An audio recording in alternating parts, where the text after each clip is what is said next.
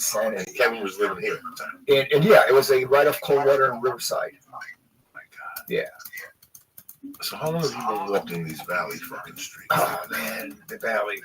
You know, now I love the valley. I wouldn't want to live anywhere else. But to be in the valley back in the '70s was kind of like excommunicated from rock and roll. Because when I first got to LA in 76, 77, I was living right off the strip, right off Holloway and where Holloway and Sunset meet. Right there, there's a little street right there, Palm.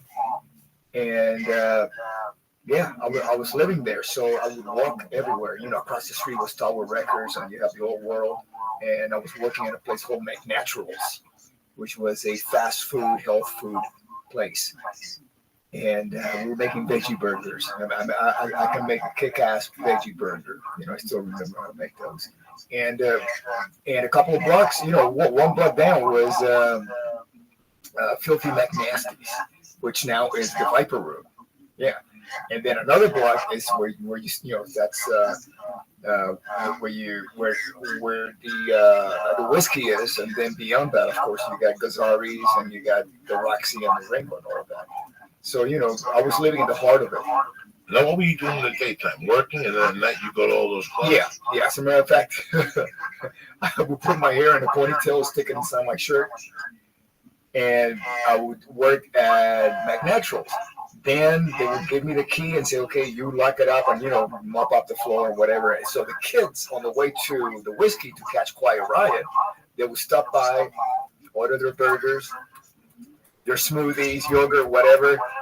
I would take care of them. Then I would pack it up, grab my bass, and walk all the way to the whiskey to do the gig. Very humbling experience. Now, okay, so you and Quiet Riot. What were the other bands in the neighborhood that you were? The bands? Like, who was out for the night? Everybody that got signed in the 80s, man, you know, you had like Motley Crue. At the time, they were called London. It was Nicky's band, London. And you had like The Boys, which is basically George Lynch was in the band, and then you got Dokken, like a version of Dokken running around. You had Great White. Cinderella? No, not Cinderella. Cinderella is East Coast. East Coast. Yeah. So basically, you know, we're talking about the West Coast Sunset Strip scene. You know, just about everybody that got signed in the early '80s was still knocking around in the late '70s. Van Halen? Oh, Van Halen already gotten signed. They were already kicking ass out there. They were actually the last rock band to get signed out of the LA scene before they shut the doors and to rock and roll and start signing. Oh, that's right. Van Halen was around from '78. Yeah.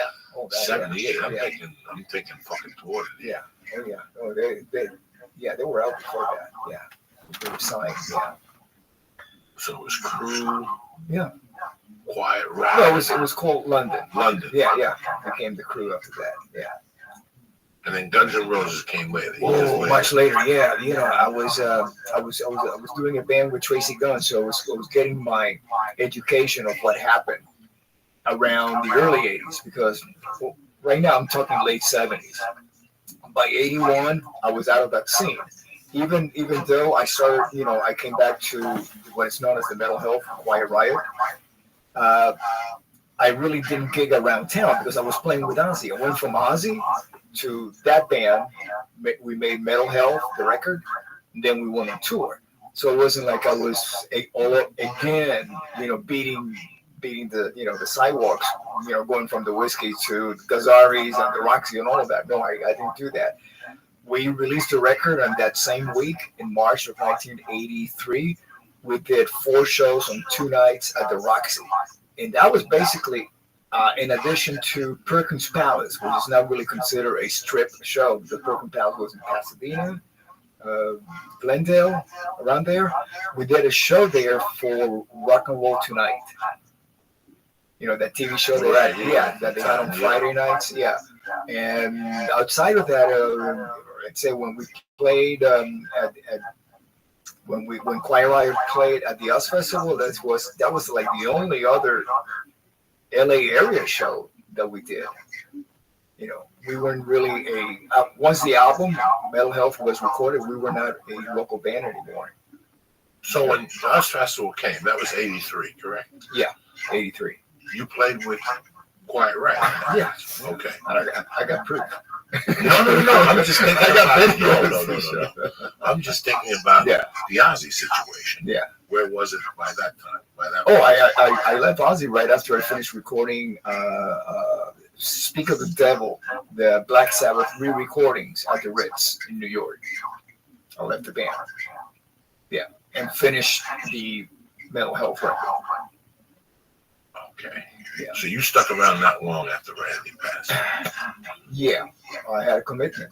I had to finish, the tours, and we had this recording of Speak of the Devil to fulfill. I wasn't about to walk out on them.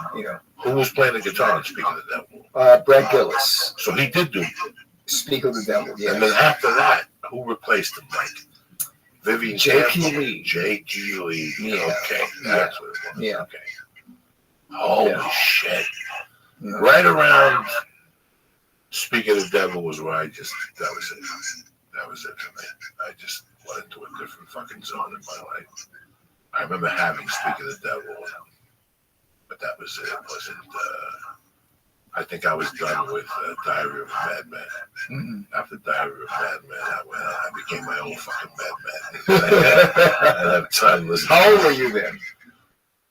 Like I was saying, when all this went down with you guys, when everything went down, like I grew up listening to Spanish music. Okay, like when I was in 1971, I saw that movie about the Finally All Stars, and my head exploded. I never, ever liked rock music. Like when I was growing up, I always thought, son muchas usos, compadre, with pelo largo, son pelú, all that shit.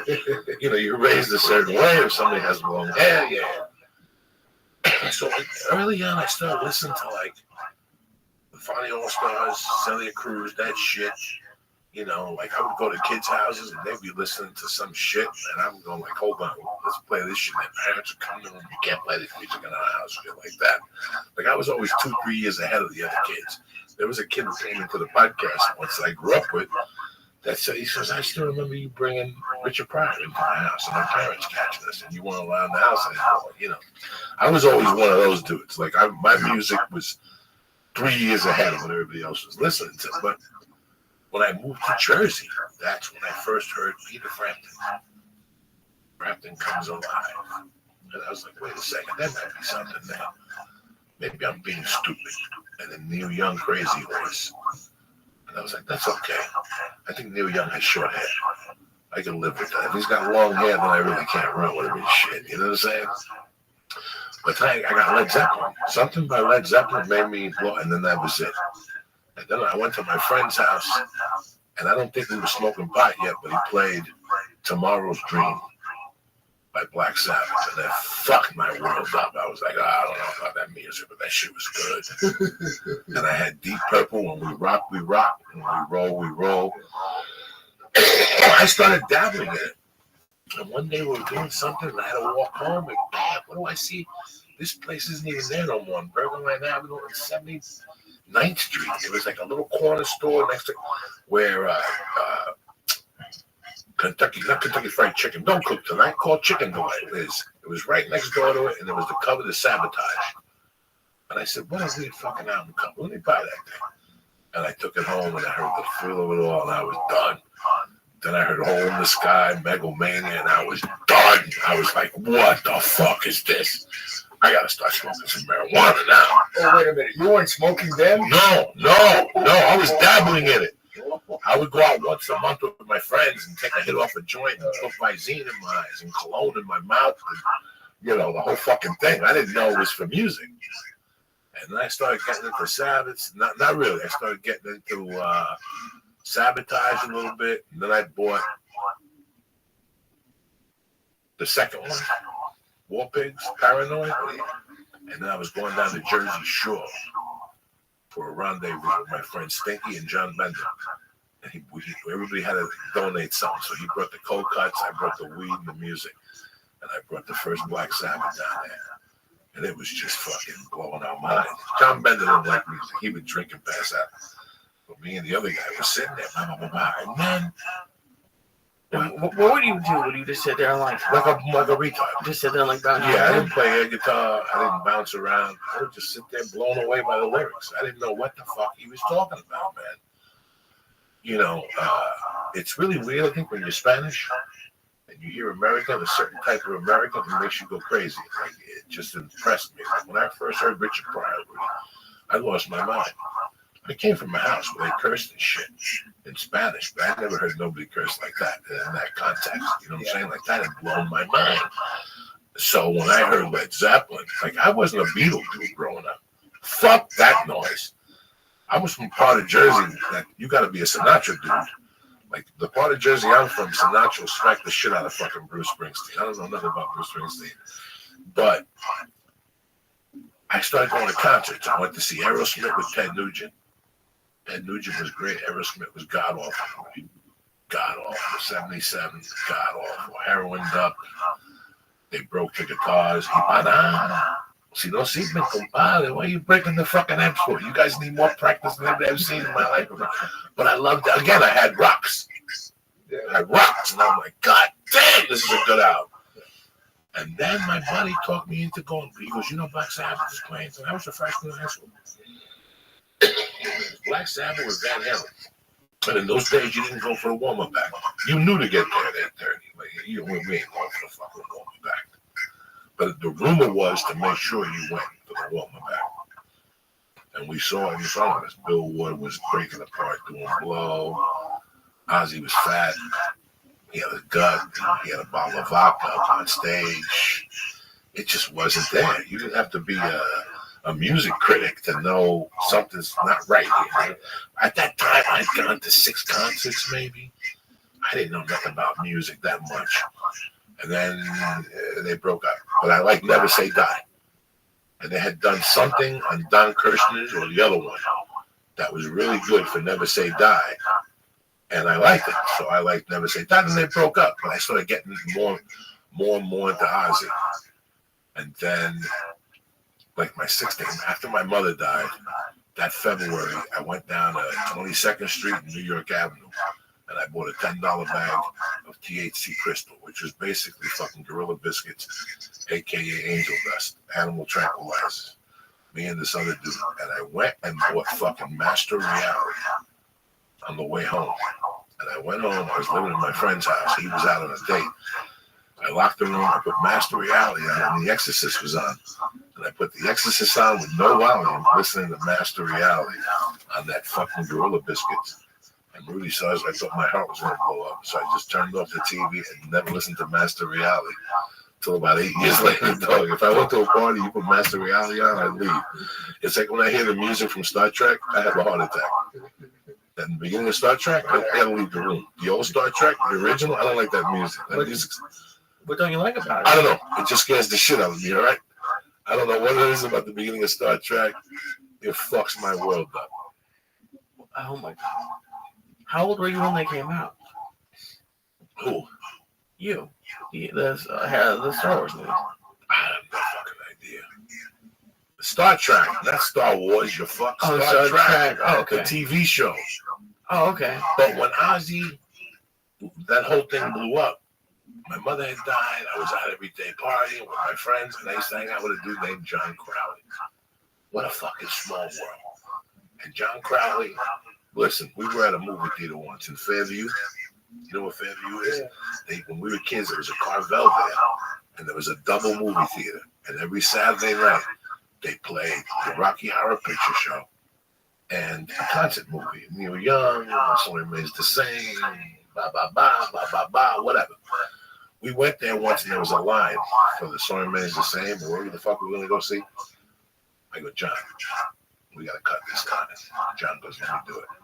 When we walked to the door, there was an ice cream cone that somebody was eating, that they put it upside down, and there's ants on it and shit, it was already melting. This motherfucker picked up the ice cream cone with the ants on it. And in the front of the line, started eating the ice cream cone. They let him cut in. Nobody said cool words to him. You understand me? We get into the movie theater, and before the movie's about to start, I go, John, go up to the front there and talk to these people. Tell them what's going on here. Rudy, he would do it. He would get up and go to the fucking front of the movie theater and say, "Can I have your attention, please, ladies and gentlemen?" And we'd be in the back, oh yeah, howling. Nobody did with the balls this kid did. We went to a party one time, nice white people, family, and I said, "Rudy, get a chair." Crowley, get a chair. I had a chandelier. He fucking got a chair. And he stood up on the thing and he pushed up the chandelier. I don't know how he did it. Another time we were going on the Jersey Turnpike in a truck, and he tied a string around his dick and played with his dick the whole way down Route 3. People were fucking swerving from how high they were laughing. John Crowley was crazy. So at this time in my life, I hung out with John Crowley for entertainment purposes. John Crowley could take his dick out, he'd chase women naked, whatever mission you gave to Crowley when he had 3 beers in him and a couple hits of weed reefer. So I'm at the end. You know what he does today? He writes children's books. He hit me up on MySpace about 10 years ago. "Oh, you gotta help me in Hollywood. I got these books, I can't sell them. I did the original music." Crowley, you're fucking crazy. When that song, Mr. Crowley, came out, that was adding gasoline to the fuel. That was it. He loved Ozzy Osbourne. So by him singing Mr. Crowley, so I wasn't at the Palladium show with him. The other show, there was 2 shows, like you said, they threw him out because he took his ID and went up backstage. And he said, "He's singing about me. Let me in there. I got to talk to him." And they escorted him out. And that was the end of John Crowley. That's a true fucking story, though. John Crowley. So he thought Mr. Crowley was about him. So he was crazy all along, and a state champion wrestler. He was crazy all along. Now Ozzy threw the kiss of death on him. So everywhere he went, people would sing to him, "Mr. Crowley." He said, "Well, be on my local, compadre." It was fucking crazy when I went through with that kid for 3 or 4 years. Yeah, that reminds me how insane our audience was. Insane! Well, the bat threw it right the fuck over. And it was a real bat. We thought, hey, it's a toy bat, rubber. That's why he put it in his mouth, It was a real freaking bat. One time we were doing a show in Lubbock, and this is in Lubbock, Texas. This is right after he pissed on the Alamo. So we were like on the lookout because the Daughters of the Revolution and Texas militia were threatening Ozzy to shoot him on stage, So we kept, every time he would, during the show on stage, he would walk over towards us. We would like run away from him because I don't want to get shot, because we thought we were going to get shot on stage, right? So I'm doing the gig and I'm like looking around. I was like really, aware of everything that was going on. It wasn't about getting into the music anymore. It was all about surviving the show, not dying on stage. And I see this frog. I thought somebody was throwing a baby at me on stage. It was actually a bullfrog, huge bullfrog. It just landed right in front of me, upside down with his arms spread open and legs, I freaked. First, because in the dark, you don't know what it is. So you look and it's a freaking frog. I thought somebody threw their kid on stage, They used to I show up with freshly slaughtered heads of cattle, trying to get into the gig with that. And of course, they won't let him. So, our road crew would take Polaroids and bring him backstage and say, "Oh, check this out." Check what this idiot was trying to bring it into the show. But people are still sneaking shit in because somebody threw a bat on stage somewhere. Yeah, the bat. Yeah, and they got rabies. I go to pasó. What the fuck? Yeah, the head of the cow. It's too big.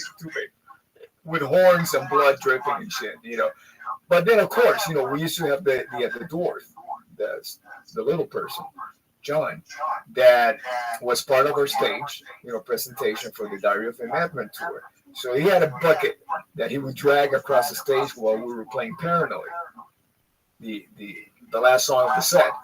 And they would put anything in that bucket, anything that was leftover food from the from dinner crew meal.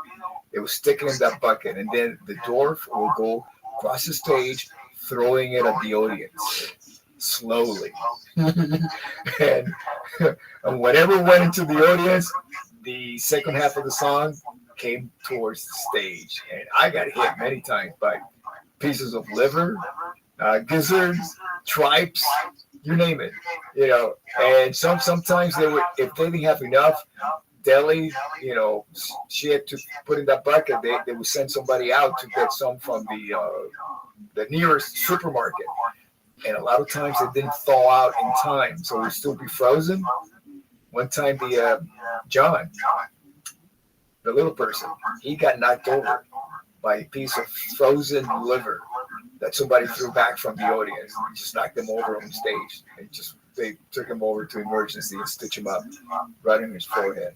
Oh yeah, that's crazy because when I saw you in the Palladium, it was just 4 dudes on stage. Yeah. But when I went to the Meadowlands to see you, when you guys came back in October, after Randy had passed, it was Brad Gillis, but now you had a fucking castle or some shit behind you. Yeah. It was a different fucking show. Yeah. And the crazy thing was, all my Ozzy things, I always had good tickets, but when I got there, something happened. The ticket became better. That was the only show that I had to stay like where I was at. I was like in 12th row, so I didn't get hit by the fucking midgets. Yeah. I didn't even know he was strong. I don't even remember that time. Well, I was a little guy, so his throw was only like maybe 5 rows because you got the pit and you got the rows, But you were sealed, everybody docking right in front of you, You see like the horrified faces of people going like, ah, and they would duck every time he would throw something out of the audience. Yeah. Now again, in 1970 something, some fucking moron went on David Letterman and ate a bicycle. What? Well, he ate a bicycle or some shit. He ate a pedal. He did something. And went on David Letterman and he ate. We're not going up and get it yet. He ate something. Okay, so now, 3 years later, I'm at this fucking party. And this dude comes down. We played hooky and we ended up at his house. And this dude comes down and he before that, I'm going forward.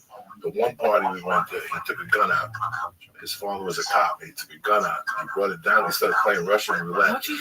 And we all got up and left. We were like, this is how crazy. Bro, I grew up in northern New Jersey with white dudes that were the real deal. And each one wanted to outdo each other. So the second time we went over there was the dead of the winter. And we went to his house. John, don't put the gun out there. All right, I promise. In those days, we rob a beer truck in Kennedy Boulevard, and we bring the beer to his house. So we're like, I was way younger than John. I was a freshman when this happened. And I went over there one day, and his mother smoked in the patio. But they had a little French poodle, and he used to take those little shits. Little French poodle shits, but they wouldn't sweep it up. They would just freeze and stay out there. They'd go get them out of there. You know what I'm saying? So we usually just have to go out there and kick out the little shits. And one time we're out there with me and they were talking shit. And he goes, how much did you damn it eat a piece of shit? And we're like, God, he got like $7. And he picked up one of those French poodle pieces of shit and he ate it. So now this became an epidemic where I grew up. Now people are doing shit. Now, my junior year in high school, 6 of those morons get dressed up as garbage. Tremendous. They got garbage cans, rubber garbage cans, cut the bottoms off. They put underwear on. They put suspenders to hold the garbage cans. And then they put a lid on their head. But to top it off, they took strings and they tied it to little mice tails. And then they took bags and they super glued it on their head and they walked into this Halloween party, each with 6 live mice. This is 1980. Wait, this is a year or 2 before Ozzy's biting shit off. These guys in the middle of the party pick up the mice and start eating the fucking mice live. Tails are in their mouths. A friend of mine whose birthday's today, Mike Runny, who I lived with after my mother died, grabbed one of the mice, popped it in his mouth and was eating it, and you could see the tail. So they all started eating mice and this shit. So now my whole town is going crazy. People are eating shit. I went to another party one day, and there was a table with a hammer with glass. They were eating glass, these motherfuckers. These white fucks became crazy, and I loved them. I grew up with them. They're my brothers. What am I going to do? What now, fucker, what do you think happens? Ozzy's got to, because my town loved Ozzy Osbourne. My town was 60% Black Sabbath. This motherfucker got to go bite a fucking eagle's head off. And now my town is looking to fucking eat dogs and fucking cats and fucking... So Ozzy Osbourne fucked us up in more ways than one. That thing that I'm telling you about the mice, they not only did that, they did that in front of 100 people in a school auditorium on a Halloween party for the families. Girls are crying, teachers are running out. It was classic shit. Classic shit. They talked about it for years. Like they never again did they have that party. Like that was the end of that fucking party. So that's how much damage Ozzy Osbourne did. Then he put out Snowblind, which fucking sent you over again. You know what I'm saying? Thank God nobody paid attention to Suicide Solution. One kid, Steve Banchini. He went to the George Washington Bridge. He got a Carvel Sunday. He was blind. Steve Banchini would see you and he would say like quotes to you. Like rolling thunder, power and rain. I'm coming down like a hurricane. That's a verse from the Satanic. I don't know if it's that one. He would pick any song and he'd start dropping knowledge on you. And one day he said, fuck it. He got an ice cream cup, ate it, took his glasses off, and he jumped off Suicide Bridge. It's like, oh, he didn't blame it on Ozzy Osbourne, on his family. The memories of Black Sabbath in my fucking youth. Rudy, was that similar to your high school experience? Oh my God. Yeah. No. My high school experience, all I wanted to do was to get laid. That was now, this is all at Memorial? All 4 years? 1 year Memorial, and then I went down to Miami High. Okay. You know, and this is the 60s, and I was overweight in the 60s. So that was like a, you know, I might as well have had some kind of disease, you know. It wasn't like, not even getting laid. You know, chicks didn't want to hang out with me. Guys didn't want to hang out with me because the chicks didn't want to hang out with them because they're with this guy, you know, who's like maybe 50 pounds overweight, you know. And all it was is I was eating Cuban food. You know, my mom was making, you know, cooking with lard, eating a lot of rice, and I happened to be one of those guys who is carbo sensitive. Is the politically correct. Rice fucks you up. Yeah, it does. You know, carbs. Yeah, it does. Still does. You know, but back then, I don't know. As a matter of fact, we were living in New Jersey, and my mom heard about this diet doctor. Happened to be one of those Dr. Feelgood type guys. I was going to Memorial High then. So my mom and dad take me to this guy in the city, and they put me in, you know, take me to a room, and it's kind of like I went through like separate tables. One of them took my blood pressure, the other one, you know, blood tests and my weight, and then at the end they give me these bottles and say, okay, you take this one, you know, in the morning, then take this in the afternoon, then take this in the evening, blah blah blah. Right? They were uppers and downers. Basically, I have no idea. My parents didn't know. They were just desperately trying to help me to cope with something that was socially unacceptable at the time. Now, nobody gives a shit, you know. But back then in the 60s, it was a whole, you know, madman. There weren't even fat people in the whole show. I kept looking for one, you know, in Mad Men show, and I couldn't find a fat person because that's the way it was in the 60s, you know. And so I started taking these uppers and downers, and I was screwed, man. I would go to the mornings. I would be like, you know, I was like a puppet running around, chubby puppet in gym shorts, you know, at gym. You know, we had early in the morning we had the phys ed. Then in the afternoon, I was kind of like going down. They gave me another upper, and by the evening, it was a downer. So I couldn't do the homework. I couldn't function. I spent the whole day going up and down, you know. And so I told my mom, and she said, well, screw that. So she got me up that. But I gave it a shot. How long did you stay on for? Maybe a week or so. It was terrible. Awful. There was a doctor in West New York or Weehawken when I was a kid. I didn't like needles. So somebody came to me once, like, oh, if you're heavy, you go see this doctor, gives you a couple shots. And it was 50 pounds. And I was like, are you fucking crazy? But then I have another friend of mine that got high one night. We were talking, and she goes, you know, my sister used to be 100 pounds overweight. She went to a doctor for treatment, gave her a bunch of shots. It's something that you got to pay a lot of money for. Who the fuck knows? Yeah, it was taboo in the 60s to be a little overweight. Yeah. Girls still don't really like it. It's not like girls love it now. When I went to high school, it's always been terrible. I think I might be allergic. I went for allergy testing when I was really young. I think I'm mildly allergic to wheat and all that stuff. So I probably should stop eating bread and all that. Yeah. Well, actually, I'm gluten free now, and it's really helping with my allergies. Really? Yeah. Yeah. Even though I just have a bunch of gluten in that box, but it's not something I eat every day. You know, that's going to go out What's of my. gluten in that? Potato? No, it's not the potato. It's all the wheat, all the wheat stuff in it. You know, like oats and wheat and barley. Like if you drink beer, there's a lot of gluten in it.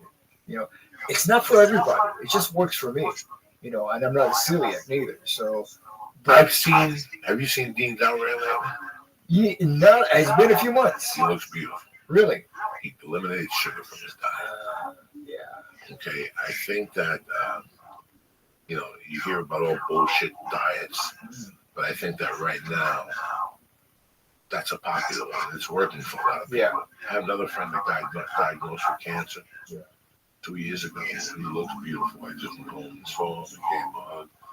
And he goes, all I did was eliminate 3 or 4 things from my diet. Sugar being the number one thing. And he goes, I'm staying with the treatments, taking, I'm alive, I'm breathing, I'm working out, I'm eating good.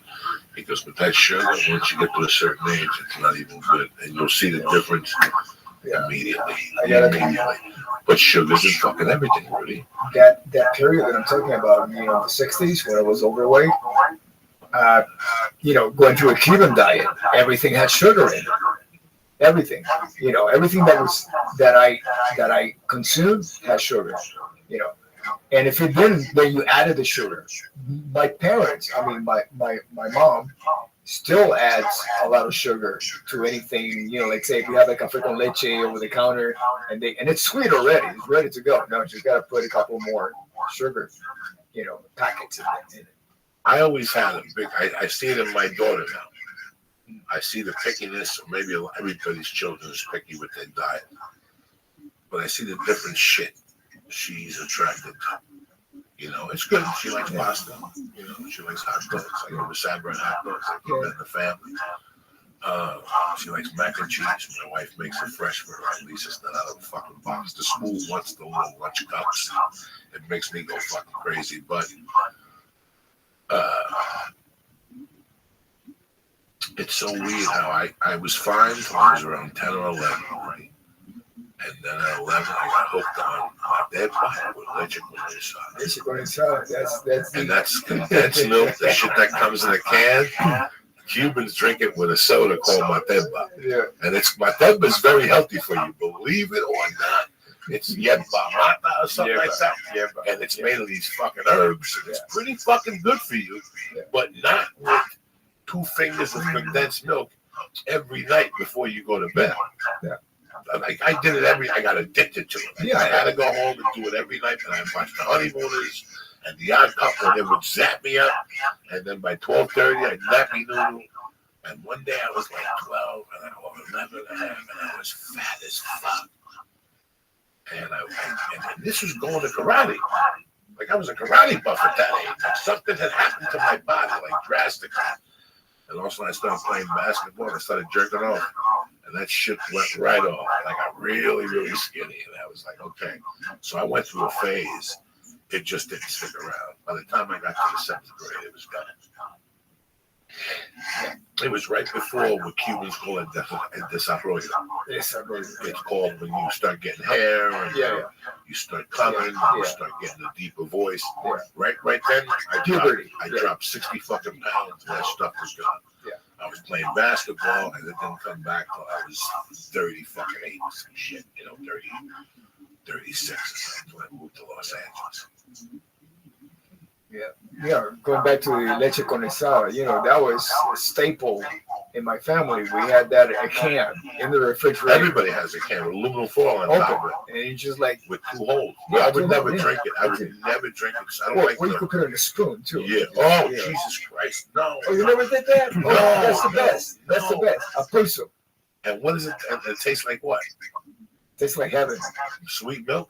Yeah. Awesome. Oh, yeah. Jesus. It's like caramel taste. Yeah, that's the way to go. No. I would, and I don't like. Or dulce de leche. You know, those little pastries, it's the same thing. It's like a condensed milk, but into like a brownie. Y los tres leches, you know, those are the postres, you know, desserts, all that. See, I grew up with natilla, which is, that'll kill you. Yeah. That'll fucking kill you. Yeah. That's eggs, sugar, and butter whipped with cinnamon on top of it. More fucking sugar. Yeah. Flans. I'm a flan dude. I'm a natilla dude. My favorite, my number one went with my mom. I never had it after she died. It's natilla with Entenmann's pound cake in that motherfucker. And you let it get cold for a little while, and you put the cinnamon, and you pull it out. Come on now. Merengue. I wasn't allowed to eat merengue. It's white. So it was get me sick. I'm not a merengue guy. I'm none of that. I'm a natilla dude. Pastelito. I like guayaba. I don't like cream cheese. Yeah. I like cream cheese on my bagel with lox. I like cream cheese. Yeah. I just listen. Another way to get fat is guayaba with cream cheese. A cracker after every dinner. Whatever you eat for dinner, at the end of the dinner, buy yourself a long guayaba and get yourself a thing of Philadelphia cream cheese and get Cuban cracker. If you want to gain weight, listen, if you're skinny as shit, I can hook you up right now. I got the diet for you right now. Rudy and I got to talk about the Cuban diet, all right? The Cuban diet consists of you open up with not a cup of coffee or when you go to Starbucks, so what's the big one? The Grande. Listen, that Grande Cafe, that's what Cubans piss on their first piss. My mom had a tub. It was a metal tub. That's all she used for coffee. It had to be 20 ounces before anybody ever thought of drinking 20 ounces. But here's the weird thing. It was that shit that's really sweet. Yeah. That shit will kill you. People drink an ounce of that and see the devil. You follow me? I did that every day. Oh, God. I did. I swear. I did. My breakfast was Nescafe, you know, okay, which is instant coffee with one of those tumblers that you're talking about. Right. But this was a glass because I wanted to see the sugar that I would pour in it, kind of like, you know, get to the bottom. It looked like an aquarium, you know, we have like the sand in the aquarium with the fish swimming, you know. It was kind of like that effect. So once it collected like around maybe half an inch of sugar in the bottom, then I stirred it. Then I would take bread, white bread, you know, like Wonder Bread, and no butter. Oh wait, I'm getting to that. This is the time when they came out with the liquid butter, squeeze butter. So I used to make like designs. You know, I used to get creative with it, making like little faces, and then I would fold it and dunk it. And until it went all the way down to the bottom. And then I was ready to go to school. How much bread would you eat in that? Just one piece? A whole fucking loaf. So Lee, a loaf of Cuban bread with butter, dipping it in your coffee like an animal, and in between the eats, drinking that same coffee because the butter stays into Lee, 20 pounds in 1 week, guaranteed with the Cuban diet. That's the one division. Then the other division is the steak with the egg on it over rice, cut up with the yolk melted over everything. That's pure disgust. With lard. Yeah. That's pure disgust. Yeah. The lunches I really like. I like the lunches. The lunches were I like an avocado salad with onions, just an avocado sliced thin with raw onions and vinegar and oil. I like that word. A little bit of bread. But that's a side dish. That's an appetitive. You know, that's whatever. That's an opener. That's like the 5 stars we did. And my mom always had this theory that if you're going to be asleep for at least 8 hours, you might starve. So you have to have una medianoche sandwich. I bought one for my wife today. Before you went to bed. Just to keep you from starving to death. You believe that, Lee? And it's a little smaller Cuban sandwich with a different type of bread. Yeah, and a little pickle. And a little pickle, so your body doesn't work that hard. Because if you have a big meal, dog, it's ridiculous how fat I could be right now if I lived in Union City still. It's fucking crazy. I wish I was Spanish of some sort. It was because they're amazing. Like the pork I got with Becky was amazing. I might cry when I tell you this story. I might fucking break down because I've been holding it in. But I watched those 80 episodes of Sally. And it took, I realized I didn't lose my mother. I lost my mother and that world. I lost my Cuban world. I lost my Cuban world. It's a big thing when you lose a world. I lost people's houses that I could walk into, and I trusted their food. I knew what they cooked. I knew what days they cooked it on. You know what I'm saying? When I knew Rudy's mom makes up on Thursday, I'm gonna call for Rudy, and even if Rudy's not home, she's gonna invite me in. Yeah, Rudy. You know, I missed that whole thing. But I'm gonna tell you what I missed the most. And you don't know in your life what you have until you lose it. My mom was, what do you call those people from Cuba? She was a Wahida that they made money. But her actions were Wahida, but they were with all heart, which meant, Rudy, if you had to get up at 8 because you had to meet Randy and rehearse, my mother would walk in your house at 3 in the morning. Rudy, tiene hambre. But you know what? I got to get up at 8. Oh, yeah, get up. They came over at 2 while you were sleeping and made fresh black beans and rice. You know, they cooked the goat. They got a few steaks, and they got un garbanzo, chorizo, whatever. And you used to be bothered. Like, why would you wake me up to do that? And you go downstairs, and there's Cubans laughing. They have Cuban music on. It's 3 in the morning. But to them, it's 2 in the afternoon. Everybody does this. Do you understand me? Like, that's the, my mom used to come home from the bar. Some nights she was tired. She came home and gave me a kiss and went to sleep. But other nights, she'd bring 6 people over. And it was langosta enchilada at 2 in the morning. So at 4, my house smelled like it was lunchtime. And she'd wake me up and go, I cooked langosta enchilada, arroz amarillo, with yellow rice and fried bananas. There's people downstairs. And I'd walk into my kitchen at 4, and there'd be 6 people drinking beers, eating. You know, she'd make like Cuban crackers with prosciutto on it and shit. And I'd go, Jesus Christ, her and my stepdad would have these parties at 3 in the morning. We called them comelata. You know, you just, and it just, Lee, this is not just a salami sandwich. This is somebody who comes home at 3 in the morning and makes a 4-course meal. One meal is enough. Like my stepfather's specialty was garbanzo frito. Let me tell you something. The arguments I got with him over garbanzo frito, I really got to make something different. Today, right now, I would give this hand to have those garbanzo frito. The way he would put the chorizo in it, he would cook it in that clay thing. Lee, Jesus motherfucking Christ. He put it with some French. How are you?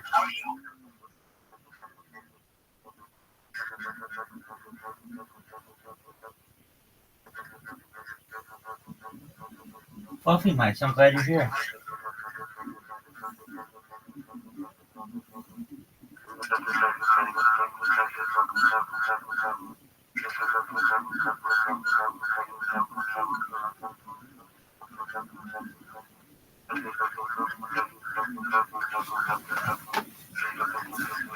My ass for a few weeks, really, because I realized what the fuck I lost.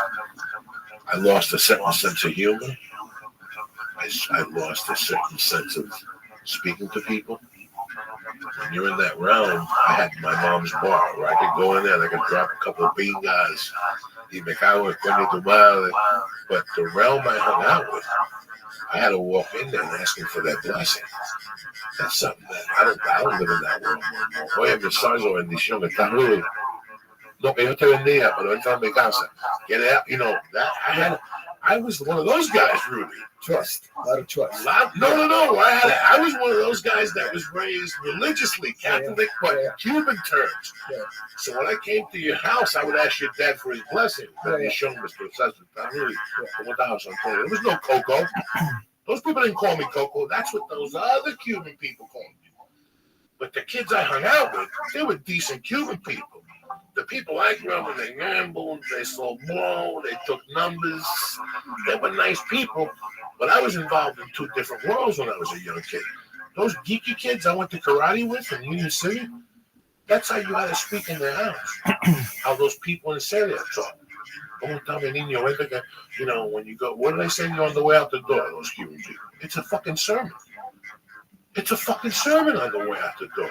Rudy, if you take leave, protégemelo, Dios me lo bendiga, que no te pase nada. It's a 5-minute, God bless you. My mom still does that. It's like our goodbye is longer than our conversation. Our conversation.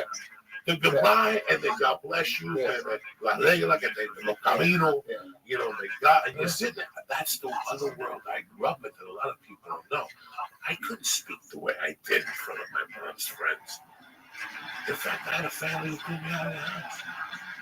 More than almost. A mother asked me to leave the house because I said to her, "You're single. You don't look too bad. Why don't you go out and get a husband?" She goes, "Nobody's ever spoken to me like that. Get out of the house." I was 12. When did you say this to her? After like she gave you cookies? In the sixth grade. In the sixth grade, I liked this little fucking Cuban girl. So on Wednesdays, we used to always, I went to school in North Bergen, so on Wednesdays, we don't walk to Union City to be part of a pottery class. If I wanted to get in with this girl, I had to go up there and make a fucking statue every week with like a bunch of black kids in Union City that would bust up from Jersey City. So it was me, Lourdes, it was this other Cuban girl, the Cuban girl I had a crush on, and a friend of mine would all go up there on Wednesdays and make figurines. And one day it was snowing or something. Lourdes invited us up, and we went up. Lourdes was a cute Cuban girl, but she had a thick mustache. Even in the sixth grade, that motherfucker was yoked, Jack. It was like Lee's mustache in the sixth grade. But she was cute as fuck, but nobody had the balls to tell her, Lourdes, you gotta bust out the Gillette. You know what I'm saying? Like, nobody had the She lived on 26th Street in Kennedy Boulevard on the first floor.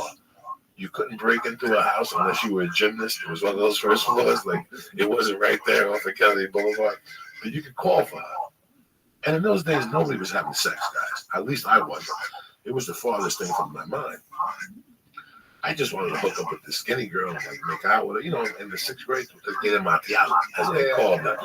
You want to make out with them and hold hands. But I never dreamed about having sex with nobody in those days. And the one day I called for whatever, we all went over the house, and the mom was banging. If Lourdes was 12, the mom must have been like 31, but on fire. Rudy, she was on fire. At that age, I looked and I'm like, boy, I see the wenches that go to my mom's bar. You do great at my mom's bar. You walk out there with 3 killers. What are you doing sitting at home every night with a Bible? I said, you know, let me go bad. You might as well go out there and shake it on Bergen Line Avenue. They told me to get out of that fucking house. And after that, I learned the 2 types of Cubans. You know, a couple of years ago, I still have a great Cuban friend who his family is in Pasadena. And I brought up mom Afro-Cuban music to the house for Christmas. Rudy, they almost had a heart attack. Rudy, they almost had a heart attack. They don't like anything black. There's 2 types of Cubans, man. There's 2 types of Cubans. And that's the Cuban I'm talking about. I always had that crazy Cuban side. I grew up crazy fucking way. And it was the kids I was in behind with. And how I had to see that certain. Those kids didn't get out. Those kids didn't get out. You don't work a lot with that. Kids. You're going to the Marines, you know, those are the Cuban kids I grew up with. It's fucking crazy. God knows where they are. One kid still talks to me. He had a sex slave for 2 years. Me and him have been friends since the Bruce Lee days. His father, Wait a minute. I'm still wrapping my head around having a sex slave. His name is Pino. That's the only information. The sex slave or your friend? My friend's name is Pino. I know Pino from Sacred Heart School for Boys because I went to Sacred Heart first, but then they put Pino in there first because Pino, his father, had an air conditioning business and he fixed my mother's air conditioning at the bar. Pino's father did a couple bumps. Everybody knew this, so me and Pino became friends. The front for Pino to hang out with his dad, he'd have to come to the bar. Me and Pino would shoot pool, play pinball, go to do sleep movies. But then me and Pino ended up in the same grammar school together. Me and Pino loved each other. And then me, Pino, and Uncle Mikey, like the retarded kid, he was like 19 and we were like 12. We let him hang out. He was a pervert that never made it, but he was a great kid. Mikey, he had a basement. And we could put the Roddy down there and his mother would always yell, "Get the fuck out of there, you're a bunch of losers." You never got a mouth for nothing, Mikey. It was me, Pino, Mikey. This is a different period in my life. We studied karate on 39th Street in Burger Line at Fujia Pine Academy, above the bottom of the barrel in Carvel. Bottom of the barrel, Lee, is a big-time old-school mafia bar where Henry Hill hung out there. And the corner was Carvel, but what makes this better was down the corner was Brooklyn Beauty. Okay, and next to him was Doctor Cortina. Okay, the secret about Club Teocho was it was owned by Willie Ramsey. Willie Ramsey, I told you this, his claim to fame was that his grandfather was the dude in Godfather 2, had a big dick, you see Godfather? You know what I mean? When he comes up, they take him to Cuba. When he finds out Fredo betrayed him, they're at a Cuban joint. The Cuban had a big dick. Well, after that movie came out, Willie Ramsey's claim to fame was and he got a big dick too. So during the week, we had bands and salsa and Saturday, once a month, Willie Ramsey, he would do a sex show in there by himself. He'd say, I'll take out and nobody would show up. We do it like a solo act, sex show. I'm probably fucking 11 or 12. I know nothing about this. You know what I'm saying? Like, I'm probably maybe 13. Really. You're about to. Okay, my stepfather had a boy then, which means he was a bookmaker, and his office was on 57th and Hudson. That's the heart of the Cuban neighborhood. They had the Bindi. They had another Cuban bar, they had a florist shop, they had a butcher shop. These were all Cuban-born, these were all Cuban businesses, but they were really fronts for not drugs in those days, strictly numbers. Was that Union City or West New York? West New York. So how far from public school number 5 or Memorial was that? Right around the corner from Memorial. Okay. 56 is Memorial was right around the corner from this. This is the heart of Cuba. There used to be a Cuban restaurant that all the guys' sister, his name was Rabbi. And his sister was great Cuban. Yeah, I live on Hudson Avenue. Hudson Avenue was the heart of Cuba. And Blindy was on Café La Tita. That was a bar on 52nd Street, Cuban bookie joint. Then 57th Street was at Blindy. And then like into like 36th Street was another Cuban little neighborhood there. And the guy's name was Boyotlite. That means sad pussy. And he ran that bar there. So my stepdad lent money to fucking, this is hysterical. My stepdad lent money to Willie Ramsey. Right, but he lends money for points. So one night I'm bitching about something, because in those days I went to Catholic school, and I would come home on Thursday nights, and I was going to the movies, but I did something, I was punished. The part of the question, I got stuck with him. He didn't like that. He'd go early, leave, and then come back. And sometimes he didn't come back. So one day, come on, take a ride with me. Open the light, and ice cream, I won't go around there. Let's go charge the money for Willie. And I don't know what's going on. Now, at this time, I knew Willie had a big thing. Once I found out he had a big dick, I knew he was his friend no more. You know what I'm saying? Like, I'm like 12. I don't want to be friends with a guy who's got a big dick. What? I don't need that in my life. So I take the ride to fucking 38th Street. There was no parking. We was going to get ice cream first. But there was no parking because that's Friday night, Saturday night, and that bottom of the barrel, that mafia club was bad. So we had a park close to Club 38. There was parking. So Club 38 was on New York Avenue. So we're walking up, and we walk in there, and they're like knock a certain way, and we're like, and then somebody would knock back, and we had a knock, and they'd open. Oye, Juanito, ¿cómo estás? Perdón. They let me in. And I was like, well, you know, whatever. And I walk into some coffee shop. What you see There's like here 250 is people. also underdeck. And So they're standing these there are with a little cups and under the everything's hatch drinking, cover. and they have like Underneath the Cuban hatch music cover, on, way down nobody's there, dancing. there is the same And again. also, when I walk in, the lights drop. Getting heavier. The lights drop. And from And the also, top you get like a little one gold the music. corner, every container is a twist lock connecting it It's not like, to the container. it was just beautiful. And all of a sudden, they bring like this chick that doesn't want to be there, like And then you also she's have your like left getting raped, switch but not really. No, man, we're gonna see it. We never. So they tie her around the pole and shit, and she drops her The hands. hatch covers don't have anywhere to go under, And not Willie with would the come base. out with a But mask, steel with a structure cape of the and ship shit. itself. And And then then rest of these like, rubber pads. and the lights would drop, and sometimes the bulb would go out because there was a Cuban dude and I don't know the lights and shit. This is fucking craziness. And God really opened up his cake like 3 feet away from the window. It was bad like shit, gyrating his head from feet to the side. And I didn't know There what was a pedestal. In the pedestal, there was a shoe, and in the shoe, there was a you might as well look at that in front the of you. container has space, Really, and then lock it. And then on the hatch covers, there is a shoe on every it was one. like a tail, a skinny tail. But here's what I always thought, like for years it baffled me, like how would you get your dick that In way? between every And then I bay, went to Anthony Bourdain and I went to Cuba one time, and they saw a guy who was bending steel. Did you ever see that episode? whenever this unit Trying to bend reaches steel. its destination, that needs to be One people uploaded. says, "Yeah, Has to be open like that. Then when I was a the kid, container that is was a free to big be word. lifted up. Give it out. The next container comes. That means you're burnt. When I was a kid, the big word was like, you smoke Every corner like marijuana. that. The way they get my black was it wasn't a dull like your hair would get long. You smoke pot. That was the fear. There wasn't no Betty Reagan that came out and said, don't smoke pot. It was Cuban people that would tell you, hey, if you smoke pot, you're going to burn out like some beetles. You got long hair. What was I talking about? Oh, give it out. The guy with the steel. The guy with the steel. Okay, so I thought about Cuban people, and I thought about how this guy would make his dick that big. And I could picture him and 3 of his uncles in Cuba on the farm, like since they all had the reputation of having a big dick. Like, I thought about like, this is the only way. Because you know how Cuban people are, they all have a reputation of having a big dick all those years. And they'll brag about it at parties.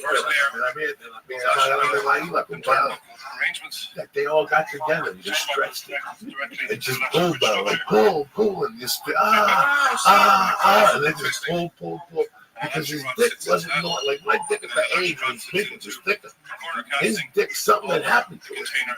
Like by the thing, it became like a little push, like a belly button, and then it's just like they twisted it around like a ponytail. Like it was, dog, I had never seen that, and it was not a prosthetic. I saw it with my own eyes. After about a minute or two, though, I just ran out of there crying. And we went to Carvel, and that was that. I never told nobody about that story until about 5 years ago. These are also extremely strong. 250 kilonewton. No, I said the word quebrado because, like, back in the day, again, in Cuba, you know, like, if you force yourself, let's say if you pick up something that was too heavy, you will get like una hernia, te quebraste, which means that one of your testicles will like blow up, and they're like really huge, and that was like a sign of being quebrado. So there needs to be a little bit of movement allowed, and that's all good. So as you can see, But it's been like that for so long. Fuck it. secure. Leave it like that. And Why on this ship, they have why a fix it if it ain't broke? You know what I'm saying? That's the problem with people. When you find other shit out and you get mad at yourself. like Mickey Mouse. What's up, Lisa? Yeah, my brother. For the very outside.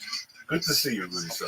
We ain't saying No, I can see it totally. This is insane. It's insane. What's up, buddy? I just. When we check it, we double check Did we finish up with the sex slave? Or was just. Oh no, Pino. So Pino. Pino, what happened to Pino? I grew up with Pino until about maybe the age of Bruce Lee died in '73. Me and Pino were heartbroken. And then we leave. We were heartbroken. Me, Pino, So and Big if Mike this were babe is being heartbroken. I'm discharged not from the kidding next you. Mike port, was all like of these will be opened up 19-year-old. by the steam Something was doors. wrong with him. They'd also have to China individually there. open every He single studied karate with us. turn, twist lock All going three all of the way us up, went to the and same then karate they'll all be school. lifted off, and then the next ones we But go they down, went to and this will different all be karate back school together again. weekend or some shit. You can even see here, so in the middle of the Lattice Bridge itself is actually in So two it was parts. really interesting to hang out with these guys growing It's not up. And one single things happened. piece. And all of a sudden, I did a couple Again, that's movies. so the whole thing can have a little bit of movement, especially in rough weather. I've done He's a lived video in on Jersey. how I this said, shit goes talk about to when him. it gets a Pick little up bit the of rough. phone. This has You to can be definitely see maybe big a year after the longest shot. I pick up the fucking phone. doing a little bit of Pino, what up? Oh my God. Let me tell you what happened. Bloody told me that you need something. My father died living in the air conditioning business. And fuck, I sold it. I made a few $1 million and everything was beautiful in my life. He goes, you need anything? I go, no. You know, you want your breakfast, lunch, or dinner? Let's do breakfast tonight. He goes, meet me at the Fort Lee Diner. So I meet him at the Fort Lee Diner. He looks beautiful. He's still a handsome kid, never gained a pound. He always was a Cuban that was tan with blue eyes, sits next to the table. We order oatmeal, eggs, man. And in between the conversation, he goes, listen, man, I don't know if you're interested. I have a sex life. He's been living in my basement for years. I got it tied up and shit. He's telling me this whole fucking story. He goes, in fact, I got to bring her an omelet. You know, he's telling me all this shit. And I'm like, listen, brother, I can't. I don't want to be involved. He goes, no, it's all legit. She signed paperwork. I put away money in escrow for her. And in 2 years, for 2 years, she belongs to me. I could fuck her. My friends could fuck her. Whatever you want to do. You want to come over, she'll cook. Where's she from? I stopped the conversation, Rudy. I didn't want to know. I didn't know if he was a Fed. Listen, I meet you for breakfast. You're talking about a sex slave. That's two different fucking. I meet you for oatmeal, and you start talking about sex slaves. You know me, Rudy. I gotta ask for a check. I can't have that early in the morning. Was she with him on the leash or something? No, he goes, I was gonna bring you back to the house to meet my kid. I go, so how the fuck? He goes, no, my kid don't know her. I tell my kid that she can't go. She's a tenant. Only I'm allowed down there. I got keys. I got to tie it up. That's how she likes to be tied up. And that was it. I didn't ask if she was good looking. I didn't ask what nationality she was. That had nothing to do with me, Rudy. Was there like a nuclear plant near your town? I don't understand. It's like, that's the thing how I drive from where I grew up. And it just couldn't be more different. Now, I went to, not Miami, Fort Lauderdale, about 2 years ago. He showed up. And I asked him, you still got the sex? And he goes, no, the contract ended.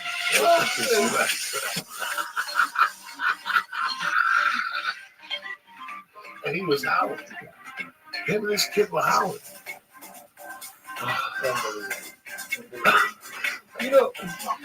Do you think all the crazy shit that happened in El Exilio was a continuation of crazy shit that was happening in the island, or do you think people just lost it when they left the island and all of a sudden they find themselves in a cultural clash? They know what they know what the environment, how to deal with it, and they just start like doing crazy shit. You think that's what happened? The Cuban people, yeah, or any other nationality at least. Because I had a more outside of the box experience living in New Jersey than I did when I moved back to Miami, which is closer to Cuba. It seemed to be a little bit more kind of like the same pattern that we had living back in Cuba in Miami, but moving to New Jersey, that was a whole different experience. You think that had a lot to do with it? For your experience being so far away from the belly button? Now, here I am. I'm living in 205 West 88th Street. My mom has a bar. She's successful. She's got money at the time. My dad left the money. They had the restaurant up the corner from Louis Randall. To be honest with you, my mom had that up the corner from Club 38. Now, today it's a refrigeration place. When they say refrigerators for restaurants. That was a restaurant called LOK that my mom and my dad owned in the 50s, before Fidel. It was a little restaurant. They sold Cuban sandwiches, Cuban coffee, and they made money because it was Robert Waters. It was Robert Waters, whatever that school is. Right, it's like they owned, listen to me. It's like, that building across the street right now, man? Right. That's the high school. My mom owned the funeral parlor, a little coffee shop. And that was their front for the numbers. The numbers was their big thing. When my father got here, he got here before my mother. And he teamed up with these Jewish dudes. And they started pushing heroin when nobody knew. This is the early 50s. Because he spoke their language, so he was the interpreter. So he took a piece of that money and started opening up businesses. He opened up that business, then he closed that. He opened up a bar on 29th Street called El Reloj. And that was bands, a restaurant. That was the real deal. 2 doors down from Speakerman's Bakery. Those are the Jews. When you're living next to Jews, you got to be making moves. You know what I'm saying? Especially in 50 fucking. They opened up the restaurant probably 61, 60. Oh, that's it. They had taken over this small little piece. At the same time, Cubans were taking over a small piece of Miami. So in the winters, I would spend them in New York City. But the last week of July, I would shoot from Miami to 130th and 100th Avenue on the Southwest by Monkey Jump. And this is a complete different world for me. My godfather at the time was a construction guy. He was a little league thing. He was a member of the Chamber of Commerce. He had two daughters, a son. Very, very successful. Newspaper articles. He would take that. When I was a kid, I would get on the fucking bulldozer with him, and I would see the fucking lizards and the snakes and the fucking animals. He would go to that property when it was still a swamp zone. And then they would lay the thing, and then he would build the first house, and then he'd move into the first house. And while he lived in the first house, he built 4 more houses that were duplicates of those houses. Called piscina, a tremendous backyard with a lemon tree, an orange tree, una finca, whatever they called it, and land. So you had this big property. So as a kid, I would shoot down there the last week of July. When I went down there, I go to Red Berry's baseball field. And I lived under my godmother's roof, which was no cursing. Very religious. They didn't talk about what I talked about up there. But Rodolfo, I knew from my mom's conversations that Rodolfo was in the same world my mom was. So at night, I would sleep with Rodolfo. Because him and Vivian never slept together anymore. Because he would snore. So we had a king-size bed back there. So we was in Miami in those days. This is 71, 72. You already in Miami? Okay, the TV was shut down at midnight at 1 o'clock. But the last show would be Mission Impossible. After Mission Impossible, and the TV would shut off. I saw something. It was a broken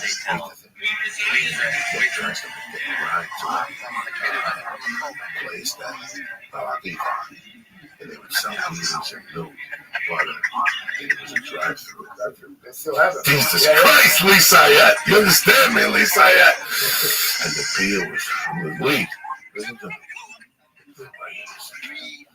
The hotter it was, Lee, outside, the more humid it was. That fucking Cuban dude, that hut knew that beer had been under ice for 12 hours, Lee. You couldn't even hold it. It was so cold. God. And I'd be 10, and he'd buy me a fucking Budweiser. And I'd drink the Budweiser, and I'd get a little drunk and shit. And then he'd take me down to some fucking dock. And we'd get on a boat, and he'd go out, and he'd pick up bales of weed. And I'd make believe like I didn't know what was going on, but I did know what was going on. He'd put him on the boat, and we'd drive back. He'd lock up his boat, bam. And we'd drive back to the house like nothing happened. And on the way back, he goes, "You understand this between me and you? My kids don't have to know nothing about this." And then he would tell me stories about him and my father growing up in Cuba with Tony Perez and the Cincinnati Reds. And wow, below them, my dad died. It broke my heart. I had to move and and he would cry. He would break down and cry. And we'd go back to his house.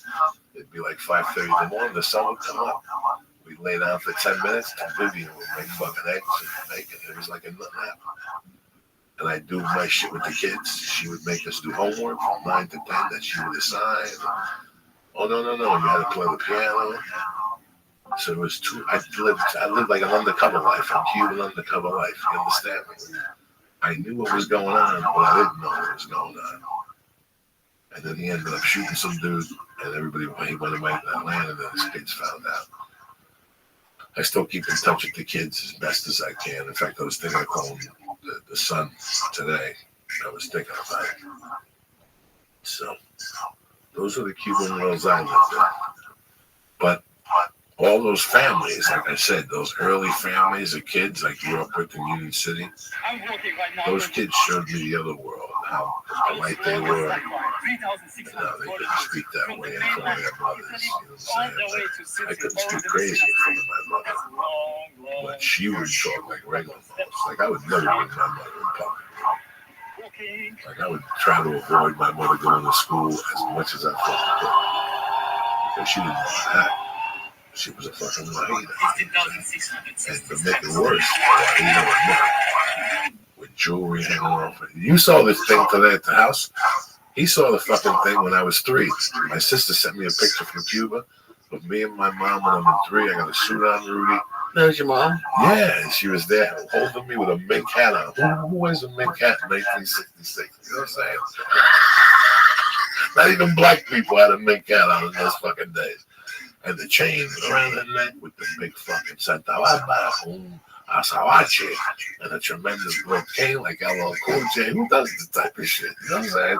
I saw the ankle bracelet, and my neck hairs stood up. Because when I was a kid, no woman had ankle braces. She would have a gold fucking bracelet with like a thing hanging on. All that shit. You know what I'm saying? So I grew up with all that stuff, and all those businesses in those days were all Cuban known, Rudy. And you had to behave a certain way in those places. You had to act a certain way when you walked into those places. You couldn't be in there giggling and shit. The other day, I'm flying. Okay? And there's a kid, and there's a girlfriend. And I said, Lee, I thought of you. I didn't think of you in this way, Lee. I just thought of you because I wanted to tell you on the podcast, and I forgot because of what culture I come from. Okay. It's 6 a.m, okay? I know it's fucking early, but you gotta pay attention. People get shot every fucking day. You gotta pay attention. This kid and this girl are fucking around. But obviously, they're with a guy. The kid's gotta be, I kept clocking at 24, the girl's gotta be about 23, and the old man's gotta be about 60. As we're walking, I see that the 2 kids are walking more and more distance from the old man. I see the old man reach in his pocket. I'm walking slanted behind him, and he takes something out. He goes back. He takes something out. And as we get to the TSA agent goes, "Ticket and fucking ID." And by that point, the old man walked up with them. He looks at the both of them. He goes, "¿Qué pasó aquí? Están comiendo mierda." And I remember what that word meant in my culture at that age. Tell him really what it meant. Eating shit. Eating shit. You know, it's eating shit really is when you black out in life. Like, I didn't see the kid running from out of the car. You were fucking around, texting, you were doing something you were not supposed to even be doing. You're at my restaurant, sit down straight and look straight ahead. You don't need to touch nothing. In those days, if you touch something, they'd say, "Don't toque nada, toque ese culo." Like if I would go to Hernandez restaurant, I wasn't allowed to touch the condiments.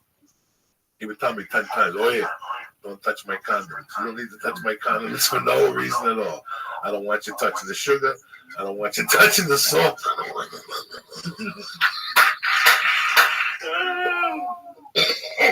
You're sick of kids throwing away. Like the way then Pino's Pizzeria came. Pino's Pizzeria was on 22nd Bergen Line Avenue. A tremendous fucking cheese slice. Wait a second. Is that Pino the sex slave? No, it is a complete Pino.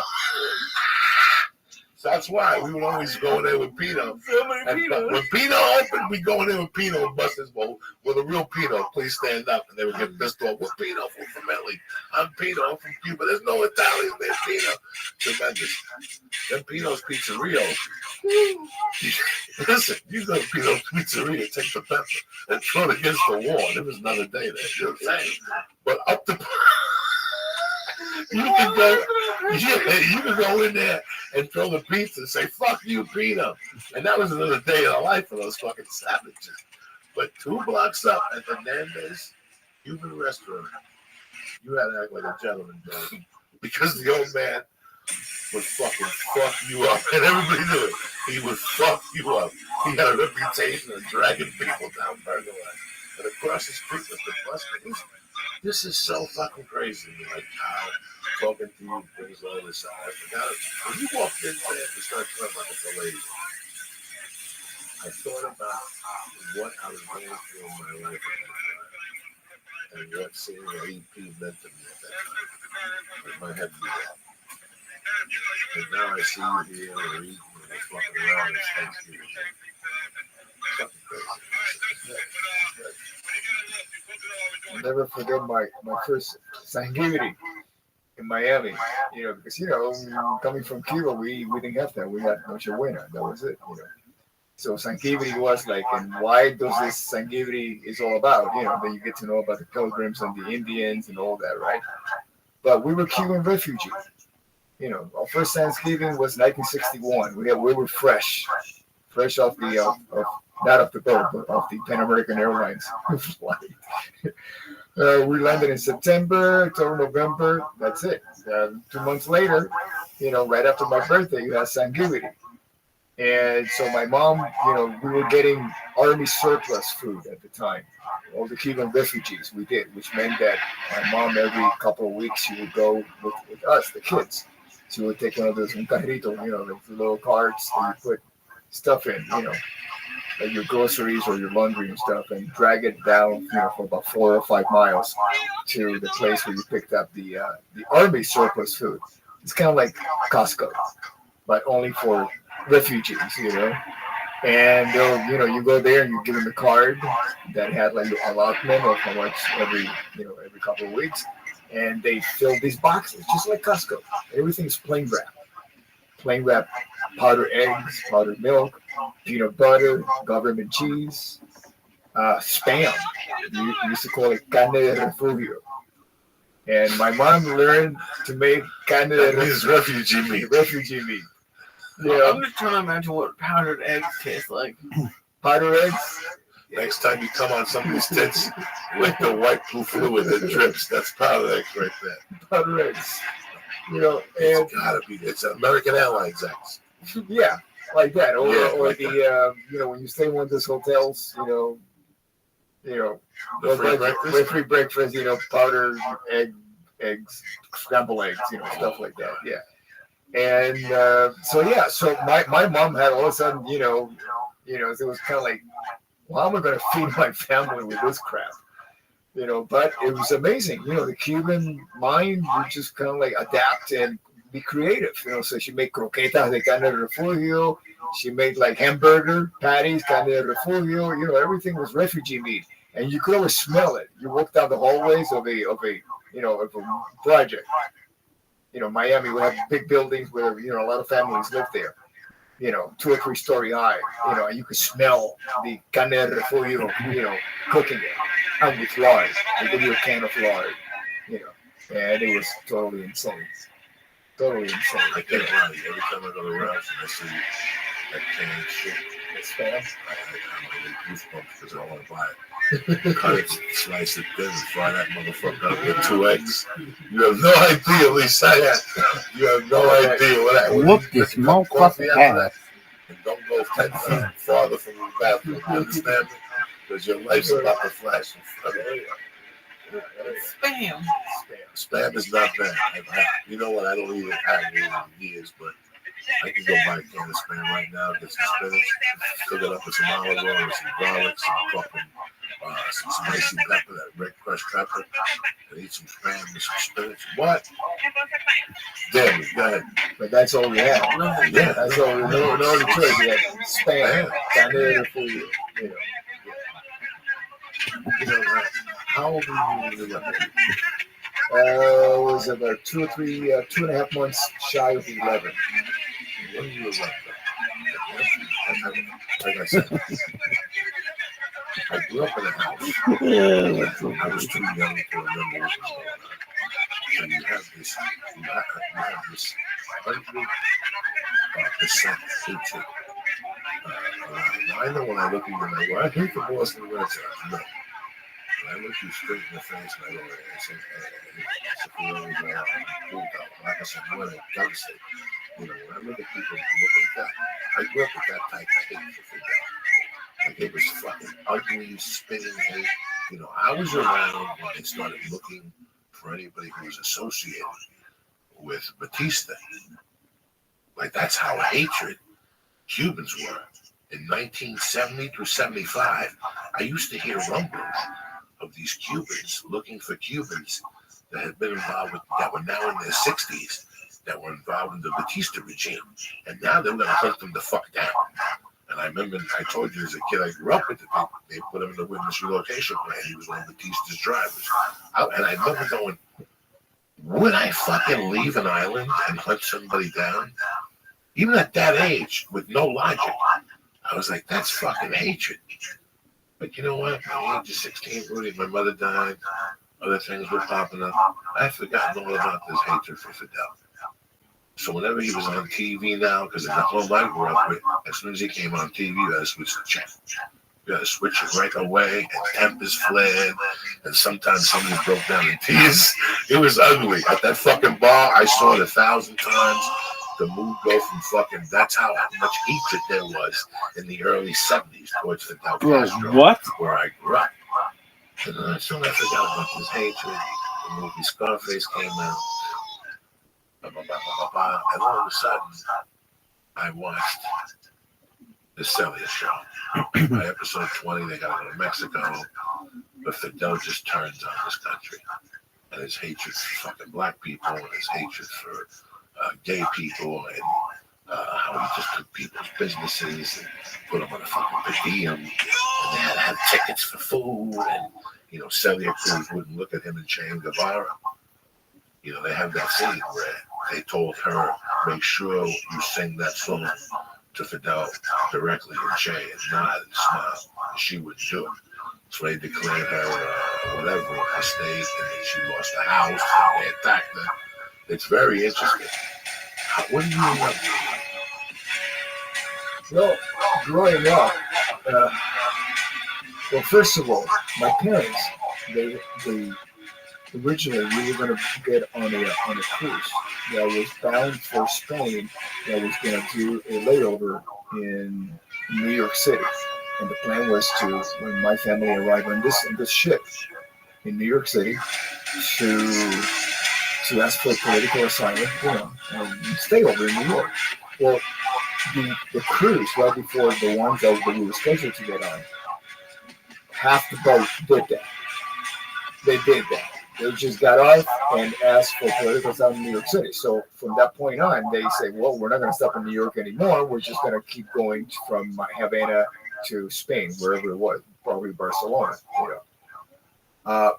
So my parents had to start all over again. You know, we had a sponsor that claimed us from the United States. We have visas, we have everything. It was all legal, you know, plus a passport.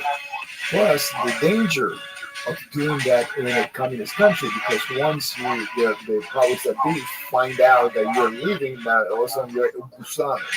You know, you're leaving the country, you're leaving the revolution, basically. You're not supporting the revolution anymore. So my parents took my brother and me out of school for that year, because in schools, you know, the teachers were made to ask the kids questions about how their parents are talking about Fidel and the revolution at home. You know, they were kept after school for that. And one of the instances, I remember one of the teacher coming in to our class and saying, okay, I want you all kids to pray to God for ice cream. We did, and got nothing. And then she goes, okay, now pray to Papa Castro for ice cream. And we got ice cream, you know. So they were indoctrinating our generation, you know, and turning us against our parents. And we were kids. We didn't know what was going on. You know, when you're a kid, you're basically honest, you know, when they ask you certain questions, you know, especially when there's an authority figure kind of like threatening you, you know. In school, basically just their presence would be enough to do that. So my parents wanted to avoid any possibilities. That was around the time where they were doing los pioneritos, pioneers, which is basically they were taking kids from families, sending them over to Russia. And there was a movement that started happening in Miami called Los Peter Pan. Peter Pan was getting the kids out of Cuba and putting them in foster homes around the United States, New Orleans, Miami, certain other parts of the country, just to avoid from having the kids being sent over to Russia.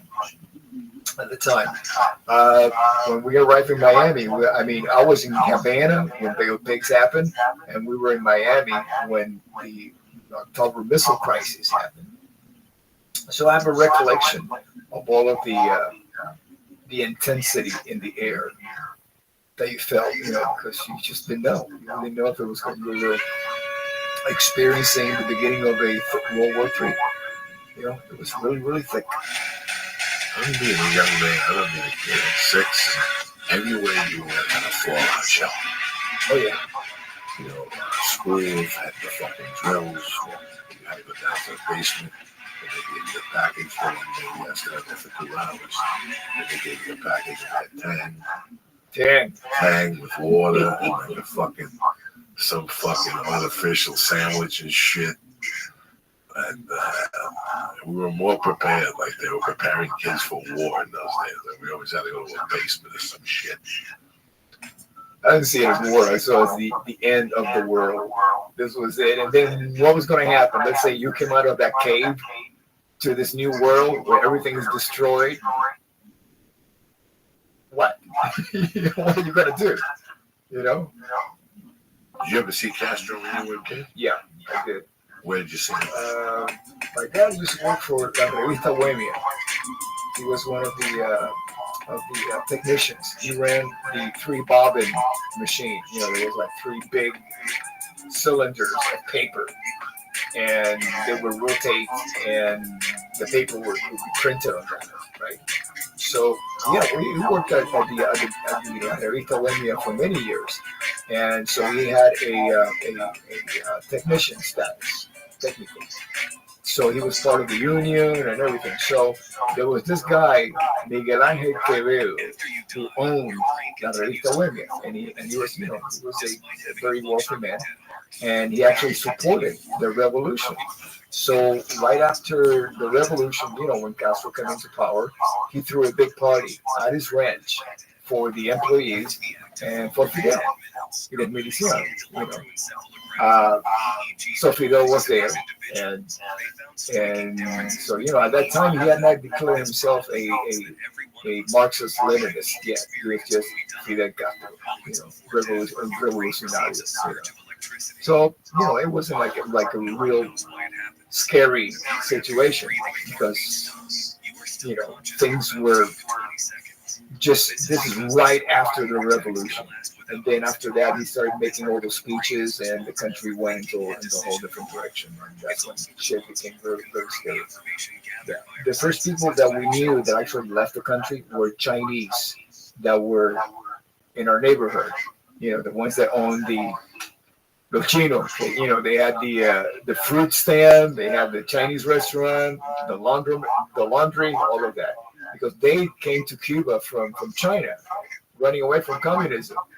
And once Castro, you know, declared himself a communist and said, "We're out of here," and they just made out. They left for San Francisco.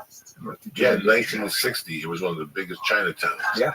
The Chinatown in Cuba. I thought some people stayed. Fidel left them alone. Supposedly, I didn't know what was going on. You know, I reconnected with my sister. And one conversation we had a conversation about a time period when I found the letter that they wrote, you know, and I couldn't believe what I was reading. I could not believe the words I was reading. And I remember asking my sister, how was it being raised? And she goes, it was all according to how much money your mom sent that month, you know. And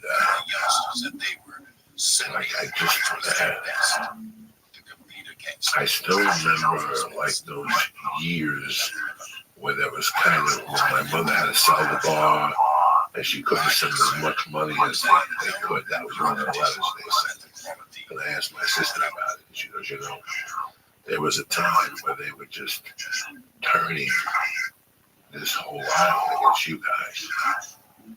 She goes, it was just terrible the way it was, they were on top of us. And when I met my cousins for lunch, dinner one night after a spot at the Improv right here, they were telling me what it was like to grow up and hide out when they first got Led Zeppelin 4, which they were there have been just, it's just weird to hear. It was really eye-opening watching that cellular show, because when I go to Portland, I return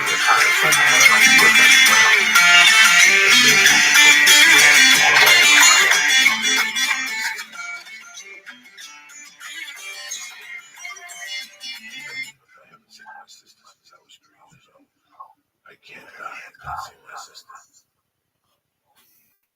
you're right over there. You're over there fucking mumbling, stumbling by yourself. Everything all right over there?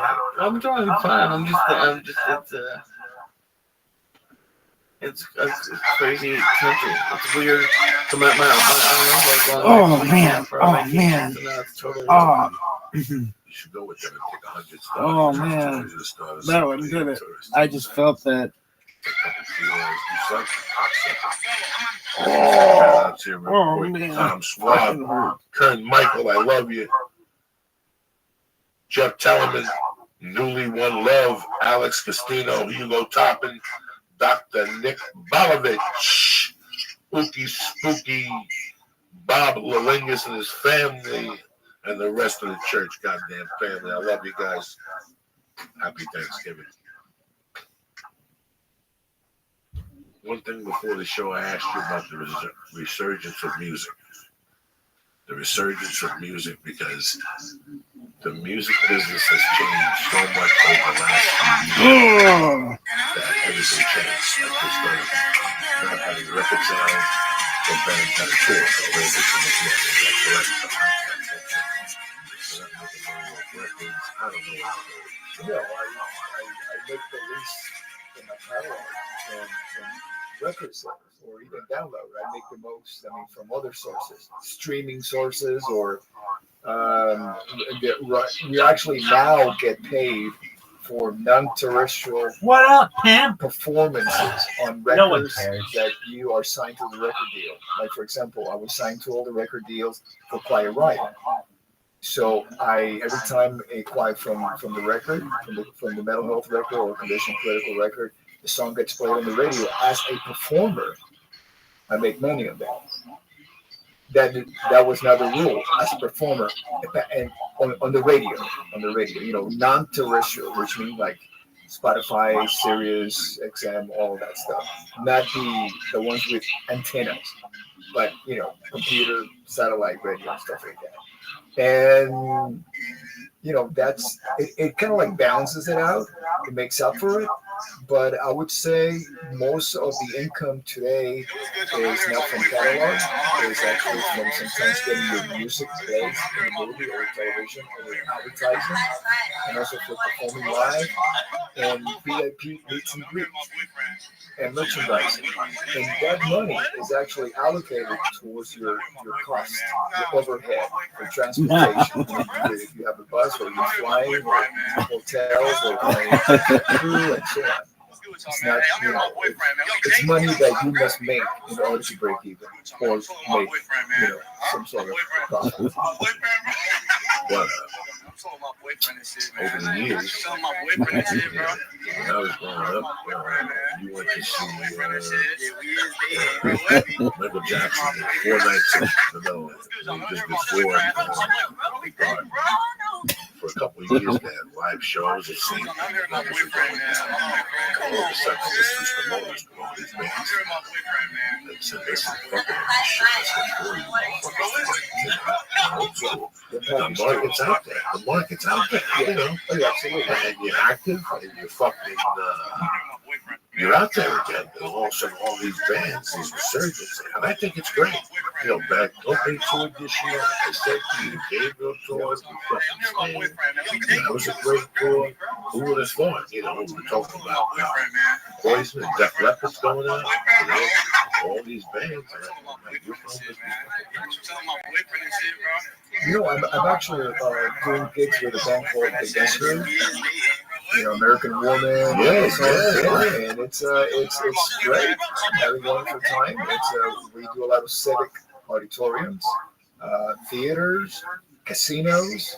So it's not a club band. It's a classic rock, established group. And people will go see them.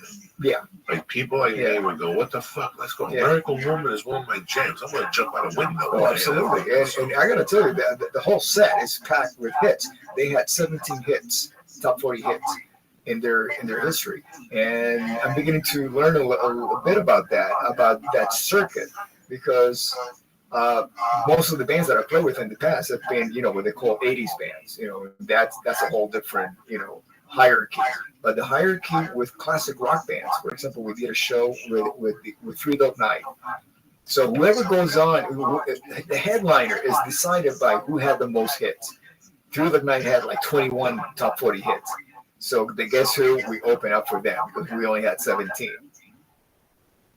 So that's the way that they weigh things. It's all about how many songs on hit songs on the radio you actually have.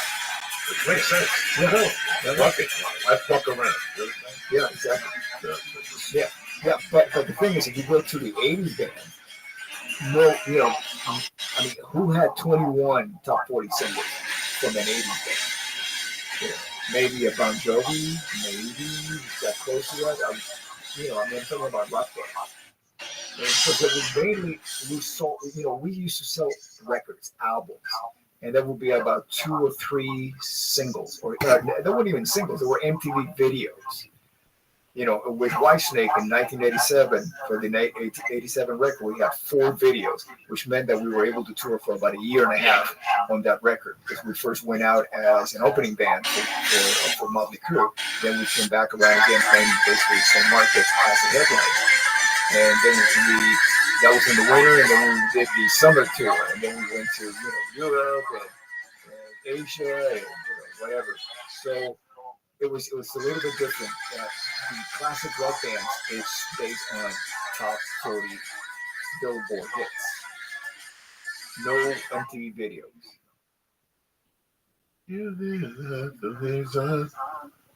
Another illusion I thought you replaced. 2 people together. I'm singing Chicago. So that's another band. That's the other band. Yeah. How many hits they got? 40. Yeah, they went through. Oh my God. Yeah, but the singer's not there. Peter Cetera's not there. It's not there. Actually, they had 3 singers. But the fucking horn sounds tremendous. Yeah. I saw them do some Hall of Fame show, and they did 250624. Oh yeah, fucking. Yeah. One section. Yeah, they had 3 lead singers: Robert Lamb, Pete Cetera, and Terry Kath. And then they brought in another lead vocalist into the band, and yeah, it's all about the songs, with that classic rock, market. I saw somebody, one of those fucking jerk-offs. I have yahoo.com, and I scrolled down one day, and somebody wrote the top touring bands of the genre without the original members. Me, I'm a music guy who I'm looking at this. And I saw the numbers they're doing. One guy left. Бедная страна, гордая. Возможность отправиться в Северную Корею вызвала ажиотаж среди россиян. Сама рассказывает, что они живут в каменном веке, что у них нет там технологий, что, кстати, actually, that company is up until recently 3 members. They have Simon Kirk on drums, Nick Rouse on guitar, and Paul Walker. Who was the old bass player? Buzz Burrell. I did a radio show. I did a radio show in Chicago. Nick Rouse, yeah. Very nice. Свежестью и нашим глубоким положением кажется абсолютно нормальная, обычная жизнь, абсолютно обычные, нормальные люди. Но вы просто максимум на протяжении 30 километров с обеих сторон движения стоят люди. У нас есть люди, которые точно так же стремятся к свободе и независимости, которые обеспечены. Понимаете, ведь идеология Северной Кореи — это свобода и независимость.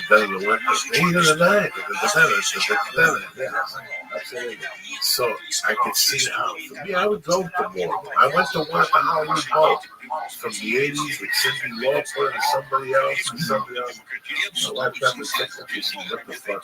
Здесь чувствуешь себя Can't drop the sword like 3 часа ночи, но в каждом окне, каждого жилого дома горит свет. Вообще нет темных квартир. Я другой такой страны. What else you on the agenda the rest of Okay, it's pretty much all. Вот это вот идеология Чучхас, опорный Tonight, это на самом деле то, the чего day? вы Bleach eyeballs, bring them back to life. Look at those things. элементы, Oh my они God. привлекайтесь ими. I told Да, you, люди man, бедные really, живут. that's what I'm Нужно jealous. все концентрировать работать на оборону.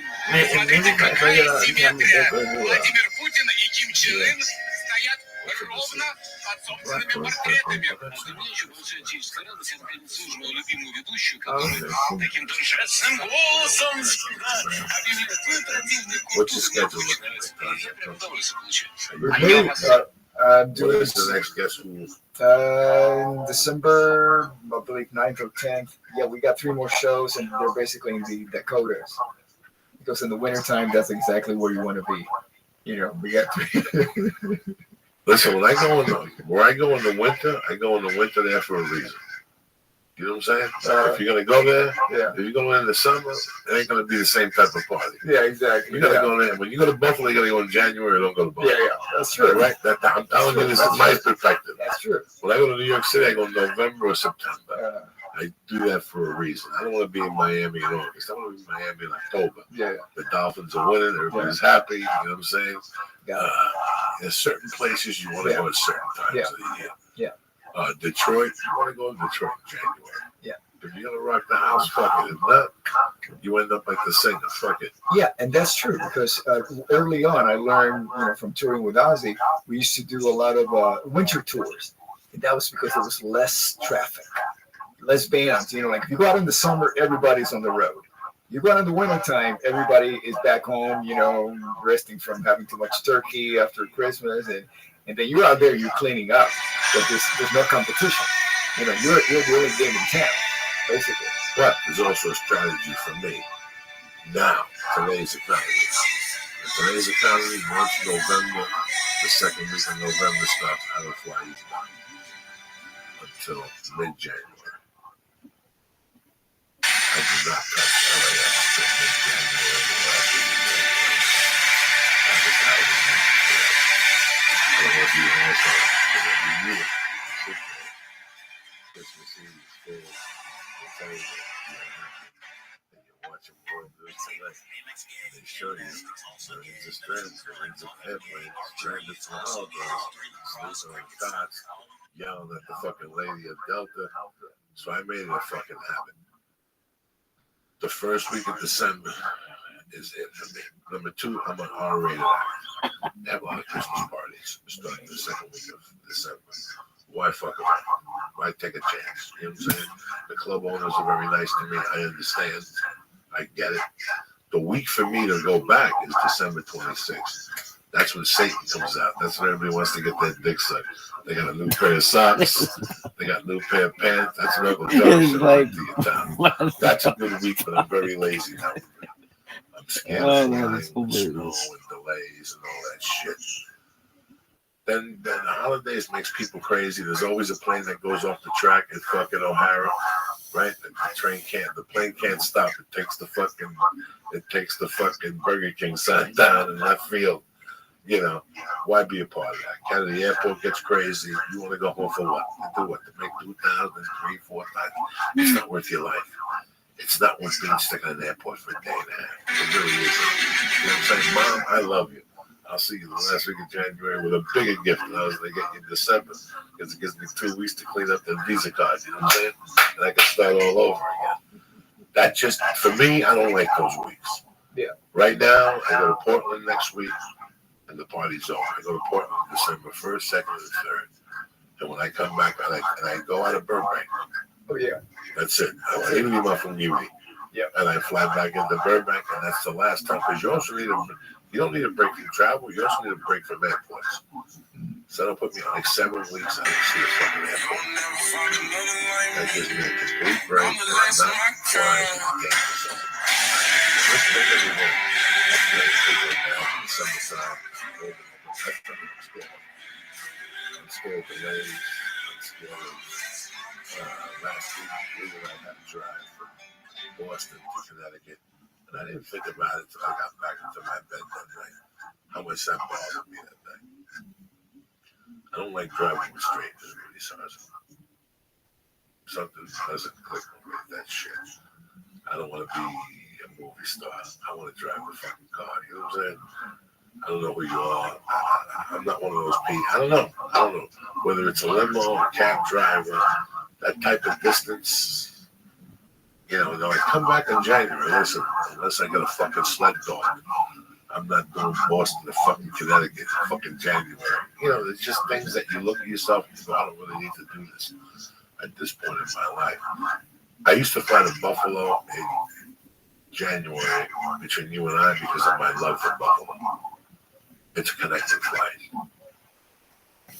If that was a connecting flight to somewhere else, I wouldn't fucking go. You know what I'm saying? I really like Buffalo. When I go to Buffalo, I feel like home. For 2-3 days, I feel like home.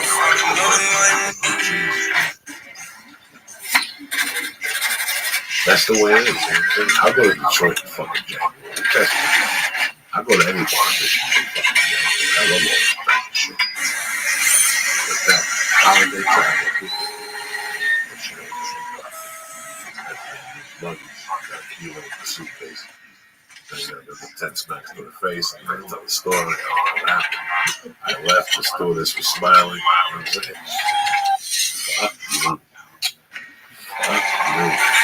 I don't want to see nobody that bad for a holiday sitting. I went to New York last year. I left on the 9th and I came back on the 13th with my family. The plane deal we got was insane. We did not believe that because that's the time of the year that's your last chance to fly cheap. Nobody flies between the 9th and the 13th or 14th. That's when the Christmas travel starts. The 15th, the plane tickets went down, the hotel tickets went down. I took them, I put them in Edgewater.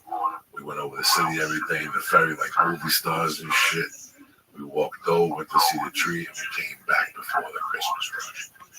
It's a very nice time. Did I want to work? No, I was with my family. Next time I'll work in New York or something. I know that's still pretty cool. But that's possibly the last week I'll work. After that, I don't like that Christmas travel, bro. What about you, Lee? You don't fly during Yom Kippur, so you don't give a fuck, Jack. Lee don't fly during Jewish holidays. He told me this years ago, but he don't want the people to know because he feels embarrassed. Yeah, I feel very embarrassed. I've never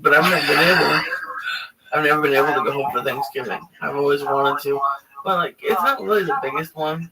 Like that's why I tended to go home during December because Thanksgiving wasn't huge, but it's too expensive. Like a lot of people try to go back for both, and it would be like $600, and I couldn't do it.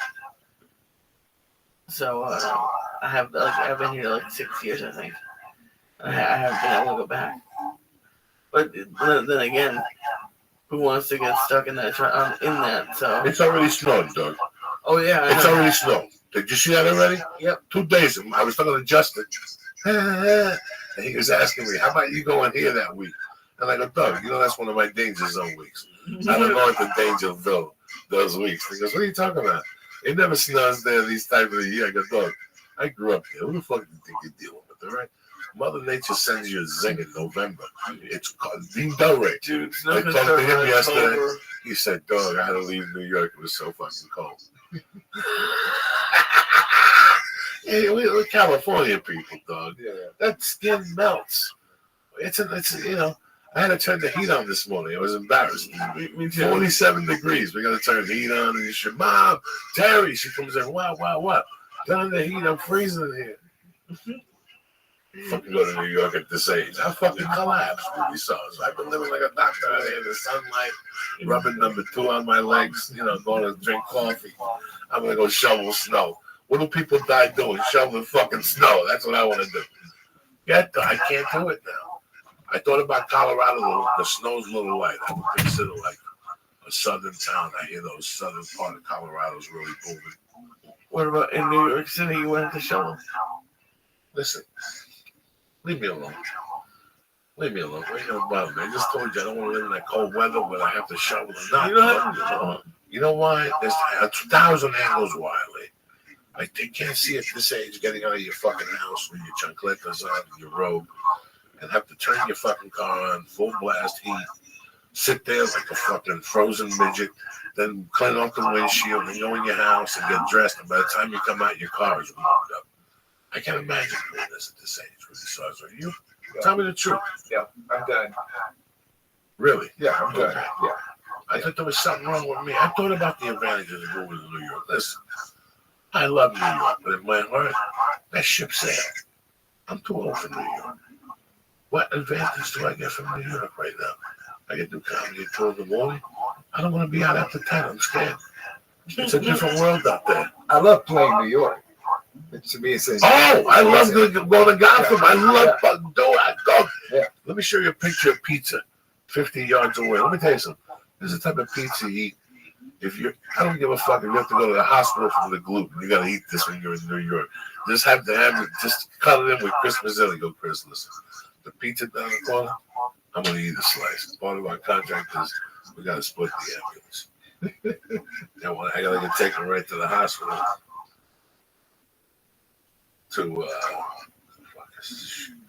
This pizza destroyed my insides. I was like, I was just walking, minding my own business, whistling down the street. You know me, Rothschild. I don't bother nobody. And I look over to the side, and lo and behold, look at this. 50 yards away. That's a lot of gluten. Yeah, but and dairy. Don't matter. You go to the hospital, it's all right. And it's glowing. It's like, you know what? It looks like the food that, when you go to Japan, they'll have the menu in a shelf outside of the restaurant, like replicas, plastic replicas of food. And they actually sometimes looks better than the food that you get inside the restaurant. That's what it reminds me of. No, I took that picture. That's no fucking replica. What else they got here? They got the slice. They got the stromboli. Stromboli. Look at that shit.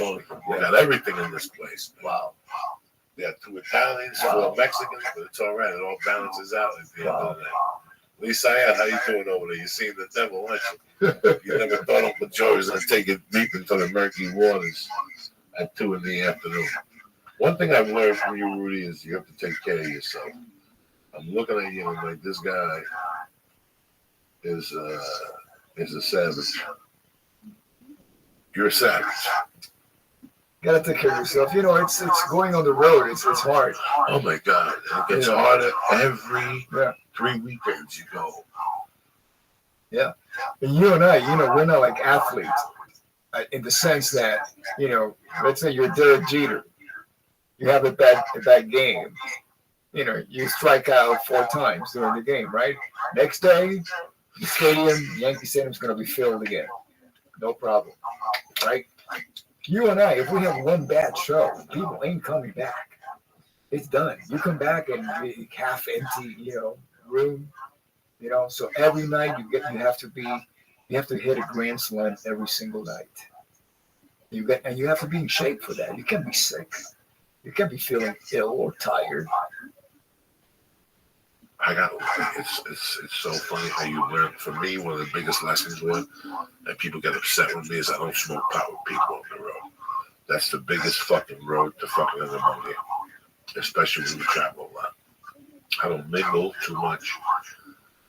People want to hug you, they coughing, that's okay, but I won't smoke pot, which it's amazing how many people come up to you coughing and they want to smoke pot with you. You're like, dog, I got to go do a movie next week and do this. And they're like, no, I had a pneumonia, but it went away. I went to the doctor. You're like, dog, it don't matter. I get a lot of sleep on the road, man. I don't do a lot of movement on the road, really, Sarzo. I'm going to be strictly honest with you. I fucked around in my career for 16 years. I go on the road for no money, and I'd act like an asshole on stage. I'd have the set list, but I wouldn't. I didn't really care what they thought. I was a comedy store comic, and I was happy with that. I would open up for Joe Rogan, and I would do well in those shows because Joe would pay me well, so I had to do well and be a little prepared. But I didn't really get it until I started having I started realizing people paying $20 to come in to see me. How important it is for me to be in a certain shape, a certain state of mind. I got to bat 60% because even if I bat 60, I could turn that into 80. You follow me? We have tricks. I have tricks to confuse you comically.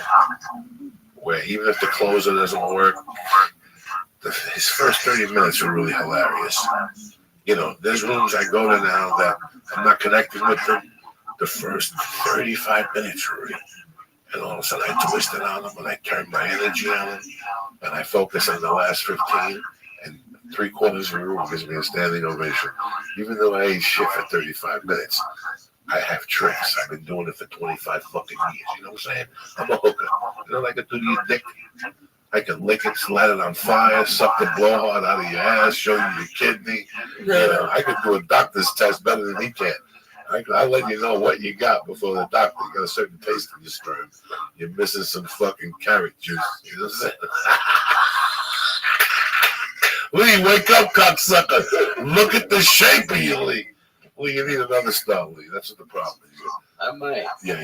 Look at the shape of you. But and you know what I'm talking about, Rudy Sarge. You see with singers. A singer will come out and say, guys, by the way, I don't know what the fuck you're thinking. Those Motley Crue days are over. We're lowering it from 16 to 3. You know what I'm saying? I got a sound, whatever. And you go see them and you know the singer's struggling. This is 20 fucking years ago. Yeah, but even when the singer's struggling, you know, the more struggling the singer goes through, the bigger the explosions and the light show on stages. It's deflecting. There you go. I do the same. We as comedians, we do the exact same thing. If Thomas Ward used to have a great joke that he had a little dick. So whenever he fucked, he made shit happen in the room. Like he'd break a window and he'd break a lamp. And he hit it with a shoe and shit. You know, I don't know what the joke was, but basically he would detract them from having sex. You know, as a comedian, there's nights I go up there and I can't believe what's happening. You know what I'm talking about. There's nights when you're on stage, even if I say hello, they're puking with laughter. And there's nights they don't laugh for the first 10 minutes. I gotta twist it on them and take them down a different dungeon. I gotta show them a different fucking coffin. You know what I'm saying? You gotta take them somewhere else. And even though that wasn't the fucking schedule, that wasn't the plan. How long does it take you to realize that? 10 minutes. I just did 3 shows. I'm just saying. I'm talking about a situation here. I just did 3 shows. These people on the way out, they were calling ambulances. They couldn't breathe. Okay, I taped the show with Lee. I listened to it. Now, when I listen to it, I know what to say and how to say it. I just learned that now after 25 years because he started taping my sets before I started taping the special. I did the exact same set the second night. The exact same first 8, 9, 10, 12 minutes. And it didn't go nowhere. And I said a specific line that wasn't a curse. And it really didn't go nowhere. And then I flipped it. And I told the story to bring him down to level. Let me bring you down to my level. Let me tell you what I go through. You know, I was 28. I did this, and this. You take them to a specific situation. Now I get them laughing from a different corner of their heart. You follow me? Now I'm getting them. So we have curve. But guess what? While I'm telling that story, and I'm trying to tell that story to form, I'm really trying to fucking think about what's going to come out of my mouth next so I can keep these motherfuckers alive now. I'm resuscitating them little by little. That woman that was staring at me like I kicked a kid in the mouth, she's laughing now. She's actually giggling at my jokes, even though I throw a pussy joke at her. And now you think about the next move. And if you could think of your next 3 steps that quickly, you got them. We'll worry about the next 3 steps when we get through. Let me worry about the next 3 steps. Now I know exactly where the fuck I'm going. You know, I started hanging around comedians when I met Sam Kinison. We had the same management, you know, as when I was in Whitesnake. We have, you know, we share a lot, you know, as far as the business goes. And I got to play on his record because we, you know, hey, you know, can you be tomorrow at the studio and do this song, Wild Thing with Sam, and then you know, really close things. You know, with the family, you know, Lisa, his wife, and Sabrina, and you know, so we have a really strong relationship. But along with Sam came all the other comedians. You know, outlaws of Tom, Should be. Colorado, yeah, all of it. Shooting with Sugar, yeah. And so, that was kind of like my introduction to comedy. You know, I had to, I saw a lot of shows. I used to go and travel to Syria and concerts. Actually, I had a concert for family. We loved to rent Elvis's home. That's great. So he would stay there and then go down to the Lakewood Comedy Club and just do those, And then we bring them over to my house and lift them up with, these drinks that used to make scorpions. And he would do the next show, just blood and Meanwhile, Sabina was recording everything. And I really gained so much respect for you guys. Because you guys, you can't really deflect. It's just you with a microphone, the audience. You got nothing. You don't have a drum solo. It's like a drum solo, a guitar solo, or a wah-wah. You don't even have a wah-wah. It's like you with your hand out there, you have the stage, one light on you most of the time. And the audience, and it's not like, another bit. We know how to play something. We're going to play a song that the crowd is familiar with. We're going to like 3 songs and then we finish with a strong song, and then the encore is the song everybody's waiting for. So we kind of we're holding the audience, advancing here because they want to hear certain songs. With you guys, you come up with new stuff all the time. So you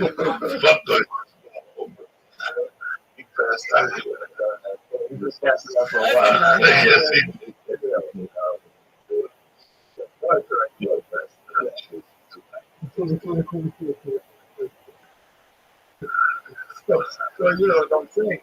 I really impressed with how you guys are every single one.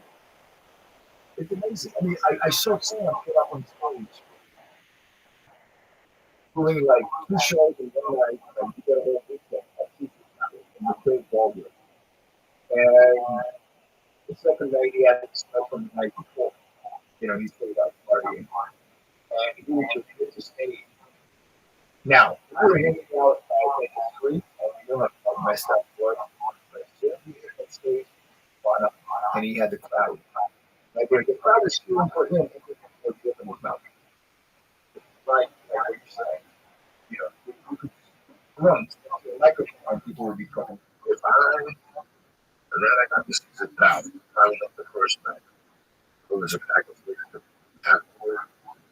That's your see. I know that 9%. Like, that's good. I know the body would do that as well. But two will show you. They are good.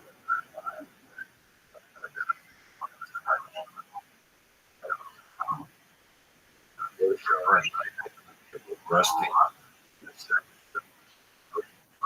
If I stay up, I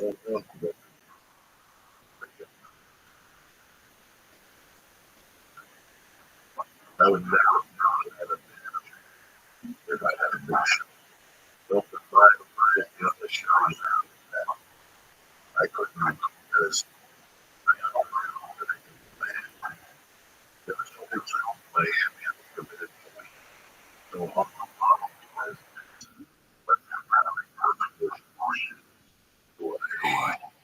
Impressed me.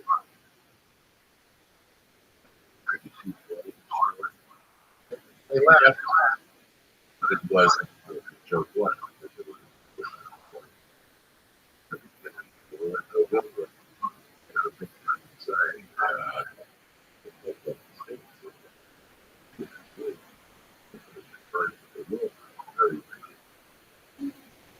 I didn't try to move around too much, so I didn't have to do it.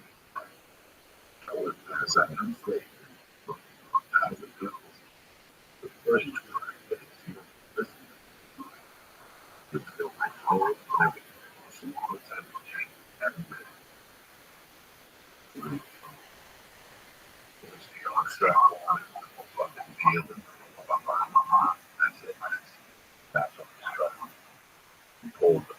I just fucking population, population, everything. It's not yeah, you know, shit like that. So you go and what they reform the table. Those things. And this thing, that's just what I did it.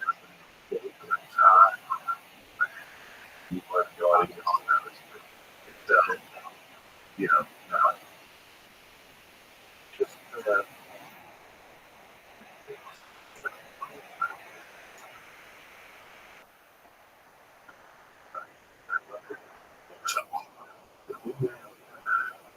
I think I get it.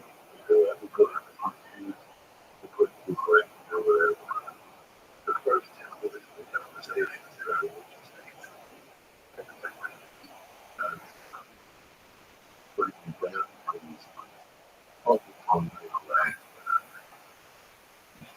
do something. Now, if you go back to the Indian God process, you know the time I'm talking about.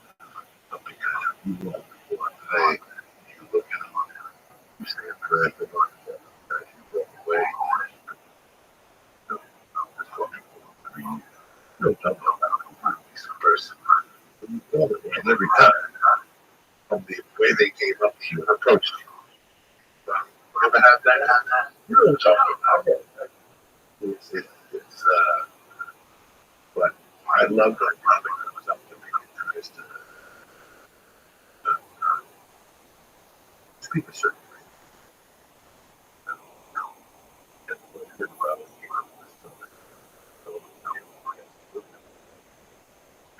I admire that.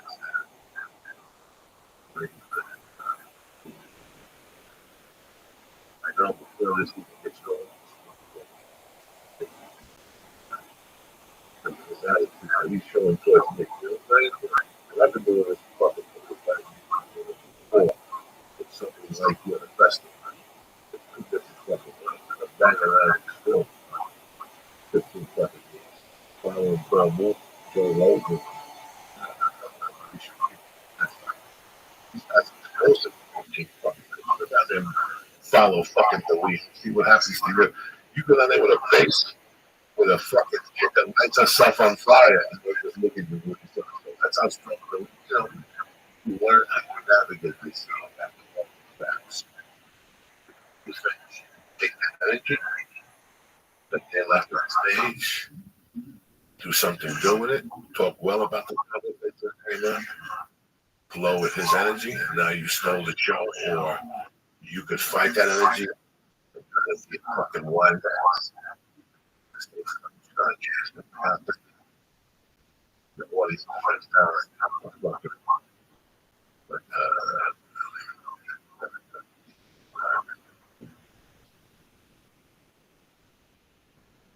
it happens in music too, because we got, you know, at one point, at some point you're opening band, at some point you are the headliner. Because you know, the opening band, sometimes you can ride on the energy of the opening band. You know, the opening band actually gets to that part of the audience. And then it customize that. Usually, if the opening band has a certain energy, you might shift your opening song to maybe a higher energy. So you can have to match the way that they earned it, because the last thing you want to do is drop down. Because really going back to their high energy. Coming with like a mid tempo, and go like, oh no, songs. And all of a sudden you're like, all that energy down. You don't want to do that. I've been to concerts so fucking fire. And the band is opening band is fucking fantastic. The headliners come out, open tremendous, there's light. The guitars are great, the drum, it sounds like they got you. The second song is fantastic. The third song is fantastic. And then some you know, found this song up. You just fucking stab me. Okay, I don't want to hear songs from the new album. And I don't want to hear this fucking ego fest. You had it. You fucking had it. I tell you what, man. That's it. That's it. 6 of 19. Maybe 81. I don't know. Okay.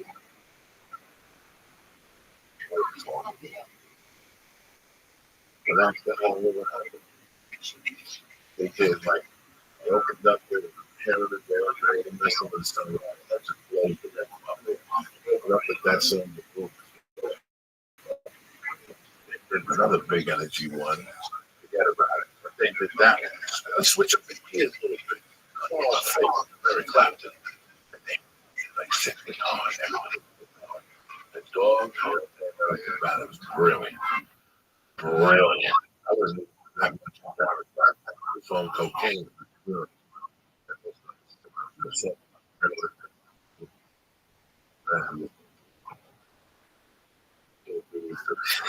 can't do this. Well, at the time, it's like 40 grams of flow. Nightmare. I think bands that are opening band stage, here. With Ozzy, we were opening for Jackson in Europe, and it was 45 minutes set. I gotta tell you, it was the most intense 45 minutes. And for anybody to have to follow that, I don't care who you are. There is just like, how you gonna do this, right? The next one was actually with the riot. It was pretty good. Even though the headliner that we didn't work with, especially CC Top. CC Top was the hardest one ever to open up.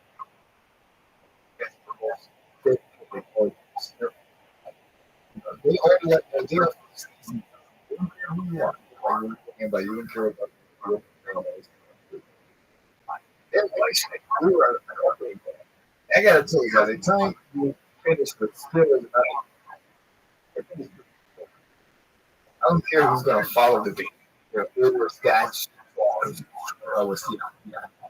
Okay, the 45 minutes. I was doing a lot of times. I'm trying to write it down. This parts.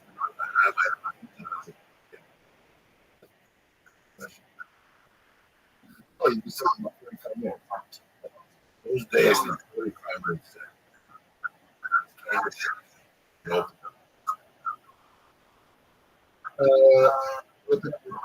I can investigate that done with the tour version with the record come up here. So real band opened up with Over the Mountain, which is really cool. The second tour or the last one? After the video. So when I saw it, yeah.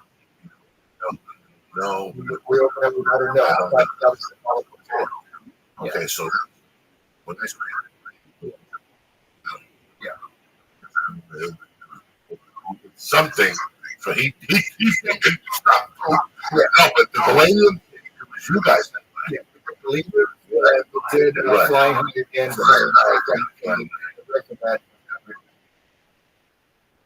But that was wrong in the full. Well, yeah, no, headlining. I'm talking 45 minutes. I'm for the 45 set. Okay. I could just see, again, I could just see the first week. Yeah. Fucking set. Yeah, the ballad with this Revelation Motors of It's tremendous. Yeah. It was just insane. 45 minutes. They showed Tommy Elvis and so much. Yeah. It was backward, like things that music. That was insane. It was great because we would get off the stage by 9 o'clock, latest, like 8:30 maybe. Get into rental cars, and with Tammy, Randy, and me, we'll be on, and we'll be in the next town before the club opens. So we were just partying right after the show. You know, we just get a lot of comedy business driver. So we would get about 100 an hour. And we were like less than 2 hours. Like, yeah. So your ass. Into the back of the Palladium. I got there. It was spot. They walked in the back. Got the fence.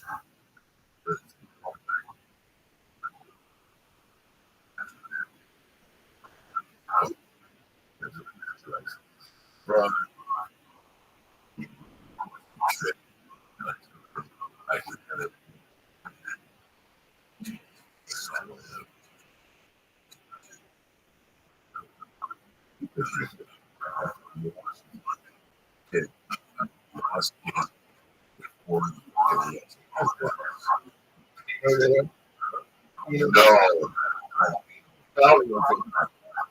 Rob, I went.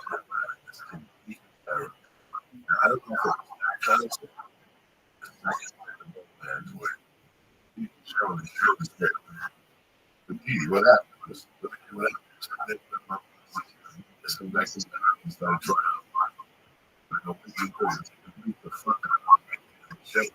Yeah, I don't know. That's guys right home. I don't know if it's the Palladium or the. I had seen it. This is when you can't touch Palladium.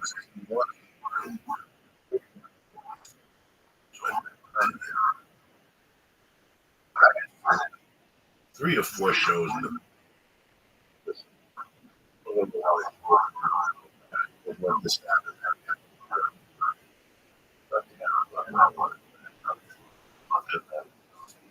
I actually maybe 16. I'm doing that. Let's know. That's easily.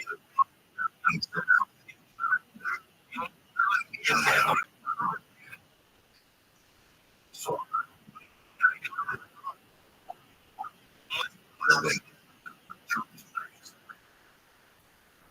yes.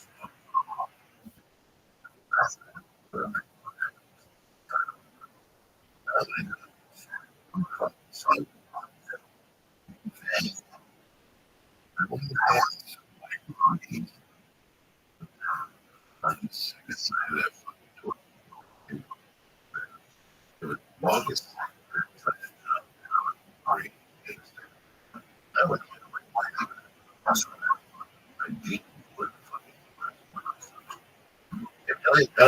James Brown.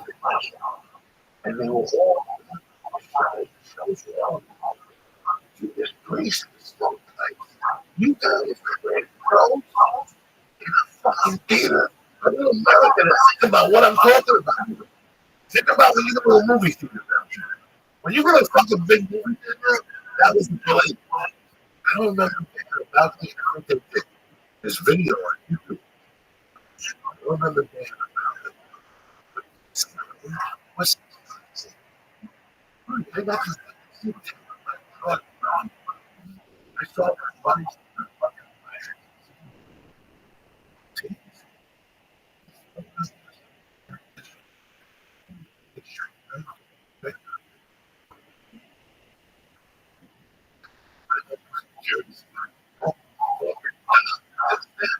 I mean, I don't need that. I saw shit there that people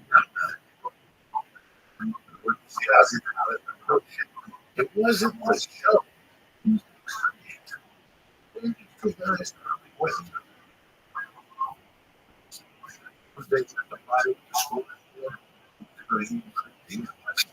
They saw his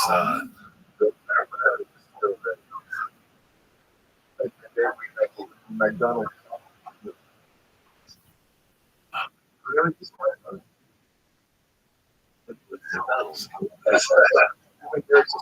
When you were old,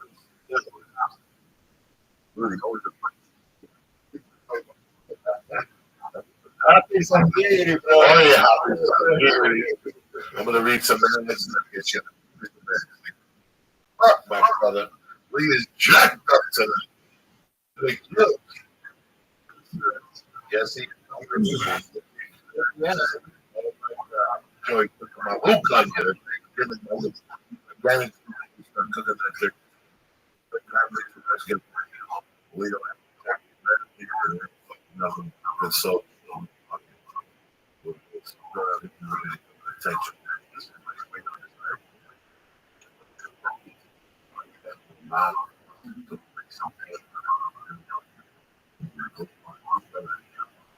You see that Terry? Do that. Take your lyrics from all those shit. Fucking me. And then you gotta show her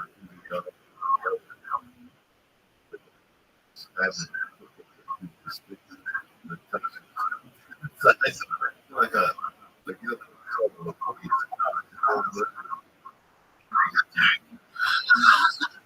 tell it you're gonna get hit this girl thing.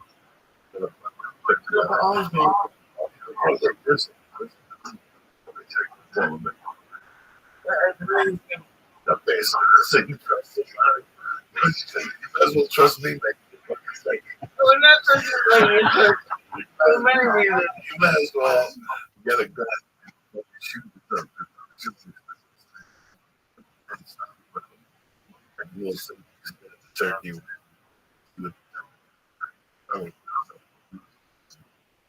I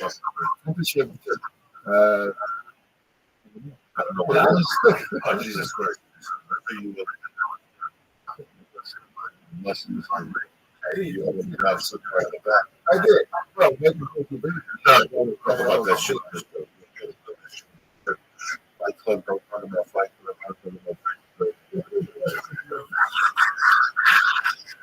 Listen, you know me, bro. They don't fuck around with you people. If I was somebody that was doing the same shit, my mate, I don't know.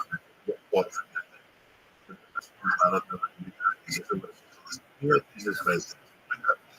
It's not hard. African, that's very bad. Yeah. No. Yeah. Yeah.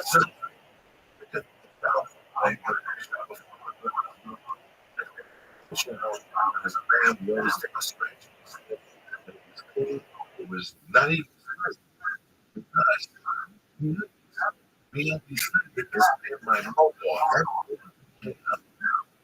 it's a way that the moisture from your skin. I'm telling you, tough, you understand me? Picture all of the underwear is just fresh. You step into a better day. Think about it. Underwear is the first thing you put on after you drink coffee. Why would you set up anything less than the feeling underwear? We need focus solely on producing the most comfortable underwear you'll ever experience. My friends at the Undies said a few years a while back, and now I come back more than anything else. It really makes each day that much better. For the price of 2 cocktails, the Undies will deliver your new favorite pair of underwear right to your doorstep. Better day guaranteed. Try them on. If they're not comfortable, and they're the best undies you've ever had, they'll refund you and let you keep the first order for free. All right? Including the price is the sweet touch of Moco, what I was talking about. A special fabric made with the best in class raw materials that is scientifically proven to be 3 times softer than cotton. This is what I'm talking about. These uber cozy undies are sold exclusively at the Undies website where you can get free shipping to the U.S. and Canada. Who's better than you? And for limited time, everyone in the audience gets 30% off their first order. But you have to go to a special URL, MeUndies.com/Joe. You get MeUndies.com/Joe. With the MeUndies better day guarantee, you have nothing to lose, so don't wait any longer. Go to MeUndies.com/Joe right now for 30% off your first order. That's MeUndies.com/MeUndies.com/Joe. Okay, listen, how they see something. These things I don't know. I understand. No.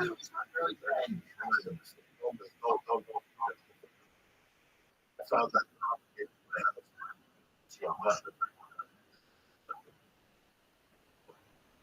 And he's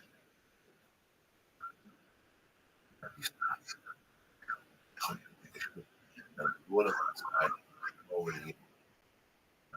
It's like,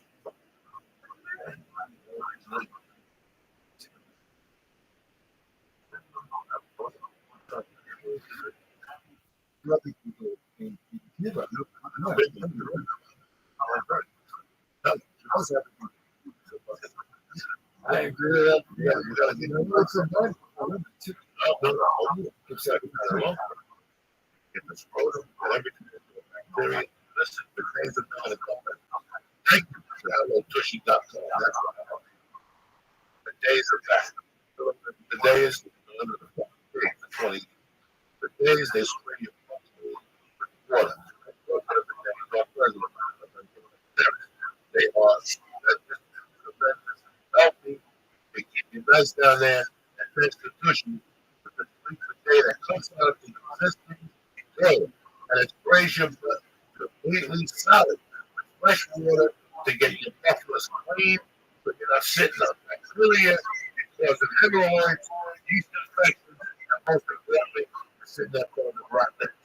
You ever sit there at the computer 3-4 hours with the best kind of how you bring a cheese before it's walking another bit. You got to tissue, you get that. And diabetic investors don't need it more paper. So I use 1 pint of fresh water. Number 2, Tushy stays there 60 days guaranteed. And here's the best right over there.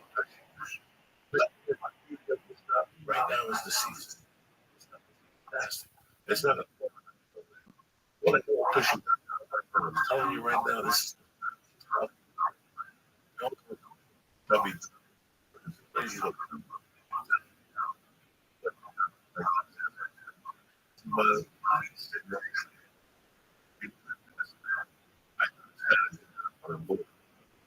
Might take the chance. Make this fucking go the hell up right now. 10% off your again, HelloTushy.com/church. 10% off your order. That, the special comes out, it's separated with the CCTV code. Joey, J-O-E-Y, get 2 months for free. What's it take? My Facebook. Thank you. I'm going to do this thing. Thank you. 20 seconds. Don't forget about the holidays, another stocking.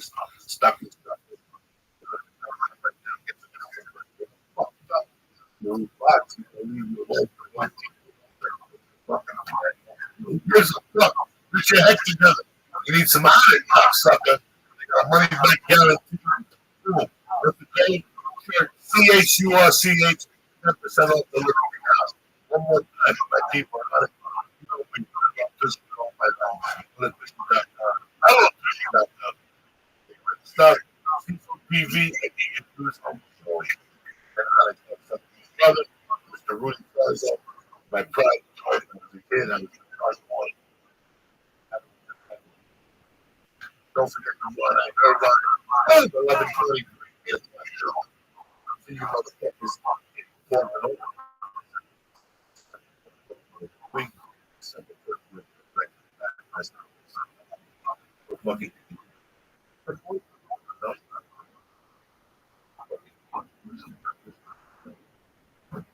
Have a great day. You may want to love you all.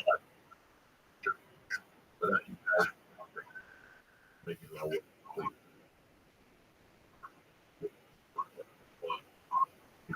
How your fucking name.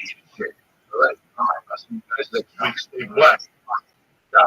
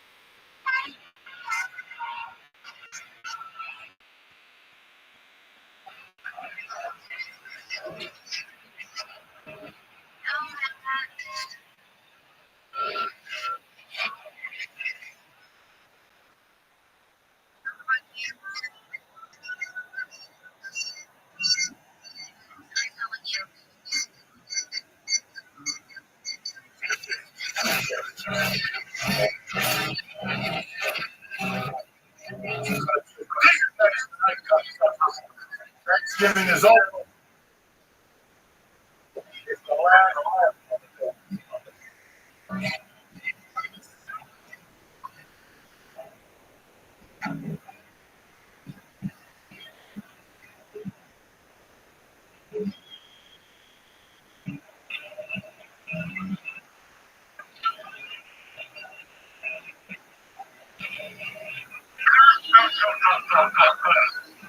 What do you think that stuff is? Welcome back to Thanksgiving is over. When the last quarter is over, that's it with the fucking turkey and the stuffing and the white bread. And the pancakes, chocolate chip cookies, and Santa Claus. That stuff. I mean, that's best. I'm going to do well, at least I am. It's going to be a few nights tonight. I'm going to open up a little Thursday.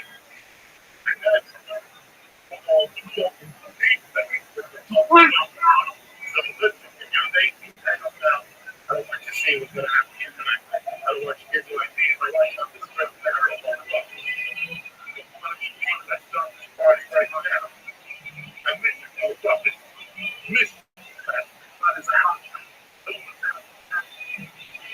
There's nothing really matters. What matters is you're here. I had that so much happen, but nothing fucking happened. Thank you. I'm telling you, look from the oh yeah, he's a fresh out of the box. I know you have me. Get pumped up tonight. And you think the stars and stuff left behind places? And they was fucking on fire. They must have made a mistake. They're not gonna be a shit. There we go. Okay. Yeah.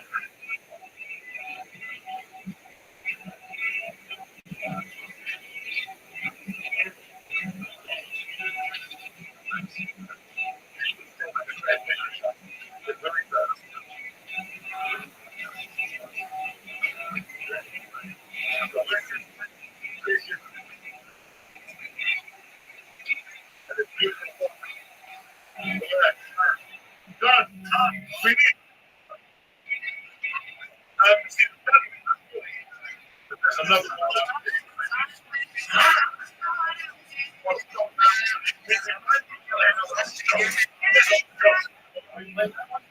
No.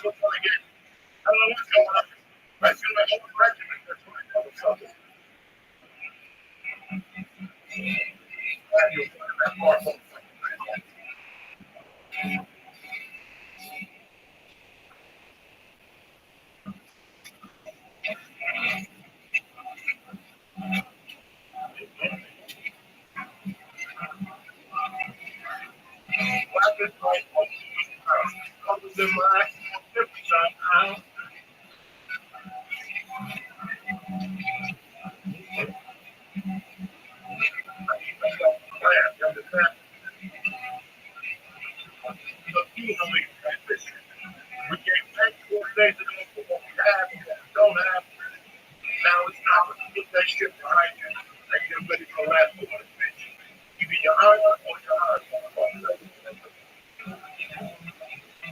We've got to be watching. You're looking for a new wife. That's the way to do it. It's easy.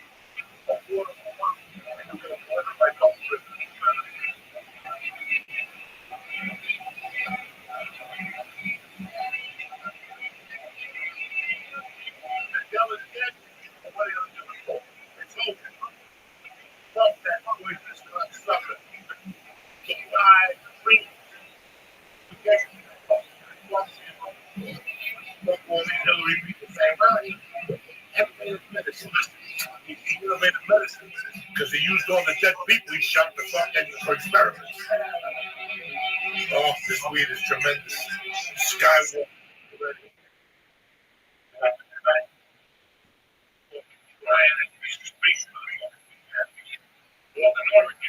Thursday night. Oh, shit.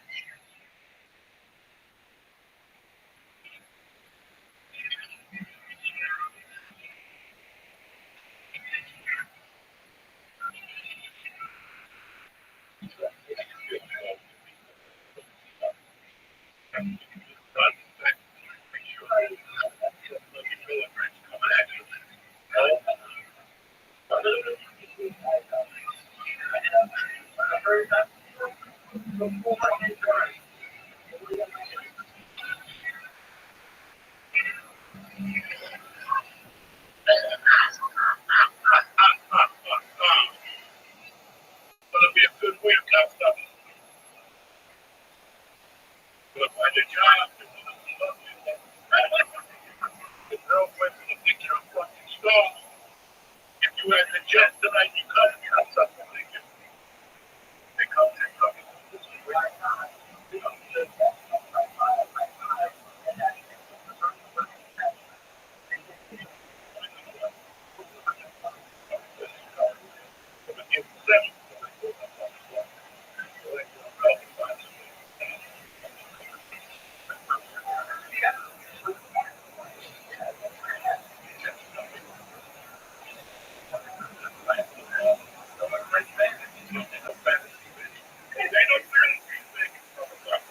you give it good, or you get food.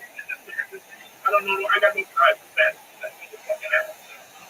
You, oh shit. Please, yeah. I can get the box of death.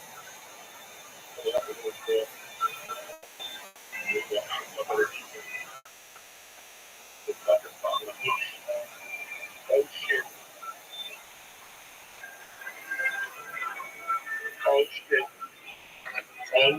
shit. Oh, oh shit.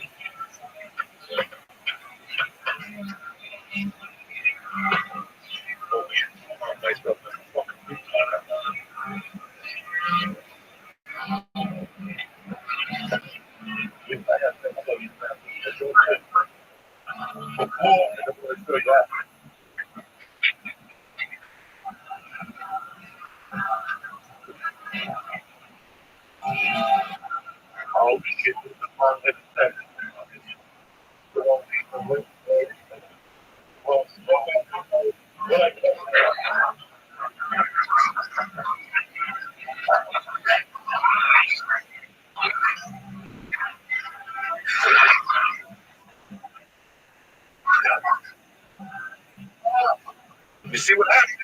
When you don't train on everything. You got fucking train.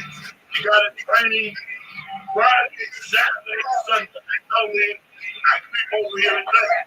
And do a bug in it. You don't believe me. He wants to put around and lunch. I've been down for 4 weeks. I'm always this is the fucking Skywalker.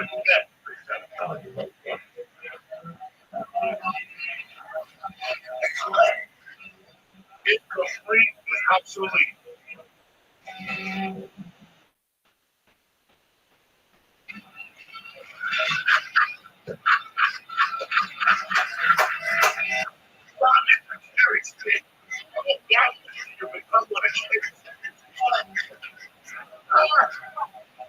You ready for it? Yeah. I want to take what I got. So now look at Listen, call we'll give it right back. I'm going to show them the lead deep down on his way. But the system carry. And that's it. I'll start the week with everything tonight. Fucking Christmas. What do you think?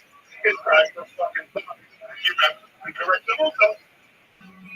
When was the last time that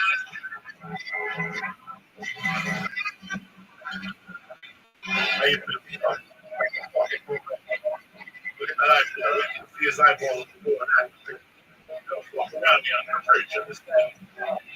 You want to play? We'll fucking play.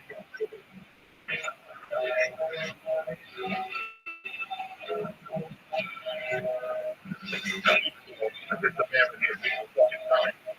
I've been telling you people for fucking years. You want to play games? Let's get it fucking going. I'll tell you that time. What a real big thing for me. To the next level. Big level.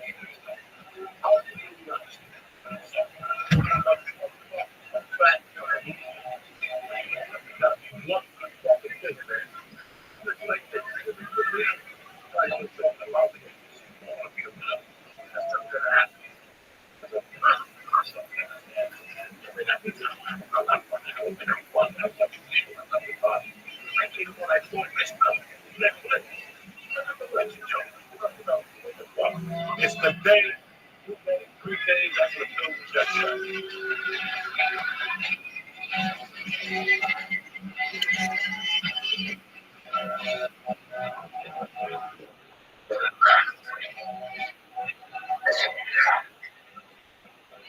You know, when you do it, always taking it to the fucking next level.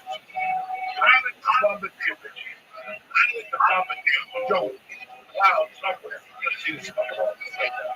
And we just hope this one is just big fucking. Fucking money. I'm not drinking. I don't have to walk in. That's a fucking problem. Next time. We'll jump.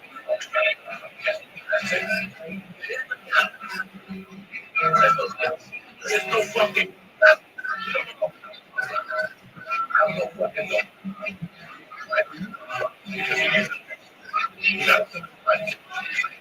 So, and wait, fucking. It's a night. Smoke a little bit. Like that's it. Ready? Yeah. You know, I'm ready to take trouble.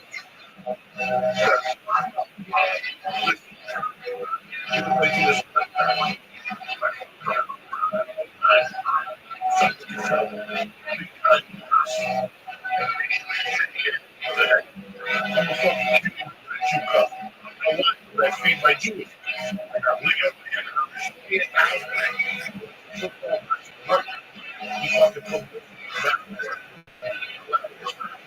He's like, I can't.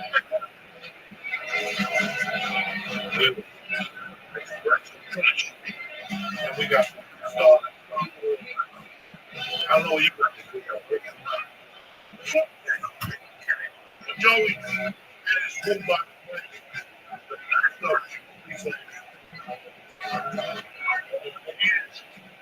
I'm busy shooting. To this place.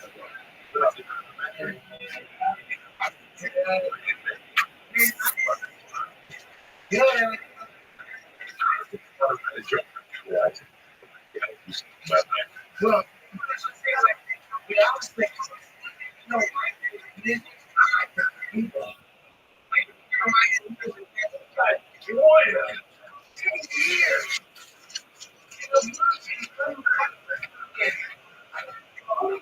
cherry on the back.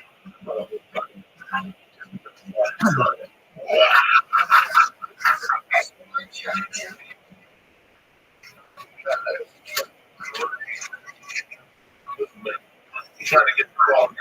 You know what I'm saying? You know what I'm saying? You guys see me at the fucking job. How much more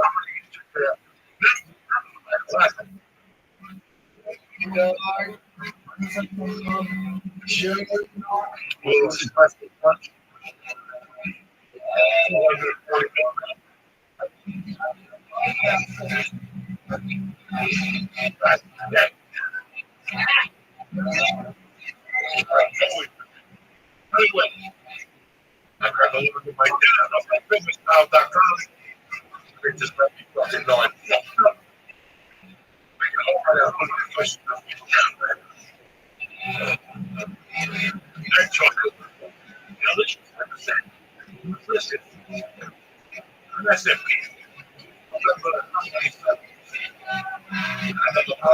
Another year. I had no plans. The only plans to separate people TV, code, respect. How's that?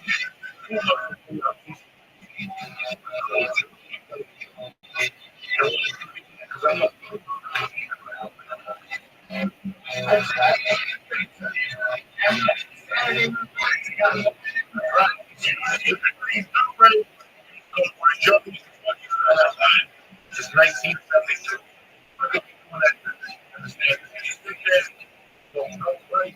What's that? Fucking ready. First, when it starts, maybe it's I didn't like black people. I was thinking, what is fucking possible? I don't like something. Someone I go back to the original and see what's recollected. You know, we love register. You just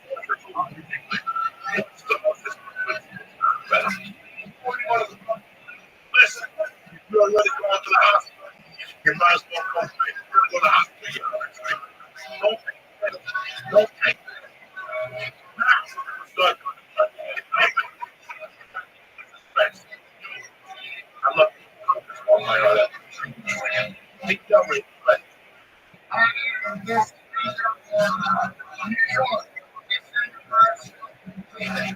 understand. It's number 1st. If you're from Jersey, New York City, please do not Eric is great. We got a great fucking venue. Nice, big pound. Nice place. Number 2, I'm going to be a part of Thursday, Friday, Saturday. You understand? Bring me, don't come up with like a fucking Bible. I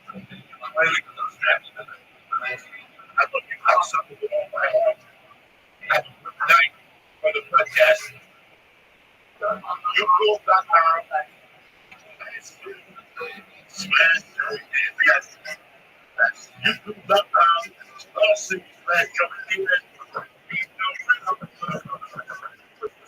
Sister, act like that. How's that?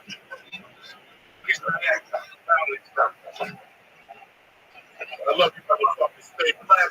I got your back. And that's it. Stay flat. This show is presented by This show is also brought to you by ZipRecruiter. Hiring? Do you know where to post your job to find the best candidates? Visit ZipRecruiter.com.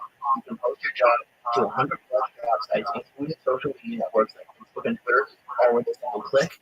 And right now, the listeners, with the searching happening now, can post jobs on ZipRecruiter for free by going to ZipRecruiter.com/. That's ZipRecruiter.com/. Shows also brought to you by Movie on TV Watches. Twitter Watch, just like mine, up on brand. A substantial discount. Their watches are just $95. You're looking at $400 to $500 at a department store.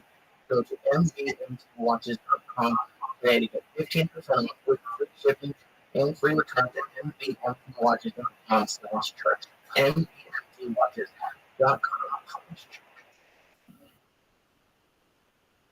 Just got set immediately Monday morning. We got tied the second round. November 28th.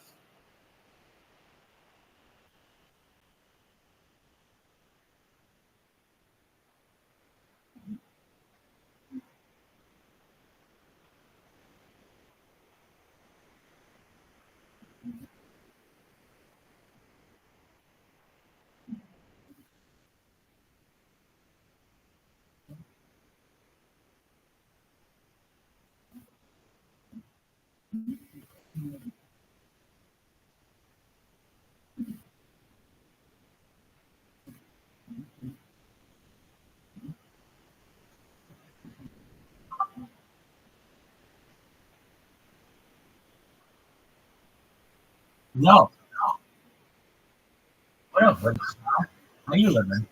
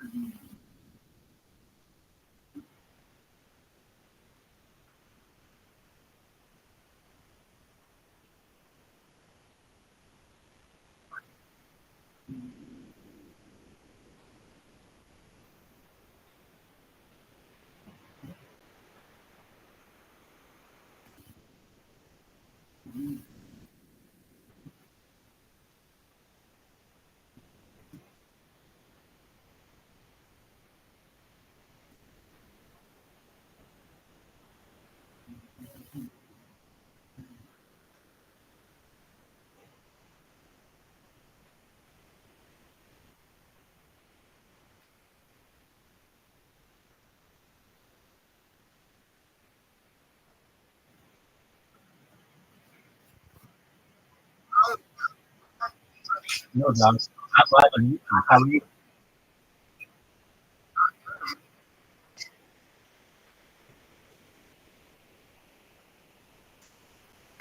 Yo, I'm live on YouTube. Say hi to YouTube. No one's gonna know. Right?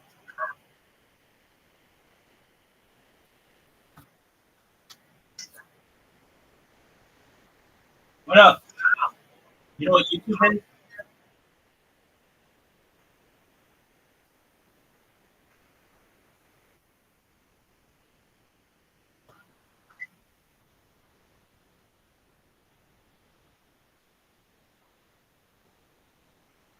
Yo, you know what YouTube is?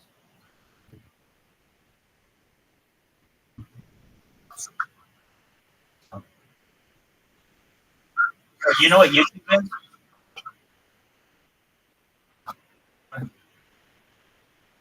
What up?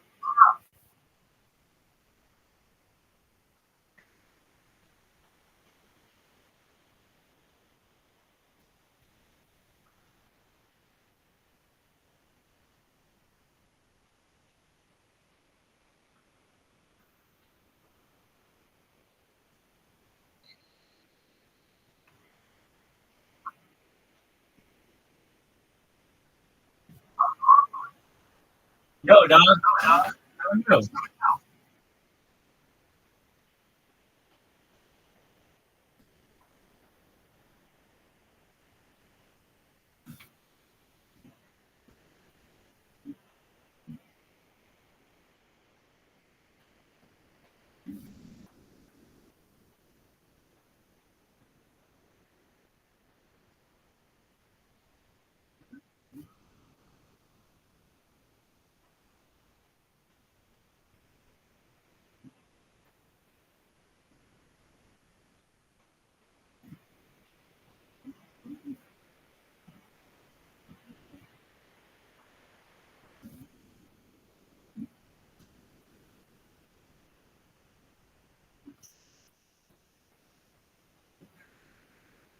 Yo,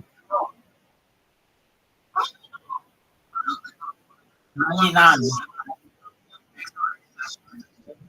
You know you're live on YouTube? You're on YouTube.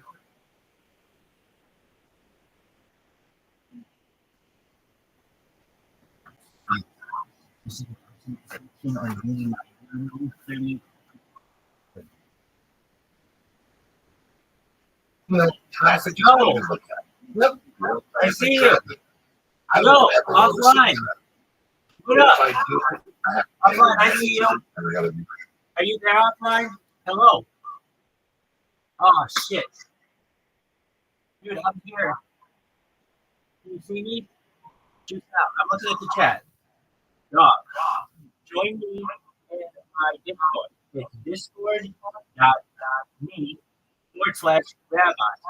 Fuck yeah. Let me write it for you. Get in on this. Offline, you're amazing and everyone loves you. You're one of the greatest people in the history of mankind. You should know that you're doing that. All right, I'm coming to you, baby. All right, that's fine.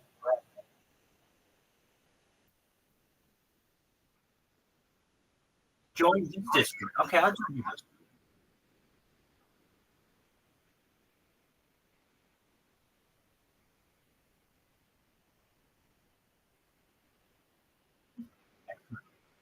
I got you. Man, you made it really, really nice. All right, I'm trying to eat now.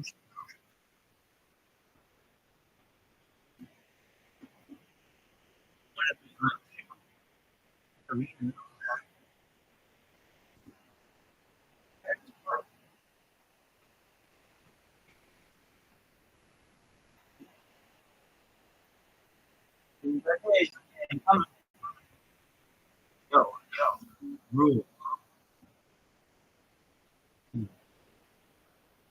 I'm here. Where do you want me to go? Want to be on stream? Sure, I'll be on stream. Thank you.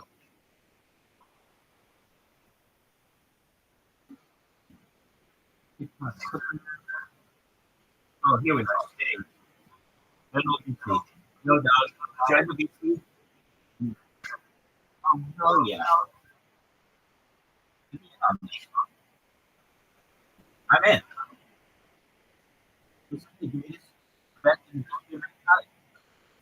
in there. Offline, I'm in there. I'm in drag. You can see it. I'm in drag, dog. I'm down. But I'm in drag.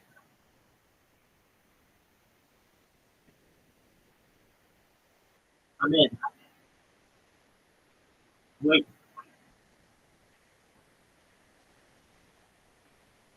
Yo, what's going on? How are you, dog? Hit me with it.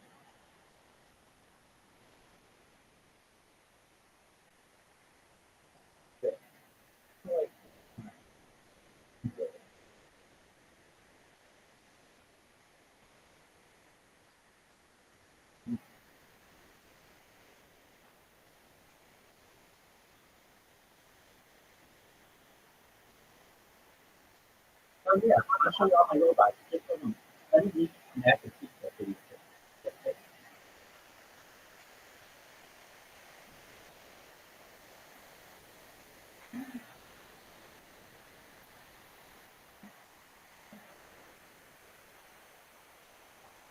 Alrighty, baby.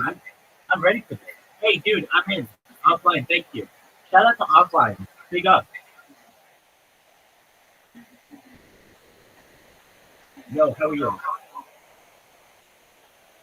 Let's see. Can you see it?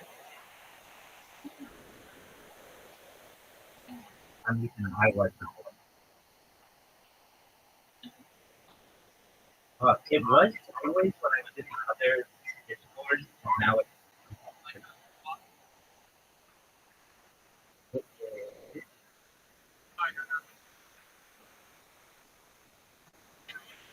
beautiful place. Oh, I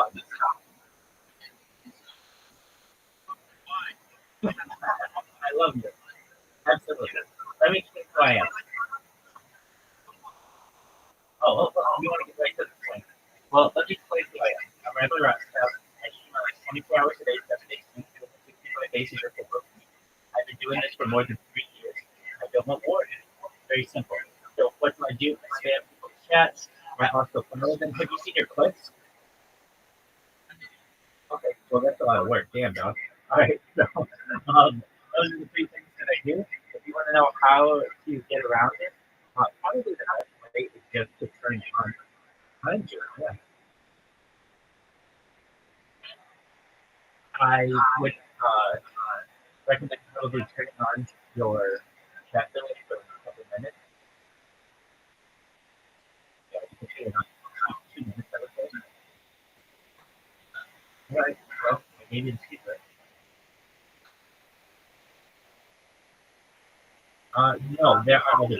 Some people have developed some kind of bot that whenever it sees the word rabbi, yeah. So that's what you want to see my robot dog? Absolutely. All right. Just a moment.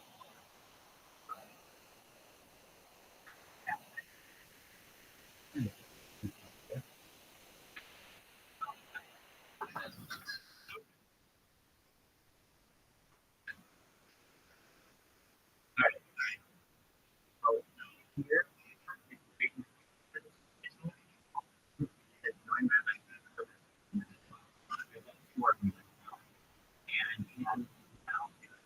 I put descriptions in my so Discord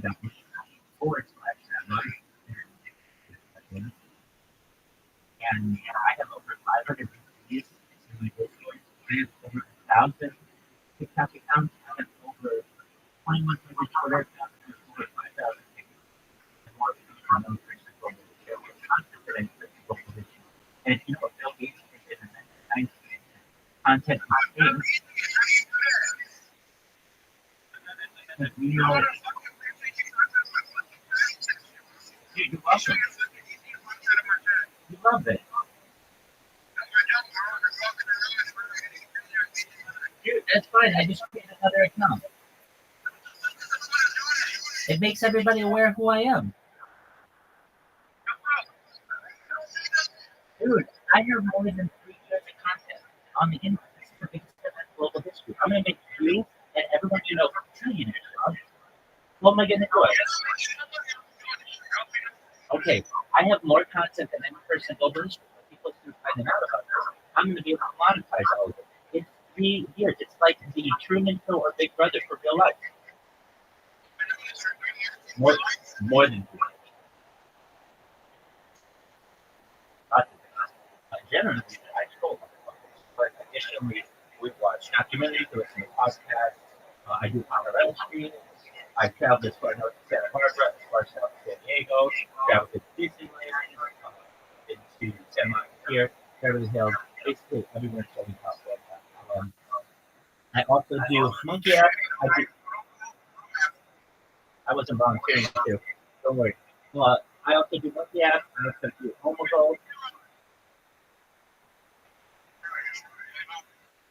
So I have more data on in person.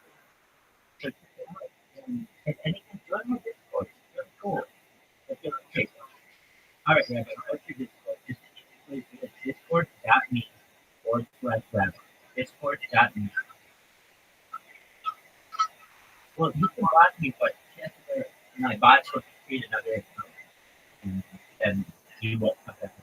It's basically an ingenious system. It's divided. get out the word about the project.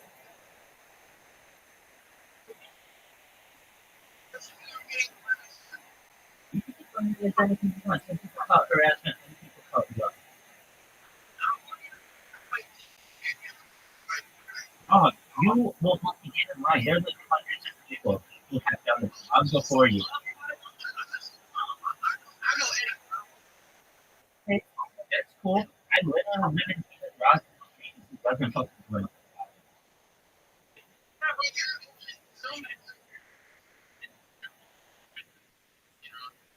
No, my friend. You don't understand. Fuck that. He's not. Yeah, I'm in his physical unit, and we're living in for 3 months.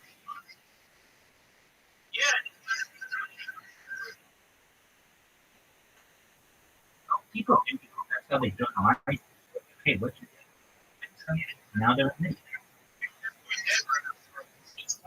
So, do you see all of the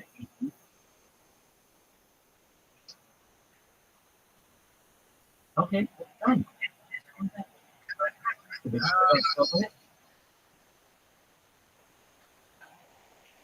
I thought so. Oh, no.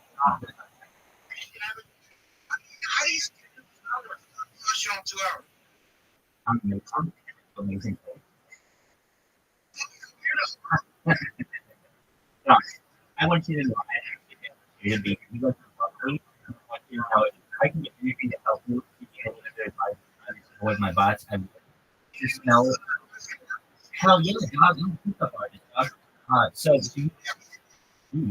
I would rank my body count at 42. How about you?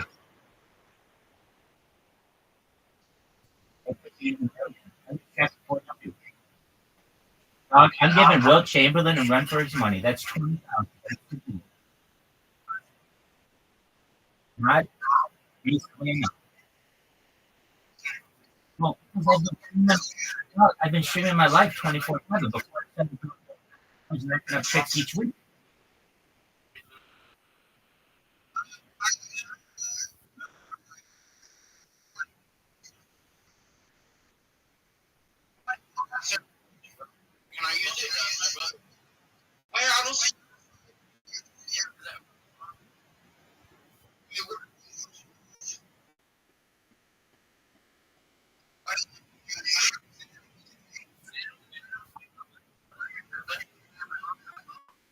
Hey, thank you so much for that. Here, tell me what you know. I'm not going to be on the oh my gosh, follow you.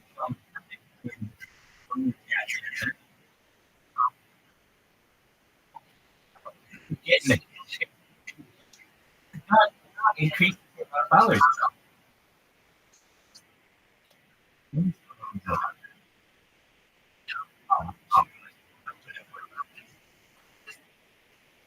I do.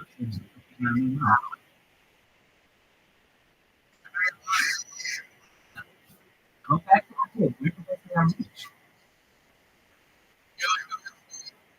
I never said that. That's so good. I'll record.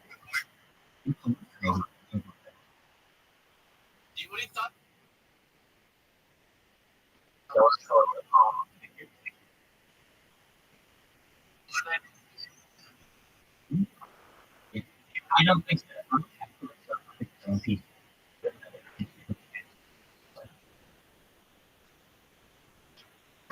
And I'm going to. It's warm in there. That's where I live.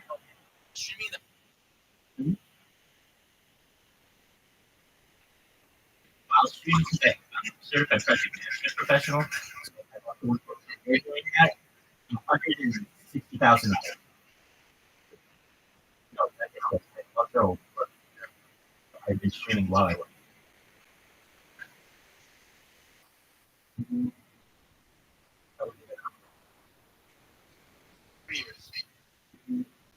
I wasn't really work while doing it. So,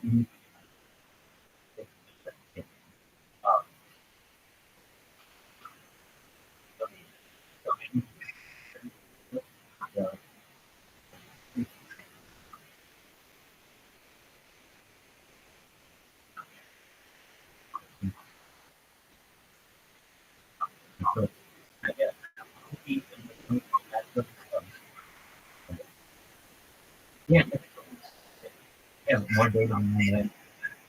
Everyone when they know that they'll be literally the most efficient out.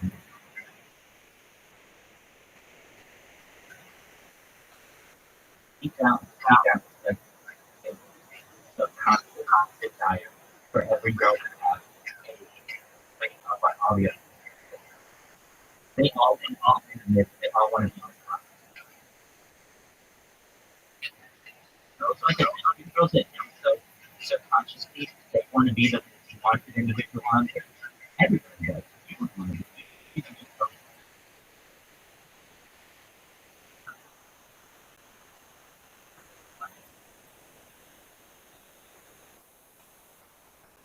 Oh yeah, like all of that happens. How many days I call out things that has been on on so what does that mean? That's looking like that you can get for you, and you can have other children that you're able to rear them in a beautiful with millions of dollars or anything.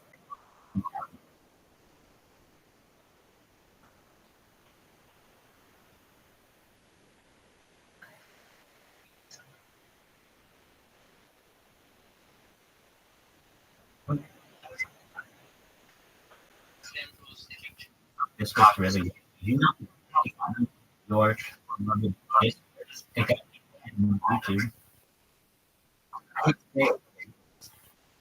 It's the same. So when I go to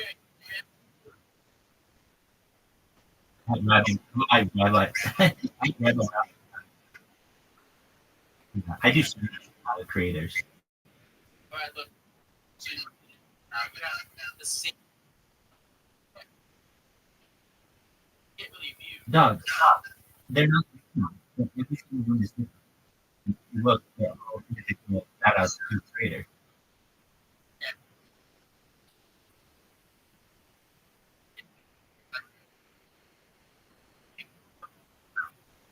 Okay, my son, um, it's not like super Rothschild. Yeah, what I did is there's this news anchor who was doing a whole and I asked her if the right finger or the right finger, and she thought it was right instead of white, and so she messaged I'm pregnant, and that's viral. Oh, yeah, there you go. That's fun. I don't know. I don't buy it myself. Can you somebody buy it for me? Or, yeah. Oh yeah, definitely. Like, I'm like, how the fuck is it that you're on the front page, you have 500 people watching you, and you have 7 followers? How is that possible? It's impossible. Many people on the front, like 500 people watching, yet they have 4 followers. It's impossible. Basically, okay. Oh man, I have too many. Think on some of my platforms, this, some of the theirs. I think it's pretty easy to just really pay them.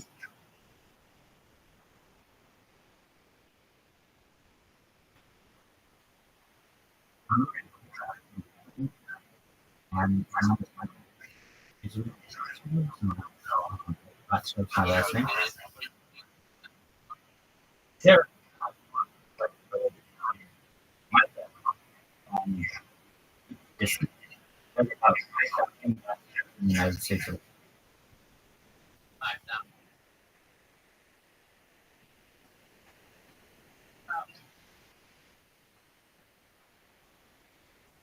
We're done.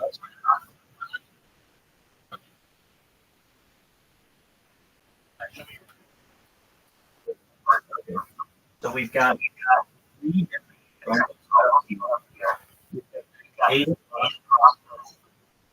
Discord here. Got Discord here.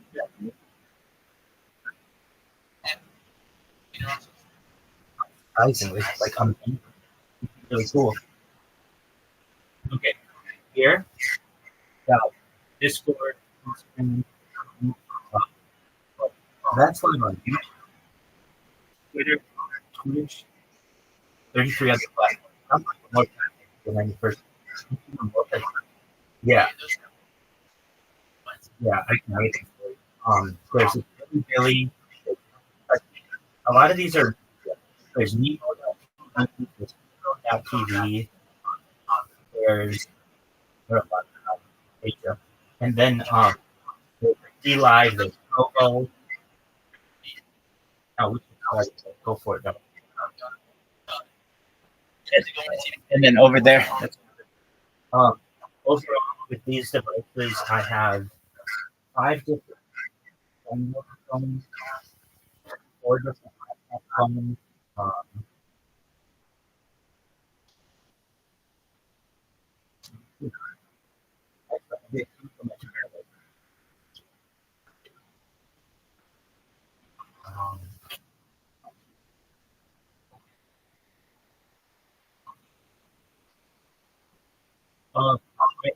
I do have an account the one account that I wanted was OnlyFans. OnlyFans was and we got overwhelmed their service.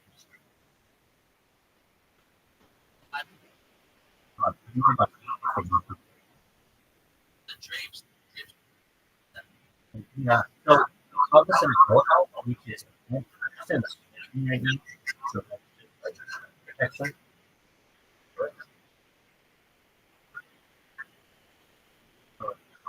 In the house area.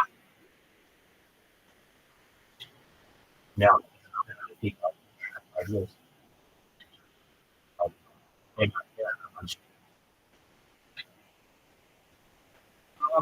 There's like family stuff, but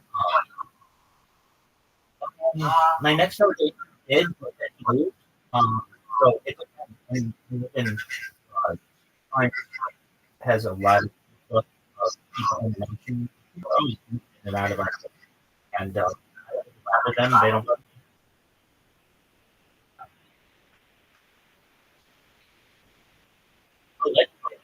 Under the covers.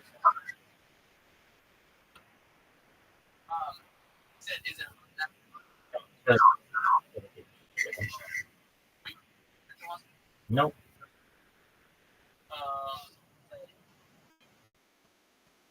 Yeah, 391 street.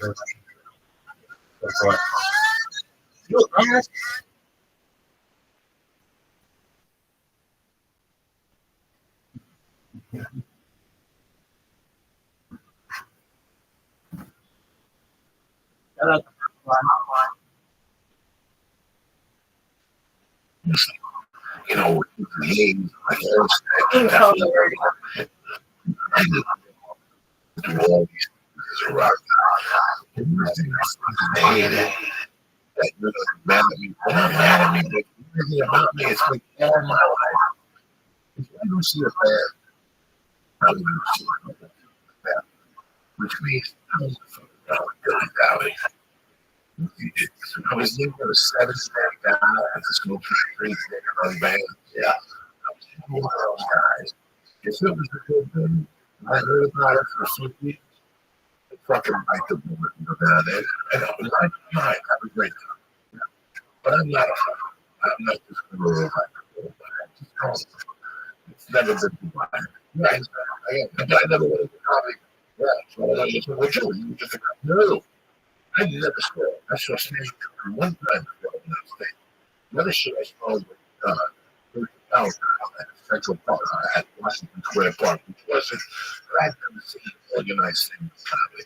I was in a small other bars. Yeah, okay, fucking shit, and drinking white fucking rockin'. That's the boat on this year. Besides that, I didn't go into the fucking couple of I can't talk. I don't like talking. It is, I'm not talking to people. I know I can put my next one with the set difference. Yeah. As you rock factory. I went to one in time to see a band, and then the rest of Manhattan. Yeah, like different places, venues like that. One band I like to see now, right? It's like this company is like a dollar. I can't fucking stand it. Look at that thing. I didn't buy those cigarettes in the eye. Because that's one thing. But when I ate you, I thought, if you watch the documentary that we're about to talk about, yeah. When I had one of those times, and I was so like, you talk to me about Springsteen. I would what the fuck? Yeah. I had everything. Oh, shit. I was born in the USA. I had to like that movie. I haven't really brought that out. I couldn't stand it, you know, until I got Rivers. Yeah. Rivers I knew about Darkness and the first. Now I love the first two records, and then River to Run and Darkness. You know, like growing up, I was like, look, that's my mom's rock. I don't want to do that shit. I want to see these.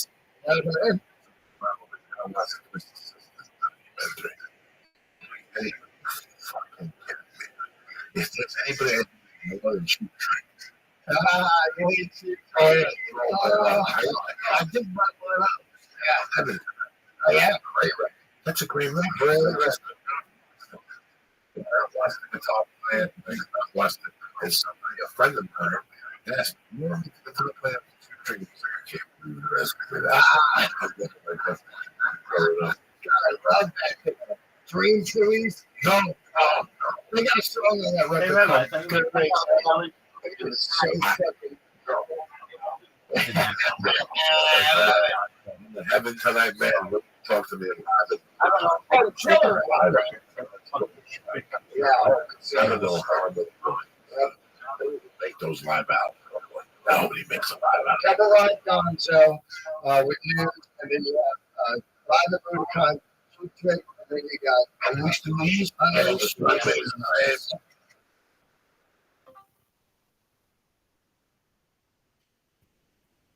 Yo, what's up, my Counter Strike Ossie?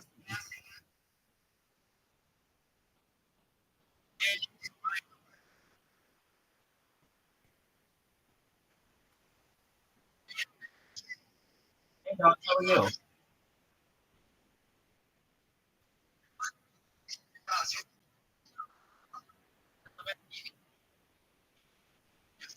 Yo, dog, does anyone here speak English?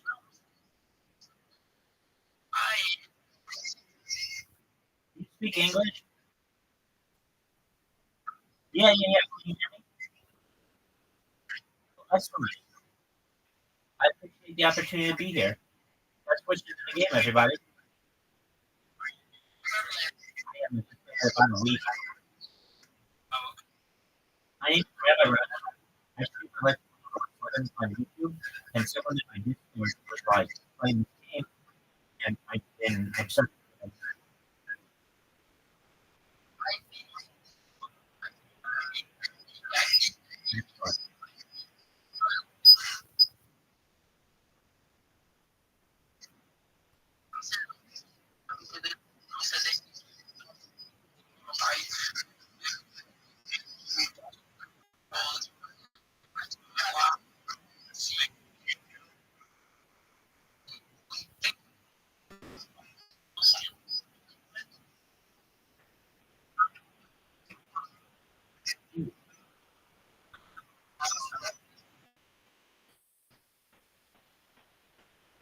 You also on a phone, a tablet, or a computer.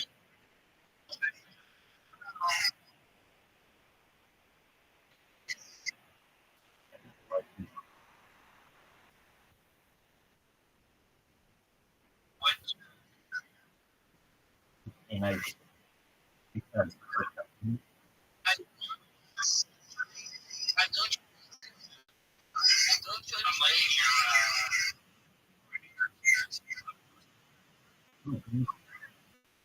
because you know who Joey Diaz is? He's a Canadian who's based out of New Jersey.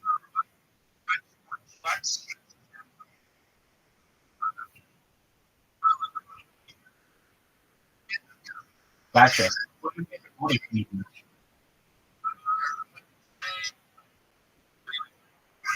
Hell yeah. Love it. Everything you can say on television.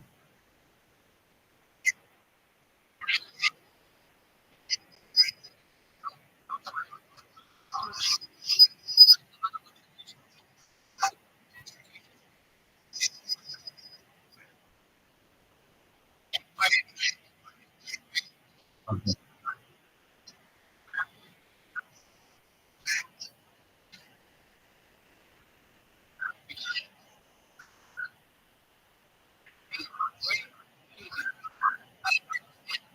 Oh yeah, Dennis Leary. Yeah, you're like aggressive guy. Good for you. Yeah, Dennis Leary. Great comedian.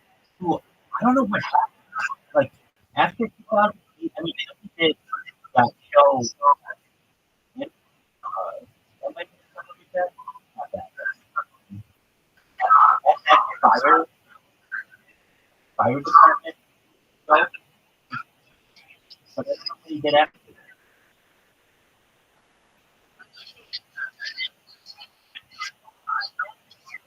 I hope so.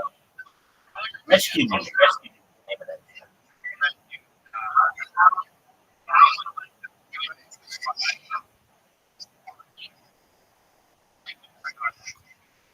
Yeah, that mean yes.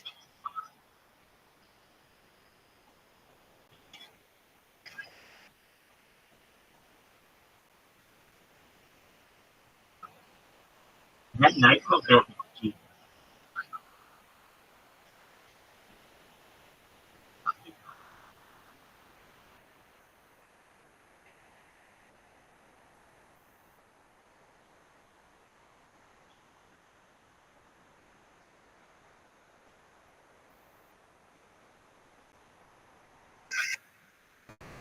But it's innocent.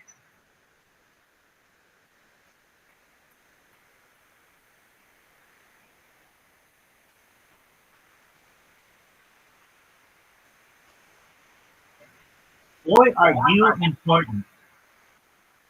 I was just in the middle of another call with another person, actually a group of people, and came back to Facebook. We were like, oh, we were talking about stand-up comedy. Like stand-up comedy.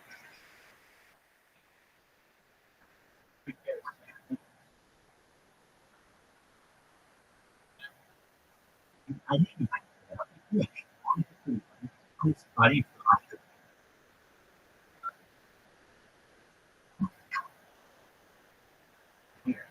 Some horror. Okay, cool. Yeah, I was just in the middle of that.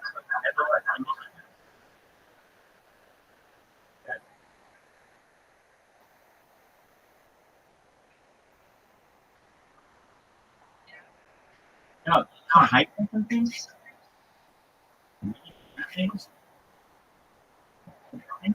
On the street aren't real changing.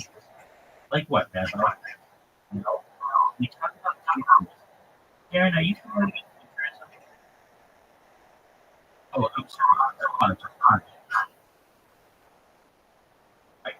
It's the study of the future. So what are some things that we discuss? Things like human life extension, you're probably looking at a future life span of something like perhaps 80 years old. And with life extension technology, we may be able to expand that perhaps to be 120 years old.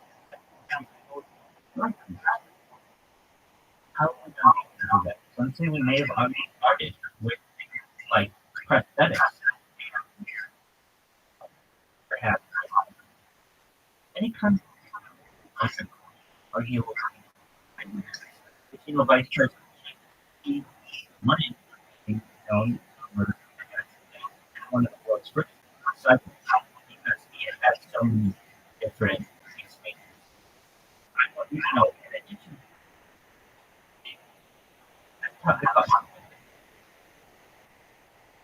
In addition, like technology, cars, and we were talking about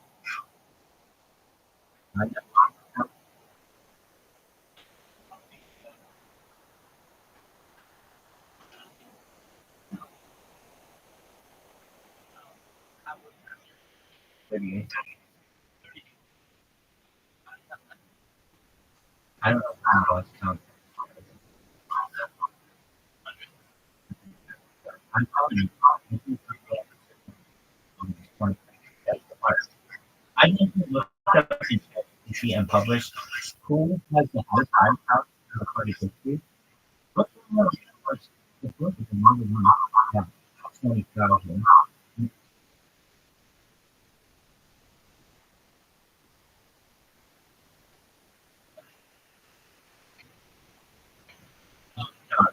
No, change it. 2,000. I'm going to surpass it. Number two is like with like 4 or 5,000.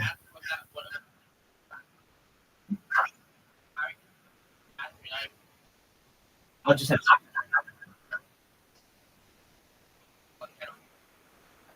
dude, in the future, this is an excellent question.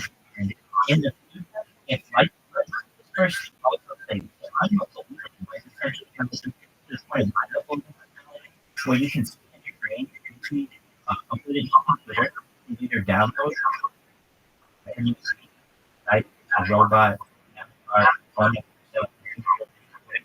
Okay, before even generative beginning the all of these pictures, they're all robots. They're all to figure out like technology.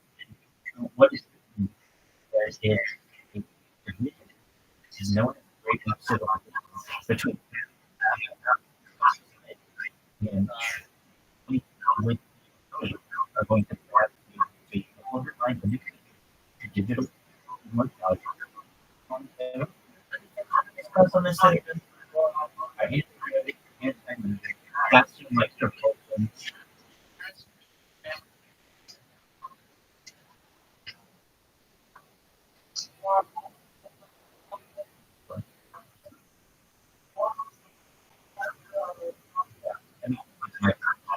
My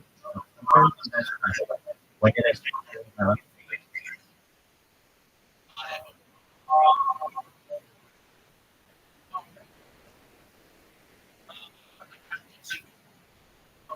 Look at a roll. Like, okay. I think it's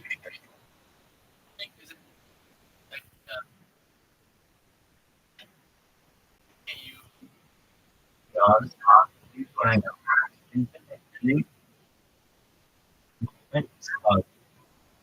Social and political correct, and I don't think that. And I everything that I want. People marry.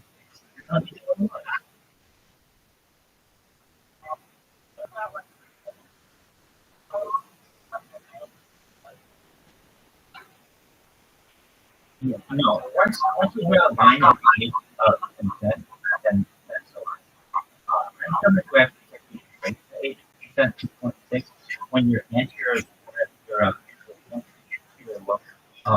basically forming. I personally think that it's perfect for anything. That your brain is fully developed, but I don't think that's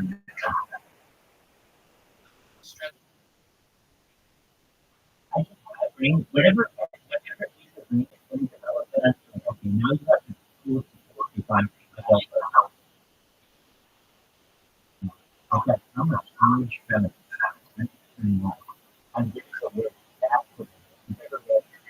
All of these words, the dominant the I think from women and I am the woman according to their custom I have been a non-binary person from California, and then also I have been stuff. Additionally, something that I have done as a on how good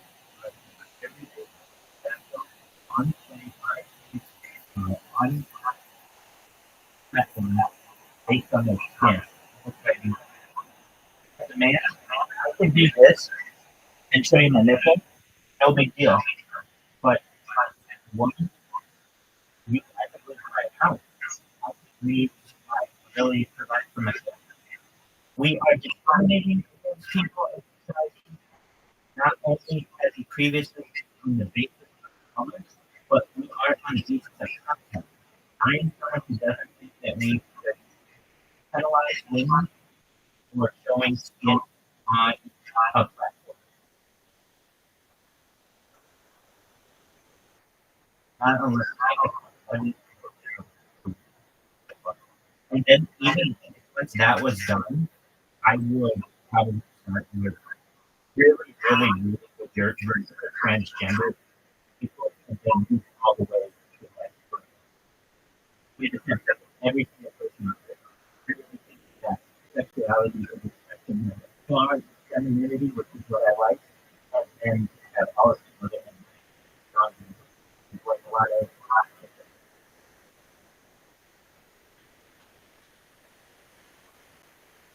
that's crazy.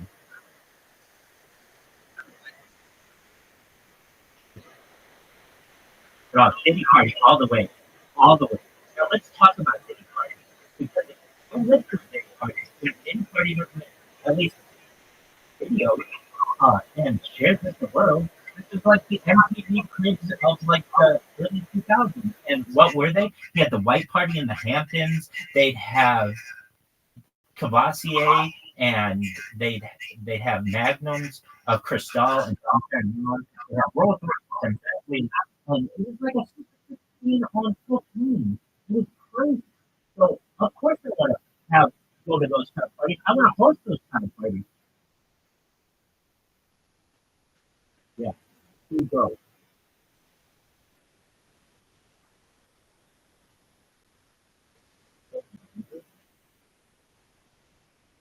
Perhaps. But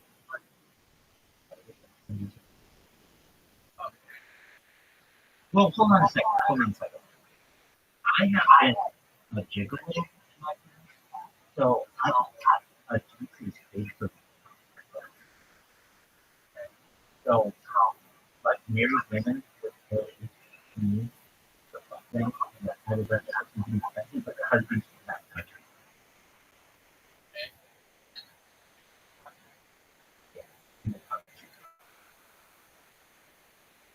So if you count that, then a lot. But no, I mean, usually I like to spend time with one individual, girl, and I mean, I'm seeing how pretty fucking process.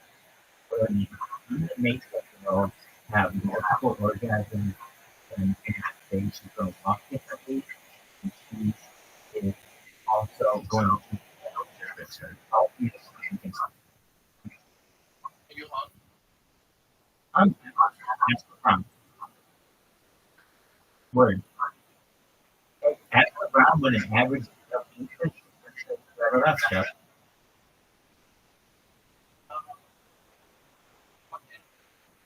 No, it's more important because that's more and more analysts of scores that have been from like Crunchyroll might have been.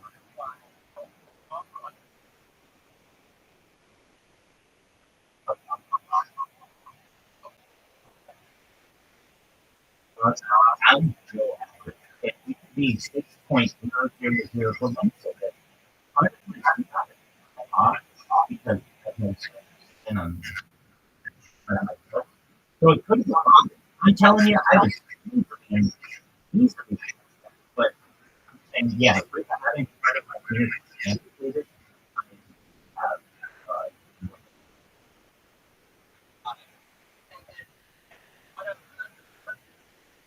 someone that you want. No, Bill, I'm out like that. Dude, I don't know. Dang, I think like one of the most demographic.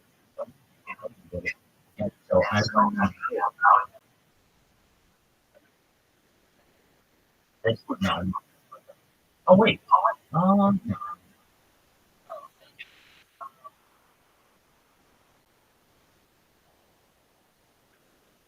Oh, you know what sounds he was like, she was 20 as a child and the child as a child. So she was a baby. Grandmother was a two generation. So they have produced and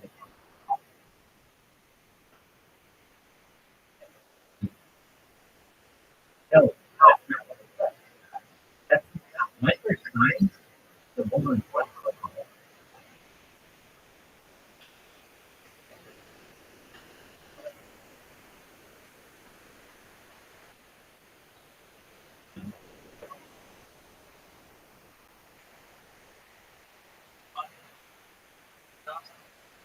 a 42.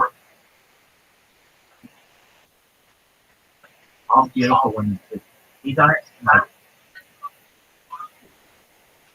I'm not good. And I don't think so. And those women would respect that.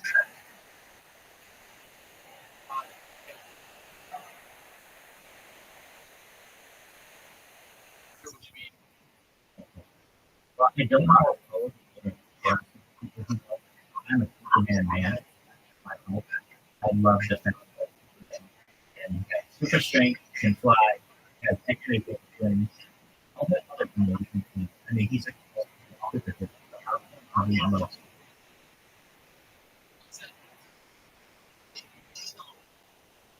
I think it's actually oh,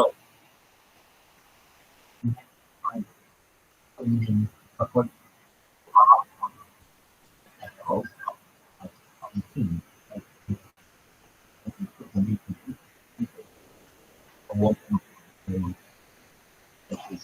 and liberty.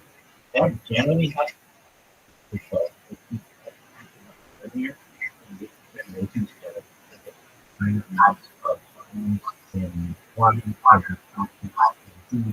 and also because of pharmaceuticals, and women are starting to get their first period. That's what we're becoming a woman.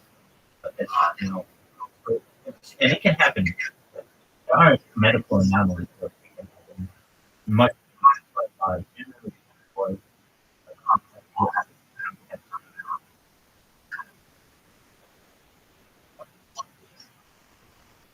would that person please be much? Oh, dude.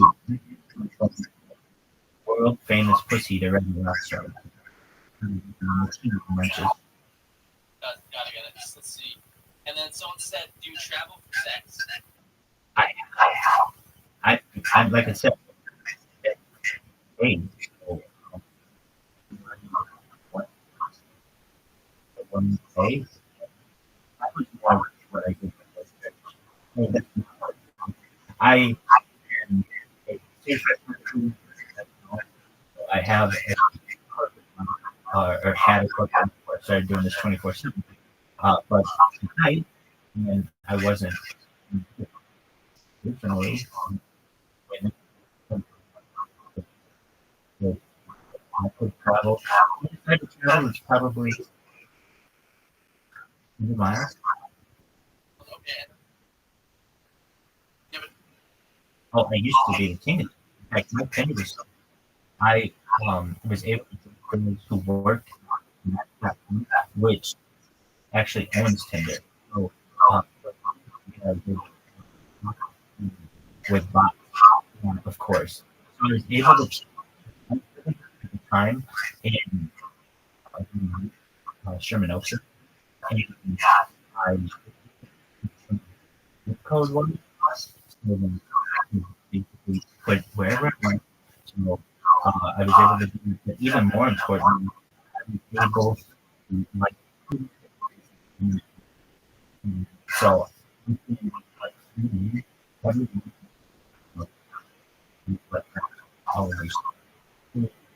was able to, we became friends, but at the time, um, no. Yeah, that's good. Anyway, um, we, we have like the traditional scores, and I explained that I had iOS support has able to use that to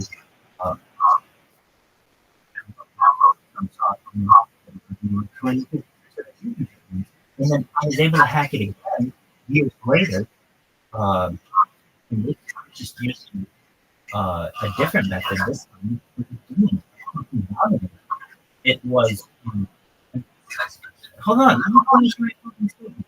I was able to use auto clickers so that I actually on Tinder and but I got natural clicks, and then I started experimenting with my open mind. That's one that I found with that the best was give me your to get Jack. Who the fuck just comes out with that? And I cannot the amount with that line. Incredible. Like, dude, this guy is fucking around and he knows what. Okay, next question. Got it. Like, who's it?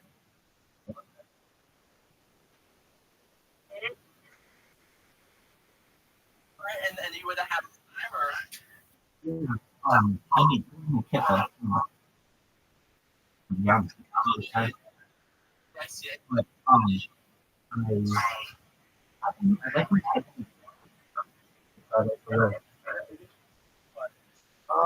no, it's just particularly like the head.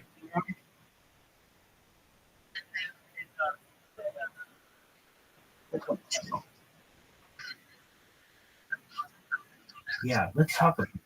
A lot of times people come in and Rabbi, go fuck yourself. I hate you. People don't understand. How come people so compassionate? Maybe people are anyone necessary people that die and what we so much as possible, diplomatically, and people, and like this first, and do everything. Okay, cool. Okay, so.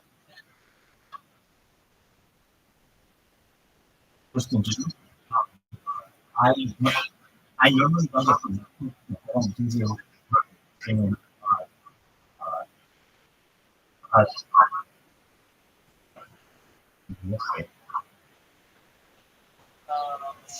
see. Let me see what else we got. Chapter.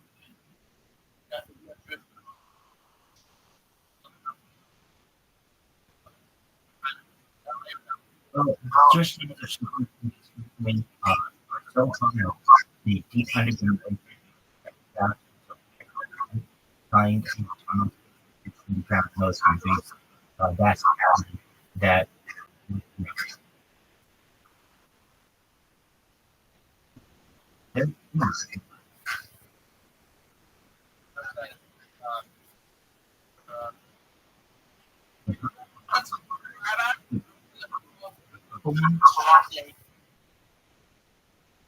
Which one is that one?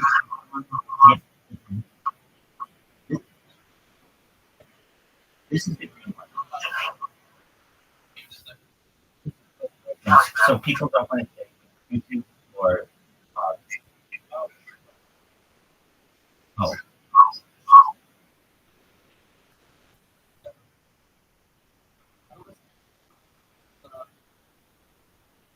No, don't worry.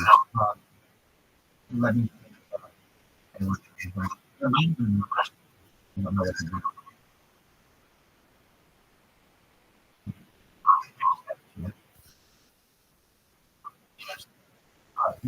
My roommates don't know.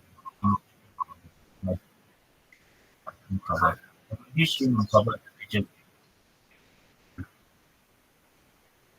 so just to,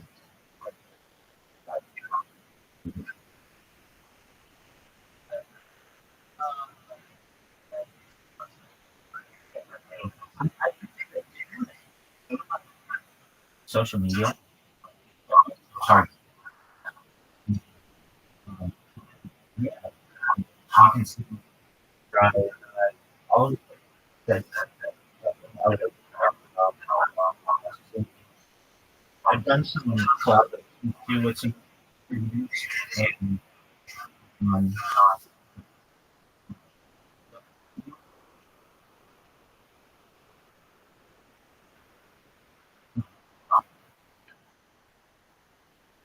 know that I think now I like to even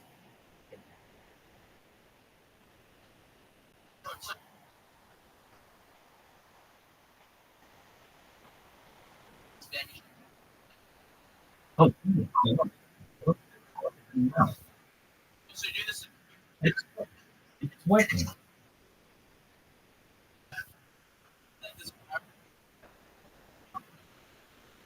What what's the worst thing is this like on and up. Oh, that's the worst that he did. Yep, and he took over the world.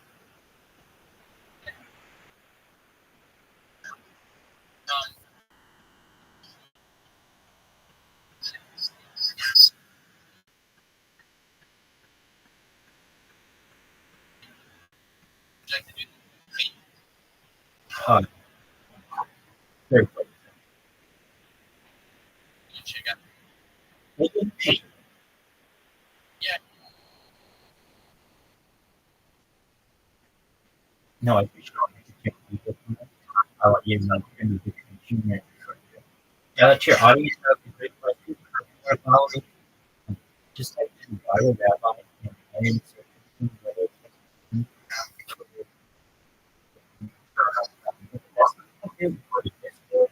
yeah, what's that? That's like this. Uh, I'm live on TV right now in Jeff Discord. I'm in Orlando Jeff Discord. To for bots I've got on. I've always got something. Thank you so much for the opportunity. Take care, everybody.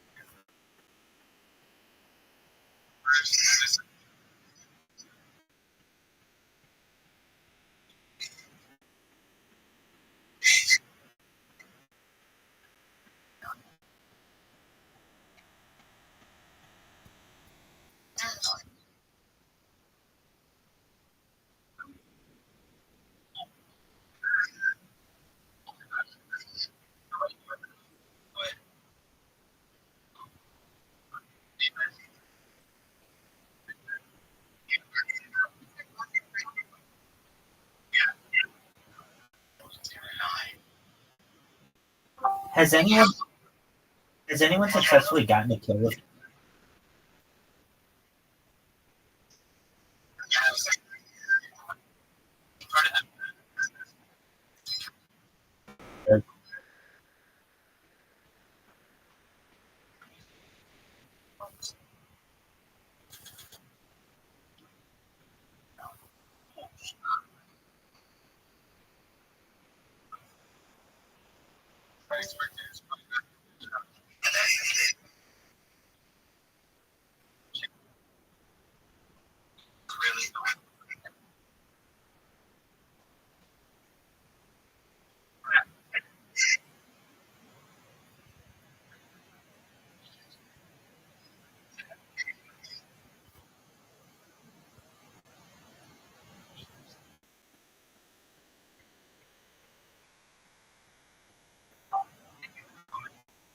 There he is.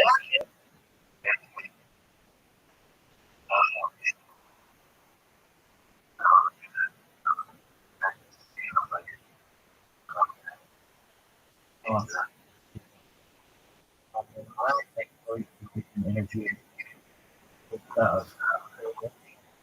One, no, Sam. How would you get out?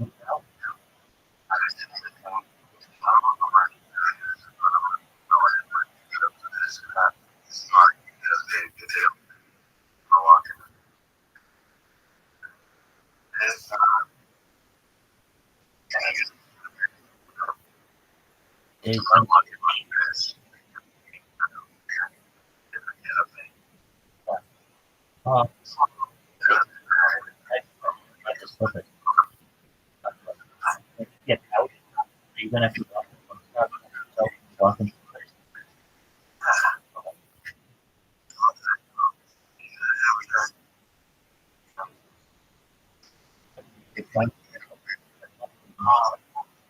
Flying high as you go in. What time do you go in?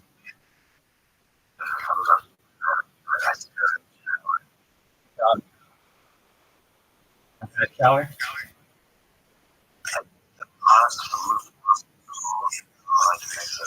Okay. Dude.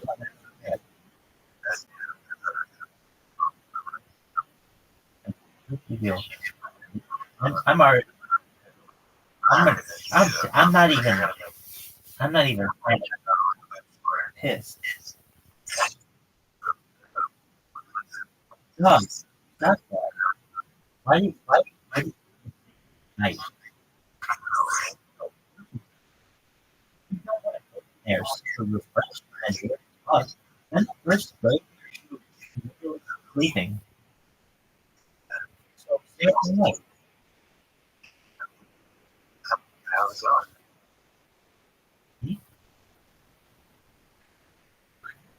Interview. The way that I found out about it is somebody came in, talked to them.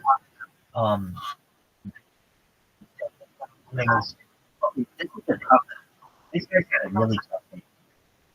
How would you think? C-A-R-A-N.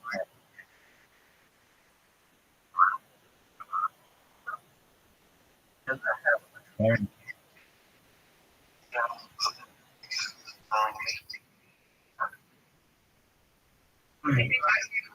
Well,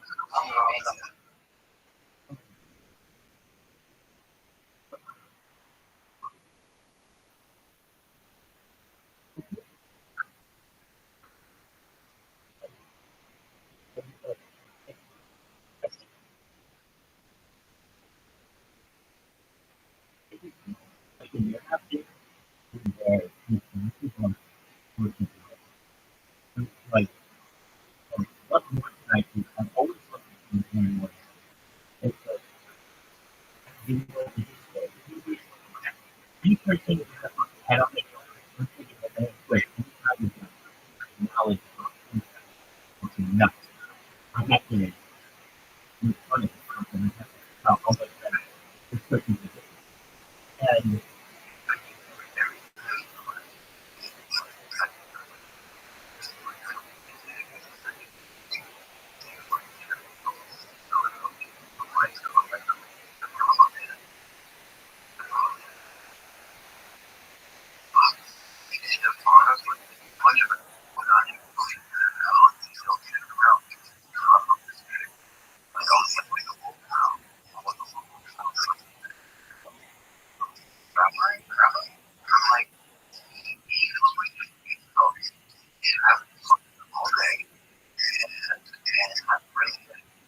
I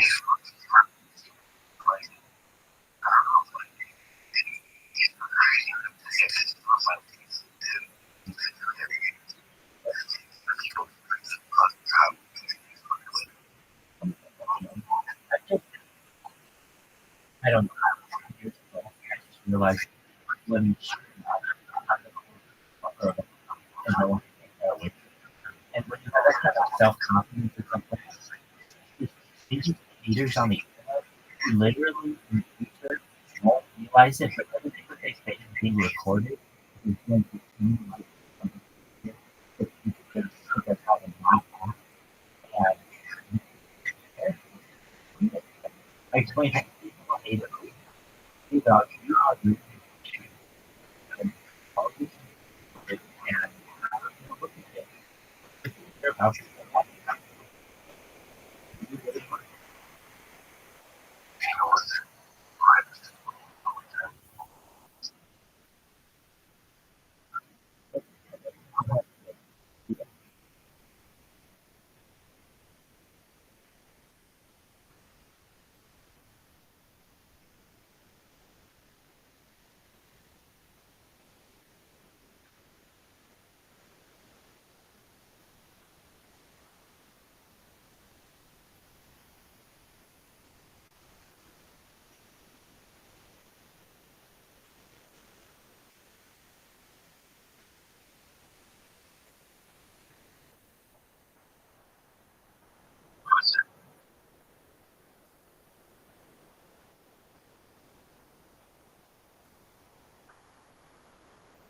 Such a couple of years ago, and it saved me big time. So clear the green room. But I gotta go play. I know you're gonna get that. You got fucking mad drive and I'm funny. You're gonna get that. And when you there it is.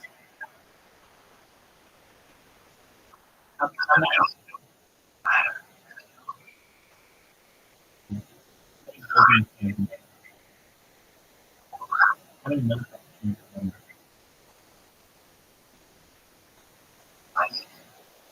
Oh, that's good.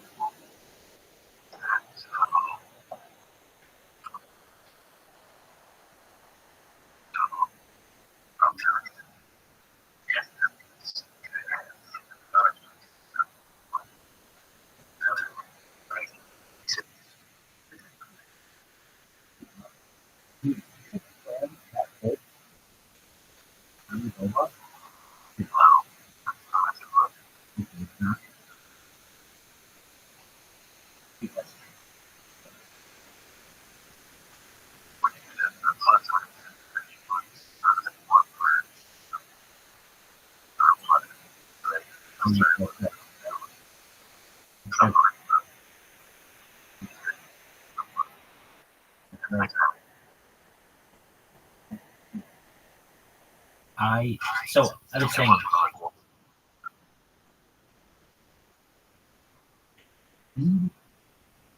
doing this live show who are here. What sucks is, well, the worst thing, but the bad thing is when your car goes out, you just feel like, I mean,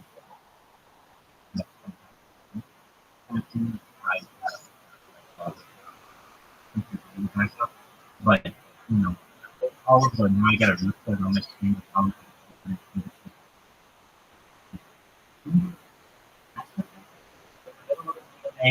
Or you're in the middle of like doing there's like a trail to it. And then there's some middle time where it's quiet and you just watch the vibes do their work, you check on it, it's very fun. Sometimes the class will be going, and for one reason or another, they're happy to learn things, and so they'll post it like just random garbage, but it doesn't have a talking about like something different. But generally, these people don't post difficult. That's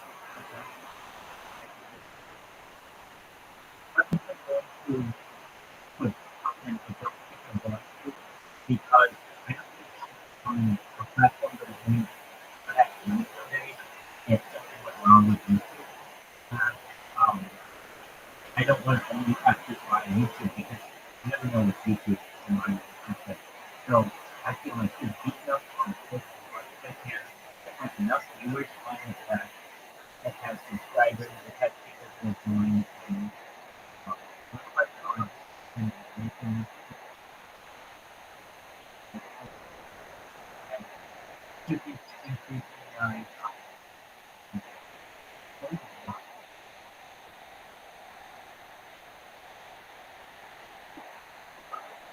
I was doing on the 2000 or oh wait, what time do you have to do that? What time do you have to do that?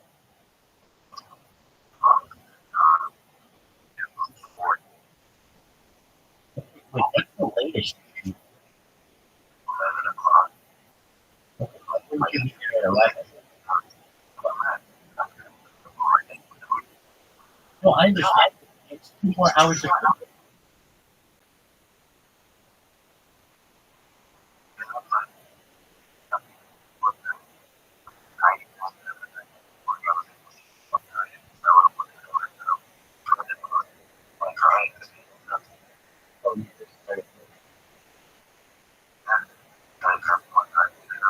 so did they tell you what day that you have to reach?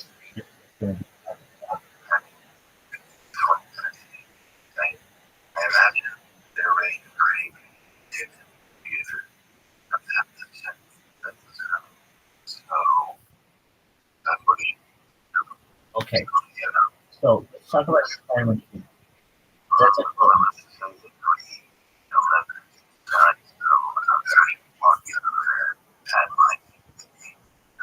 Oh, God, definitely. Yeah.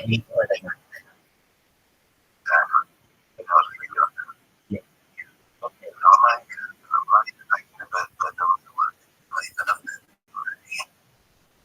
It's not that February. Okay, so 8 is, let's just say the date. Be the pattern of my life like that. I never checked. You get out. Where you can.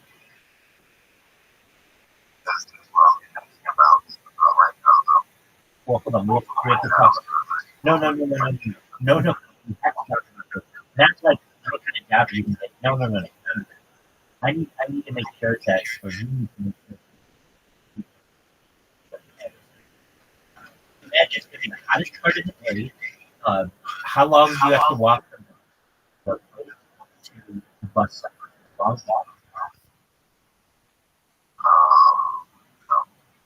Okay, and then you can take a bus, and then you can take a bus.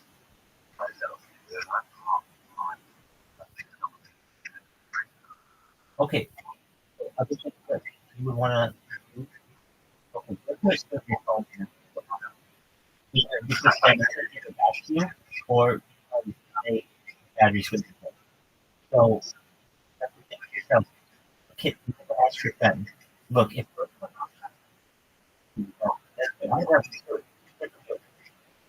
okay, I'm not going to argue that, but you have to imagine that.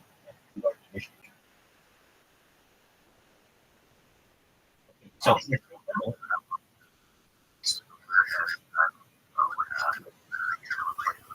you're able to do that. Right? You won't have ID. You won't have hold on. We gotta have these conversations just for a few moments. So all I want you to do is talk to them.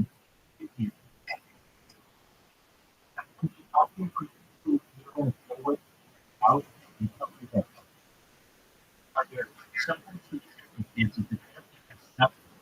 Is it okay for me to walk to your house or make it from the bus and just clean up to help you in your house?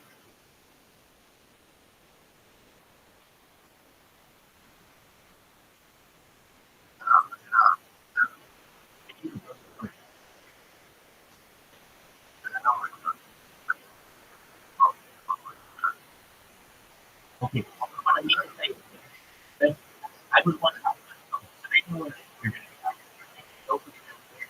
It's that person who can tell them, look, if for some reason, some reason, when I get out and I tell him like or whatever, know that I'm going to keep that. And I'll just eat. And I'll just wait to you when you get home. But I'm going to tell you, you know, my status and when you're going to be back. But I want to make sure I'm going to contact you right around the 8th. And if for any reason, just know that I'll be in the beach. Okay.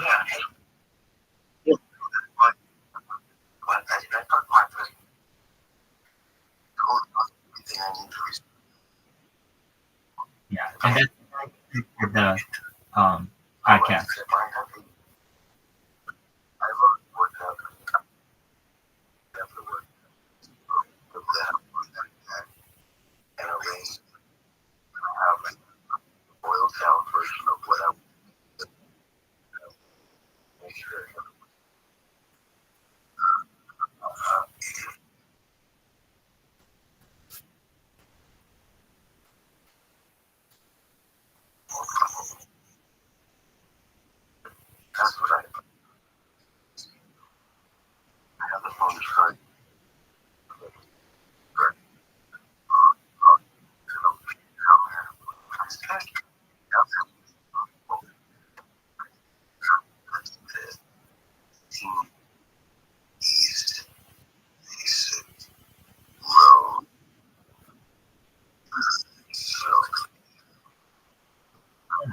When you know before.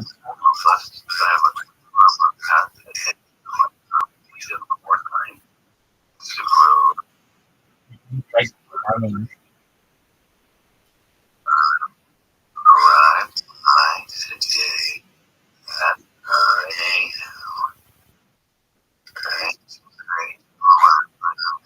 That's fine.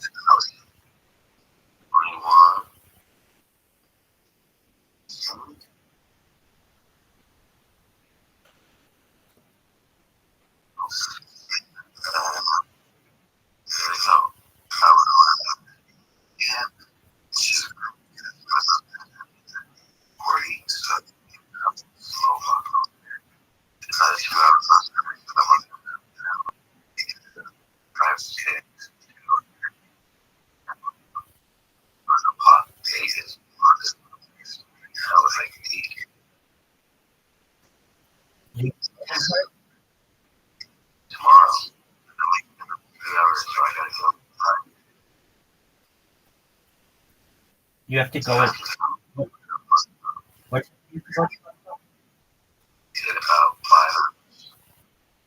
Wait, at 50 a.m.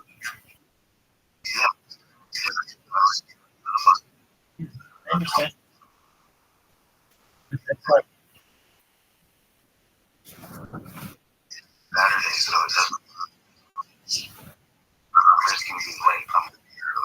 right. So you have to go in 5 hours.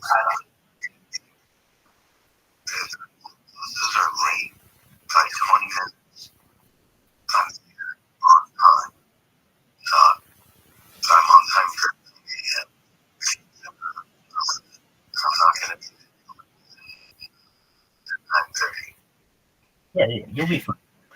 I understand. You're saying, I'm saying if you want to maximize. Right. No, I get it. Hey, I have a question. They didn't say that you could start it on Friday.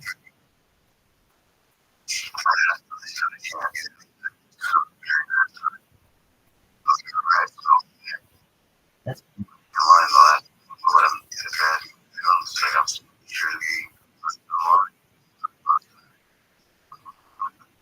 yeah. Okay. Do you know? Does that first day count? First day count? Don't be sure about anything. Yeah, I understand, but sometimes start it on your feet every day.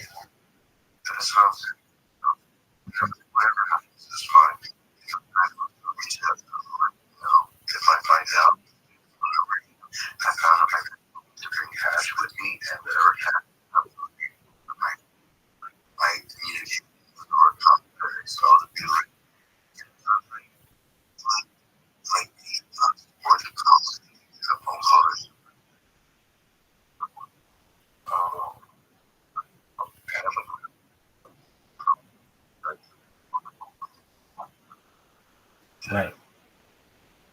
Absolutely.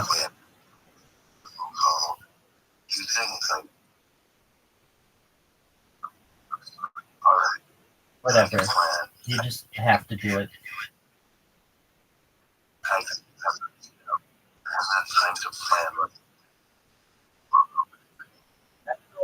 There you go. 25 days.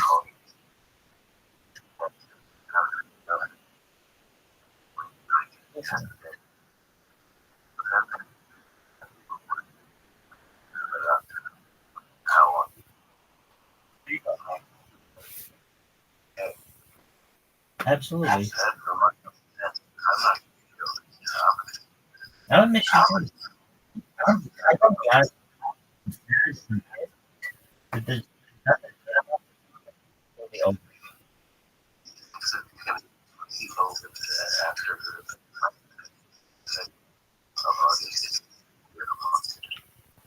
Right.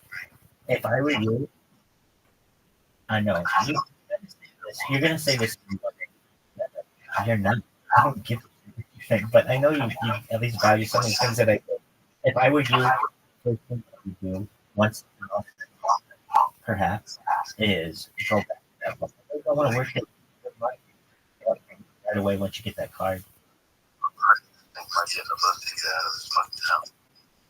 There's the two, but you need more to do that.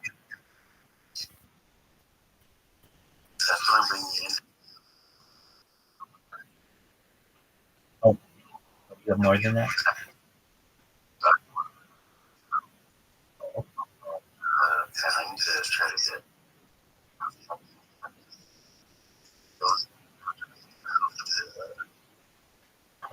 Well,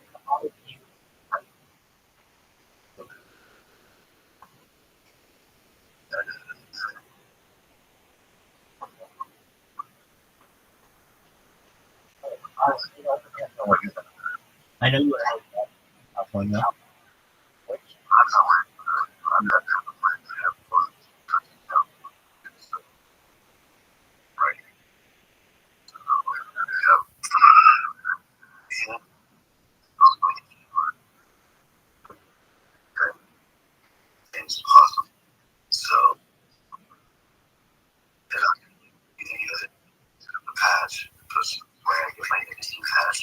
Wait, Mexican patch?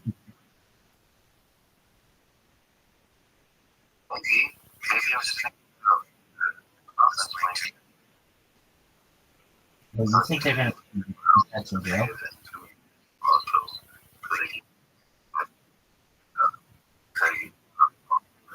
Wait, they give you in those places? Wow, that's cool. Yeah, dog, right? I get it.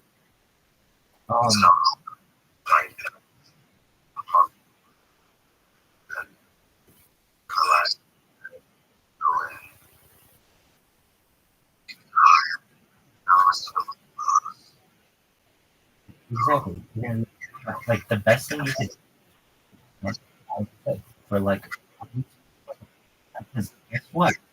And there's gonna be that. It depends on the conditions. I would hope that if you're able to get the card, then there's a good chance that you'll be well. And if you're, then there's a good chance that you can get someone live there and my friend told me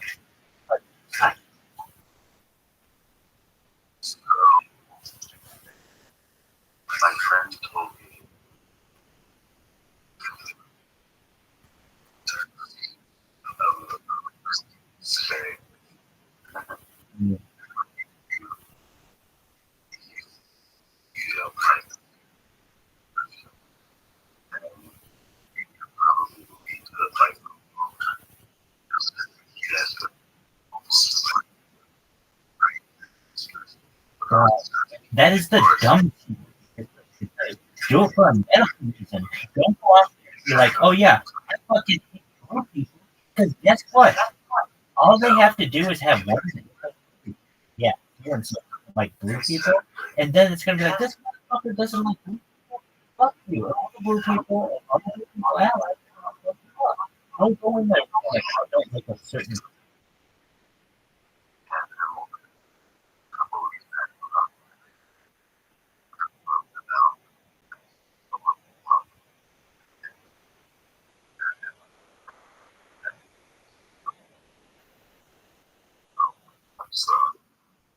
Drugs. Throw it in there.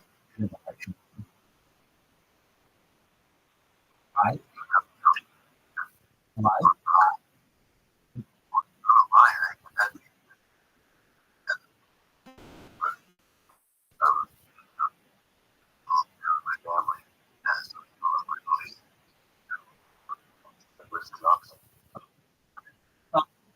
I mean it.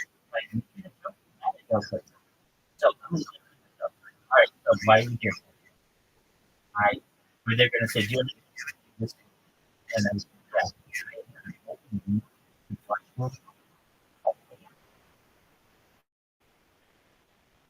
And the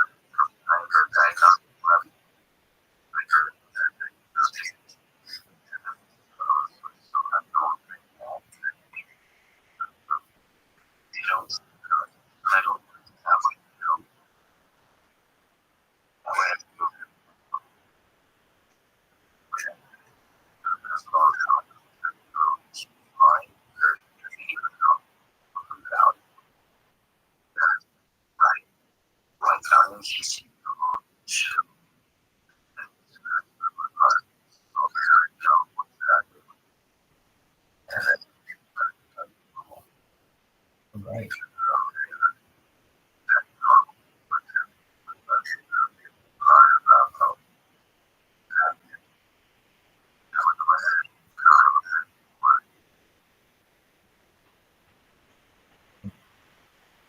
Wait, you got me.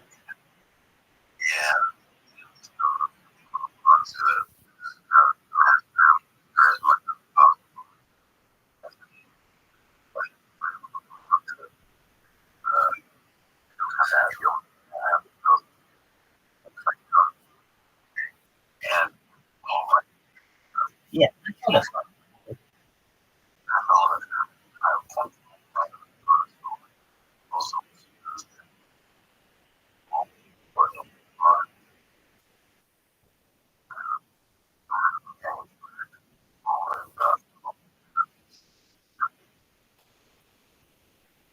Right.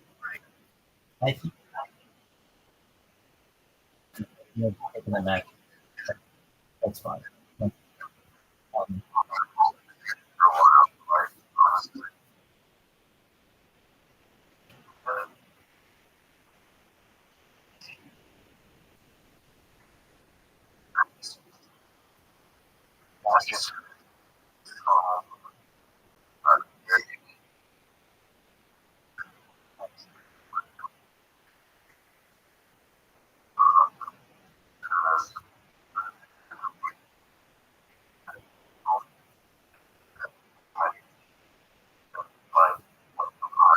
right.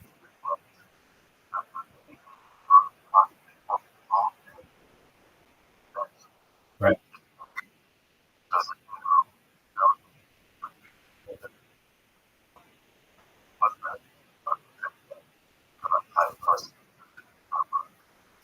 Thanks, man. All right. So, let me ask you, right, since we every medical condition here, I open the window by day, and that medication that I really have sleep apnea, and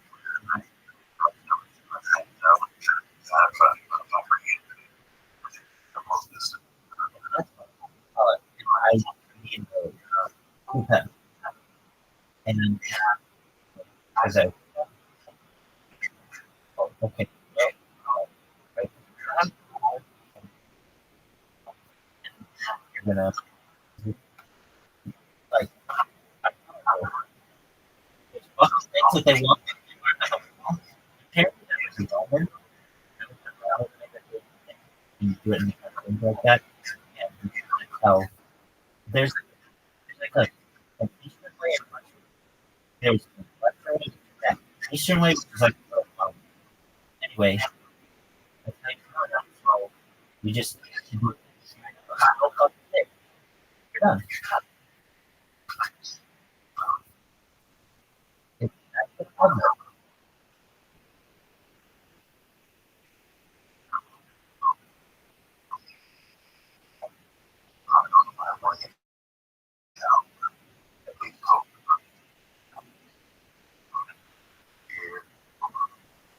Make it, I,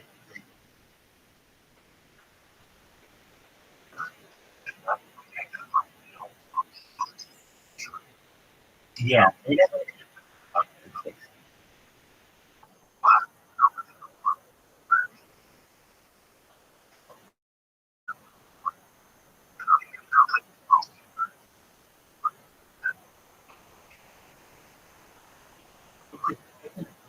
cost to them, and they don't think they're going to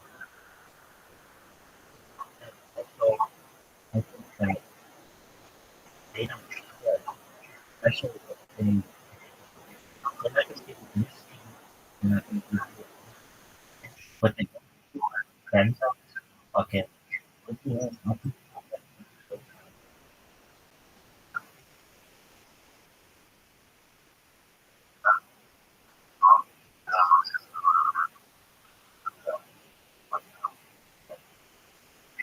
gotta think that I haven't and it needs to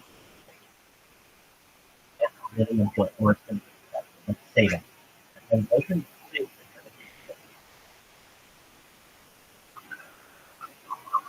no, no, no, no, no. That is not the word that I said. The word norm is a medical term, and that's just another thing. What happened?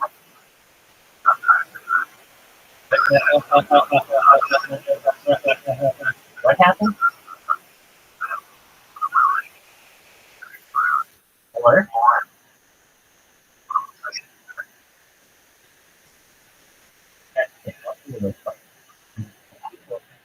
it needs to be regularly, or it will get stuck. Once you do that, they know. Okay. So I'm going to ask you. Fuck. All right. What are your? Do you have any medical? Hey, I just asked you a question. Do you have any fucking medical? Okay, that's fine.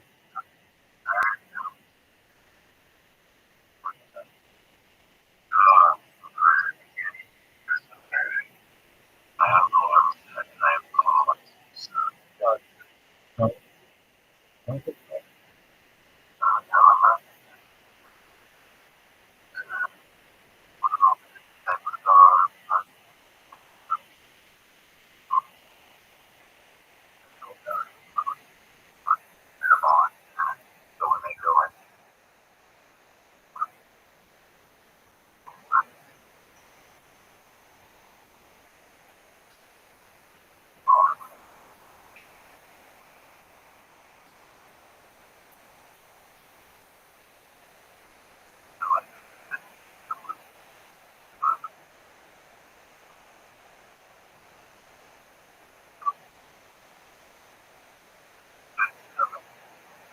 no, no,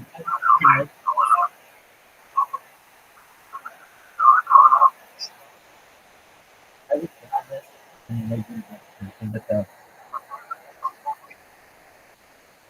I said crazy.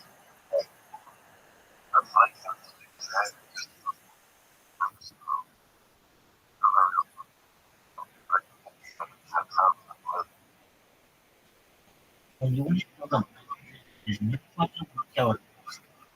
Anytime you want to say them, you know somebody from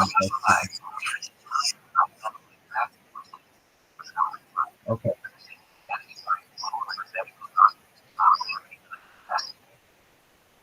The best thing you have is open world and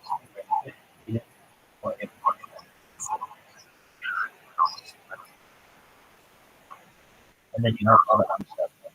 These shows.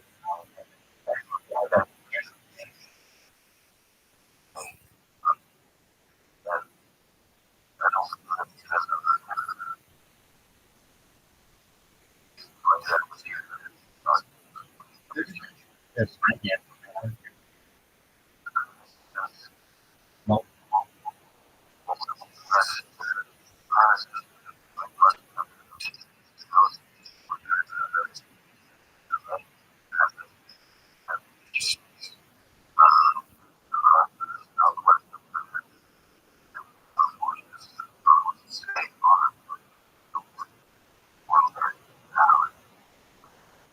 I think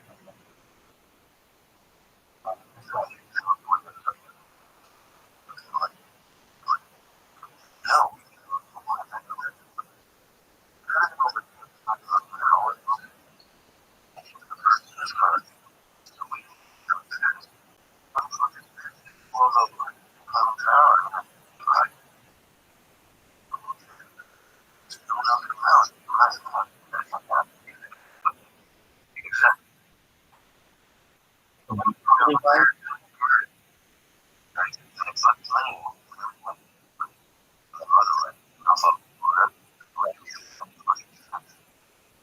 Well, on the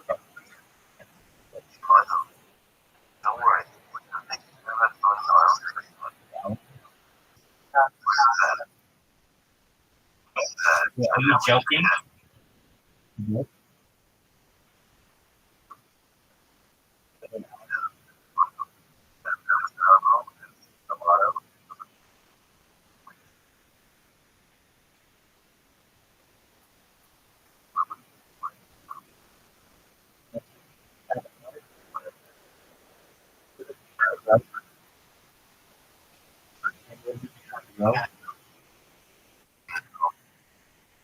I just know about was some called and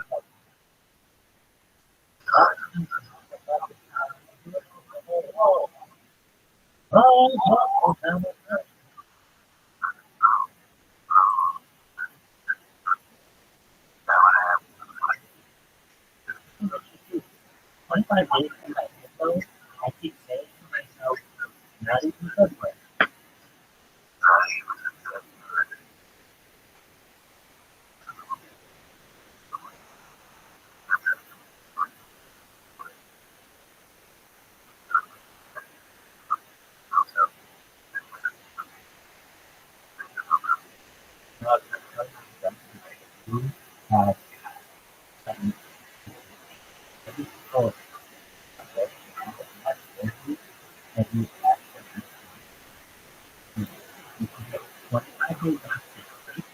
And you do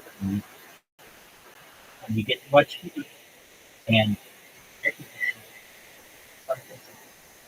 interested, you can get 25% on this. Oh, signing up. Hey, so don't think that has. I mean, like I was thinking, like, you know what, the fucking bucket. Because I could from so many places look forward without prejudice that that would be no big deal. But when I look against that God, you know, I can tell you.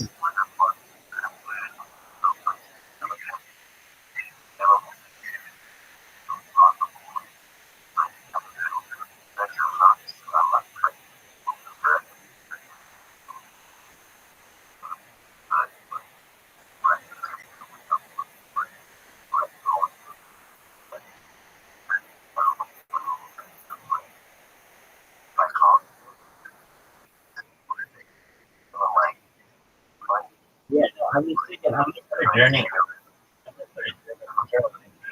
Every day.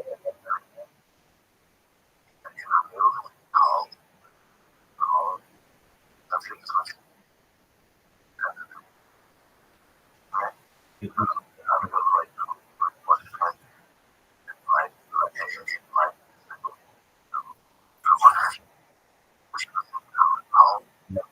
I can't pay for it. That's the right answer. But yeah, no, I'm drinking cash like phone calls. That's fucking weird. So I tried to keep my friend was like he was like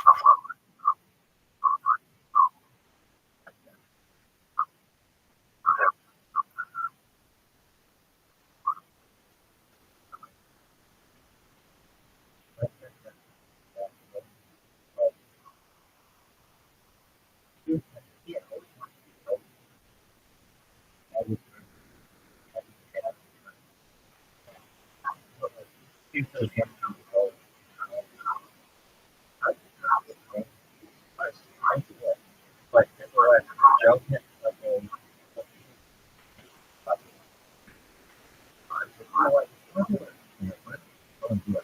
and I joke to the and went to and come to for boot camp. And I wrote him every single day letters to the family, but after everybody that and it reminds me that and then like and I think and then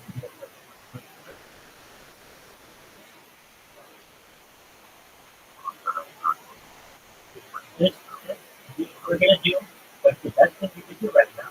Let's just go here and talk about sales story.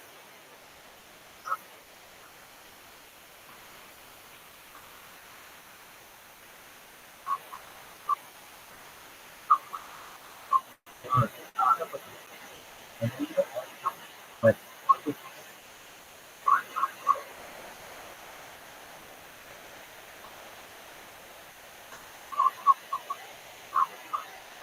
you understand that people understand they oh I understood you. I understood.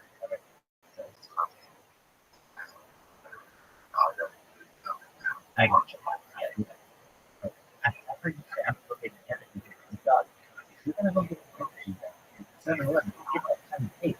But I understand.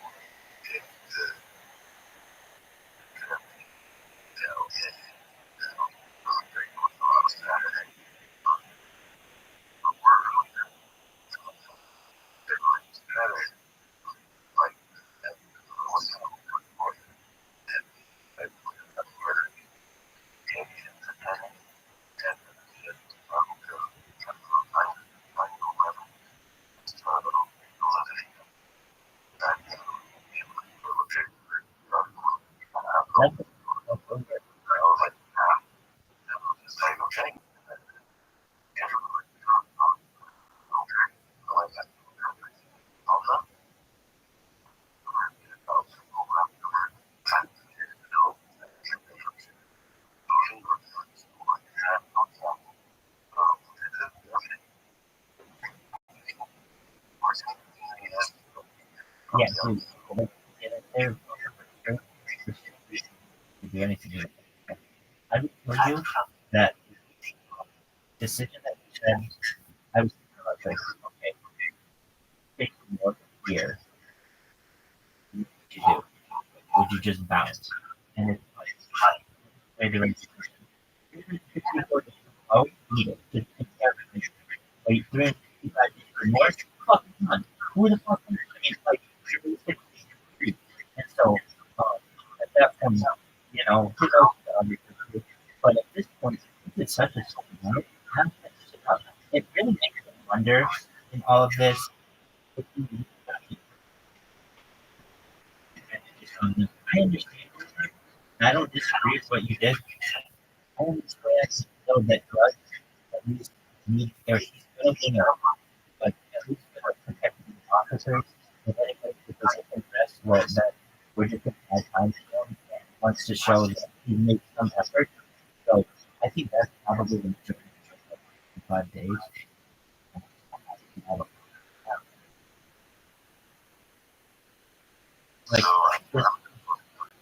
Like, he already get mad.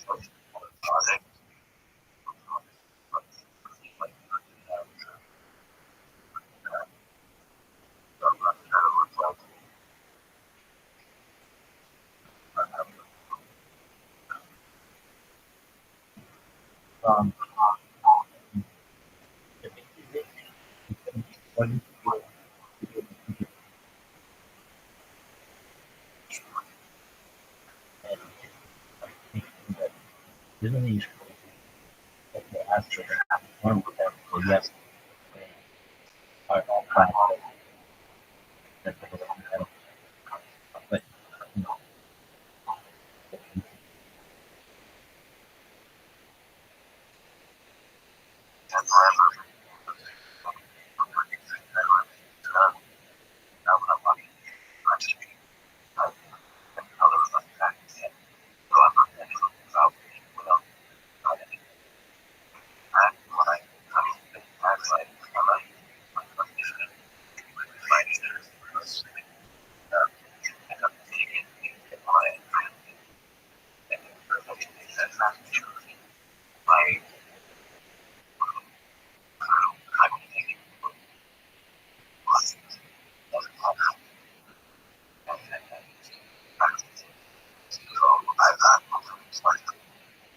is going to make my life completely better. And if I talk about that, I already stopped because that I don't have to.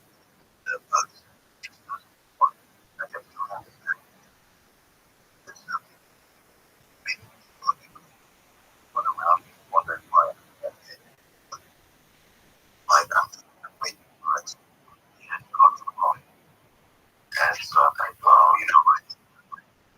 And that's just how whether I was that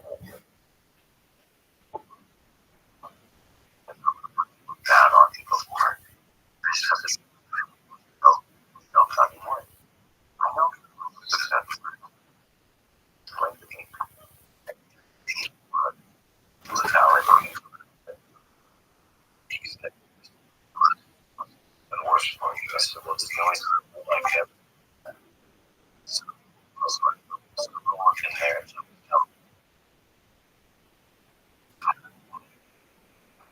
I was ADHD medication. All because I'm not working. I haven't had a job in a while. That doesn't mean you don't have that issue. I don't understand that.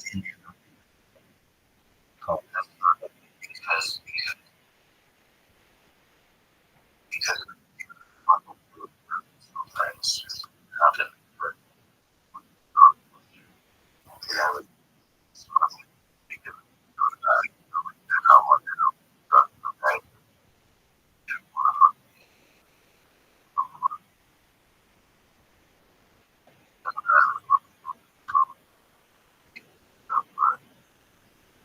That'll be another time. I don't do it anymore. I don't need to.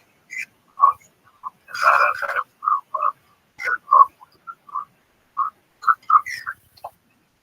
I don't need to. A California card works in Nevada?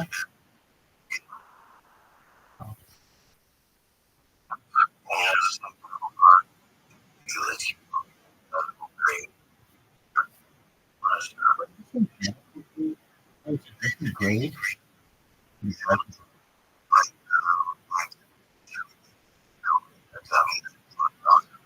I understand that in California, there's not like a medical side and a recreational side.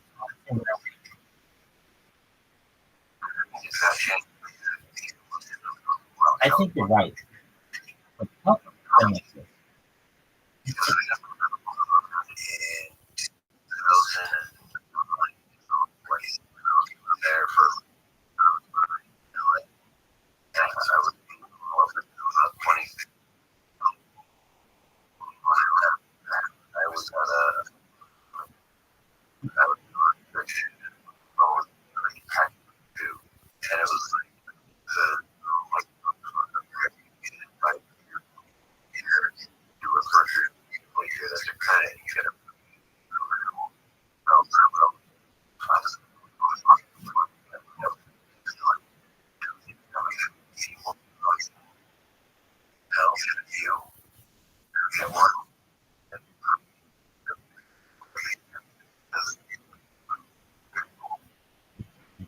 I remember when there's one people really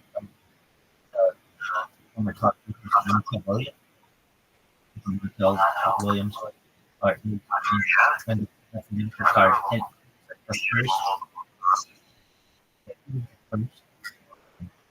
celebrity that I knew in the beach got it and was like that was like how because you're doing you're gonna take the other 9.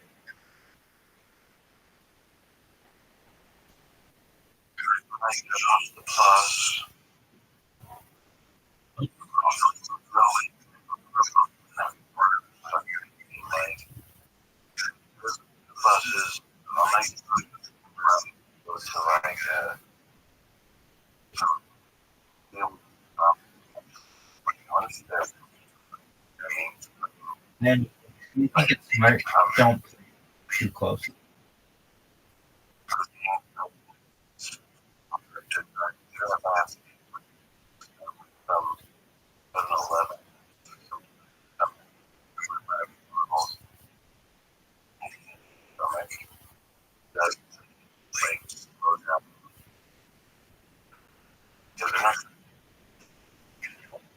Yeah, like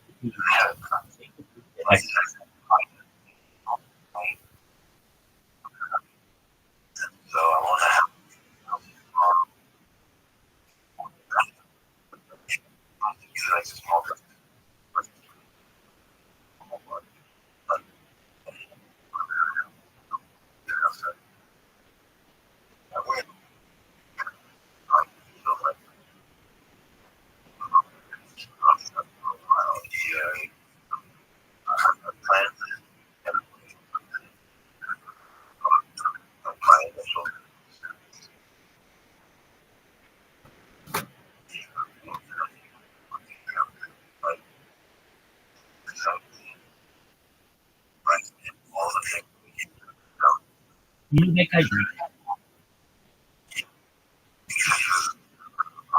Exactly. Yeah, everything in that movie basically like I don't want to call it that necessarily, but it was like on his numbers because he stopped drinking enough. I like it though. He also did the movie or he made the movie. That was too.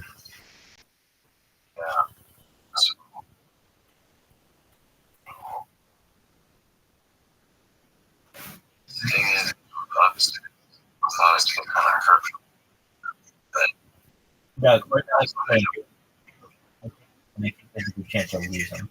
Not losing. They make it in the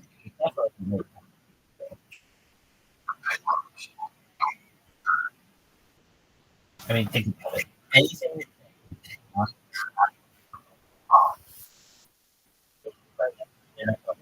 you have and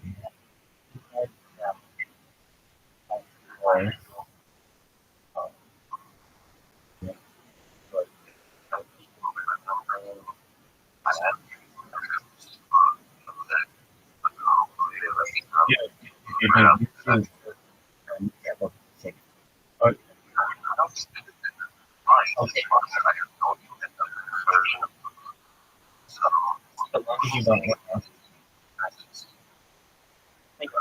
You should get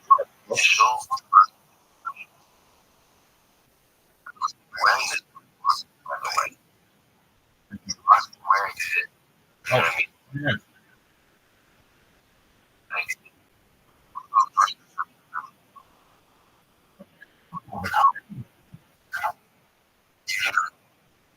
I mean, look, you know, they're not.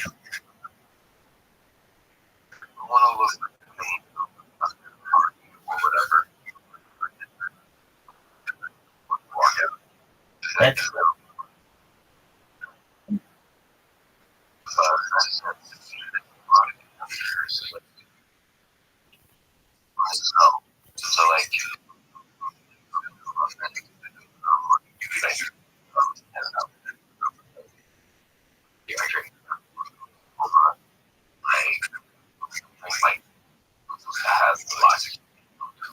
there you go. Good for you. I like that.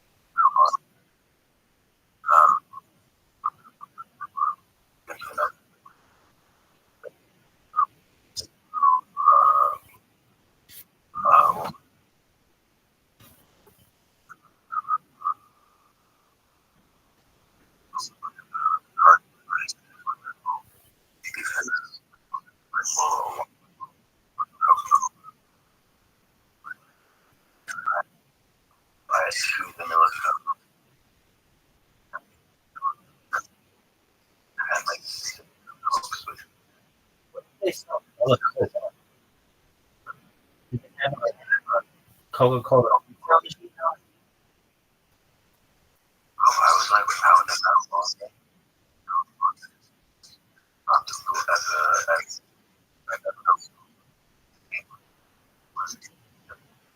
I thought you had vanilla Coke. Oh, this one's like vanilla Coke. Vanilla Coke.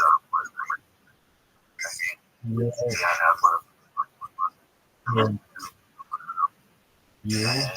It's vanilla Coke. Vanilla Coke. Oh, they were selling it.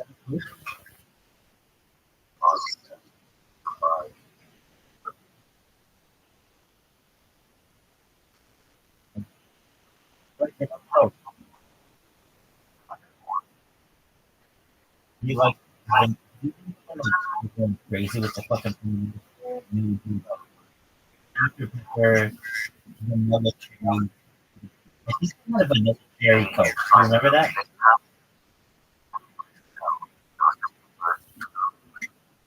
That one. Yeah.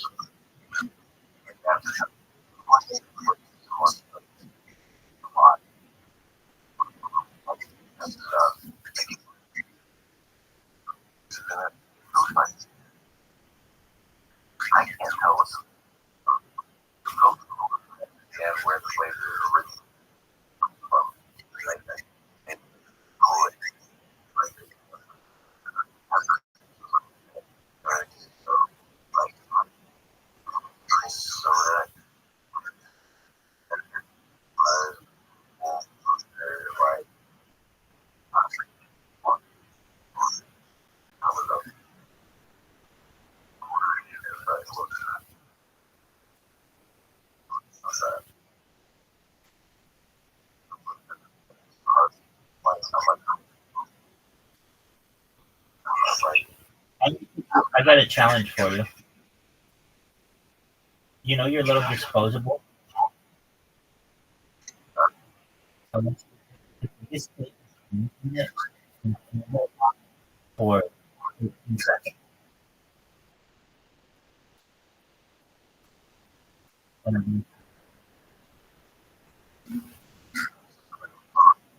Okay.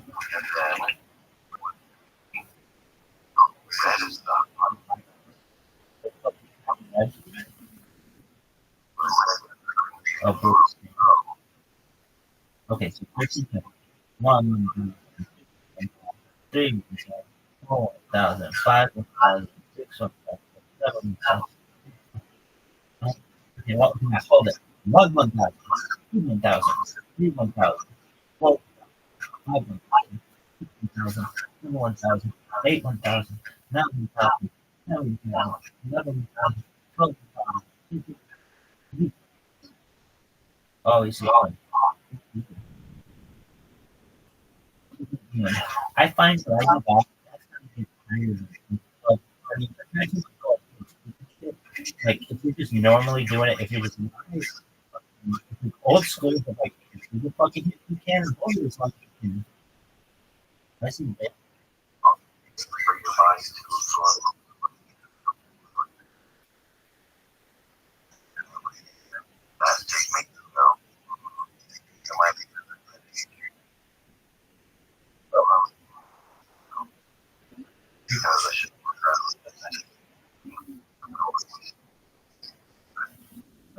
Stop, you're in jail. Go fucking drink that. You're gonna need it. You're gonna be up all night, and so you want to crash. Like,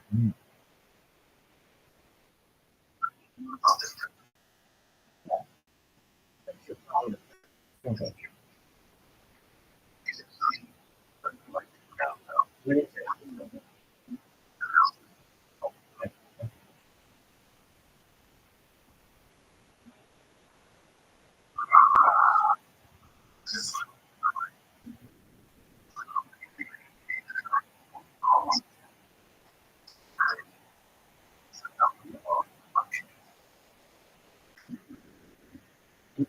Really in control of the situation.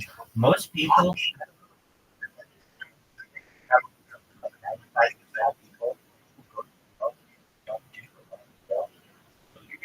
normally organized, so that's you up for whatever reason. You're losing what you do. You lost your job, you would sleep with smoking, there's all kinds of shit you can't afford to do, and it's really terrible what happens. And you don't have to worry about that.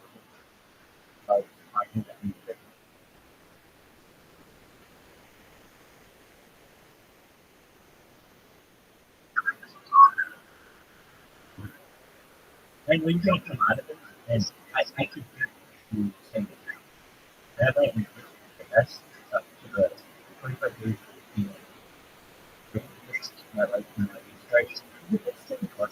I love being flexible and I think that could be a lot of money. So I mean, it's not that you're going to but like, I think probably I was you wouldn't have thought that you would have wait for if this were already done. It was like, of course it's gonna be.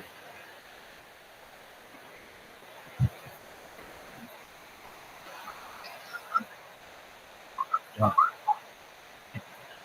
I mean, no,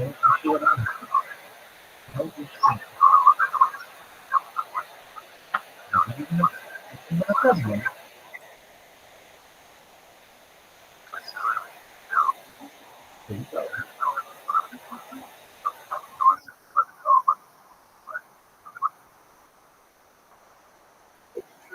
not even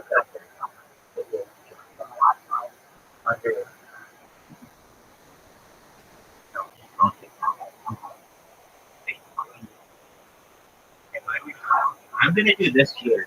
I'm gonna, like I said, I got a little parts in the wall, but I'm gonna crayon do the same thing, and if anything, this is what I would do. Now this is a floor view. commercial or something, put the 25 little marks on the wall, and then every day erase one of them. Like the reverse of what people do.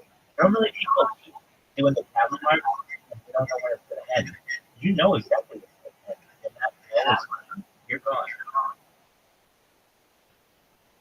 And every time you look at the wall, you're like, man, there used to be a lot more on them. And it's over and more and more. It's a constant. Instead of set up, like, and that's like the way that I'm going to do it. I think we have 25 little boxes and you stand. I also know what's it say? I'm going to be a chat camera. All right. As features should be sitting now, it should be any day. I'm going to be some time. I understand it. You're going to get out, you're going to go to dinner, you're going to fucking go sleep, you're going to take a real shower, and I know you'll pop in as soon as possible. Hey,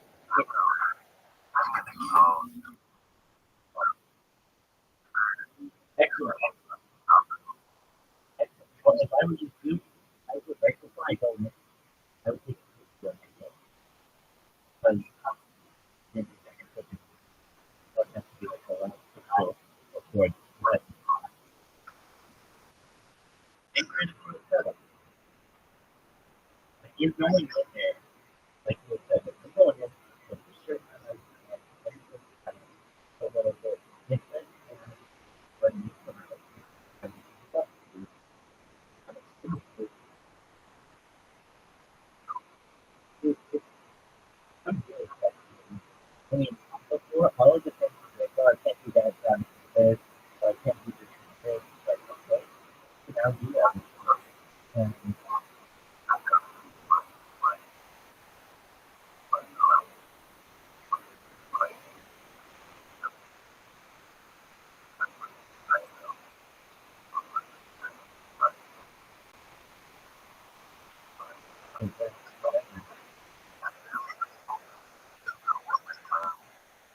how much did you get?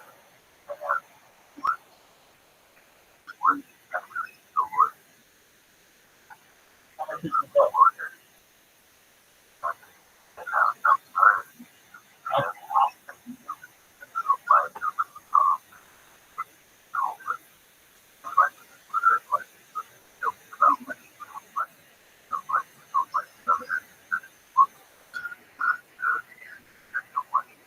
How much was the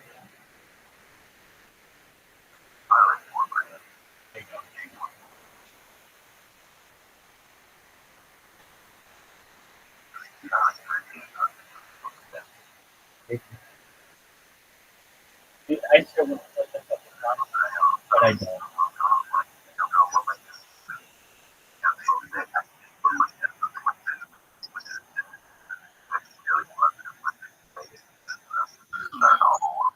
Right?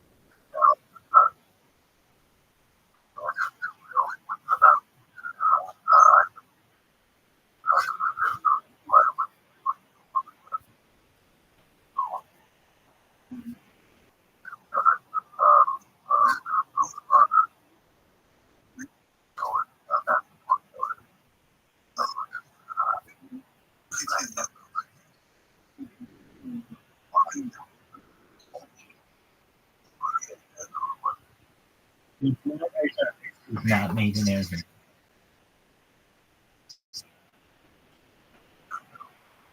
You know that there's no excited Arizona ice cream out now. Right.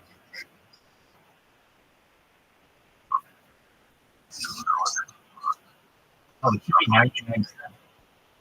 At least well, one and a half, 99 cents on it. That's a full box.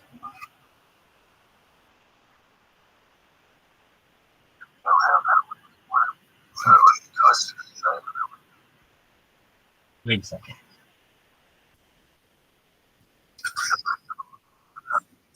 I just saw this interview with this. Fucking looking it up. You don't have to fucking dare. I was already looking it up before you even said it. Dog. Oh, it's a long motherfucker. 99 cents. I don't think I've ever had one of those things. I'm almost sure I've never had it.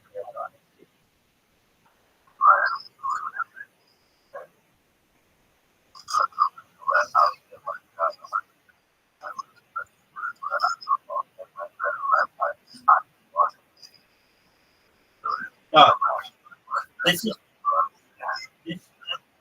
from the Today Show. Arizona Ice Tea founder, why he stepped in 90 days back. And he said,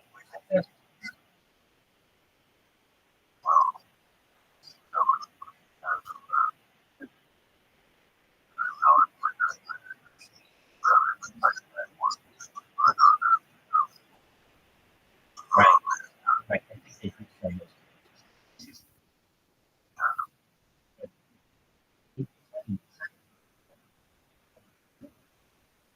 All right. I think what else we got everything covered. And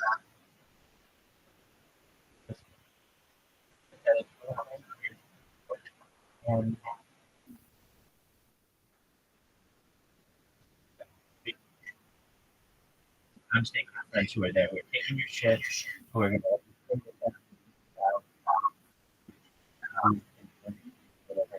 and I know you don't want to say it. I also go out. But like but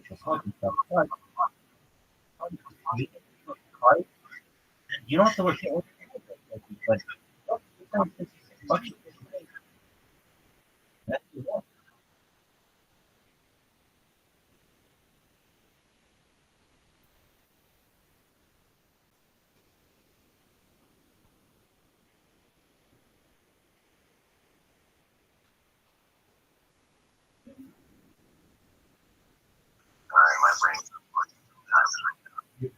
one thing I've heard too in this thing, I've also heard people who are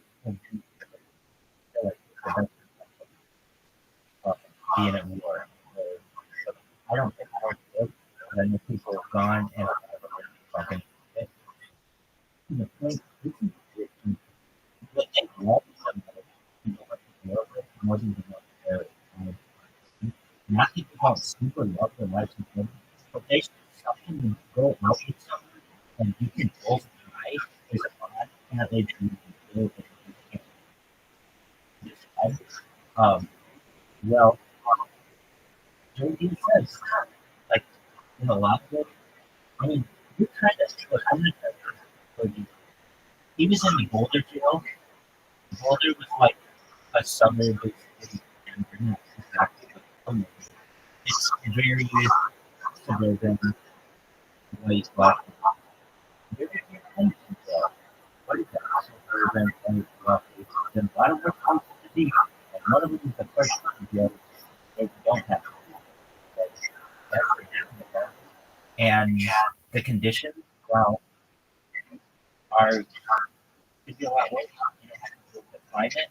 You don't have to deal with, I mean, if you were to ask me, if you were to be homeless in West or in England, I would bet it's cool. There's only so much to do in Las Vegas when you're homeless. Like, you run out of shit to do and walk. You know, eventually the cops will be like, hey, get out of here.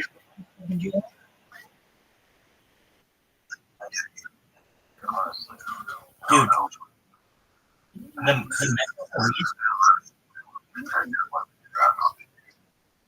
the Metro Police, like army.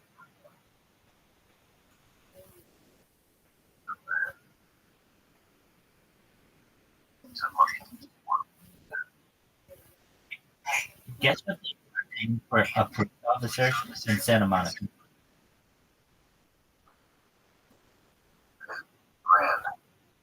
Higher. This is what's listed on the web for the family. So this is where I'm saying, oh, I need help on TikTok. No, this is the entire community of $1,000. This is enough. But let me say, it includes like, overtime and 90,000.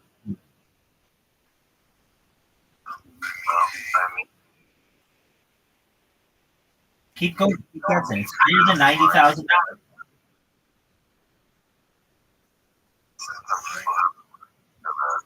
Dog. I don't want you to be. You know what you think of this? It's at insane. No, how much? You didn't even hear the number. No, I said you said 90. I said higher. Oh, I misheard you. Keep guessing. It's higher.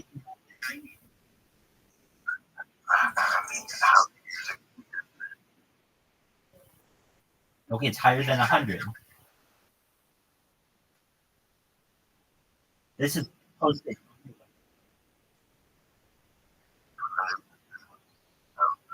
Good guess. Higher.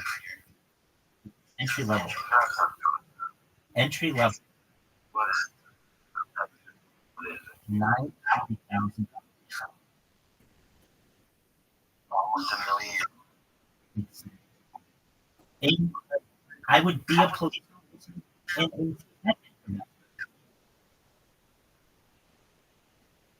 in Santa Monica. What the fuck is going to happen there? You're a bunch of.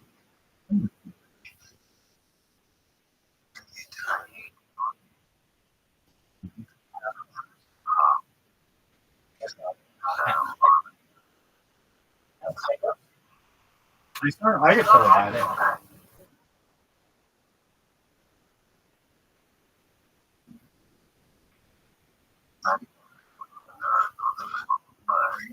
I'm looking it up right now, Doug. I know. Hold on a second.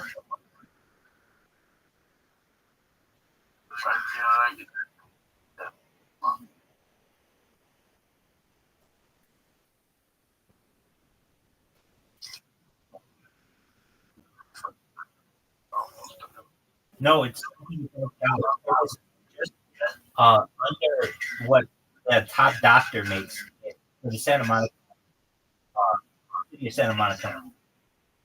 Just one moment. I'm gonna look this up.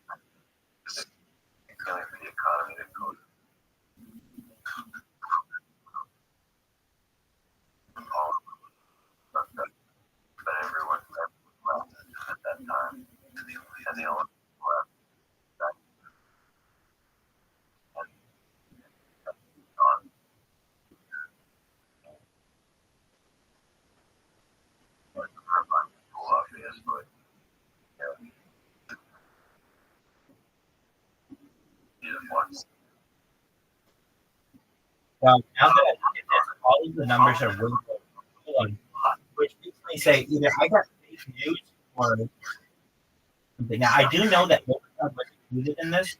I'm going to look it up. I haven't read it because Santa Monica.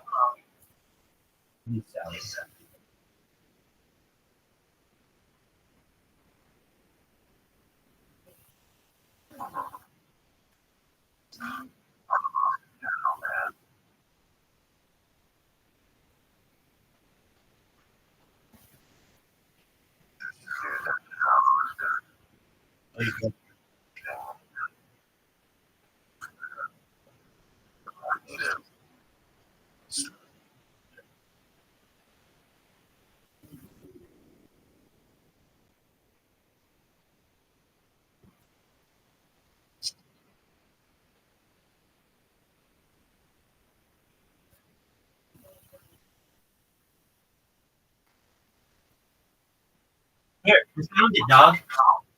I found it. Yeah. It's position 0605. Can you hear me?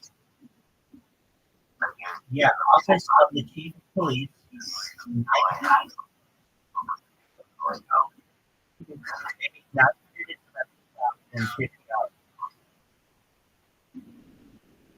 They make more than.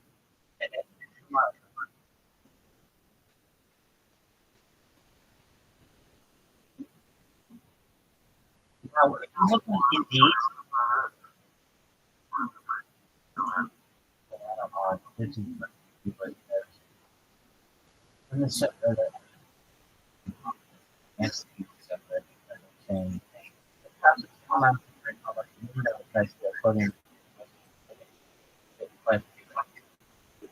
oh, okay, so I just it's not entry level. It's not. This must be I thought it was entry level. That but it does not mean that the police officer makes a violation.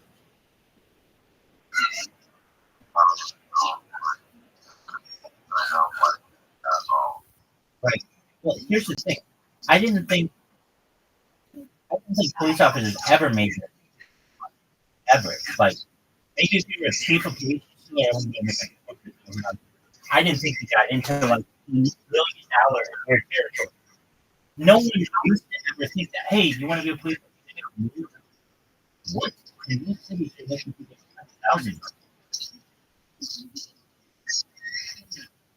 That's crazy shit. You just enjoy yourself. You get some sleep, dog.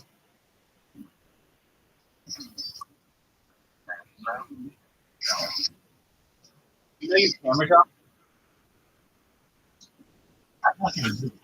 You know your camera is on? Now it's on.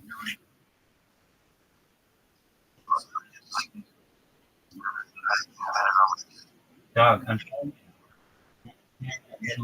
that you made. I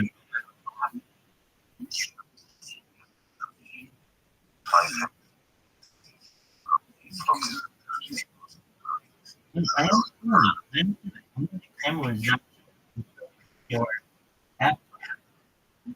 Like the camera was off.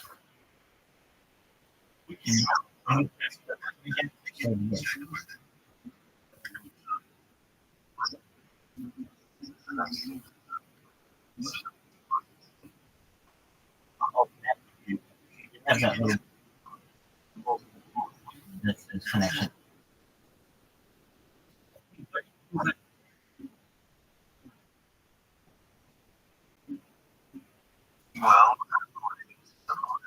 yeah.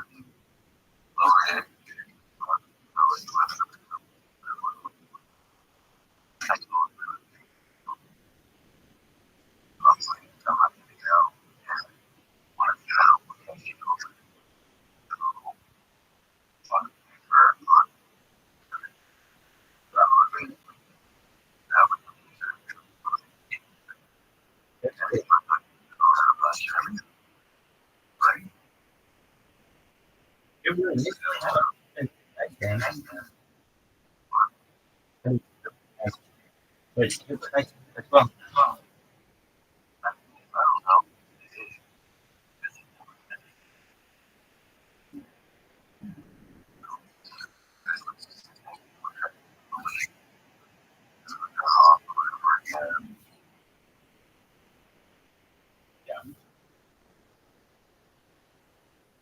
I don't want you to go.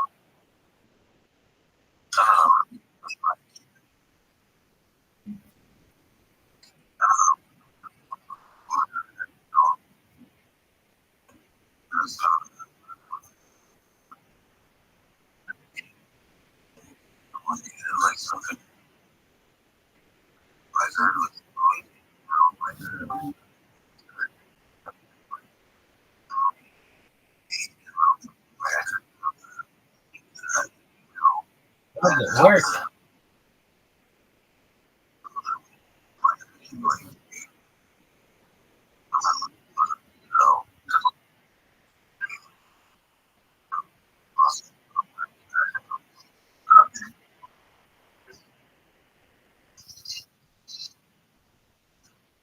Did you know that Leon and Jack Dorsey have price?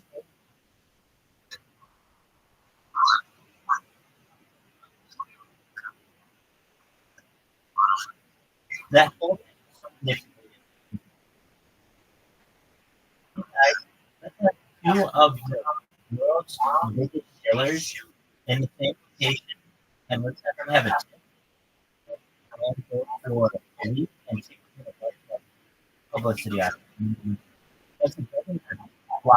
Because it doesn't.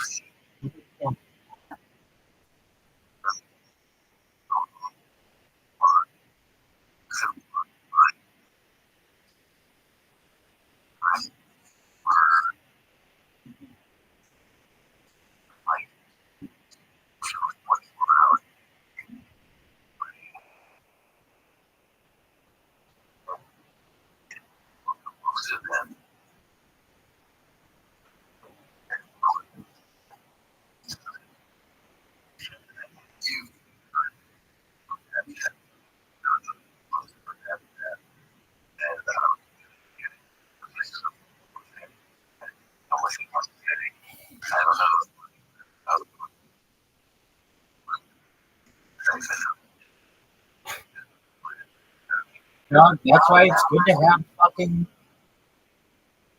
data on yourself.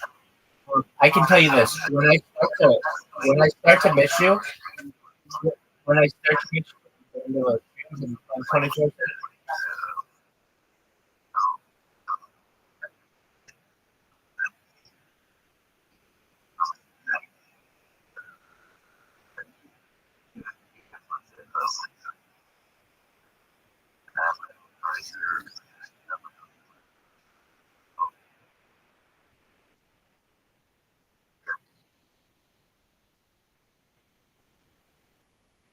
I don't want you to know.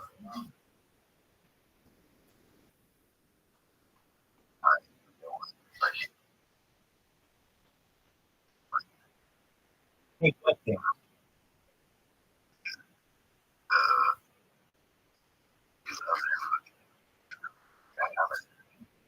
John, what are you talking about? You didn't get out of those fucking things the seconds that you get upstairs to the bus.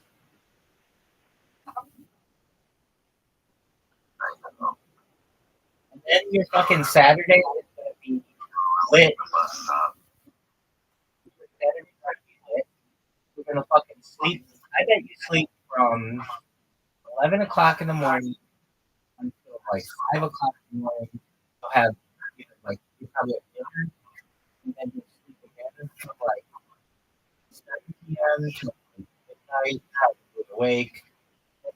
That's what that's the point probably where you're like, all right, I'm all out of sleep. But my first day is done. I feel basically made with a cruise.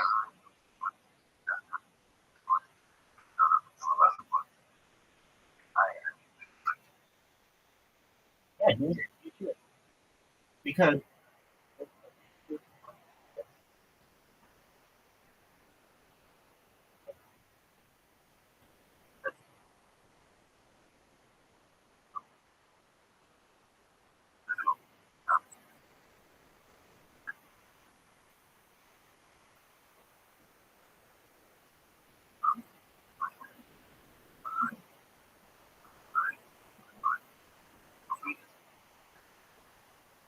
dude,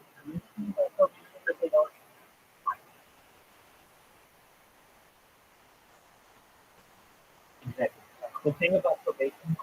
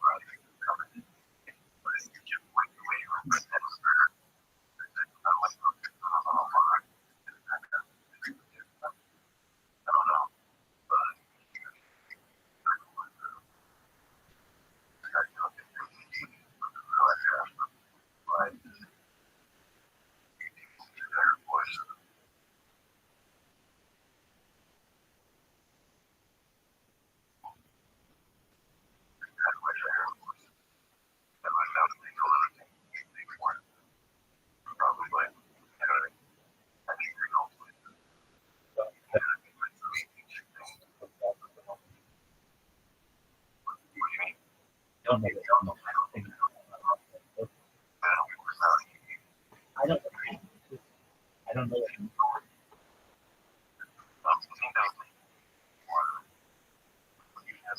No, you keep saying, do you know what I mean? I keep saying, no, I don't know what you mean.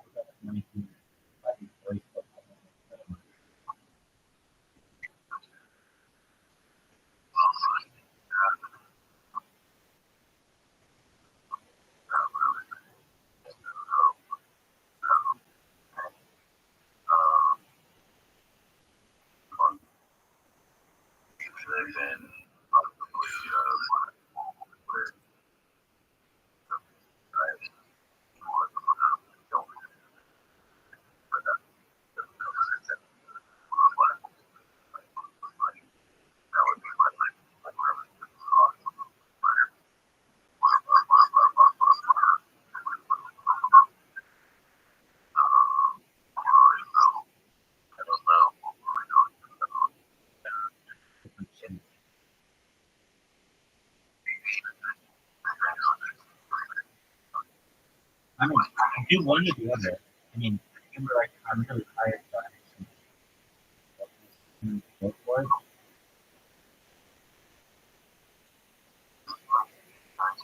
No, I'm not. This is my day. You're what up?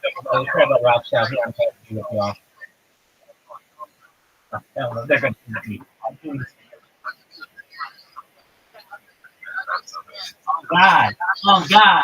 All these motherfuckers are oh, God.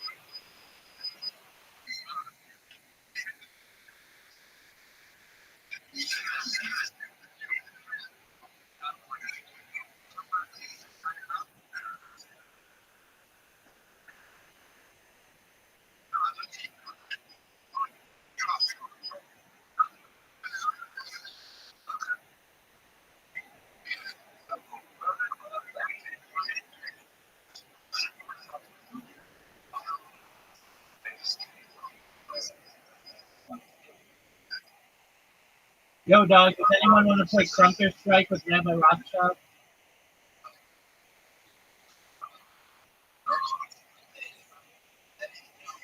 Dog, I've been in here for 3 months. Where have you been?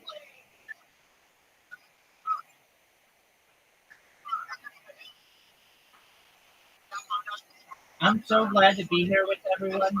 I'm glad that I'm here with you.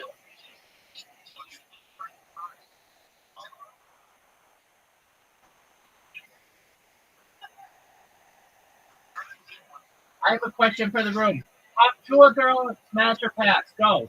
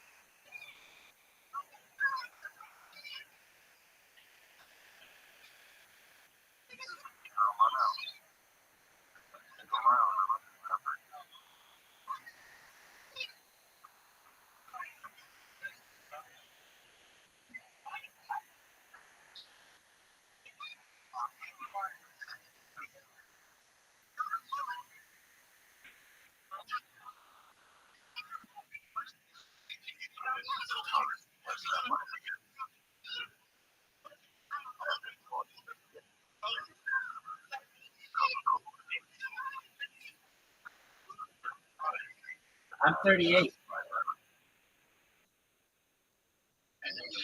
Where, dog?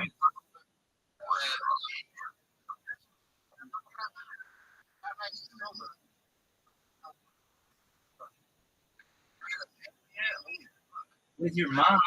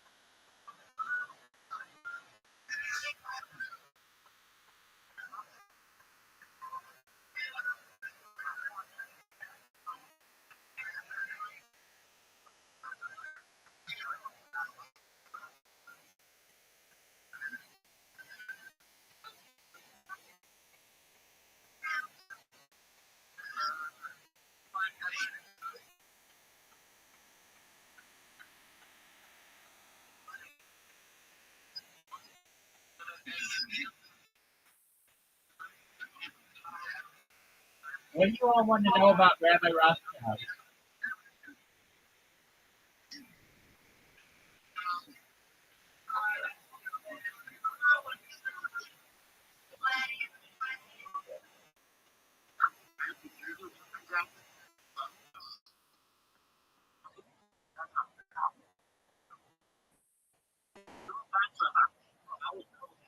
Do a barrel roll. Do a kickflip.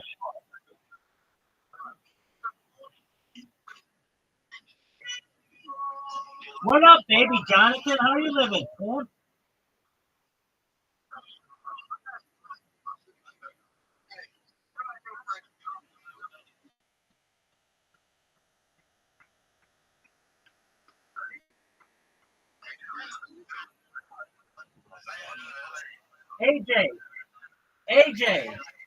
AJ, how you living, pimp? How are you? I hope you're having a good day. I'm living the dream, baby. Every day's a holiday, every meal's a feast. I'm living the dream. Every day's a holiday, every meal's a feast.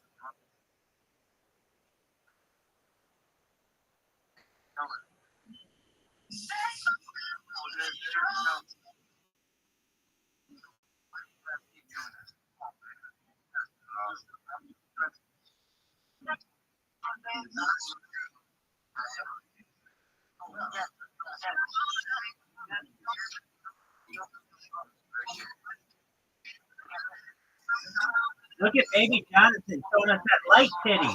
Look at that light titty.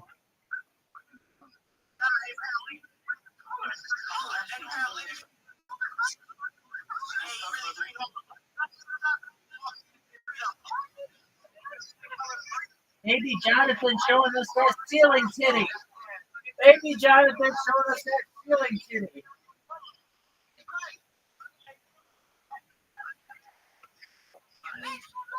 Yo, baby Jonathan showing us that ceiling titty.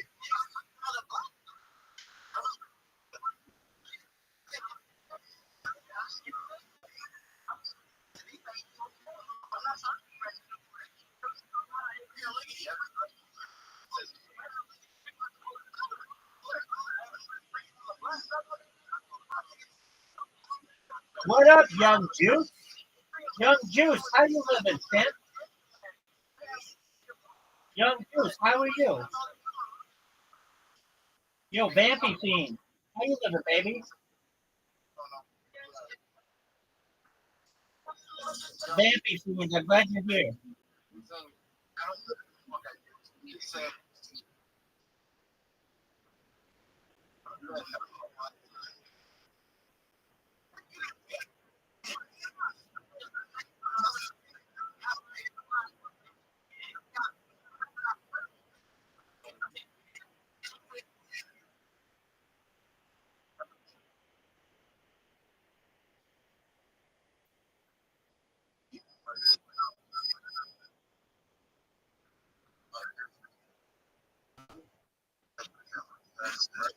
Does anyone here ever think Project Checklist in a show?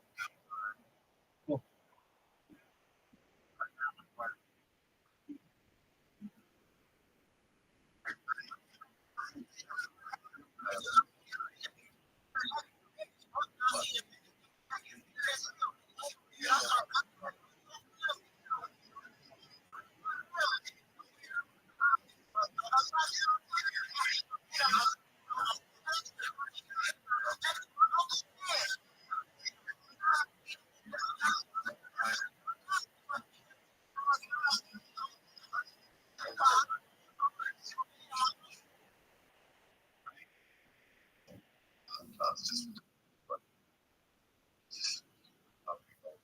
Why'd you choose that look?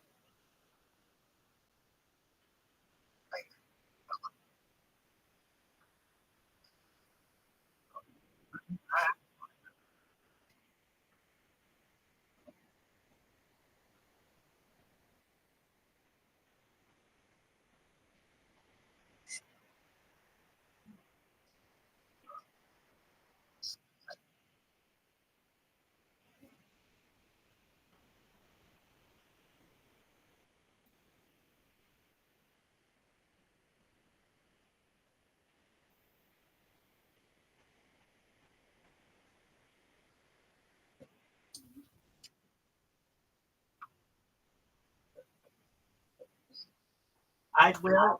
The thing I'm going to tell you right now, we're going to be right back because I'm going to take a win. Yo, motherfucker, can you hear me? Excellent. Be right back. You got to take a win.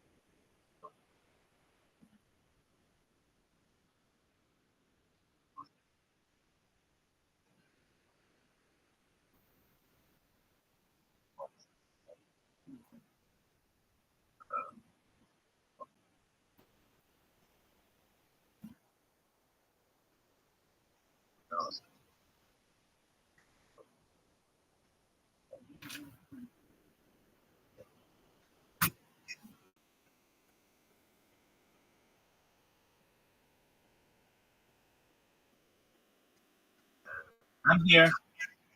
I've returned, dog.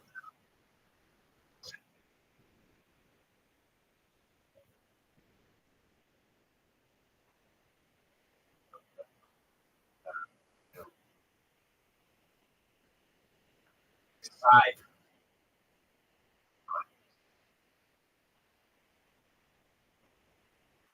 Dog.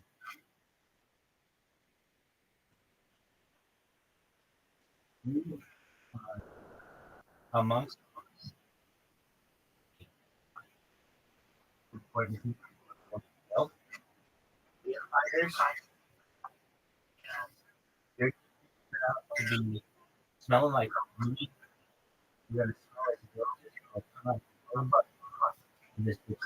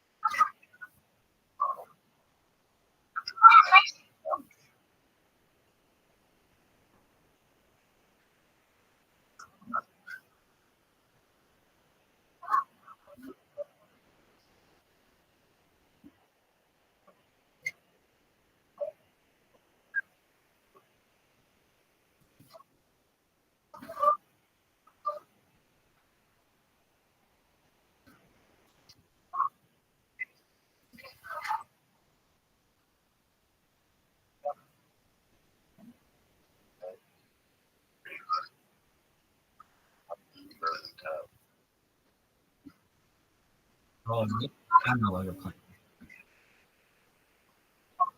It's a Counter Strike. It's a Counter Strike. But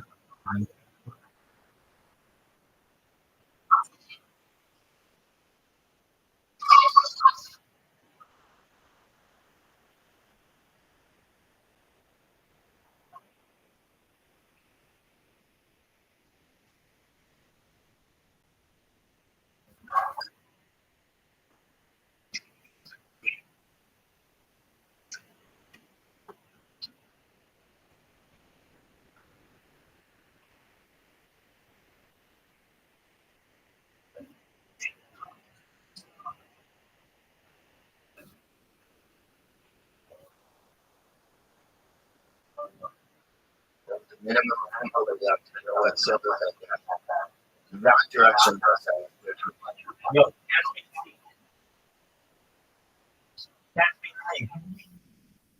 Caspian Sea. Yo.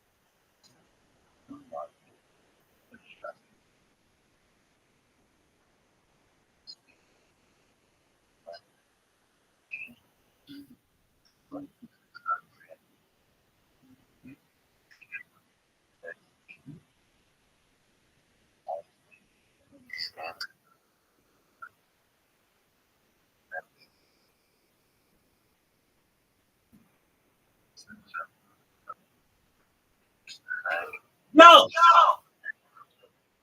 There, you finally fucking heard me. You must have me down really lowly on the other one. I was screaming at you. I know, I get but when I'm with that shit, I'm fucking getting it. Alright, guys. So I want to know why do I have like a giant breakfast?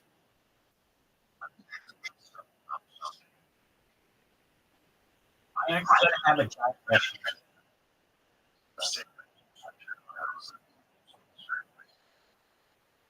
Huh?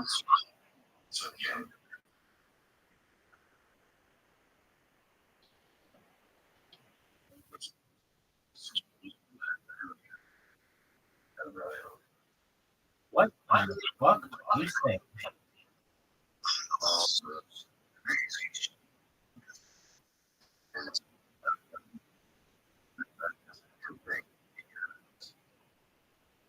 Are you on the phone with me? Go. Do 13 seconds. Go. Look, I just pressed before. No. Take a 15 second hit.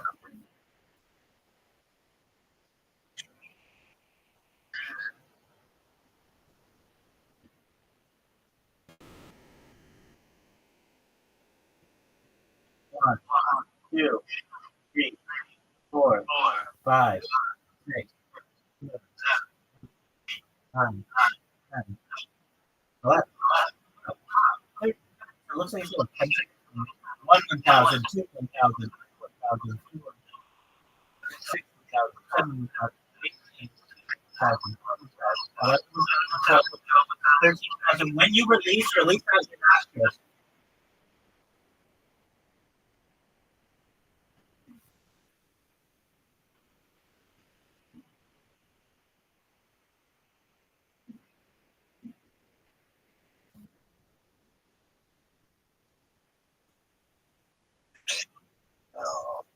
You do another one?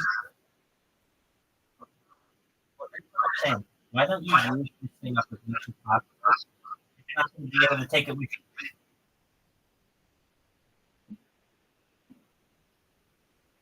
Nice to meet you. What we talk on YouTube. Oh my God. Oh my God.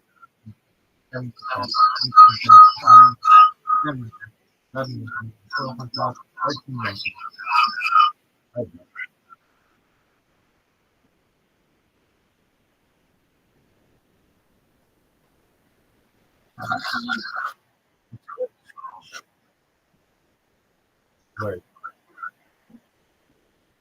Okay, my question is, why aren't you having like a breakfast? Okay. You recovered from that.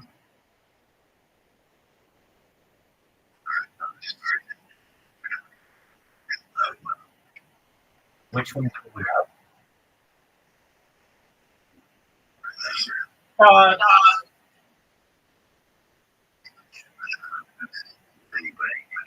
And oh yeah, good. All right. Here's my question for you. There you go. That's what I want to hear.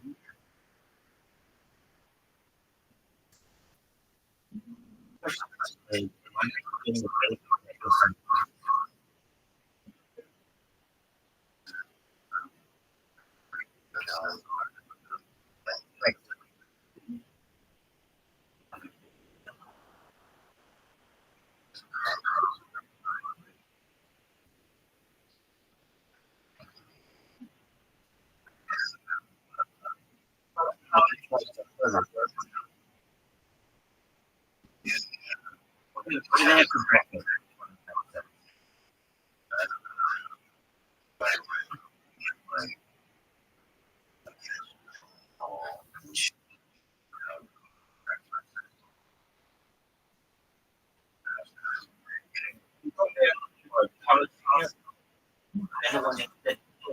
Or they have green, but we don't.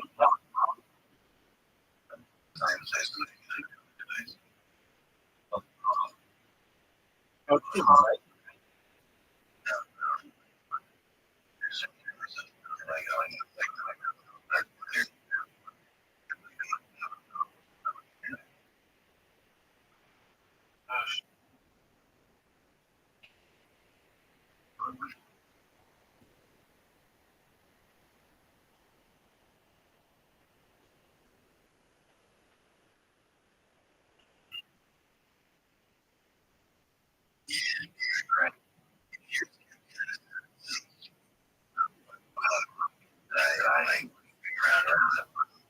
Yes.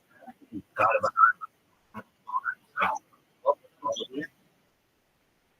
granted, as you see. So what would I would use the soundboard away.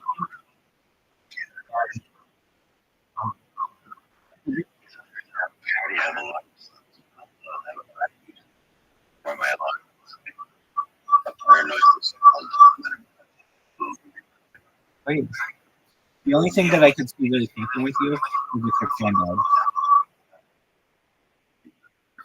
Excellent. That's what I want.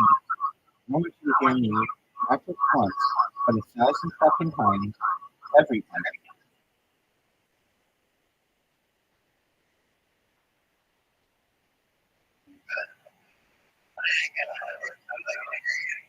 Okay, so the people want to know, Cat and Steve, once you're out, can we anticipate the 24/7 Caspian Sea streaming light? As much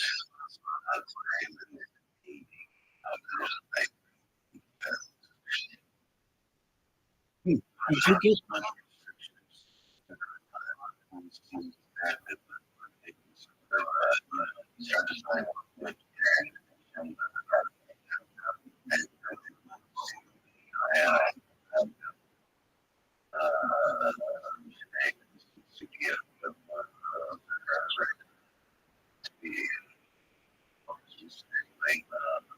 did you have the did you ever get I know you got 800 people watching you. I know you had 800 people watching you. Were you able to I mean, were you able to get 300 people in the front who were added once?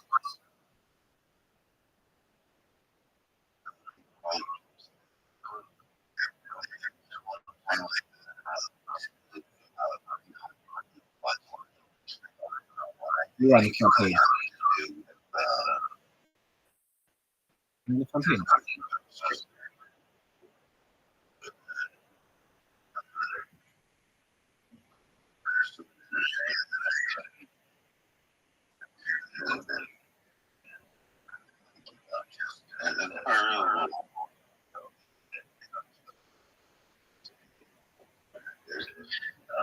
You're not.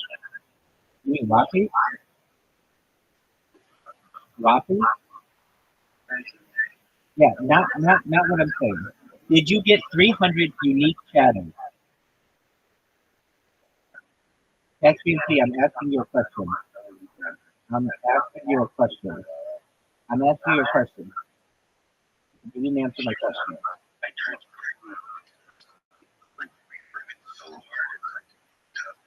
Okay, well, here's my question, which you didn't answer. My question is this.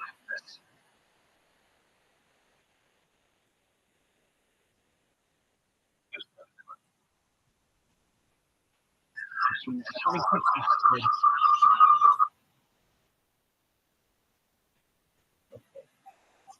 you get 300 unique shadows? Did you get 300 unique shadows? That's what I keep trying to say. Did it give you like a little check off or something? So what do you have left on that list?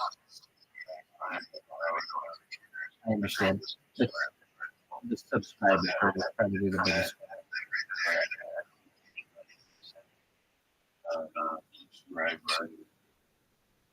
Subscribers.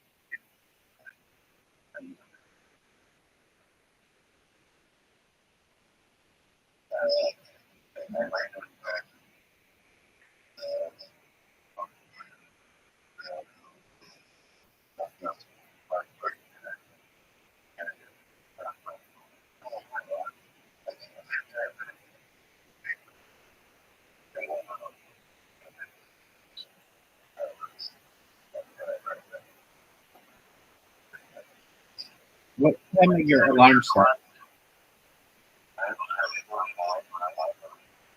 Okay. And the bus is at 5:30?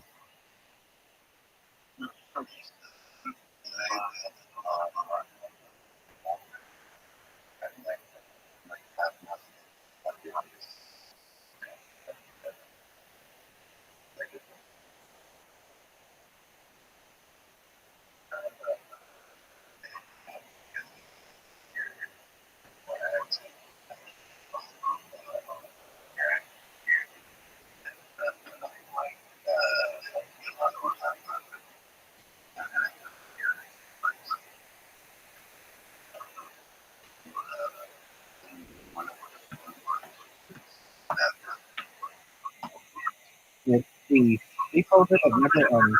Whenever I was a little kid and I got friends over, the worst part was whenever they had to leave. And I never liked that part.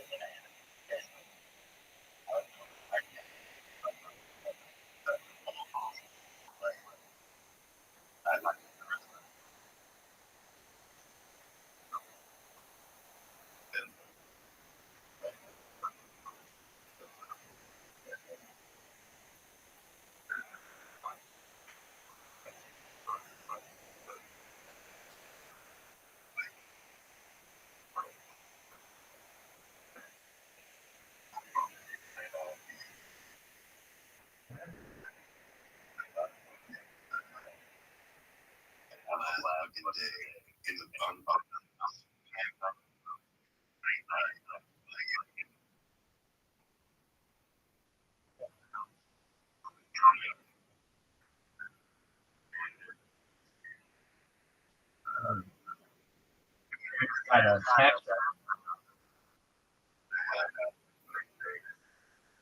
No, they did. They did next to it.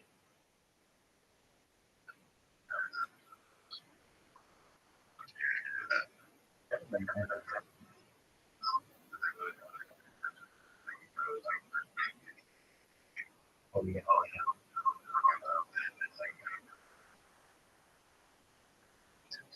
At what time of the day were you born? At what day of At what time of the day were you born? At what time of the day were you born?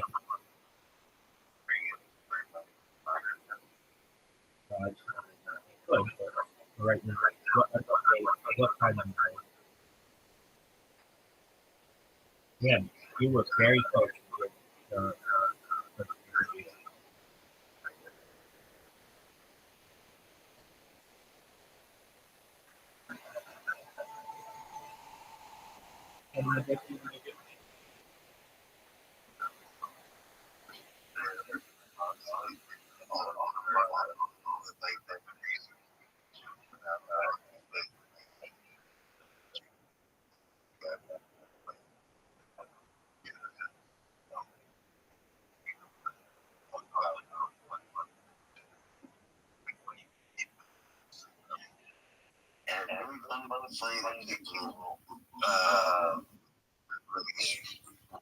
the brain research hours until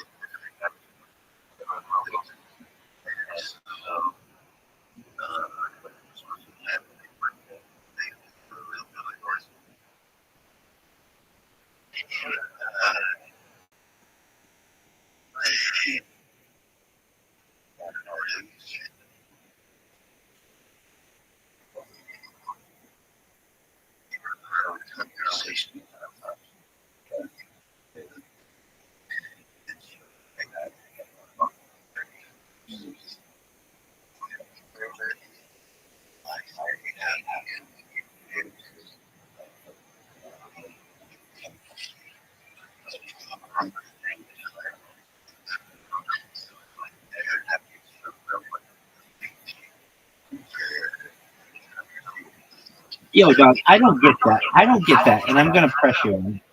What if somebody just says to you, Happy New Year? And then you just don't mention that it's your birthday. Okay.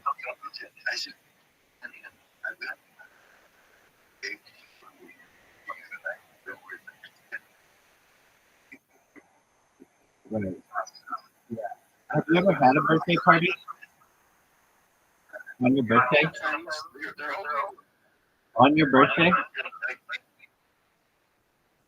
Or did they end up being New Year's Eve parties and your birthday's also?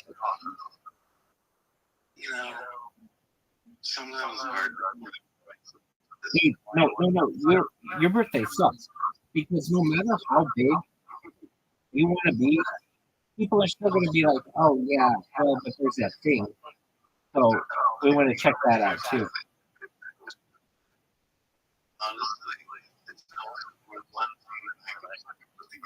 Doug, that's why.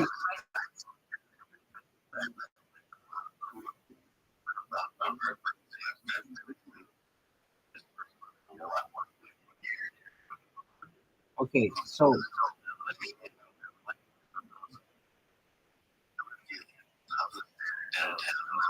ending with the pool.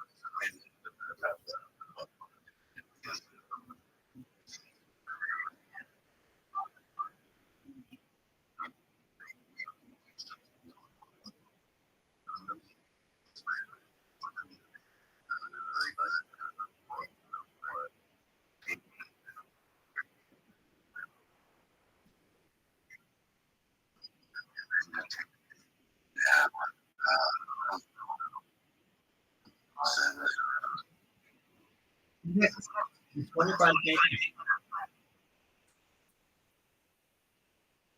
He's on the time.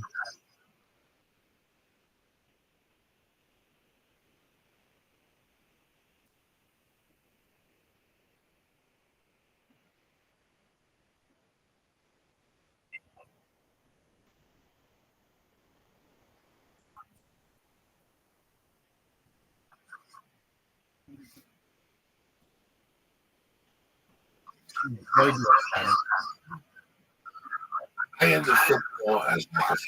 I mean, it doesn't happen. If you have something else you want to say.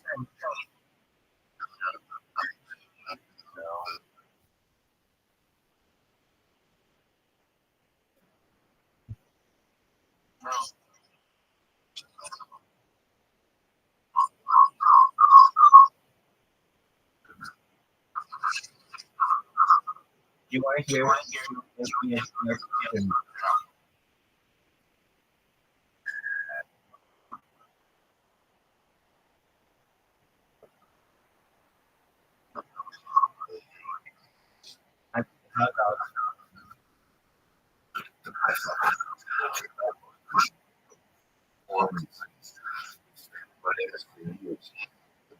just couldn't figure out how to do the things.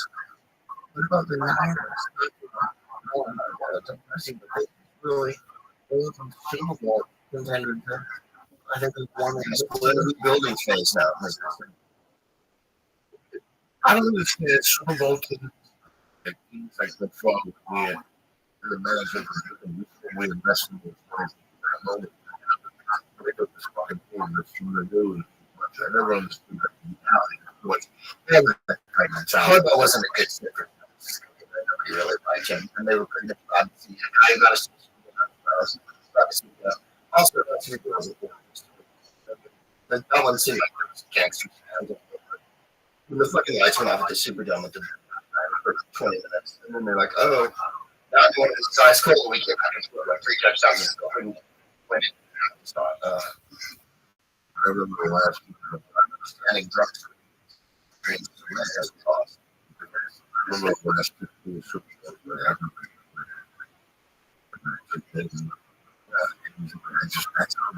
No, I don't watch them. If nine is what I watch. That's how different my life. There was a time like Super Bowl really take the beer, 3 signings, that was just the start. Yeah. That was just happening. The third quarter is I think so.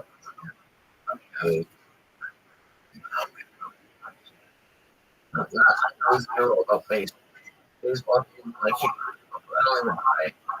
It's been like 3 years. Can you just when you're watching all Well, you stop watching. if I don't have like the local station, so I'm not gonna do it. And then players pay so much. I always go home. Other than that, it doesn't seem just 162 games from the playoffs. So I got 6 bucks. Yeah, oh my God. To follow that. Yeah, I was gonna say I don't follow it as avidly as I do. I would know it's a baseball fan, but I really like it more.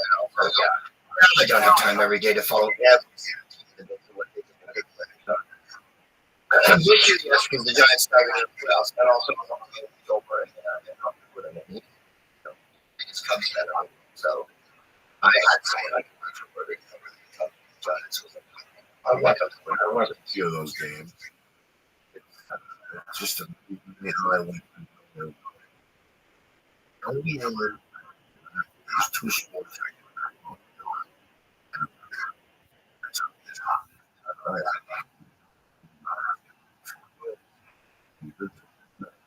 And college football too fast.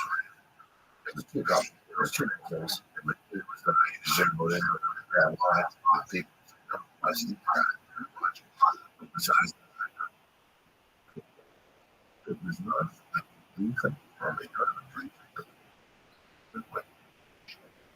Anything. You're 19. Division 9. Yeah. You know, at least better than 20. Whatever. I don't know. Search there. Oh, for God's sake. Yeah. It's not as much an impression anymore. Like you said, I don't know if it's getting old, but it's the Giants, the Niners, and the Orange. But I got to play this every year. Watch a few. But no, when I was first on the road 20 years ago or whatever,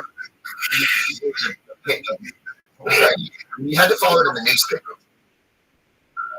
You get the paper, you read all the stuff, warm up ups, and the Sports Center started.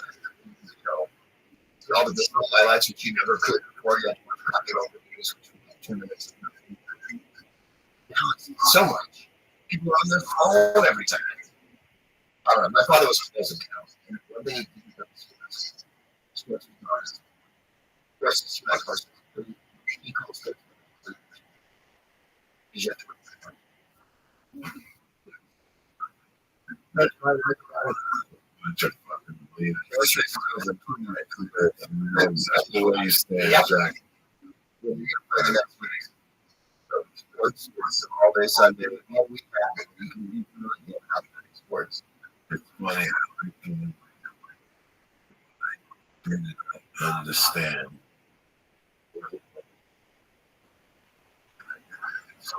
Work away. Like the track.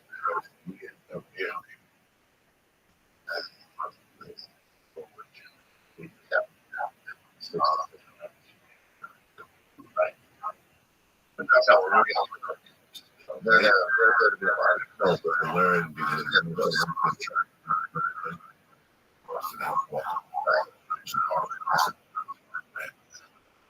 it's a great idea. Right.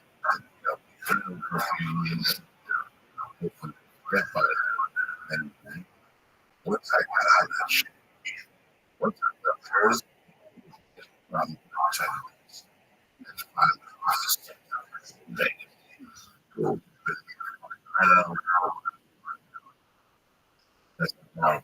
I'm here.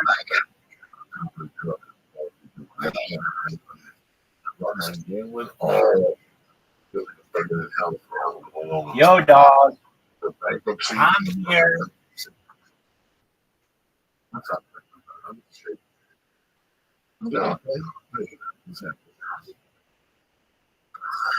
that, sweetie? What do we have?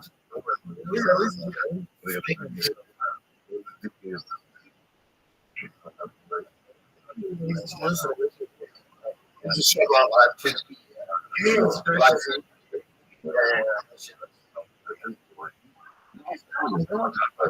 I understand. That's pretty cool. Like, I'll talk about Love's Building. it's like a kid, like, it's like, Yeah, like a skull with picture. I got it years ago, 10 years ago, maybe 2005, 2006, maybe. I went in to studio in London. There's a company called HAT that used to make a show. Leo Morrissey was a British actor. Was the British one. He had kind of a Paul McCartney. He took like this, look down with me. And I went in and I was doing all these funny voices. And then when we came over to speaker, and she goes, would you mind just doing the voice? I said, are you insinuating that I have a funny cartoon voice?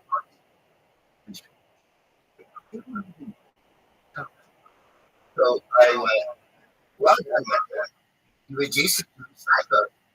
And like, and then, so what was I was going on? I went out to the studio and would you like to do it? Would you like to do it? And I was like, oh, I'd love to. That'd be fantastic. Terrific. Thank you. That's great. I should be walked out the door on the phone immediately. What's it? London. Okay, call them right now. What change my mind? All of them right now. So I gave it 2 years. And I was fly to London. We created a couple of show. And it was in a studio in Soho. We on the front of the I go upstairs. I'm going to treat up earlier to try to interview them, take out here. Such a thing. And then they would say to me, you were quite fun. Why don't we just record it here? Why don't you just record it in LA? And I'd be, what do you mean, why don't we record in LA? Why don't me and my wife land it 3 times a year? Record this material. It might be funky, don't say things, right? And so we listened to it, and I put keys with it. And we went to a World Cup. I remember in 2006, it was teams stuff. And I went and I did my thing. And he raced all the 16 shows, 16 shows. And so I get at my agent. I go to London. I'm like, well, I'm in the middle of that. Well, not just a TV show. Oh no, they're going to pay you again for all. An engineer was entire state. So I was flown from Frankfurt, I think, to work at I went and did one day. Same engineer. He was really nice. I loved him. You don't see him though. He came to write. He came to the show once. We're on the Comics Store with the Cup Group. And he came. I said, I was doing the show. So I'm like, oh, let's do the door for you, Rabbi. So he does the show. I've been working with him all day doing Bob. And we say, rad hours. I mean, we fucking, hey man, rad guys, fucking brilliant. Like, I'm like, wow, man, he would put it on. Like, this is a 2-hour improv show. And he was, completely rad. And so Bob the Builder was great. And then they sold the company.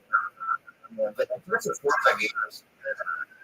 It was really fun. I think that before me, I never mind. I don't know who else. But people was like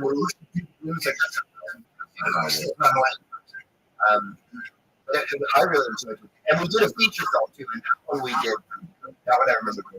Susan Quattro was in here. Susan Quattro. Quattro was one of the voices of the Billy and Rousseau says, I think when he was Calder or something.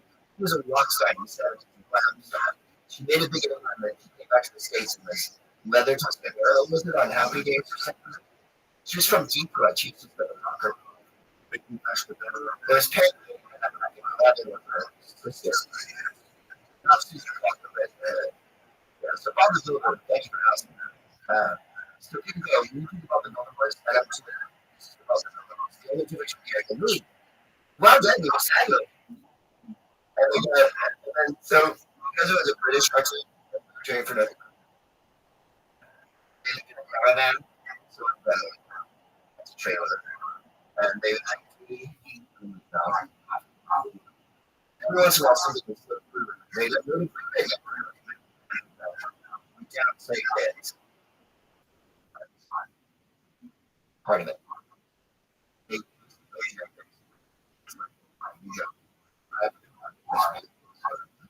And everyone's wanting to sound like Americans. You go.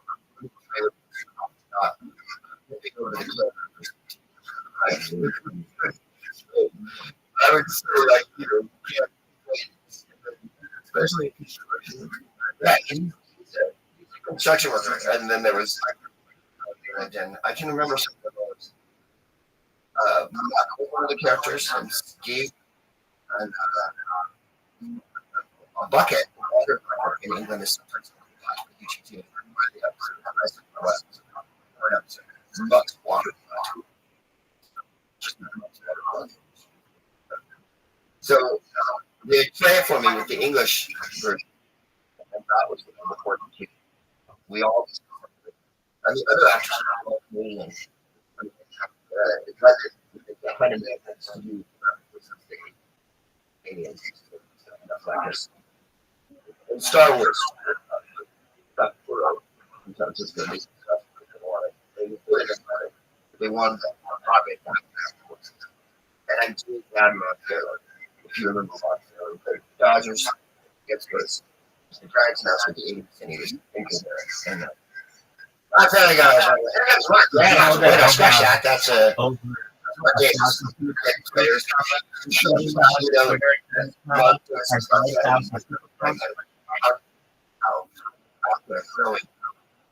So I went in and did so.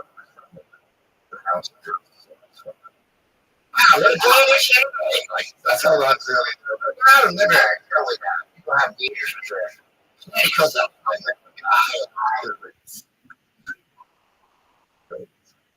Like Cubs, that's always do.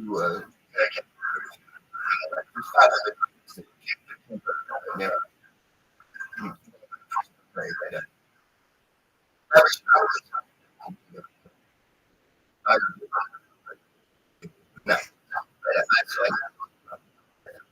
Thank you. I don't mind talking about it. People go like doing it. It's like it's another like what do you mean by that? And all you have to do is read scripts. Data as a history.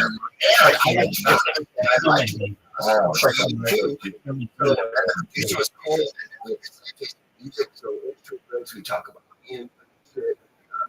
musician according to countries for a living and da. You would knock off. It's like 2 full days in the studio.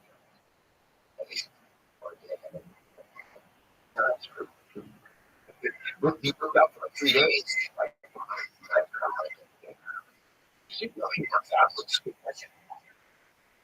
And of course, every tape, they're signing off on every tape, you know. Although I will tell you one about Star Wars. We finished it in whatever, 96 or 97. We were brought back down to studio in London, not quartered in London or something else. And like man, and there was a film patch, and there was a Maria with this film on the other end of the room. And they played the vibration. I took all the lines over again. And you know, when the recording's empty, they go, okay, do it again, and hit this part of the line, and hit this part there, and fucking that. We just picture them, and the timing out of it was 10 days. So, I read the line. But your next guy good or whatever. Fine, moving on. But with one pass. Whatever. Their picture was okay, literally. Last. This Thomas. So, I mean, now. I was amazed about going back to October that you could do it time two day. And they wouldn't have one right every 2 months. Or even Brad, they were already put your chance. So I was voicing over for re-release in Canada and the United States. Oh, so all the PBS stations, like whatever, you know, TC, whatnot, all the Canada. Like the North American market required American voices. And the American market. And I read I had to begin up like that. I know now I sound like Mr. Showbiz, but you asked about that.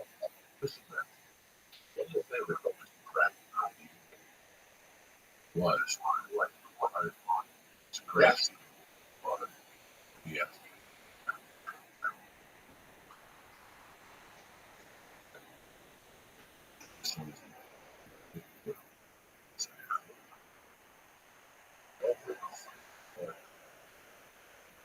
You should see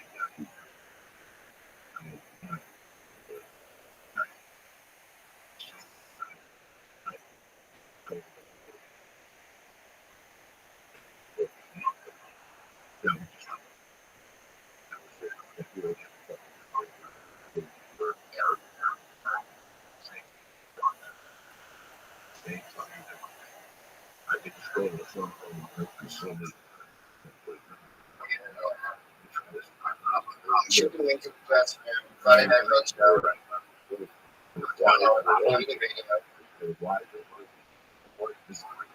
Long sharp Milk Beach Club.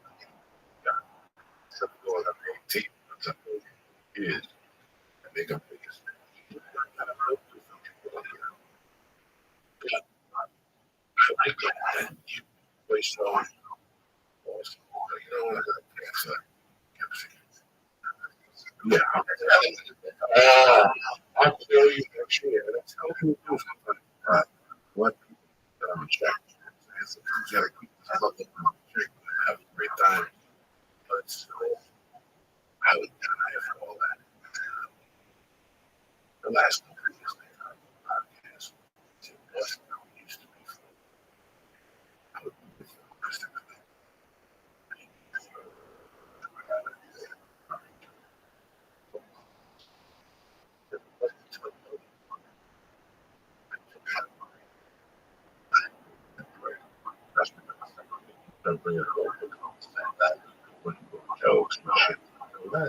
It's a nice little blend, you know.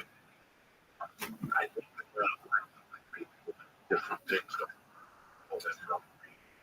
Well, I got a lot of stuff too. Yes, it was really. No, you look at a Christian, right? You know, somebody called me for a voice, so I look. I just think that's my first action. I like to do it again. Yeah, I like to. It wasn't bad. But I do it every day. Well, there's competition. I'm not fucking. They finally get screwed. Really rock. Right.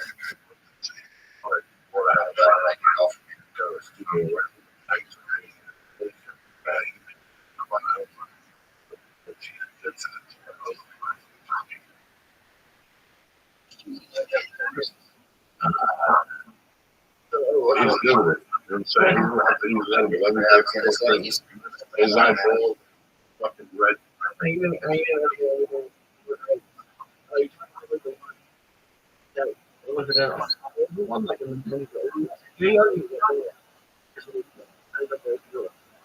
No, they are. Well, I got lucky this year. Jenny opened at 5 o'clock. I was Joey was like being in an office. There's 3 orchestra on stage, 24, 5 singers. I was one of them. So I was in the room. And Danny, who's my friend, out there drumming, and so they share the film and they stuff that and they have a piece number and then everybody runs in and fours. And so we do rehearsals, which is us, like the music. And everything else.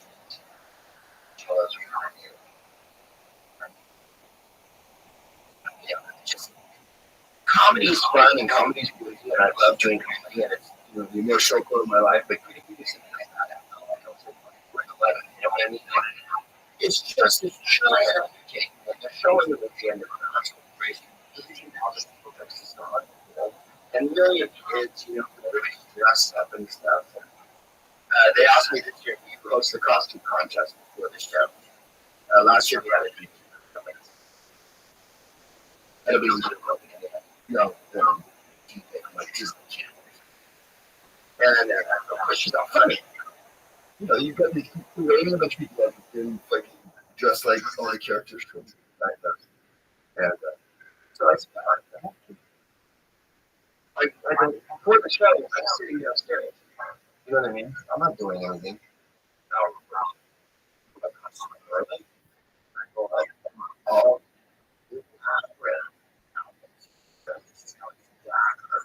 Or Wednesday, whatever the fuck you do.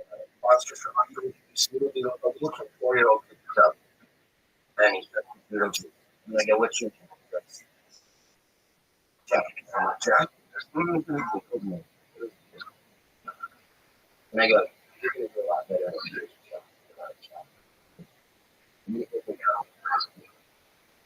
How about one? Now, how long was this whole process? Well, we rehearsed for like 2 or 3 times at various places. Year before we and then 3 nights before we did 2 nights. With John Massieri, conducted all the orchestra as an actor, and I was posted up like 14 years before we conducted on the program, which is pretty awesome. And I was right here. So yeah, you know, look over, like you'd be coming on and and I missed my cue hideously one night, of course. And the next night I was here, and it wasn't moving. That was exciting. The first year we rehearsed, we were all chattering. And I was the real singer. I'm getting anxiety with like breathe. I had to sing with real singers. Singers, right? I couldn't imagine. Had a fucking conductor. Tap. Joey. Feeling the energy from an orchestra on my neck. Playing horns and violins, especially at the Hollywood Bowl, the way the sound goes out. Because my wife used to work there, so we'd go there for all that Pink Panthers and all that stuff like that. And I was always amazed.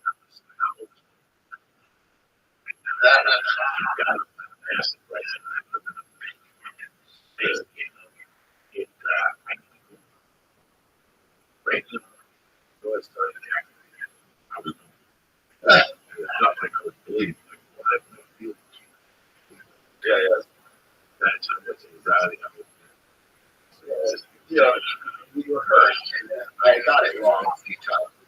All the singers had delivered it from last year, and they wrote us an email like, you need a new book. And I remember I had the book, right, of the music book with all the lyrics in it, and I can't read it because it's so expensive. The words, the tune I had to memorize, you know, and we play the song with them, because I can't read it. And of course, the singers of the show are not to read those things. So you can read, if you give them a sheet of music, they'll go, you know, and then, I need to finish fifth, and then on the second bar, I need to get the high part of the low part, and I want you to do a verse equal. They go, and I'm like, so, but it wasn't as complicated as all that. First year, we were in rehearsal with the Warner Brothers. I know, we were yanking, and John was there.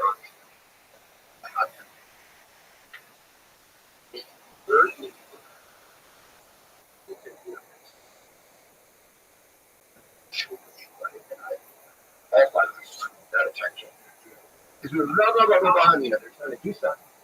And that would focus. This is a different game. This is a fucking different game. There's 200 people in this room. Yeah, this is. And you control yourself right now? Yeah. Jokes? Yeah. You know, I saw.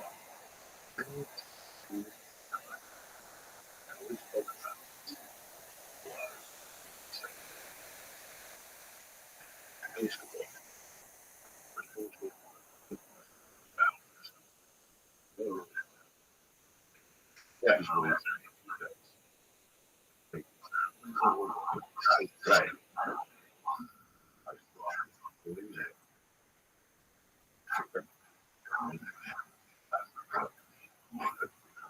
Yeah, because he was right there.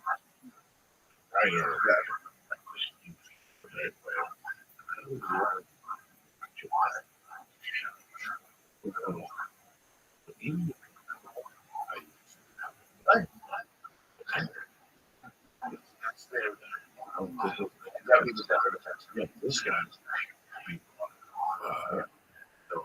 again, going about how I realize I'm standing in the right place. the last thing.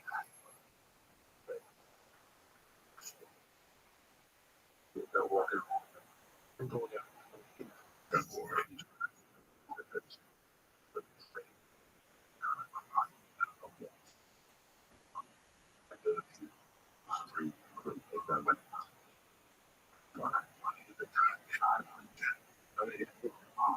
Not a fun.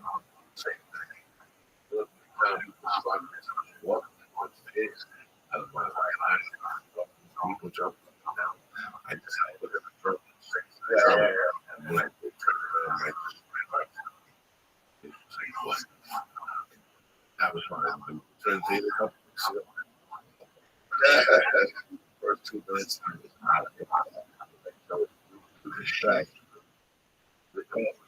Going up, how you fucking ball, Vegas, sitting. I would die at this point. Maybe 10 years ago. 10 years ago, I could fucking do it in how I live. I fucking hate talking about shit. You know, every time it's the beginning, I catch one particular scene.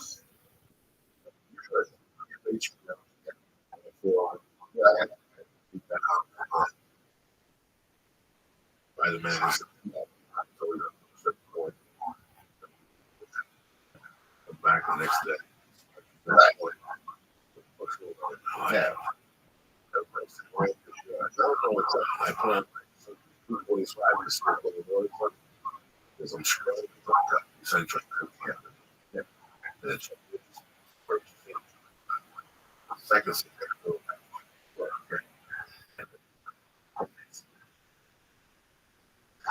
Because so much anxiety thinking about for the first time for everybody. People in Albuquerque, we get into all that shit. It was up at 6 a.m. By the way, those person like everyone was players, the guys around Chris Brown. I wasn't doing what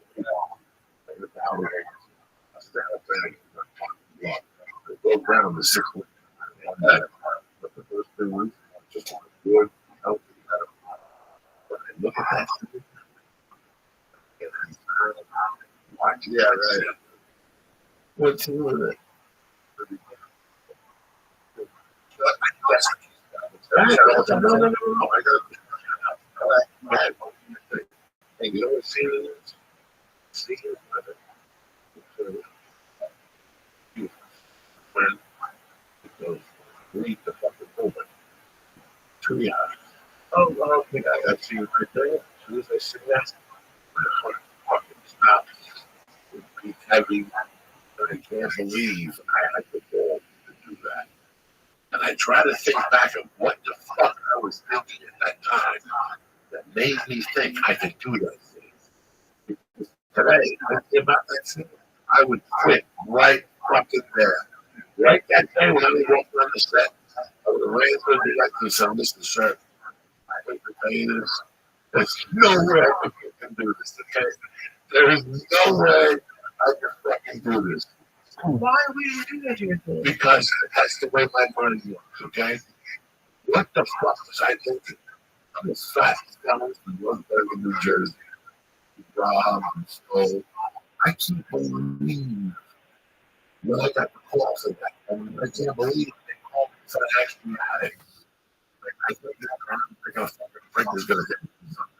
So you like a sense of I don't know what the fuck I was doing. It doesn't really matter. That's not my desire. Like, I see that scene, my fucking Joe Perez, shout out. Albert Lindis and his family, shout out. Tommy Easter making a comeback out of the fucking hills and shit. Warren Rosenberg, my man Ron McFadden, Ronnie Archer, Tom De Niro, John Cutler, Bob Brightly, John Petrowski. I love you, motherfuckers. Don't forget this weekend, Portland, Oregon and shit. Body starts Thursday night. 3 o'clock, don't stop it around. You know, years long shit.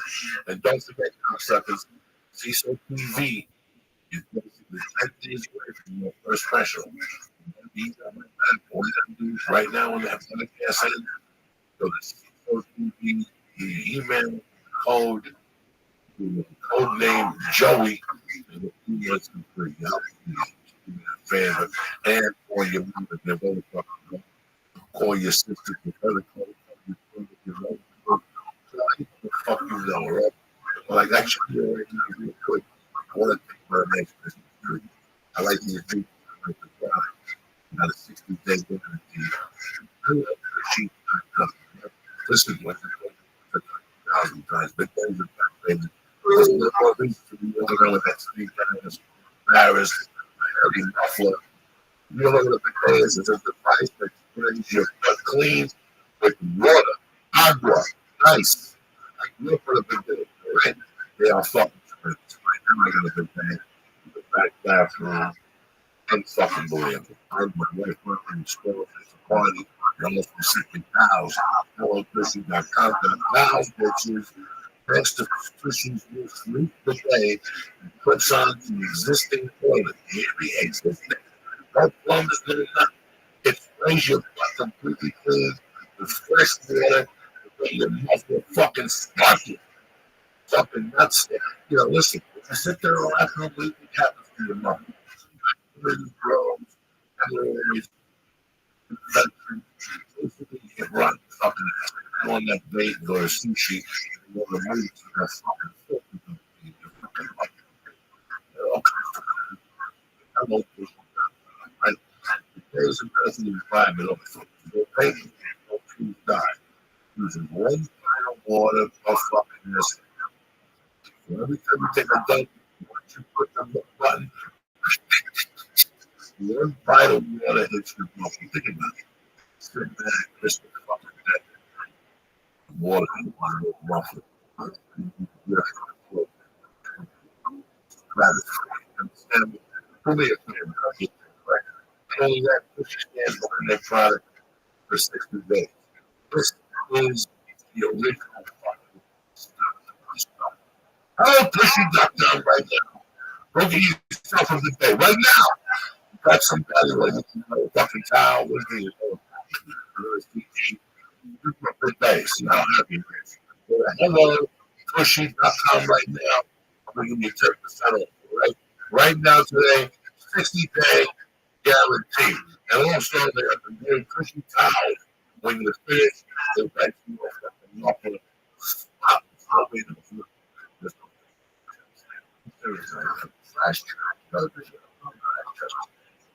HelloCushy.com/church.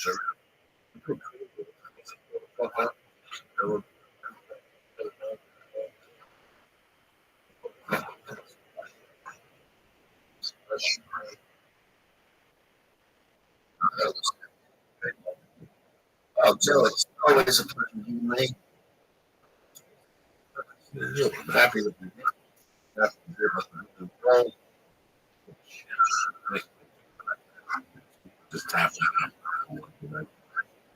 Listen, you know, we work on do with it. Career, whatever.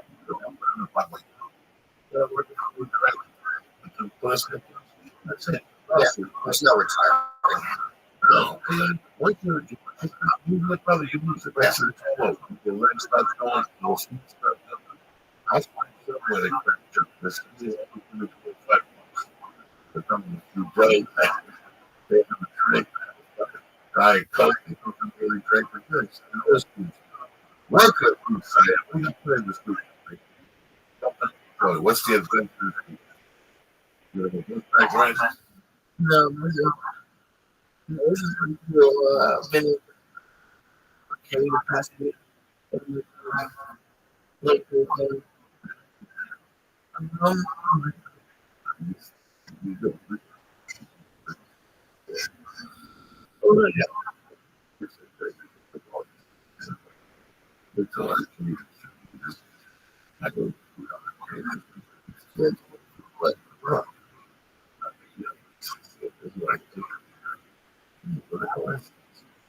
it's even better. This. So,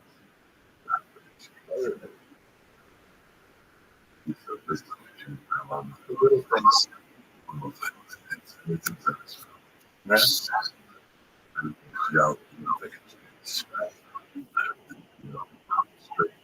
Yeah.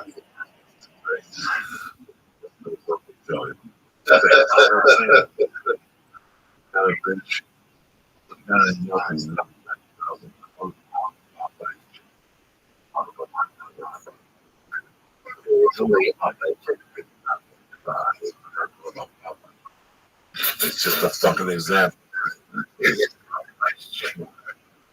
Maybe your papa is the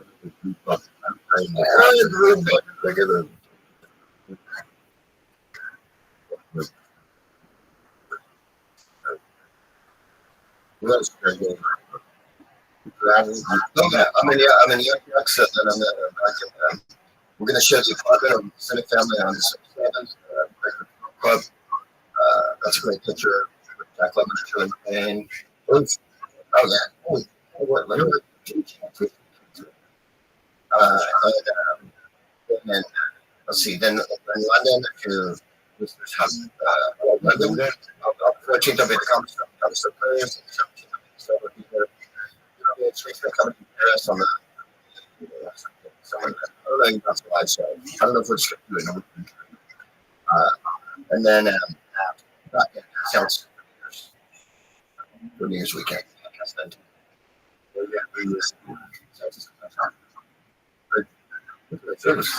No, with me. Oh, you got the punchline. Yeah.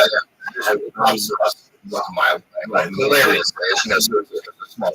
Like really like 5 minutes from each other. With you. Yeah. It's just big and it's. They wanted me to do it again. I didn't. Can you hear me?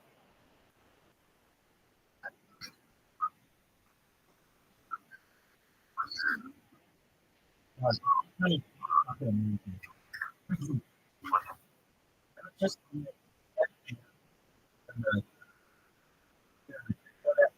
which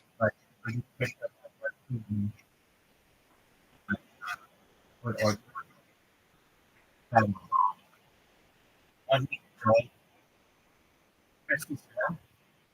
and I keep telling him, dog, do whatever you want, but I'm going to check my robot. I'm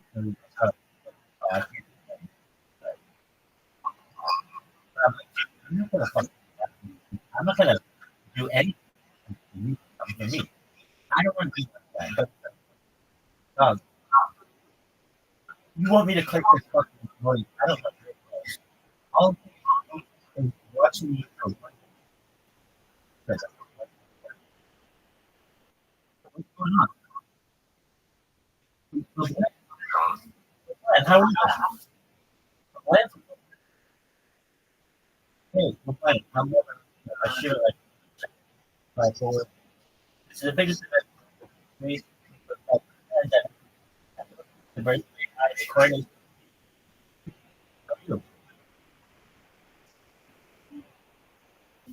Yep. A little bit from here.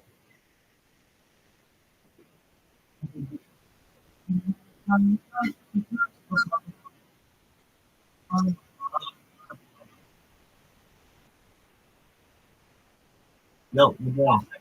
And because if it was, I have. Holy shit! What?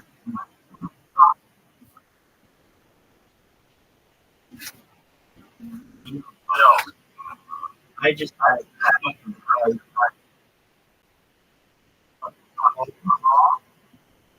and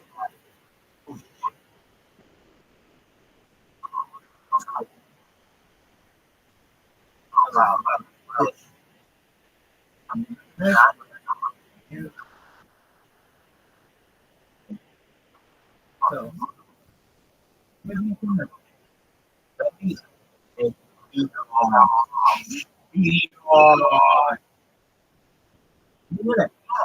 we go. Say cross. Eat your heart out. All right, Doug. What else we have? Gosh. No, nothing remaining. Oh, yes. And that's fantastic. You are amazing. You can't take any more of those fucking things. You're really good.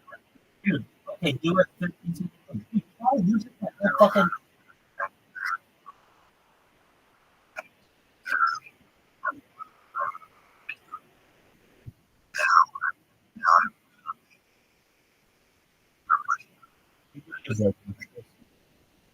You do you.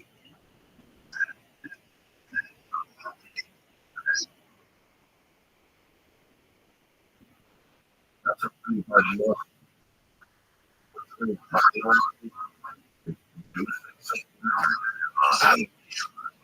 Has to be.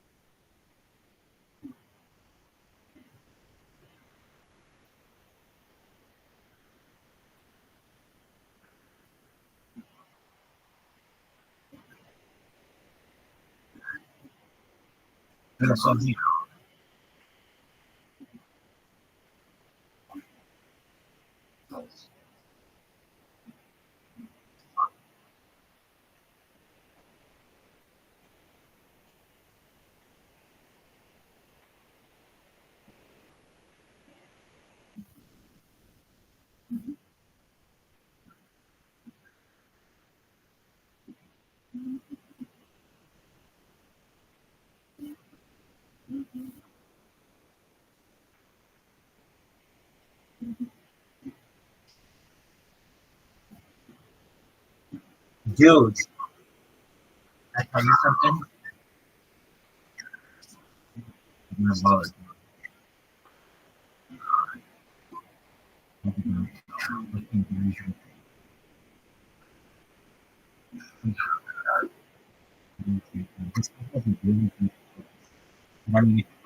I'm almost going to work with the crypto network.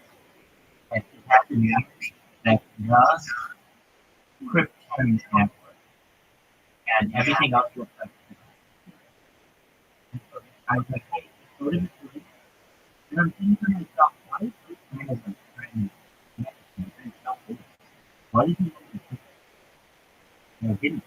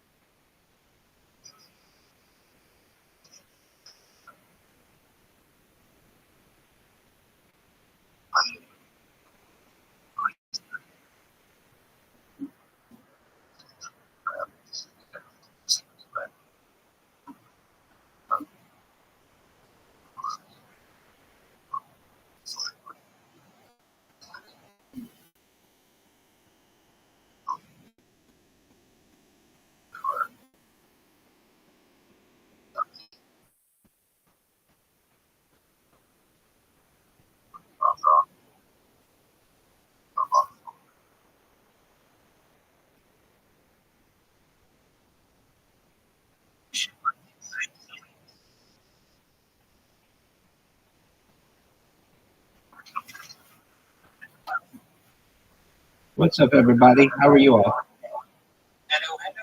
How are you? I'm kicking in speaking names. I'm Rabbi Rothschild, and I am ready to dominate the country. Yeah, I'm terrible. So if you rack up a ton of kills against me, I'm gonna make the excuses because I'm on my phone. I see. Phone is better than PC. Oh, good to know. You got auto fire. Right.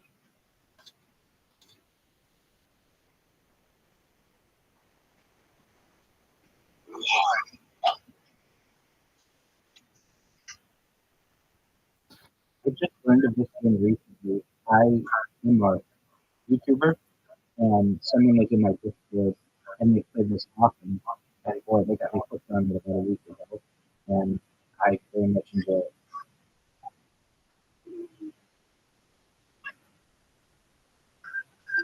That's right. I'm excited to level up one of these days so I can get a sniper rifle and see what that's like.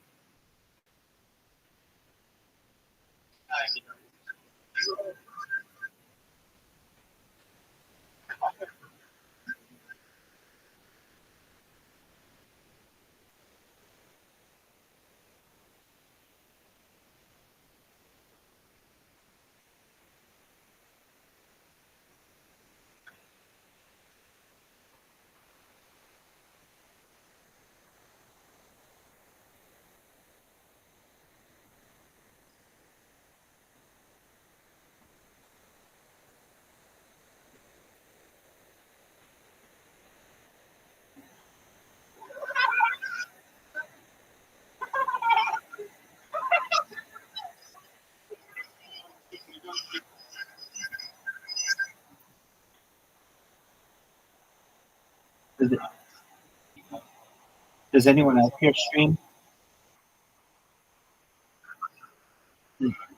No.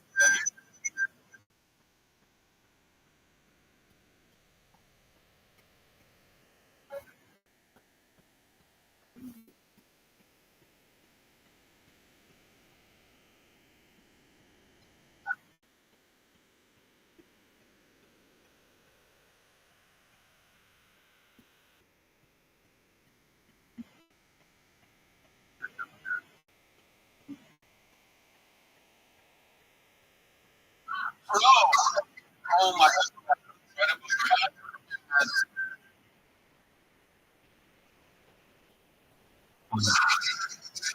I'm having the best game of my entire life.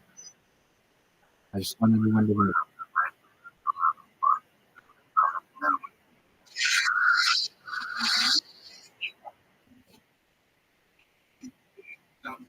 Oh man.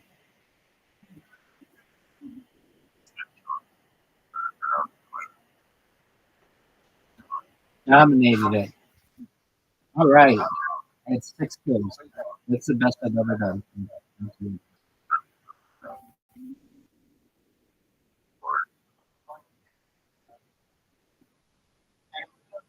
Little Twinkie, nice round. Oh, it's Twinkie.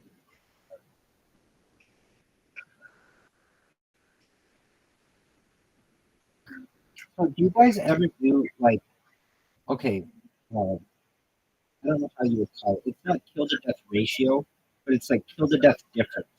Basically, you take the amount of kills that you have, subtract the amount of death, and that's how well you did. Has anyone ever done this?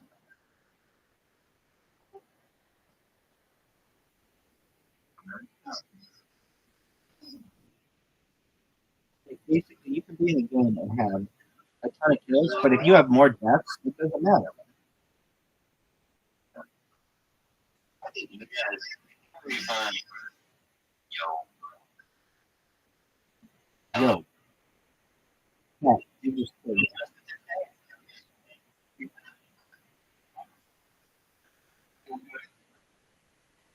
Welcome. I'm glad to hear it.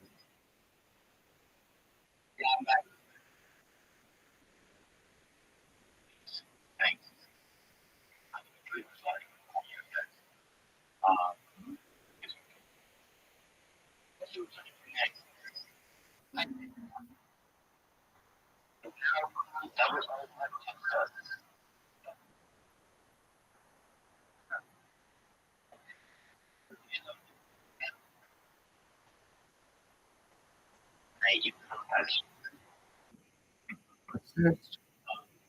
Victory.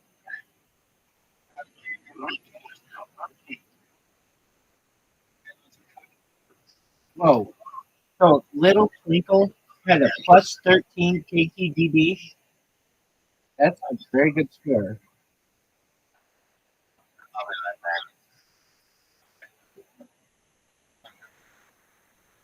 Oh, dog, you're like one of the best players in the world then? I think you're right. I've been watching these scores and never seen somebody compare two back-to-back games.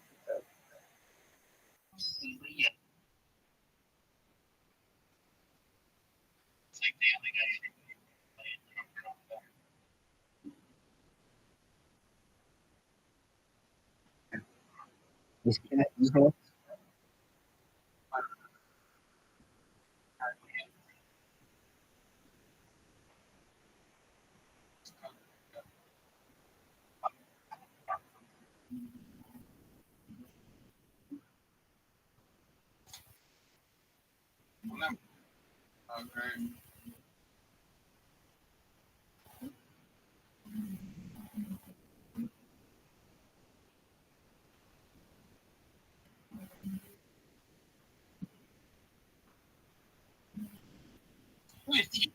Background.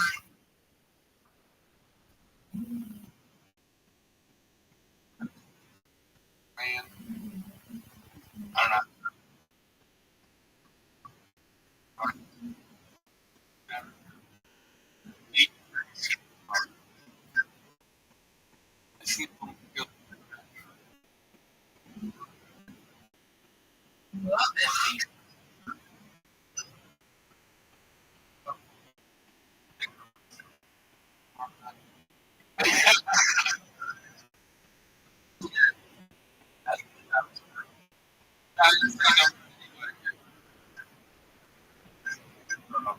Yeah.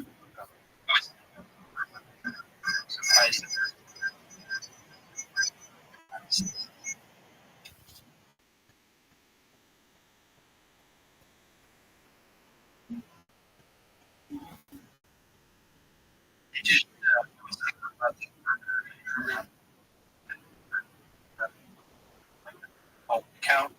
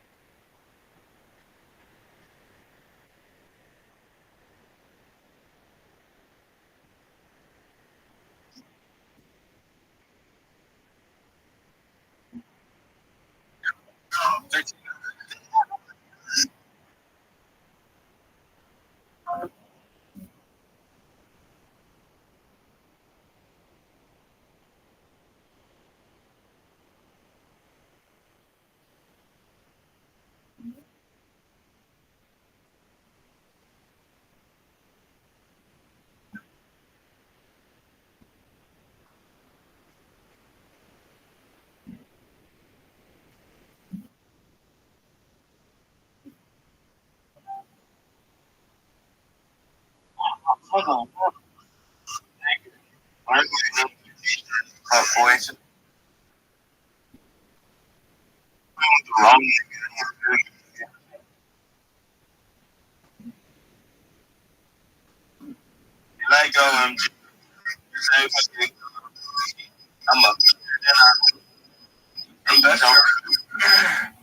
That's Fortnite.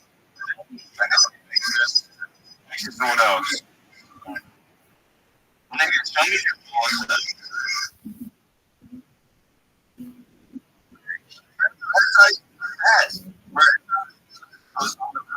I love the question that you said. All is that.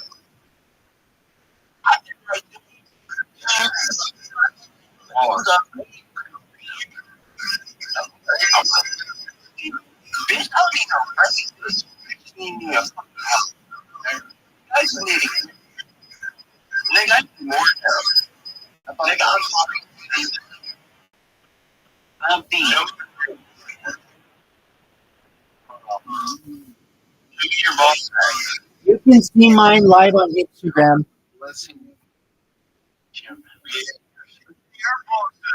It's on Instagram. No. We change the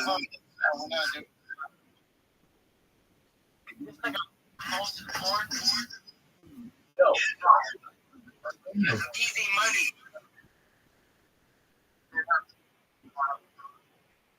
Yo, didn't somebody say they want to see my bomb shot?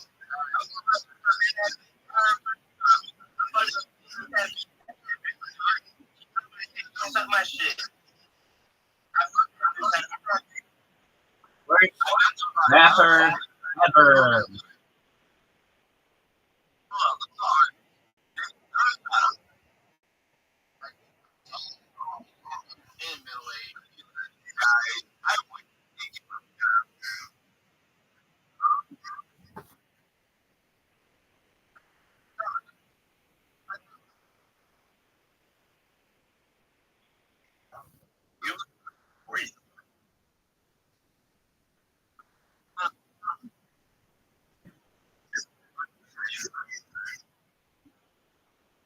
Ask me who you are.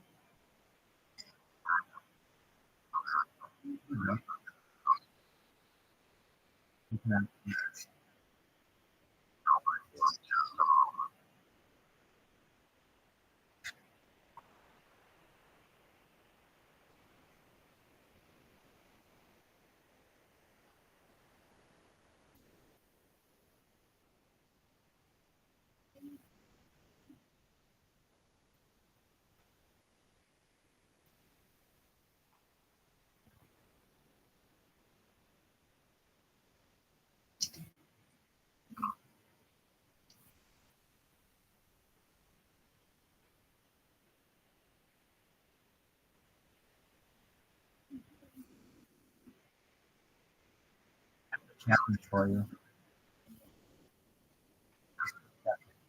Might be the greatest intelligence.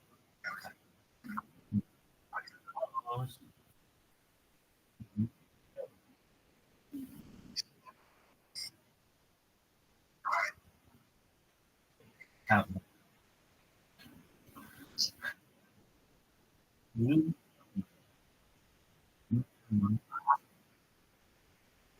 You're gonna be.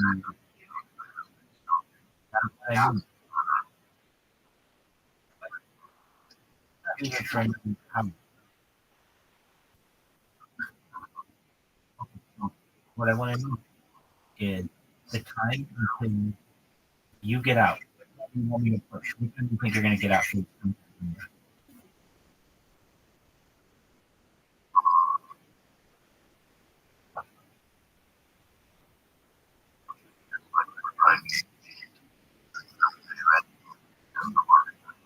Not what I mean. Not what I mean. I want you to have enough time.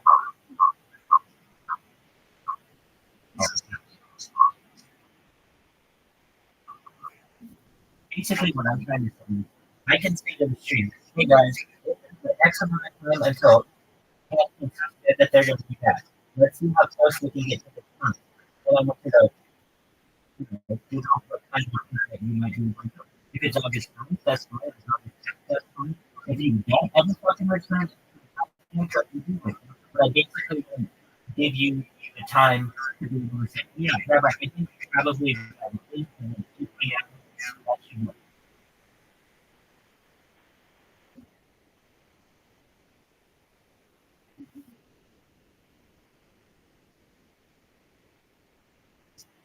Does that make sense?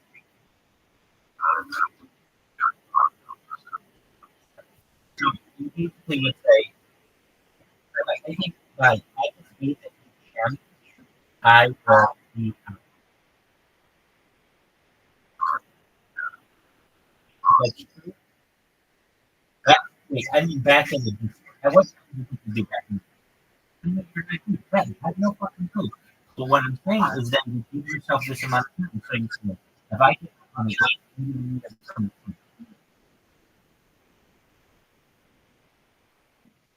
Let's do the 8th p.m.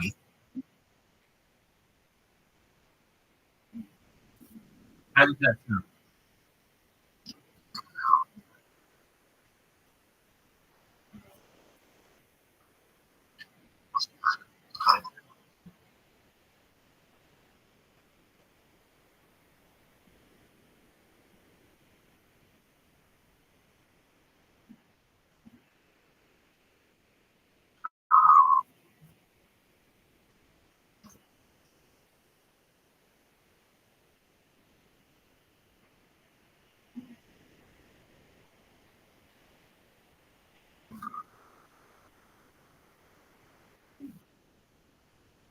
Maybe 8th p.m.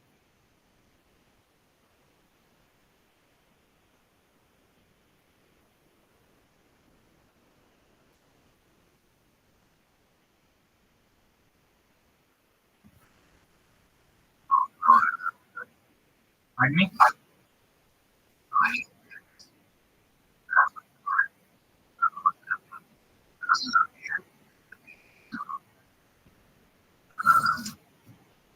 Can you hear me?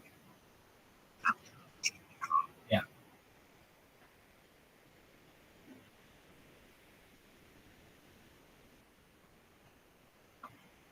So my question for you is this. Do you think once you get out,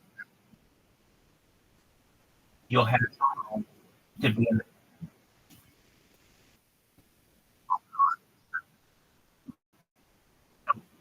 what I'm saying is, you're getting out what day do you think? The 7th or the 8th of August? If I say I'm expecting you to be back in the fucking Discord by August 8th at 8 p.m. Do you think you're able to do that?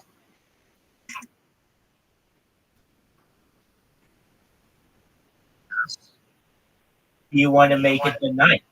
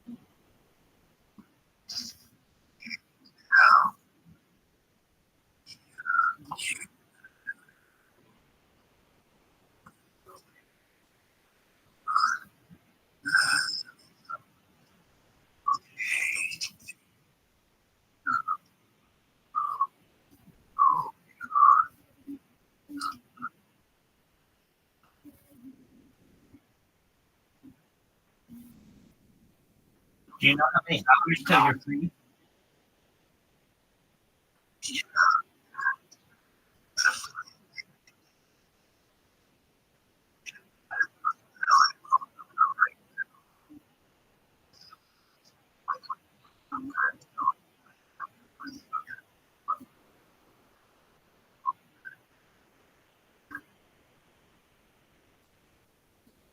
not a good idea. You wouldn't do it, fine, but you want to make sure that when you get out, people know you get things. If you want to do that, that's not fun. There's such concerns that if you fuck around with your phone 2 hours before you have to go, actually 1 hour before you have to go, and you fuck with something, and nobody's going to contact.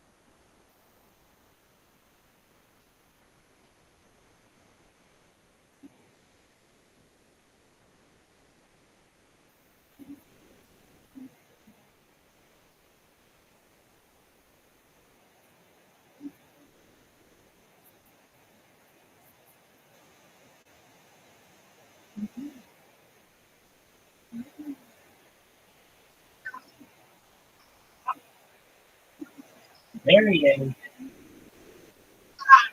Yo.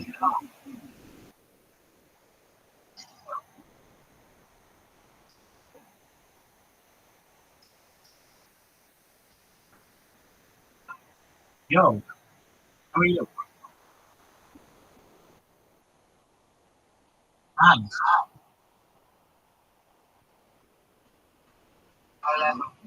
How are you?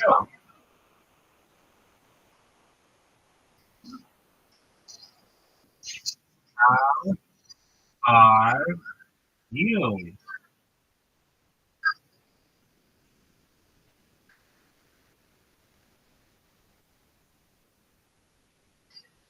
How you doing?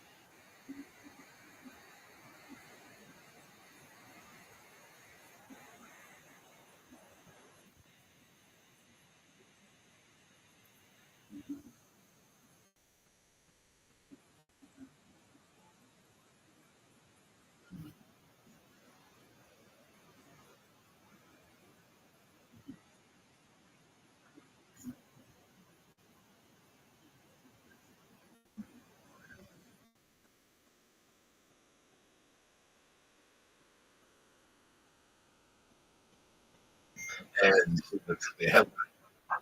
Yeah. Yeah, that was Really got me.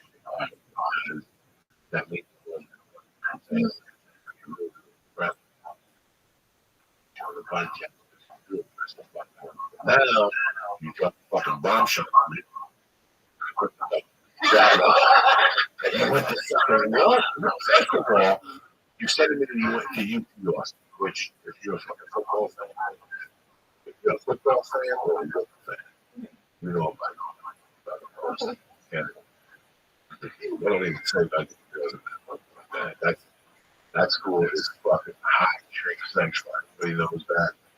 Go to Texas, I went to Texas, the regular first time you go to Texas. Wow, these women are good looking. It's on their buildings.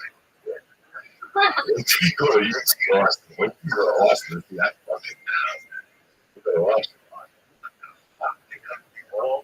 They're all beautiful.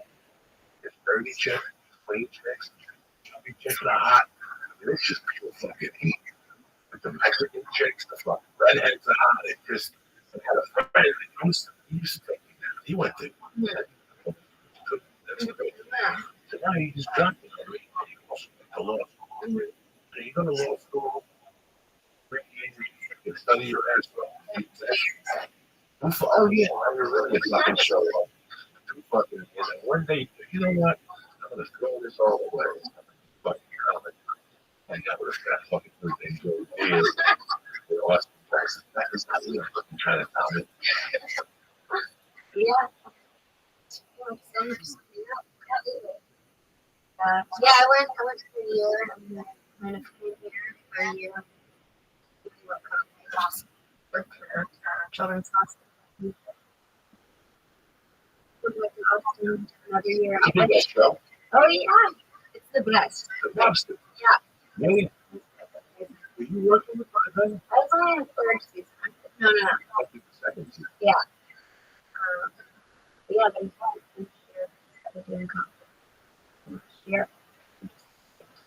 Really, that's from comics and writing jokes on Twitter. That's such a weird story, but I just like writing jokes so much. I couldn't really focus on it.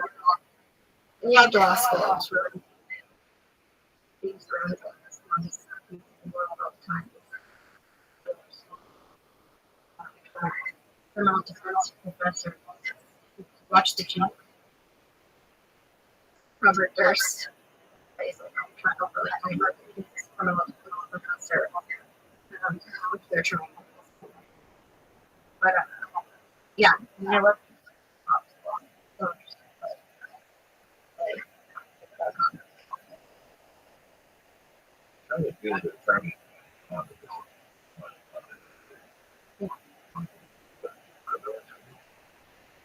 I worked in entertainment for a while.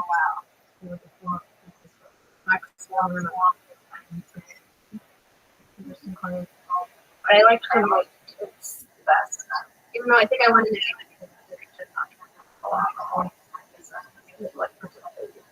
do everything myself. So I was originally going to go to criminal law school to really good entrepreneurial firm. So UT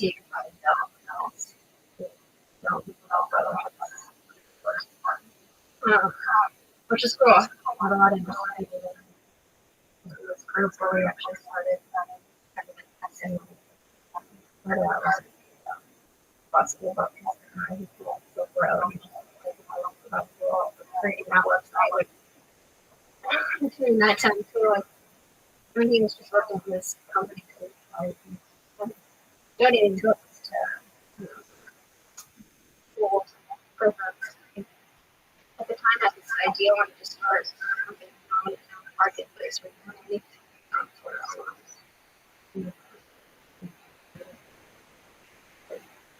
but so the people you look at are just so smart and yourself. Let me tell you something. I was having a good day. You had a choice between fucking Cornell and you in Texas. Like, I just want to go home and shoot my fucking self. Because this whole thing started because I go to break. It's in Colorado. And I CEO. This is Colorado. So program because you're Spanish. They put me in that. And then I got this thing in the mail one time, and it was just an invite to this Latino association. I said, what the fuck? I had hors d'oeuvres. I said, let me go down there. You know, I lived right around the corner at that time. I went down to this party, and this guy was like, listen, if you maintain this, I can get you into the law school. And I was like, come on.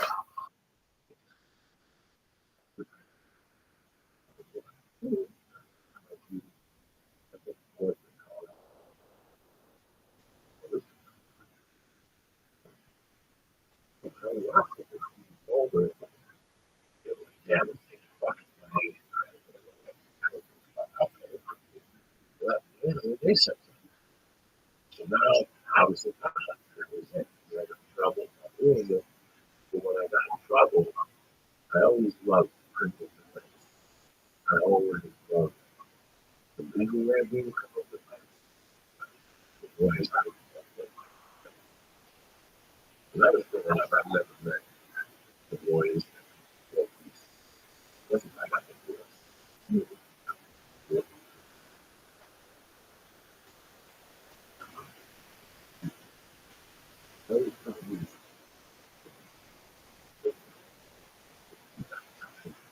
New York, New Jersey.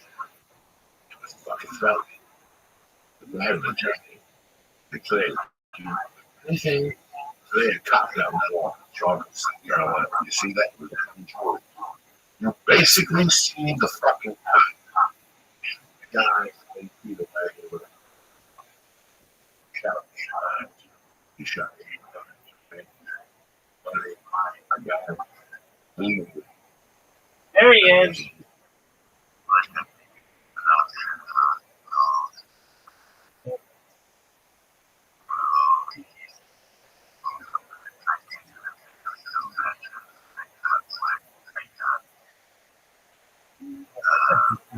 Number.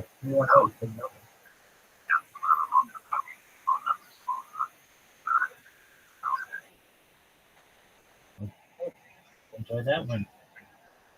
Very cool.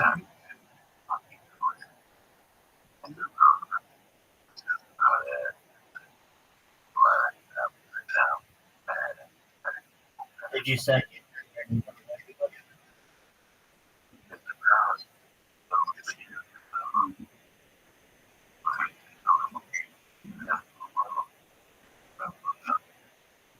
All right. So I've asked this question like 73 times in this interview. At what time can I expect you? I don't know. Gotta come all the time.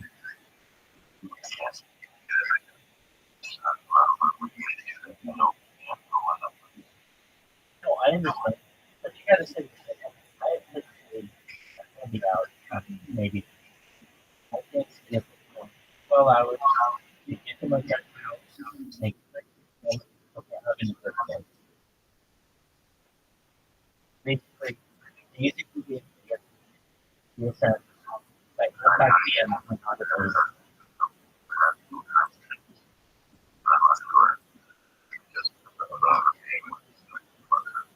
If you had to guess, if there were such questions,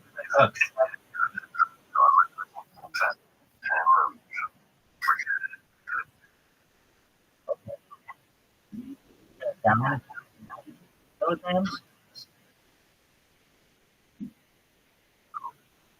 You have 90 kilograms? You have 90 kilograms?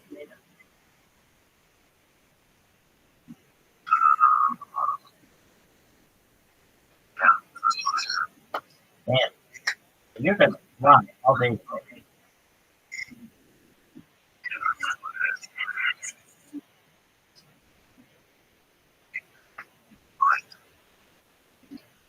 What level do you need your red to go?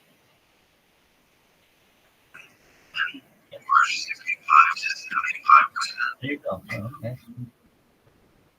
Great.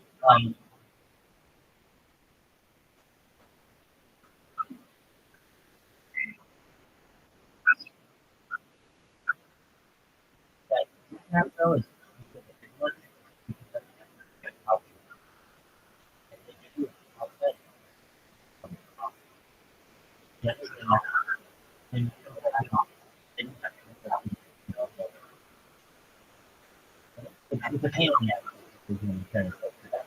So they have to put it in place. And then also, I don't think that can give you, it shouldn't give you someone to work with if you are in the right position to use that support again. So,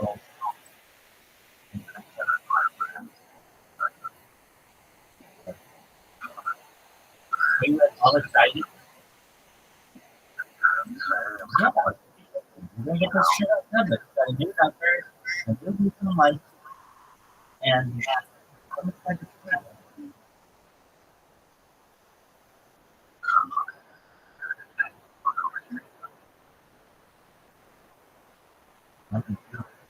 So you call when you think, I'll be honest with you, I didn't call apology for that. So I'll do my best for it. And my friends here, my friends here, so I'll be a merchant plan for the day. But it's a good okay.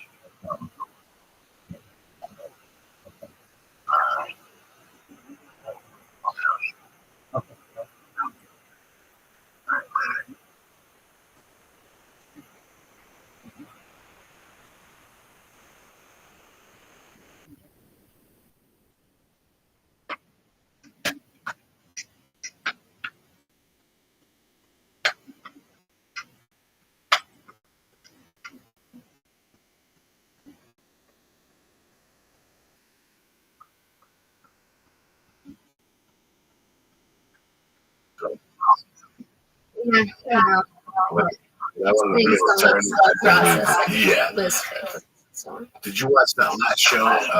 We discussed about the law. Making a murder. No, Oh yeah, yeah. Did you like it? Yeah, I thought the show was kind of a little slow, lost me some points, but overall I really liked it. All that stuff like my mother. Oh really? Yeah, I'm a law and order. No matter what town I create, it's not a midnight because I know where's the they go back to my room. Law and order, pretty Oh women. yeah, for 48 hours. I like all that stuff too. Yeah. It's like Flying Road, I feel like it's too close to home. Like I'm watching Forensic Files and wait for it. Yeah, very interesting. You regret most of the time. When I see some of my friends and with them, I think that's always sometimes. But no, I'm just. I mean, I would be if I hadn't done that. So. Good for you, man. Yeah. I understand. Yeah. 50,000. Quit. Did it make you hope you're like a writer right now? Because Moss was I think it just kind of maybe trained my brain to think more a lot. I think I initially really liked it too. I just started studying this, memorizing the stuff. It's like logic together. So I think kind of comedic brain, logic brain, a lot of concept. So Makes sense. You had to take a lot of and just like extra soul out. But that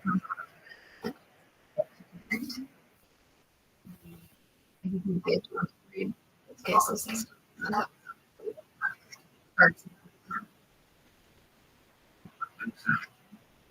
mean, I guess my dad is he was always yeah. another transition. He's mostly earlier contract. I think doing a lot of everything. Yeah, he was so many crazy stories. He's had Alzheimer's like the past 2 years. There's a lot of stories. More movie as he tells them. Germany and people are shooting at him. Flying all these coke and cut him off. Like he would do crazy stories. Yeah, I guess he was kind of teaching me without me knowing. Never atomic. see me growing up in Montana for their outfits. Much. Crazy. I can do it all over again. I love dress. I like the band, and I know that there's always an option. I didn't get a partner to do that no more. Advice and help. If you would, that's heavy duty. Having somebody who got caught.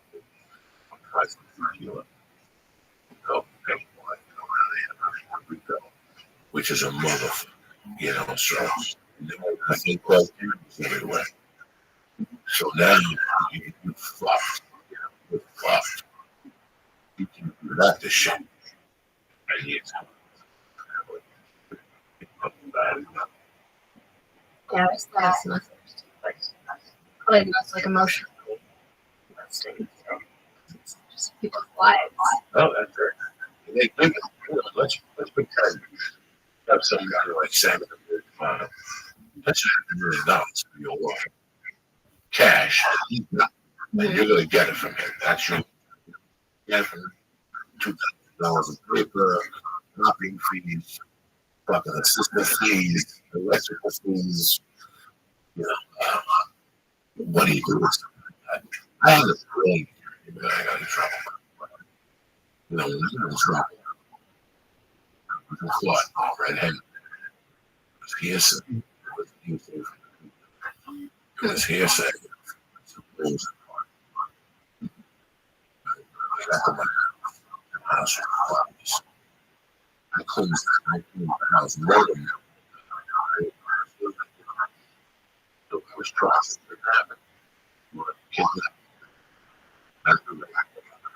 Accessory to family, and something else that doubled because I took it to trial.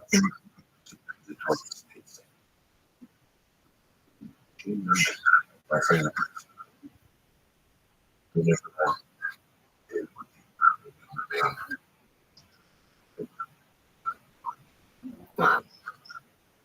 so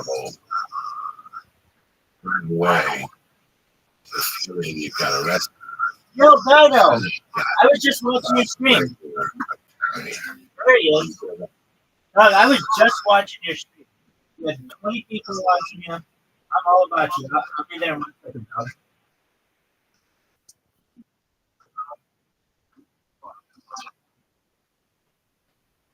Tim. Dog, I'm really well. I have a friend of mine. A little running with the law. He's a shooter. And he's going to go stream himself after 25 years on Kick streaming. I don't know if he might get the game away.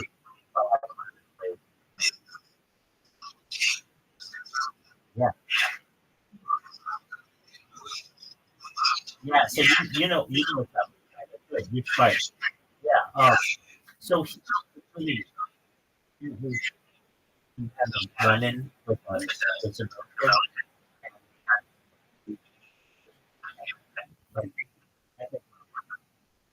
invite him.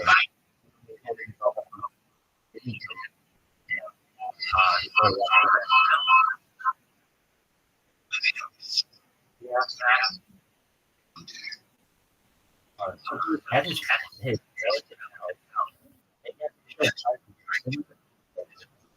and his relative who didn't leave.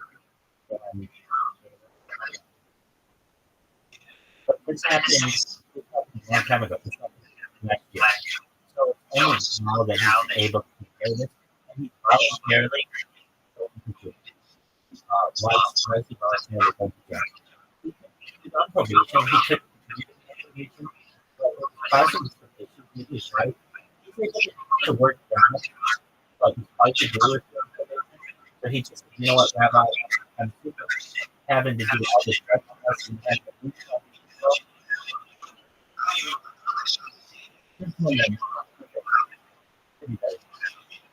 should be better. This person was essentially they were trying to mend things with this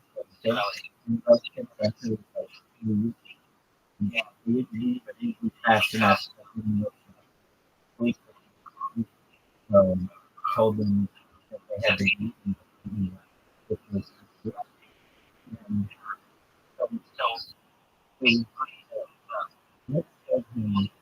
like you can be on a year. You can do really, really complicated. I don't use it. I could just it's like a month and I can go back to my job and live my life. And so, I'm happy. I'm in good spirits and I wish I could do all these things. I've done that. I mean, when you anything that she has some rights that only like anywhere else in the world. You don't have air conditioning. You don't have a roof. You don't have training. You don't have training. You really have all of these things. That's not that line.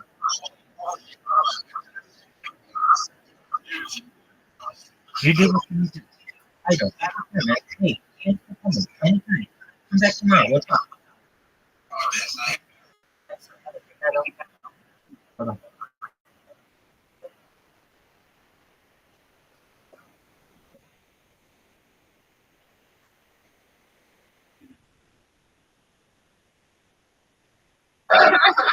He goes, my cousin's even worse than he's not available.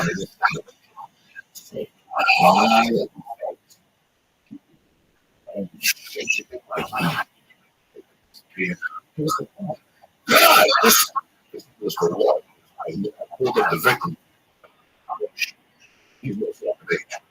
He's got to be able to testify. He cannot take the statement. He's got a, this guy got a DUI.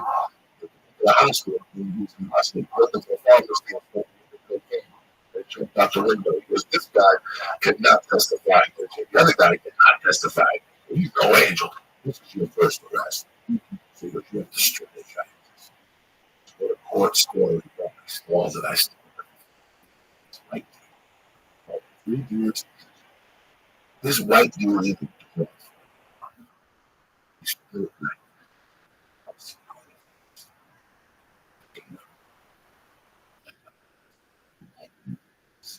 maybe because this that's again. First thing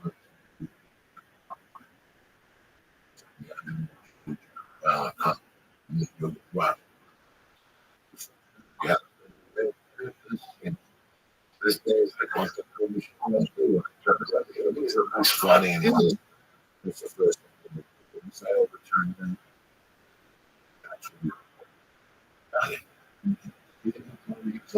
He fucking this guy was he was amazing, but he called me the Friday before because this guy didn't accept me. He didn't take it. Got one out. I gotta go in there. The issue that you have instant. So we don't have the option. Just go in there and do the best you can. If he wants to give you 6 weeks, I'm gonna try to get 3 before. Couldn't be mad at him. Not for the money, that's for everybody else was looking for well. This guy was a savage. You ever, I know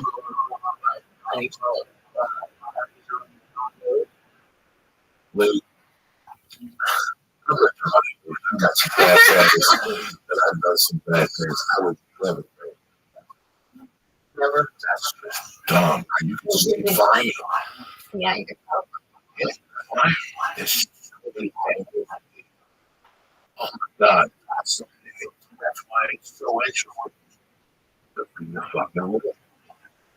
I also like that little feeling. You go into action, you do real money well. Exactly. Friend is action. He was doing well. There's a fucking bank $1 in pesos. Very like they got doubles and people with bells and shit. Oh my god. The money that gets thrown around. Because I don't know if you There's different, just like the water. This fucking thing. Well, that's why it's interesting. You Yeah, came up that's here right. Yeah. because we've been talking about this for the last. but she wants to be a prosecutor. There's no one that want to do that apparently. Like we're both looking for like entertainment stuff. And that's like 400,000 a year.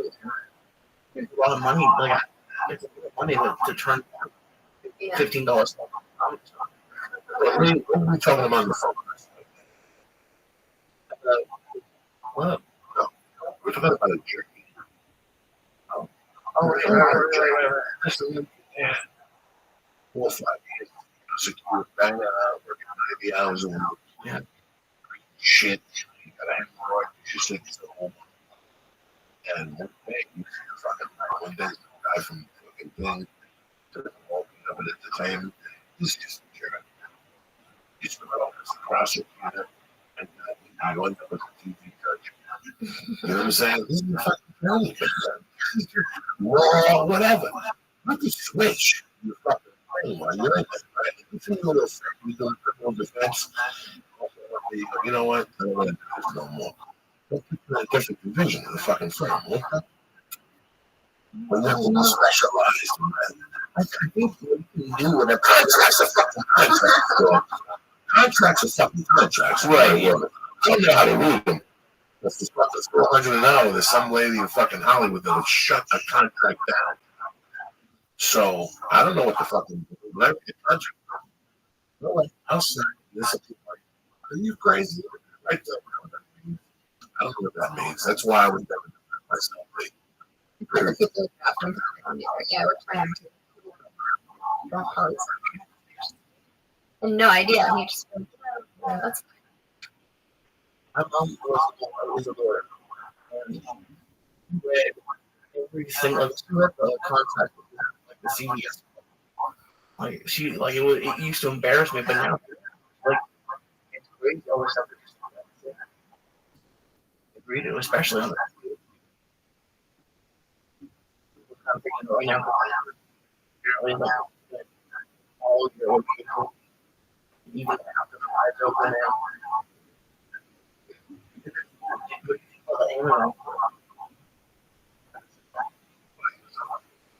there's a, it's when you go to Seattle, all you do is scan your phone, yeah, walk in, you take whatever that you want, and you walk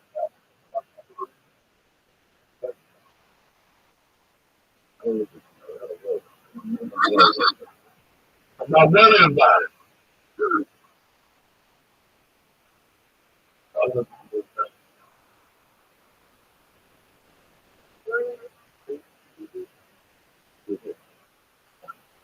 Yeah.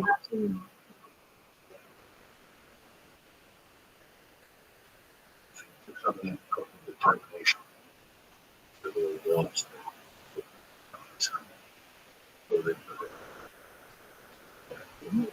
Yeah.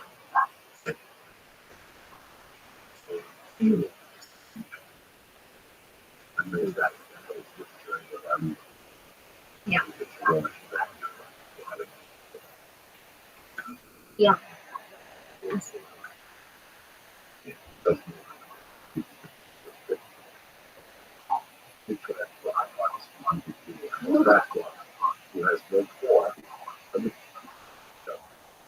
They've done what I will try with do it. That doesn't hurt that. You can't go on what money can go in. What's back in the time. And in terms of time, and this is not going to work with the real is putting together bullshit. And you know, but I always tell you, what's going to happen eventually?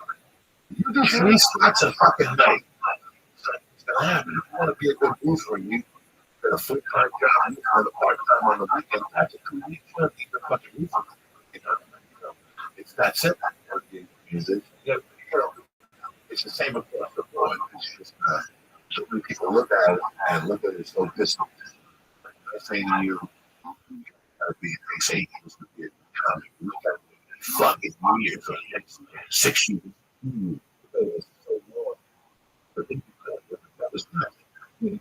But if I don't do that, you take what would I be doing? But the more I procrastinate doing it, very special thing. Fucking trying to stop. Yeah. Just tell you that you simply sit down with the books of life. You need 5 stars, you need 2 more. I only hit the first one. You have these 4 things that girl make a whole thing.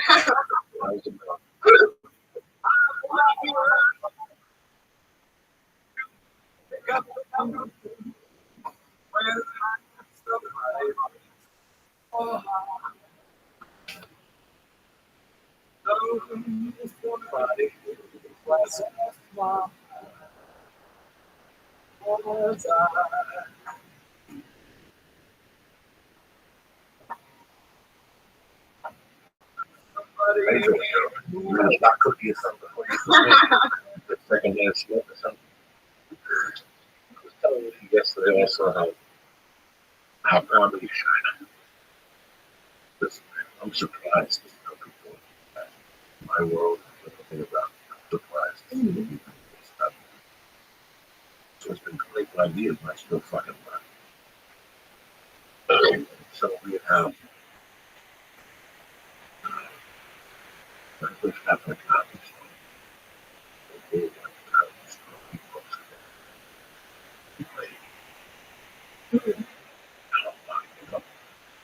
guys with the future. You know, it's not you're at college or your place at clubs, you know, but in those days, used to like Rothschild was a good club, but it wasn't like used to. Like, and probably the guys knew what Rabbi he's from. Even though you walk into a garbage shop, you know, no, I need tape up there and shit. But he would never watch the tape. Yeah. He wanted people's office. As soon as it was very late, just thousands of VHS tapes with dust on them. You know, then I watch, you know, I watch them and think, no, you fucking don't, you know? So, pretty soon, God bless his soul, came up. They never thought about that. More or less, you to work the club, it was the same thing. You know, the squad car. I'm doing comedy 6 years. I do nothing. It's time to fucking make it right. He wouldn't do it. And finally, I sent him a blank tape. Are you high? It was a great tape. This is such a fucking bullshit tape. That's why I never sent tapes. That's why, even if I lived in LA and they called me, what's your tape? Comedy store. 10:45 tonight. Oh my God. What are you talking about? How would I send you tapes if it might be off? I'm right here. How lazy are you, you know? So, that's it.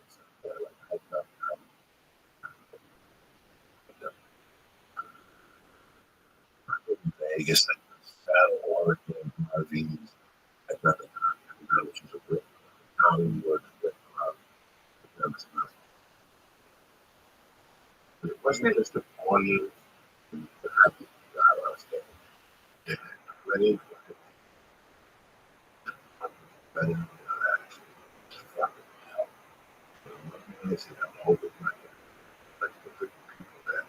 Started at 7 and 2.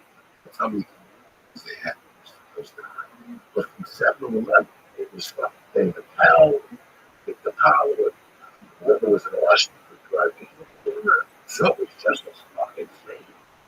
So you had to do it. They used to not have it in 5 minutes. The shit had to be tight. You couldn't just fuck around because all the comics would stay in the back and stuff. So on top of that, they were having their own people.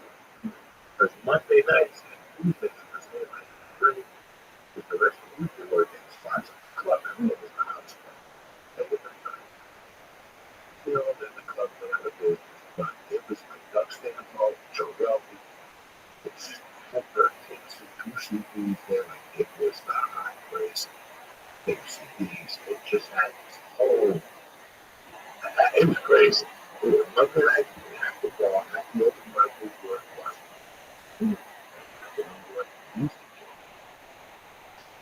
Well, I watched on stage. Everything that I had to do. That was the buzz. I used to always open places. But Monday night short rounds, do short rounds. Just at that place. Oh wow! Oh, Yeah, last week, like all those people were supposed to see me. But he lost the club, and then the guy was a fucking racist, and he lost the club, and the whole thing went up. That was goodbye, you know. And yeah. it's something memory. Now, that city is more north. At the year point, I was this is the third or fourth time. I've just seen it get better and better. And it's not just the comedians. The community I've worked with is always great. Like the feature actors and stuff. This week after the feature might was what I had his last name was like Silverstein, but it was still Bernstein with a B. It was a Russian. So yeah, it's but I just sat there on one night, went around, all the shows always sold out. You know, down there early, always sold out. You damn thing up there, show on Wednesdays, but they don't tell you where the headliner is. It sells out every Wednesday. They don't know that much. And that's for show up. That's how you know town loves town.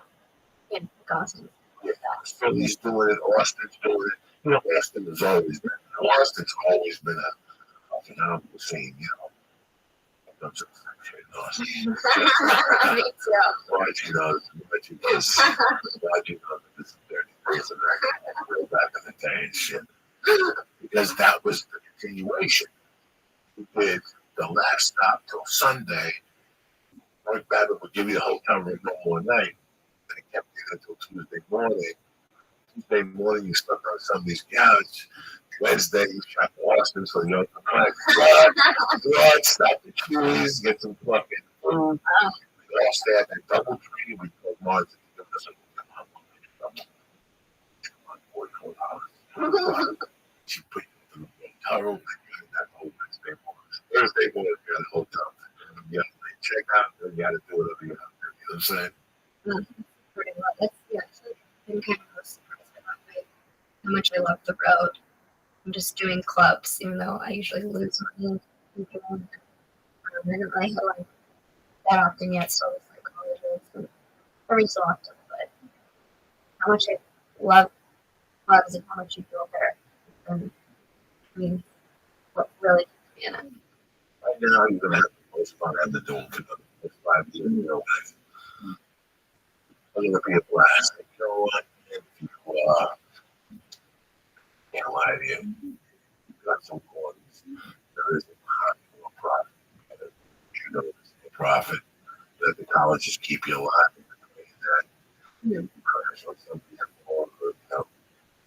It makes it a lot easier. It's how to interact with it. But at the same time, fun. Yeah, I mean, I've been spoiled too. Like, I'm out with Marin and we really do type 30 sets, clubs, is in different audiences, different cities, what they react to, and some are just dog shit. It might be a Paso, but the audience isn't. Yeah. It's like, oh, I love doing shows on Paso. I love doing shows on Buffalo. I'll never go back. Yeah. I hate San Francisco. Do you really? Everything, Yeah, every time I'm going to just so much work.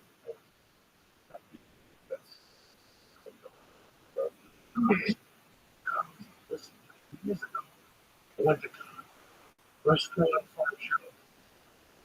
With Ari. Saturday, I got out of my show. And I was who I was supposed to be. Once I started playing, they come up with my class. Like that. Because once you get older, I go through the punch, but then I used to go, There's no money at the punchline. I don't give a fuck. I don't give a fuck. It's such a good fucking room. The hotel is great. Next door to the hotel, they have a bar. In San Francisco punchline, have you ever done it? Then get spots there. Okay, across the street. The hotel is right across the street. People like Greg Cooper stay at a really good hotel. I stay at the street hotel, but it's still a good hotel. Next to the hotel, there's a bar. They have a Chiappino in that fucking bar. Your earlobes fucking pop. Do you understand? They give you a lobster with a big piece of fish, these fucking prawns, with a big piece of fucking Italian bread, and a big piece of fucking butter. And he's like that motherfucker as you're ripping that fucking seafood. You eat seafood? Oh, yeah. You look at them, you don't like Oh, seafood. no, I'm just like, now I'm going back to Oh, this. no. You have no fuck right there. Just a chippy. Don't go in there and go get the pizza. What? I didn't tell you to fucking eat the pizza. I told you to get your pizza. Hey, that wasn't that good. I didn't talk to you about the arugula salad. I told you about I don't know nothing about the arugula salad, that motherfucker.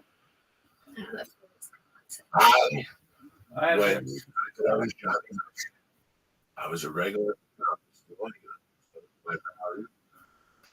The tank was out.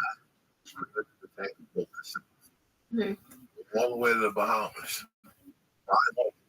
A week or two, basically starved, but they would say, "Hey, you're in the Bahamas." Yeah. Even the headliner would get a small nickel. Nobody made money on the Bahamas trip, but they had it. They got one helicopter. And they tell you before you went down there, you know the room is clean, right? You know, yeah, I know how you go out there and start throwing fucks because they like. No, but the first time you say fuck, the sound would go off. You pull a wing in Vegas. Two little behaviors would come up to the stage. They'd escort you to your room. They pack you and shit. They handcuff you while they pack you. And you're in a helicopter. They walk you down to the helicopter. Before the helicopter touch you the number so you wouldn't get sick. Put the helicopter, get back into the hellhole. Everything. They booked. Shit, they booked. So what I would do is if I did 419, fuck club. Yeah, all right, let's go. Let me talk to the manager. Who's this? Put him on the fucking phone. Who's this? Who's this? This is Pete. Do you mind if I I would always get fucked in the end. And I'm coming in someday. Do a 6-minute guesswork. I'm going to be there. Yes, I am. You book the club. Yes, I do. I don't want no stories when I get off the stage. When I get off the stage, I make sure I have a week there. That's how much of a Saturday I get there, do white eight dick. I pulled two. I pulled Comedy Something, Bethesda, Maryland at the time. And then there was a Wise Room. There was a hotel. When you go to Virginia, something Virginia, excuse me. And then I went to local there. I forget what the fuck it was. Old DC. Somebody didn't throw a pepper shaker on me. It was beyond me, dog. And I went to 2 other clubs and I did okay. But then I was going to the Atlanta place now. And I had just done like 5 minutes. Rain. God, I went there. I fucking died. I never went back to Atlanta. I just went back like after 14 years. Yeah, in Nashville too. Please write I ain't in Nashville. get a line when it comes to driving on the left or the right hand side of the road. And if there are more miles of road for people who drive on the right hand side of the road, that it is in the best interest of even and the other countries that drive on the left hand side of the road. I really like Nashville. I'll take a ride. And it will be like each day in Sweden and talk about how each day was done with minor issues. And the way that you do this is basically you make lots of announcements and you do a lot of logistics beforehand, and then on the day make sure everyone is aware, like the teams, and then everybody changes, and eventually the world will be on one driving system, and then you can do timing lectures to standardized. You understand? You Whether never the seen wheel is on the left or the right side. Southern accent. So that dude goes, you're a little too heavy for this. But I got a room for you that's gonna rock. Watch, you can be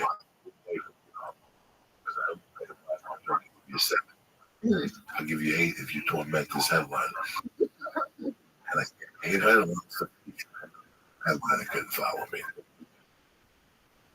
I was in the college that followed. The walls of steel, but ice. Don't get it right after a year for 2 years.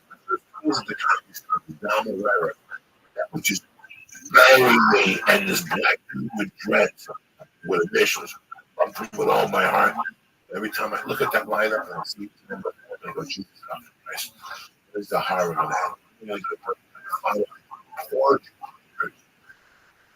But when I leave there, yeah, it's meant to break you. If you can stick it out. I was going through, like I would go to the comedy store. When you jump out in the comedy store, your first 3 minutes better be fucking crack-a-lackin' on a fucking Thursday. Especially after you follow jumping like that. And in those days, I didn't do it in Indianapolis. I was doing those hidden things. But I always remember that for the rest of my fucking life. I remember. I ate a bag of dicks then. Anything in the Southern Bible wasn't good enough to control myself. Yeah. I would lose my cool after 15 minutes of time. You do that for 7 or 8 minutes. In those days, if I saw somebody with my hair, I wasn't really prepared for that type of shit where I could speak all that shit. Just not experienced enough at the time. Like in first of all, I really to 1995, 1997. On the metric system of the meter is slightly off. The meter is supposed to be 1 millionth of the distance between the equator and the North Pole. But in reality, the circumference of the Earth is 40,075 kilometers, which is slightly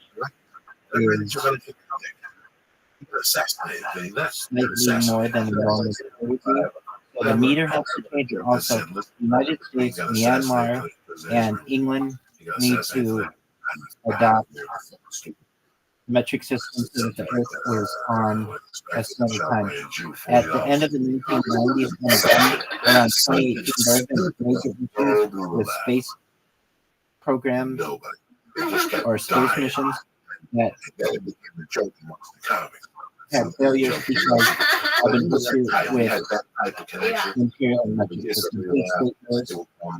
And say that for humans to colonize other planets, we need to be on one system. Two systems won't We're work. doing them in this room.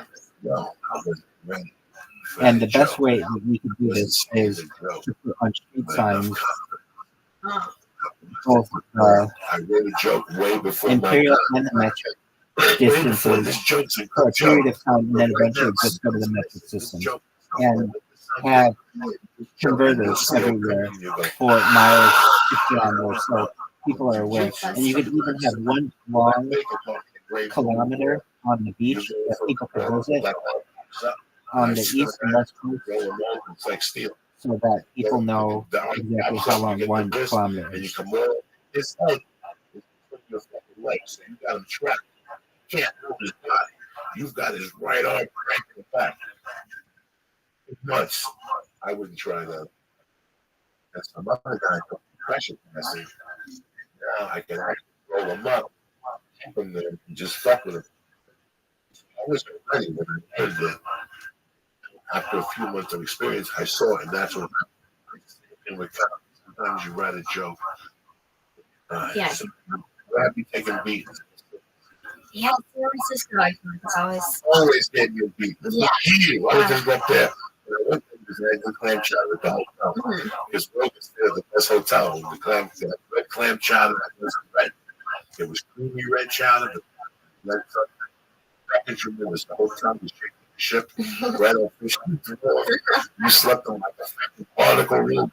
The room, the ocean. It's still there. I forget the fucking name of the hotel. You got to pay for it though. Like, this house kind of go, we'll give you this much for the hotel. Joe would pay for me. And we were all there for it, but we did all of this same fucking book. Thursday percent of the time. I would die. Every show, I would die. And I would die. But you start bombing some values. Oh, yeah. Yeah, that's what I would do. That's what I would do. You pussy. Yeah, I would just focus on matter. For you, I never go back home. For the headline in real life. You gotta jump in those motherfuckers. They physically abuse you. It's like That was the first place to I'm not like booty. I know I did also people treat San Francisco. Yeah, San Francisco. Colleges in Florida. Never. I took a for 5 nights. I was flew in on Tuesday, worked for Sunday. My Thursday, university squad. But Friday was just like a seafood bar on Friday and Saturday. Crab agent going on. My God, I'm fucking kidding you. If you think I'm kidding, I swear to God, you'll be shooting at the cancer. So I was in the heat of the day afternoon. And they didn't have anybody else. They had cheap tickets to the airport. With the ticket, they went to the airport, cut it around. Got the ticket, they went to the airport. $50. The time to get right. Like, I'm doing 5 minutes, like 45. Wow. Anything on my head. Went down there for the 6th. Tuesday, Wednesday, Thursday, Friday, on Saturday, a zinger for Sunday. At this time, you're trying to jump. I sat like you in a fucking future service. You're on stage, shit. You think that I do the joke around? Because you've done so many fucking shows. There was a time that you remember if it's a Boston, these 3 shows. That shit went away quickly. I started saying, but there's still some comics. Val Crawford. Those motherfuckers do 3 shows. That for me, neither. Oh, I think it's like. I don't think that's.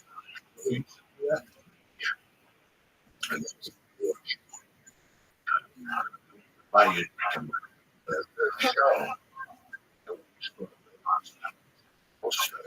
so we try to but I can get up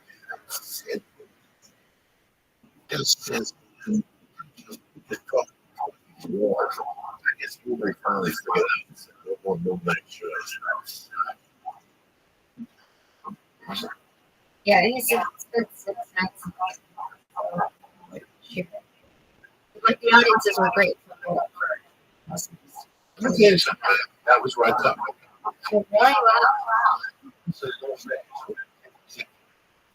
I was crazy back then. So LA, I was a regular in the store, and I did Reno. I did Frisco. There was no healing before. We were in Seattle. Any brains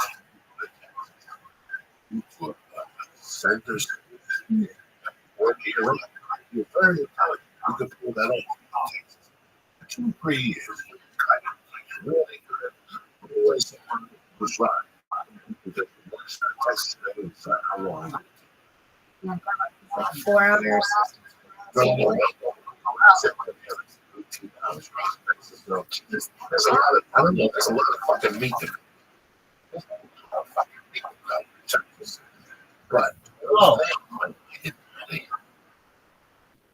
welcome. How are you? You, Mom. Yes. Fuck you.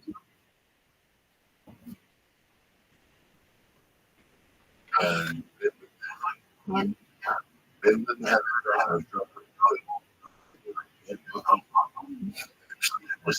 up all the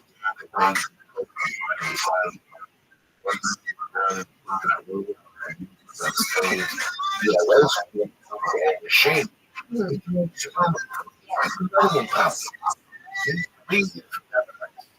Had money.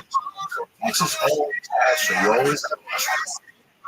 always planning on business is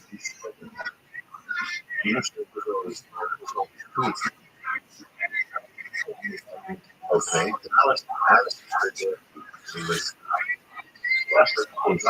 David there, right? You got to be worse. I want to do David there. What you have passion.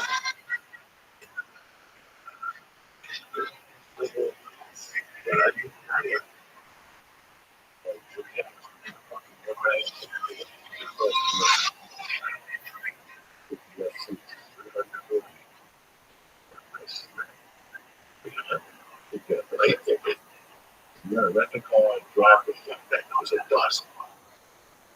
Downtown, at 11 o'clock at night, that time.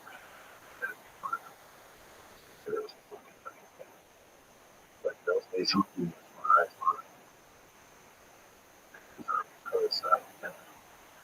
west side.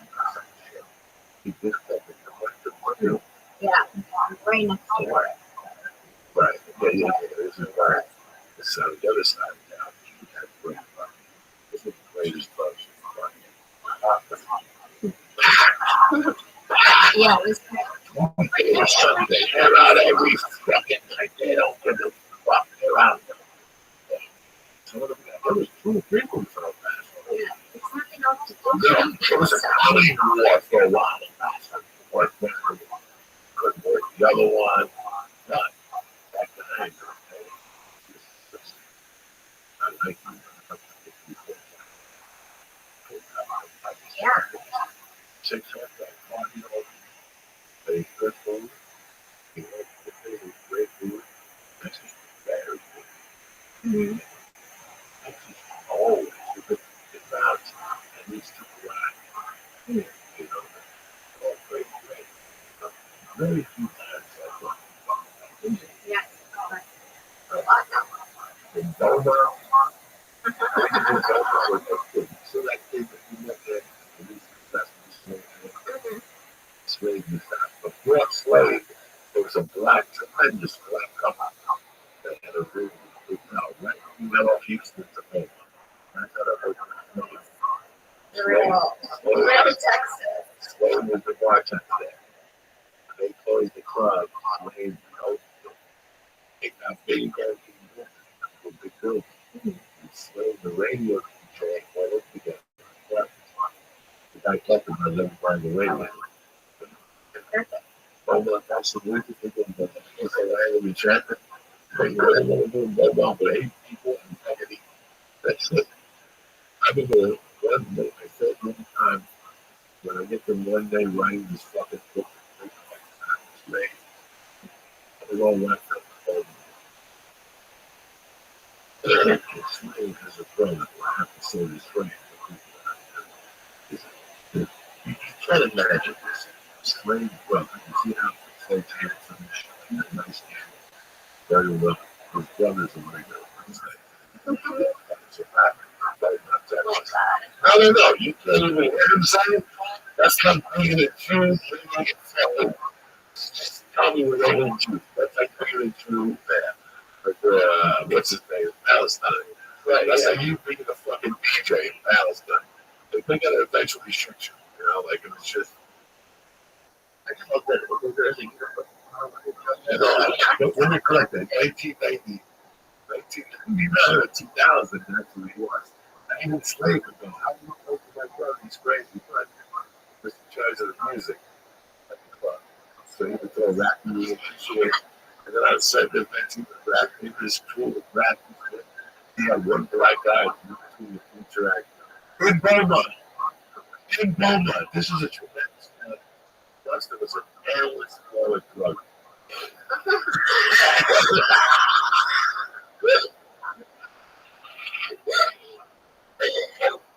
Where's the record? Don't you come in on Saturdays, he come back with like 2 other black dudes. Everybody was broke. I tell him, I can give 30 bucks. I give him a joint. I love him. I really love him. I would spend so much money. So I'm calling him.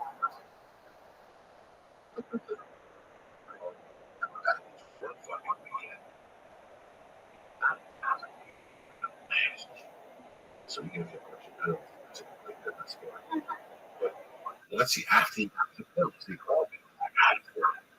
So I got it for him. I called him.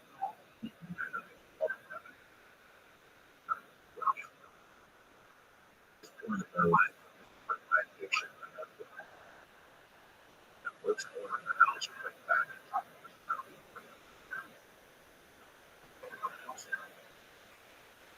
I had everything. If I smoke 1 pack of cigarettes, I'd buy 3. I bought everything in the stash. Writers, rolling papers. I had everything. I had a checklist. I was a fucking organized fucking campaign music. Oh my God. That's how I put smoking cigarettes. I got an acre. I myself in the house. I refused to leave the house to get cigarettes. That's how you know you're going to quit. Stick to it.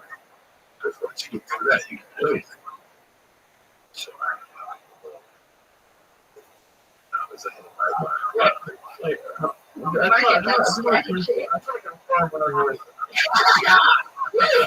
you quit cigarettes. Okay. That's how I pushed something for because listen, I knew that I was down the fucking house.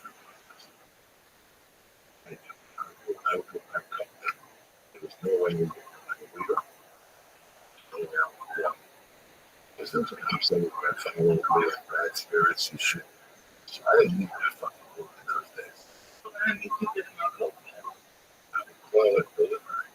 I walked through the stairs real quick. And I first started learning again, I was a few. She was black and African. She would say Hebrew words to me. This is crazy shit. When my nephew would be his good friends. After my wedding, he's at Japanese wife with 3 kids. I think I'm kidding. Your nephew used to groom you. The nephew, gang. I lived in living with my wife. I was married to my wife. My wife, I would go home at night and play comedy. So sometimes I would go home at 11. Go upstairs and I would run into the package at 3. I go downstairs and I come by with a motorcycle. I went out and get the DVD for $50. Then he took it for a coke and run upstairs. As I was walking back upstairs. Yeah, she would hear me. She could me in Africa. Like they needed that when I was just downstairs and like it. 2 days later, I go, keep what's wrong again? Because I don't listen to it. I know she was doing voodoo to this.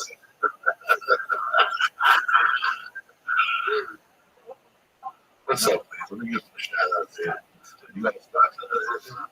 I'm gonna go. Where's here? Here in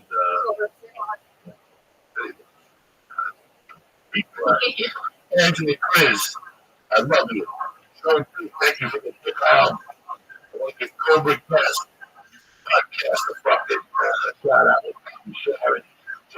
family, Walt Rosenthal, Melanie Borella, my main man D in Colorado, Bob Strassman, and John Johnson in Crystal Oaks. You fucking anyway. Yeah.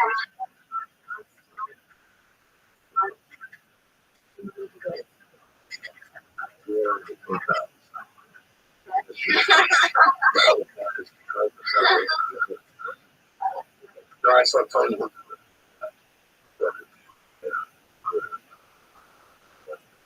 Yeah.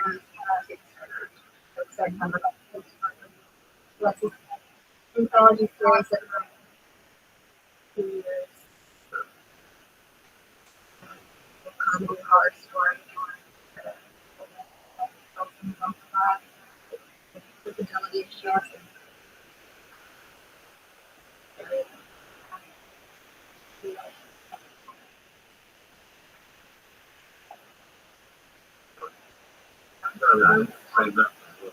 Anything in a couple of years.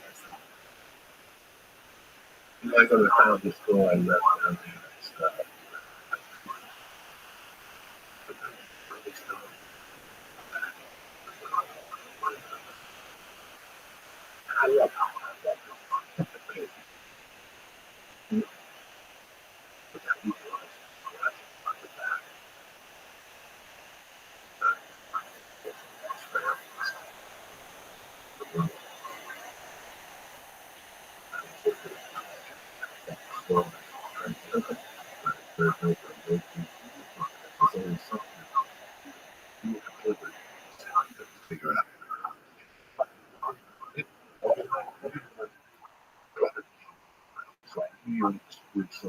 Yeah. It looked like you. They were all married. Yeah. Yeah, I haven't been to Cap City in a while, so it's nice to do that. I knew I was going to be in town then. Just reached out to it. Headlining that weekend. And yeah, and then Sunday they just took me to those pictures home club, so. And then also that some guy who came to that funny show did that front row and made fun a little bit. And he gave me like $5 I'm gonna be able to shoot this thing now. It's so crazy though. It's just the crazy stuff. No,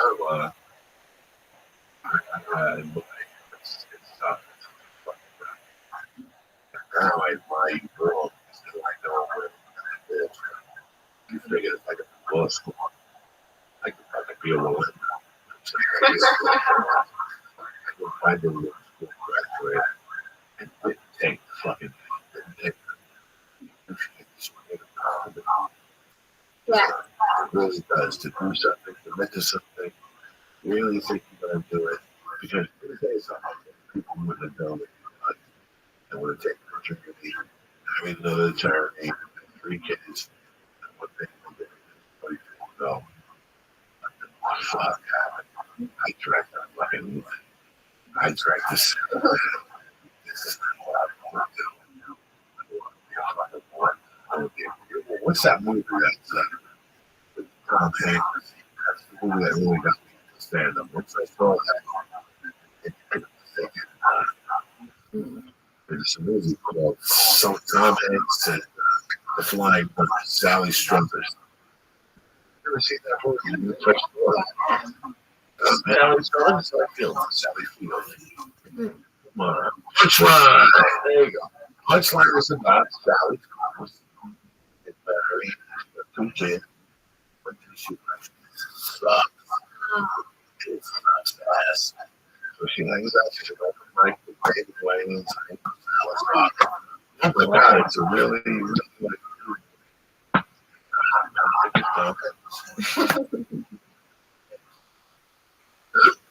she wants to write for Tom Hanks.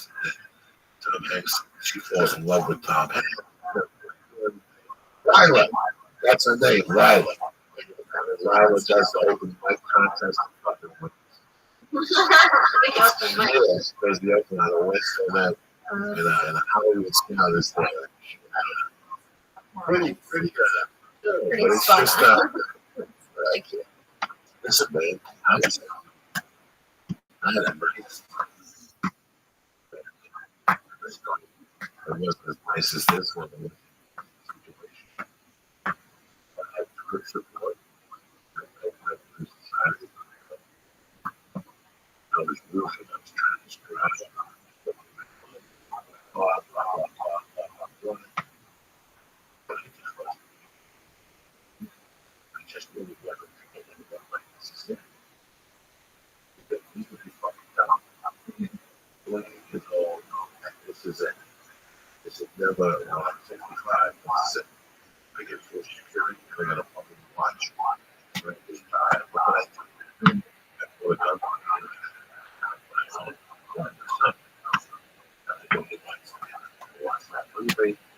Let's go to street bars. I was a pussy. I would schedule when I can't. Schedule, can't. Schedule, can't.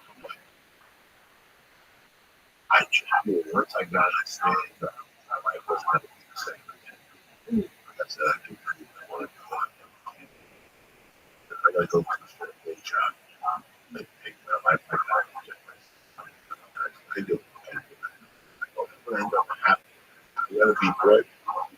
Like that, I can figure out it's not gonna fucking. It's not gonna be a drug deal on the street. Figure it out. I'll have to take my lumps. Do what the fuck I really do. So I respect that. Yeah, I mean, I knew there was a reason why I like fuck. I work. I've been at it.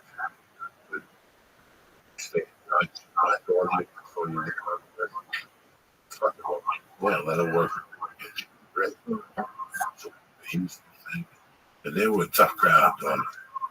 Oh my God. Houston was no fucking.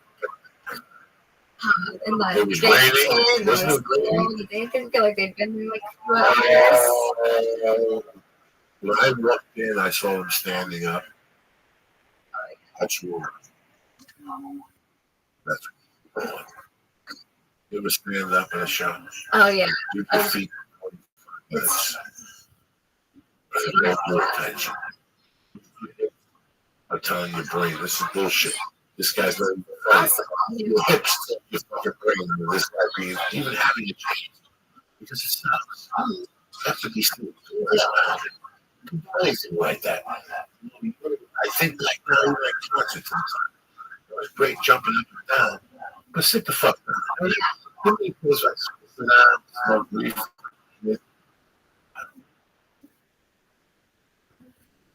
What do you think? Where is Steve Parsons?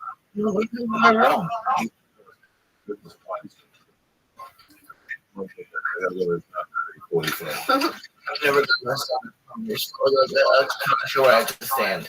You're going to be terrible. That's solid. What is that? You got a little style in like that. You think that's coincidence? That's a starting thing. Oh my God. So what are your future ask? What do you want to do for the next couple of years? Yeah, keep finding it out on stand up. Yeah, writing, directing, so shorts and shoot this one. And turn it into an anthology feature.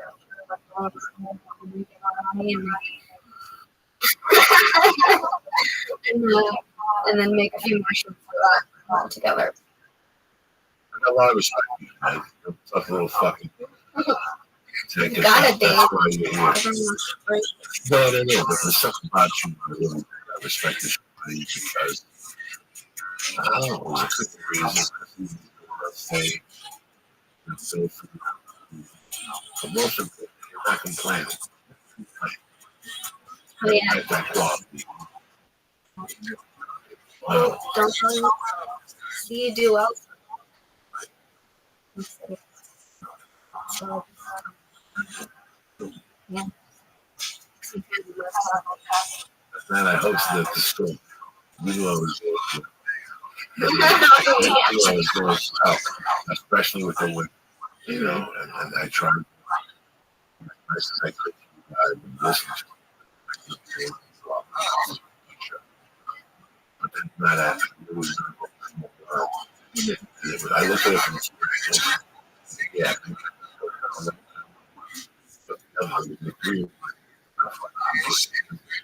Once I started, I was like, oh, this.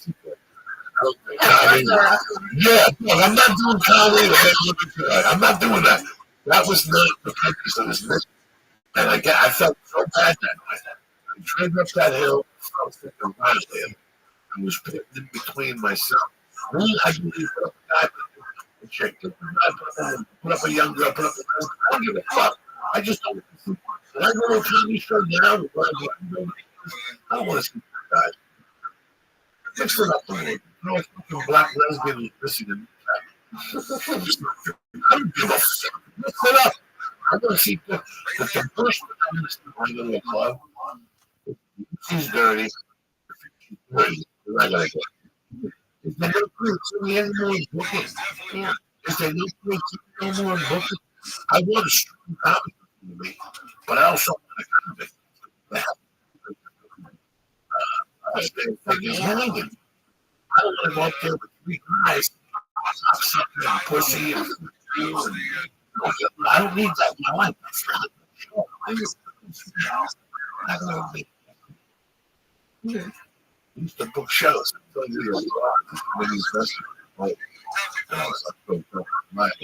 Listen, I can get you booked. Tell me how much I like $20,000. It was just a great 8 months of life. But I remember putting like, oh God, I was this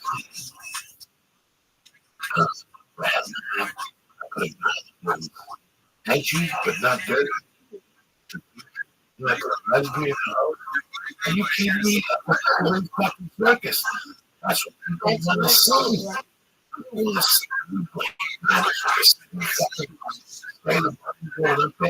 but sometimes I go to a club and I can't believe the feature actors this time. And I'm not going to say I'm not the type of person who likes to complain. They just I learned about it.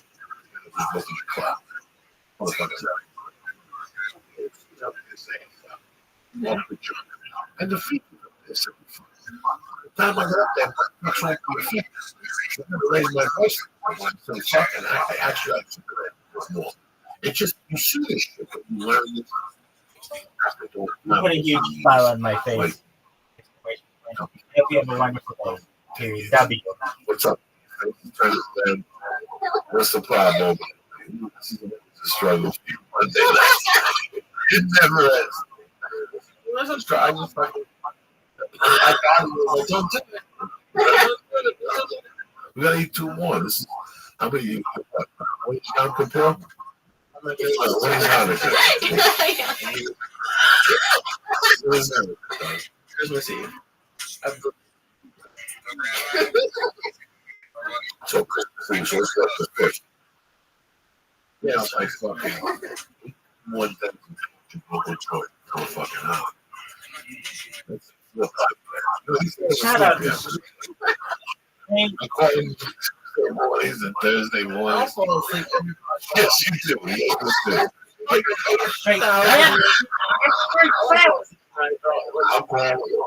I'm glad the show's he's not. He's not. No, this is a party. So he goes, he has a burst of energy. He goes, hey, basically, Salami Sam is that he downloads the podcast. His girlfriend like, what do you know? How do you fucking pass out? I'd be petrified. I don't make a decision to pass out. I've only really passed out 2 or 3 times. You just can't wake up and it's all over. It hurts in the morning.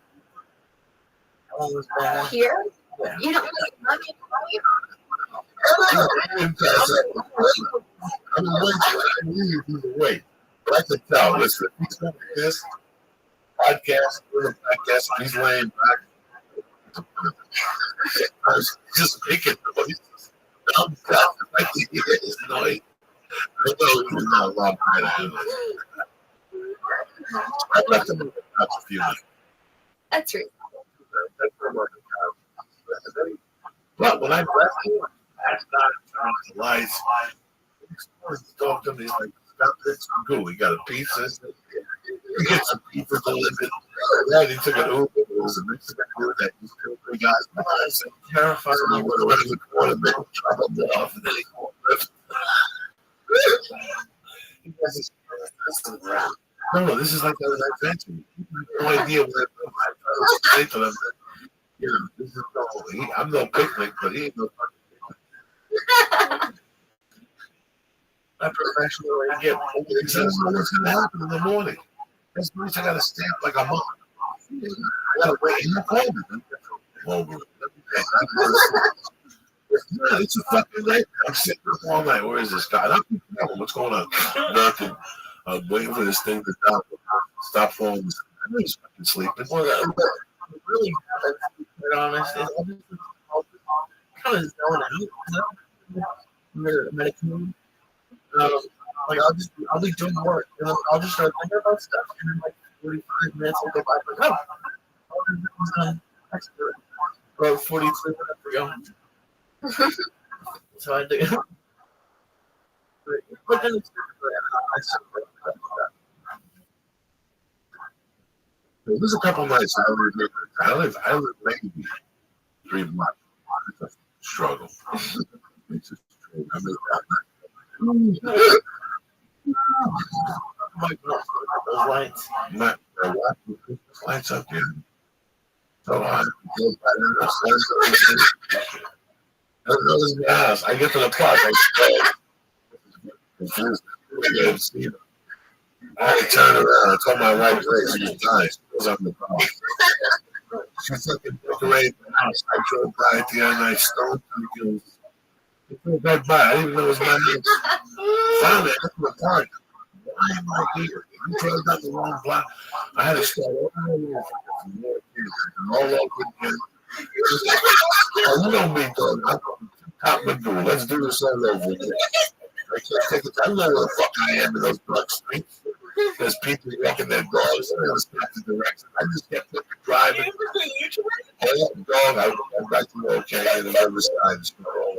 I made the left out of fucking Popeye chicken. And the right, and I went all the way down again. I crossed the Colfax all over. Fuck, you know what? I drove past This is fucked up. And I remember I didn't see the other light. I took like this. I didn't see those fucking lights. I'm looking at this in front of me. I'm lucky. I just listen. I drive myself. I've been telling you that for years. I drive myself. You let me drive at night. You're taking the fucking chances. I don't see. I don't see. I'm not that low train. I'm doing 90. You look at I don't fucking see no more. I decided wait till you're fucking 53. You build the computers into a 10 o'clock something. You're done. I was fine. So I got on the computer stuff. I was fine. That's the defense. You got any dates in there?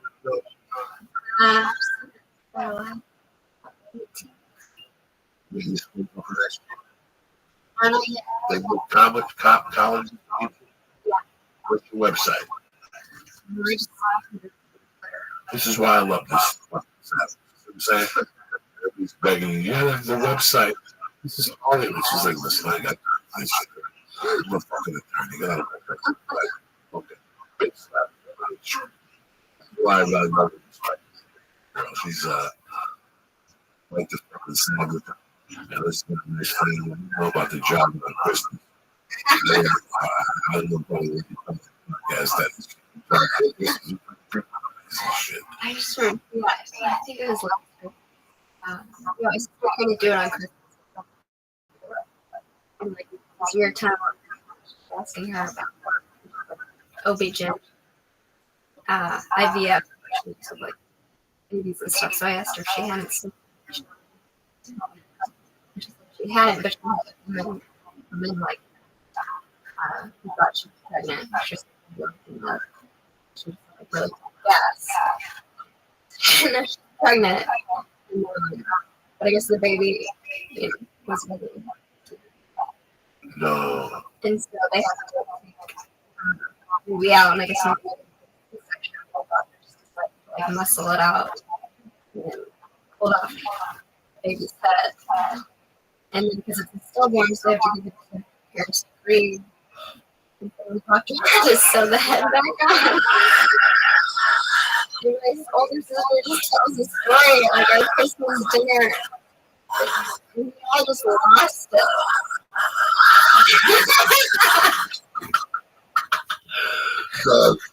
That is the darkest, funniest shit Yeah. I've heard in a long fucking time.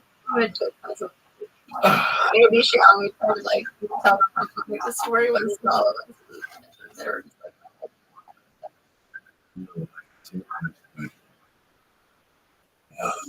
Of that weekend, it was definitely, I'd say, the show. Because you remember.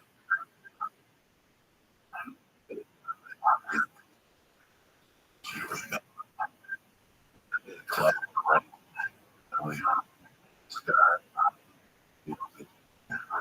What? What do you do? I guess he was like the head guy. It was a Thursday. And I don't know. Just gets 2.5 hours. I was fascinated with those. You sit there and tell me his wife or search or whatever. Stories just as dark and funny as that. You gotta have a little bit of rip the baby's head off the rest. She's back to say, oh, great. The fucking how come it's got stitches on his neck? What happened? This fucking Frankenstein and shit. Can you imagine going to the brother? She's like, whoa. What the fuck is this? This ain't no black man. This is motherfucking Frankenstein. This is a mistake. There's no voodoo. There's stitches on his neck.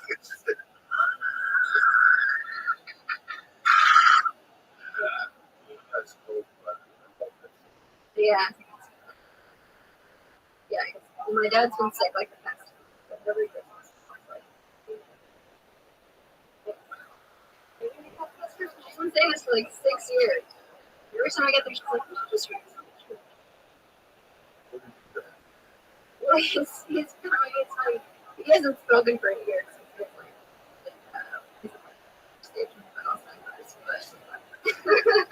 So he just looks at me. No, he's even past that. He just kind of sits there. But you can kind of get up there.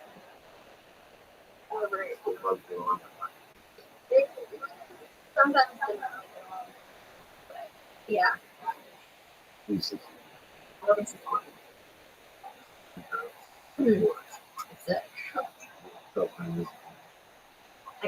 believe it's sorry. Yeah, we broke apart. But he's still hanging on. I did. I'm holding this together. No, he's probably definitely. We're both stubborn, I think. Yeah, she still lives at home.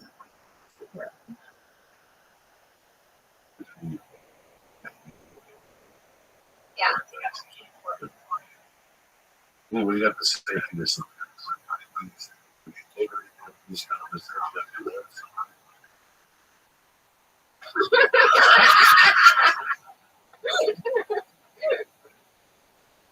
I have learned You said Quit cigarettes. Oh yeah. Quit doing cocaine, hiding in the room.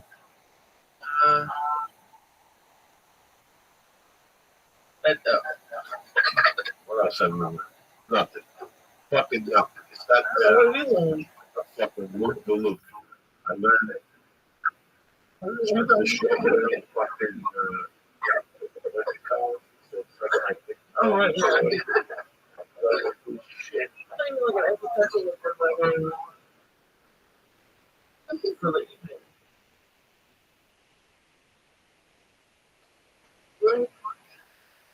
Wait.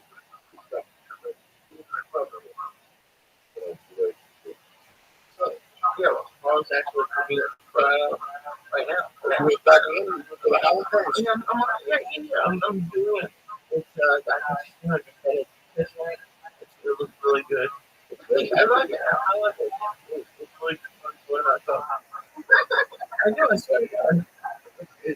Other than that, I mean, besides that, ingredients, less high quality ingredients make a real difference with some good to know where your food comes from. Okay, Lee has tried Blue Apron. You tried it how long, Lee? It's good. It's good. Yeah, I was doing it every week, and then I started going on the road with you those few times. So I only get a few times a month, but it's great, especially when Paul there and takes care of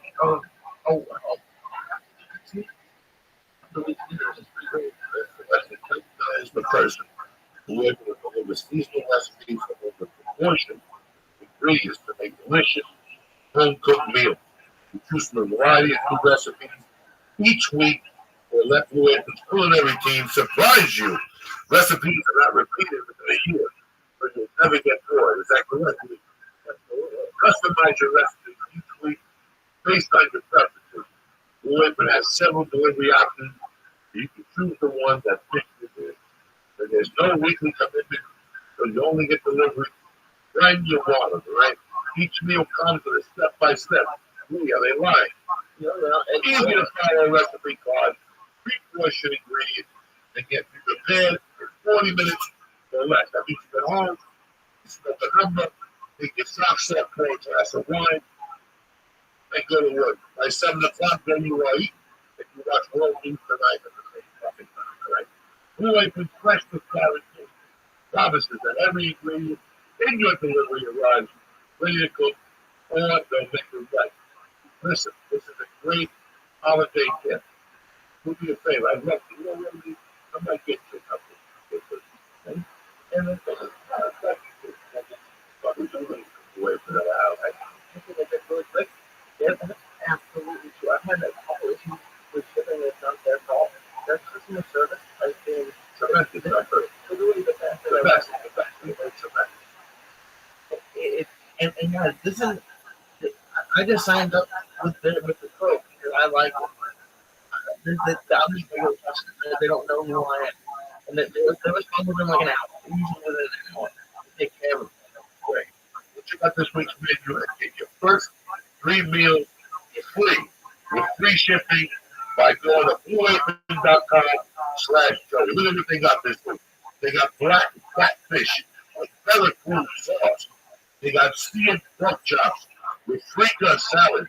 And in the family dinner, they got shrimp and squid ink pasta and white cheddar chip burgers with sweet potato wedge wedges.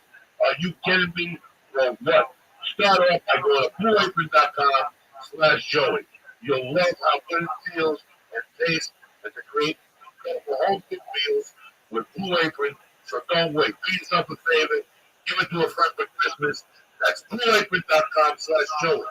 Again, that's blueapron.com/Joey. Here we go again. You're going to love this. So another holiday treat. I tell you once, I told you a million times. You're unique. You don't walk like everybody else. You don't talk like anybody else. You don't sleep like everybody else. So why is your mattress one size fits all? Then you wonder why your back hurts, your neck hurts, your ass hurts, because it comes from mattress was $5,000 to $10,000. Until then, introducing Healing Springs. Where you can buy mattresses online, customized for you $100 instead of thousands. Go to helixsleep.com, answer a few simple questions based on 4 key preferences. The result will be a custom sleep profile. Your mattress will arrive at your door in about a week, and shipping is 100% free. And for couples, Helix customizes inside the mattress. Helix customers report 30% improvement in overall sleep quality. You have 100 nights to try it out. If you don't leave it, they'll pick it up and give you 100% refund. You're like, no questions asked. That's why everyone's GQ magazine before they're talking about healing sleep. So do me a favor. Go to healingsleep.com/Joey and get $50 off your order. Again, healingsleep.com/Joey and get $50 off your order. Who's better than you? Okay, listen, you gotta fuck. Please. Please don't talk about it. Drop it. I got the black. I got the black. How does it feel? How does it feel? Letting him put it in the water and high altitude. Talk to me about the experience. I don't know if it's going to be so. I haven't tried that yet. We have to take it to Austin, take a vision on the caving. It's the sharp look at watch. The best thing is don't pause an arm and a leg. You know why? MVMT watches. The movement was founded on the belief that style shouldn't break the bank. All right. The watchmaker's goal is to change the way consumers think about fashion by offering high quality, minimalist products and revolutionary prices. Okay. We get it. Holiday shopping can be tough, but thanks to MVMT watches, all that gift giving anxiety can disappear with the president. Right? These watches make this happen. The perfect purchase. Listen, these watches make the perfect purchase for just about one in your life. Guy or girl, remember they started $95. You have heard me talk about MVMT watches before, and I'm sure you got yourself one. Now let's finish the holiday shopping. Get the MVMT watch with something on your list. The holiday season is here. With MVMT, you can skip the crowds and stand in crazy lines at the mall and find that gift. Like the prices and make it the department stores. Listen, the movement watches start at $95. The department store you're looking at $4 to $500. You're not lying. Freaks have complimented you. They look at me, you must have a muscle body. That's like that. Every freak you see is your fan. That's a freak looking back. That's right. That's what MVST. Figure out by selling online. They were able to cut out the middleman. Get the retail markup. They got the best possible price, right? There's 500,000 watches sold in 106 countries. Good thing or what? Profit, get 15% off today. Free shipping, free return, like those MVMTwatches.com/drop-and-read search. Bam! CH3.CH. Suckers. One more time. This watch has a really nice design. And I'm telling you, these regular freaks, the same one. It's time to step up your watch game. Go to MVMTwatches.com right now /church. Join the movement, suckers. Why start the new year off with a shitty fucking watch? Go to MVMT Watches. I want to thank Arnett one more time. Felix, MVMT Watches. My main motherfucking shop of the future. You ain't right now. Man, you know what? I got no show. They're fucking for less than a year, I'm running out the polo, cocksucker. You don't know what I'm fucking talking about. Relax, man. It's been a long year. I love you guys. See you Thursday night. You're one of my favorite guys. Now, over this, all respect. Get that hand for them.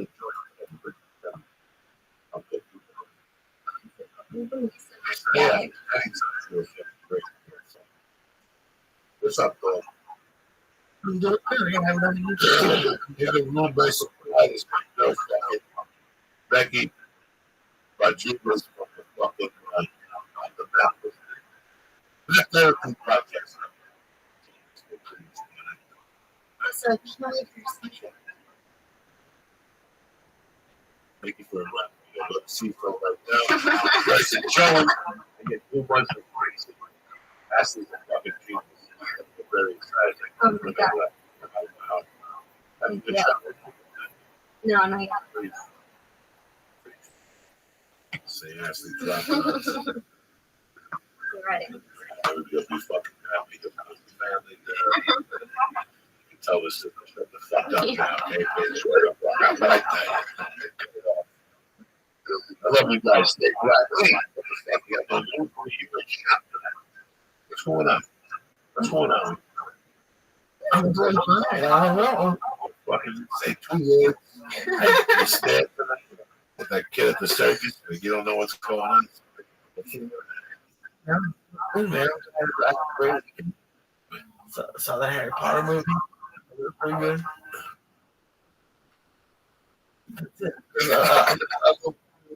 Such a good stuff.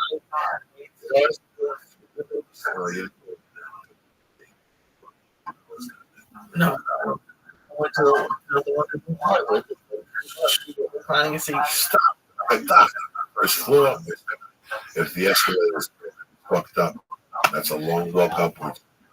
I've been so they fucked that walk. That will go. That's a long ass walk.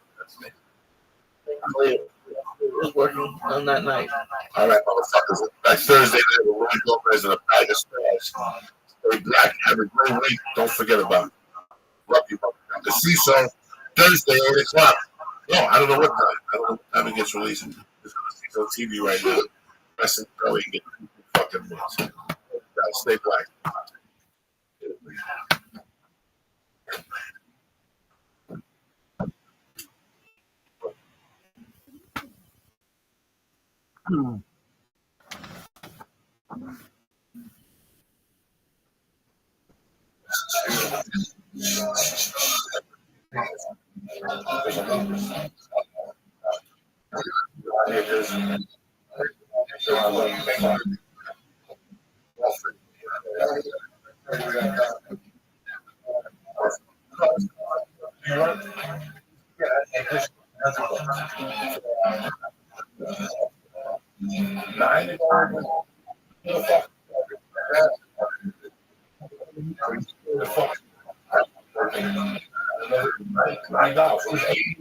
That's right.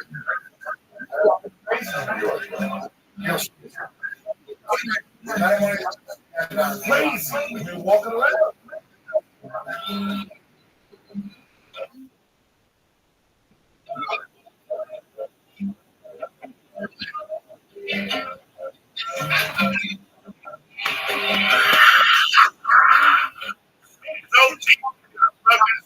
What's happening? Joey?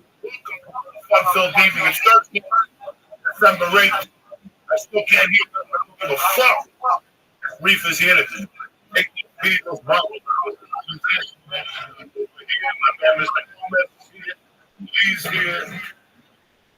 Oh, shit.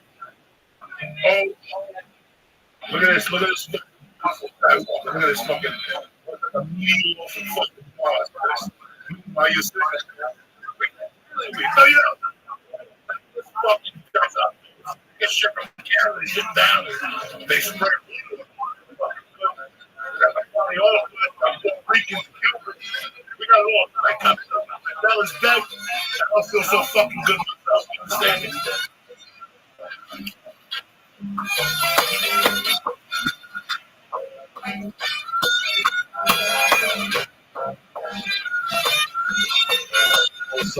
Spirits. But you're clear. I'm fucking alive. We're gonna burn this fucking thing. We got a doctor coming to fix. I got him in 5 an hour. He has complete. Oh, here we go.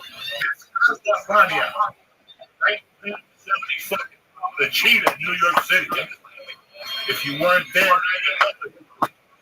fucking badass motherfucker.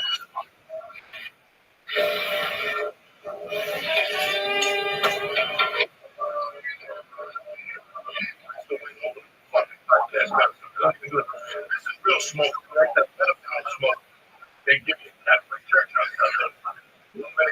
smoke. Next minute, you're smoking a free stick. I'm saying. I got some. If you're 18, I'm down. Gomez is milligrams. You don't fuck with that. I mean, or something.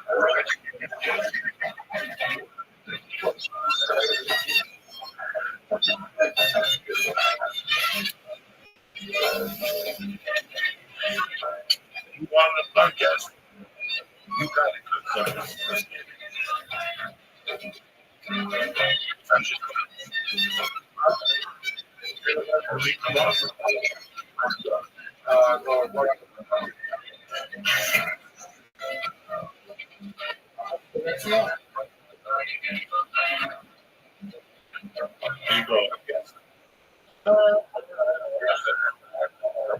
There you go.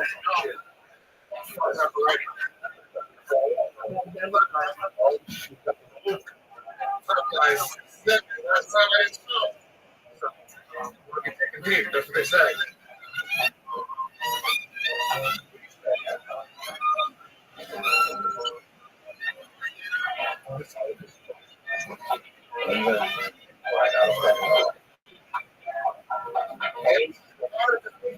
What I'm about Friday, Saturday night.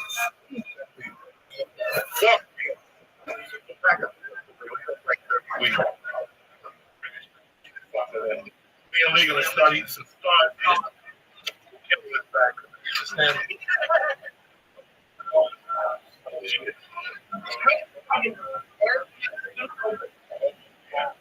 Oh, yeah. Somebody right to you understand.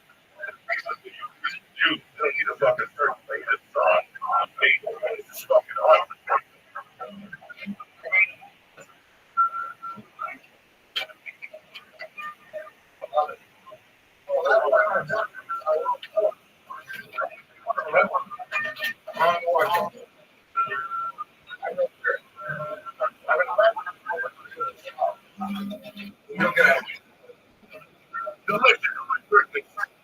And very good. Seven. See? We got constant. What you think of the bomb? Get the one. Oh, shit.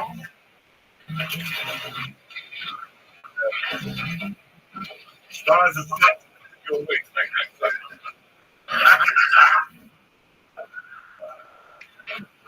How many is that? I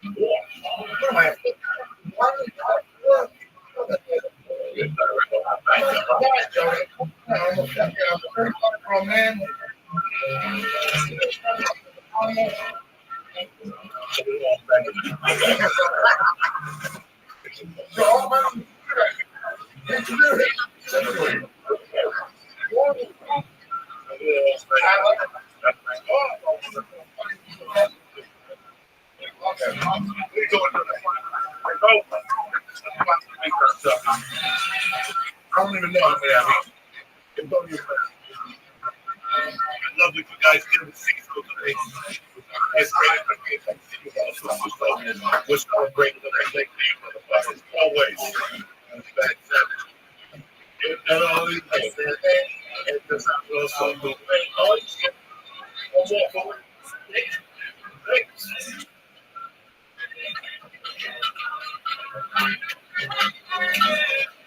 Some bags go. This red bags. 125. How much? Most people in $10 bags, they must be down the street. You understand?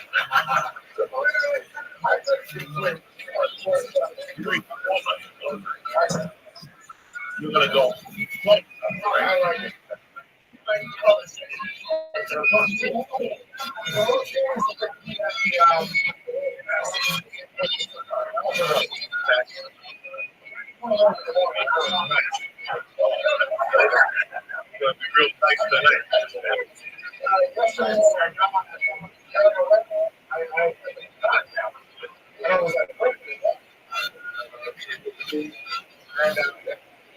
When you wake up before the morning, I got blood coming from my tongue. Whoa, big fucker, go.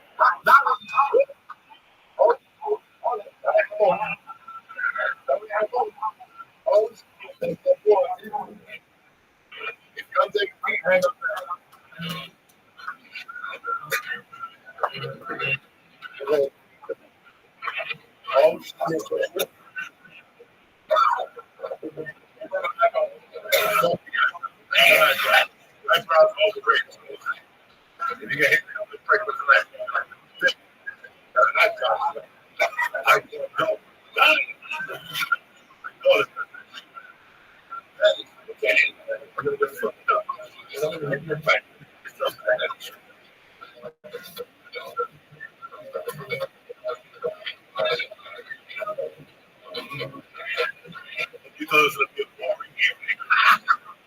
Or if you're watching Jet or something like that.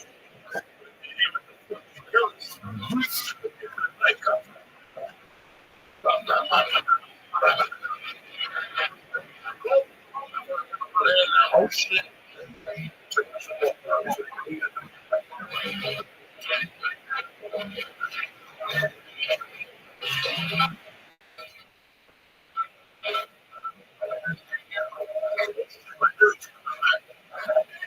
It's working.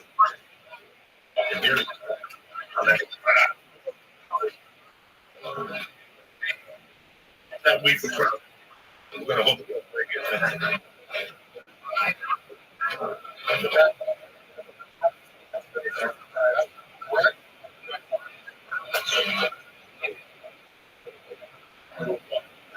Same thing.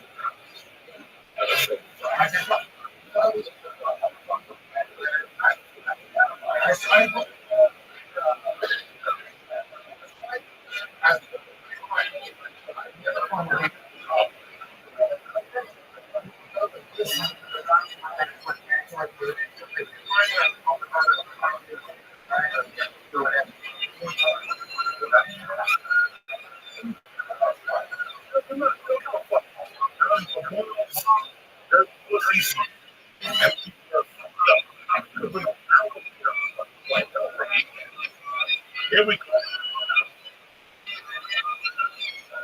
Are you look at this little Martian? You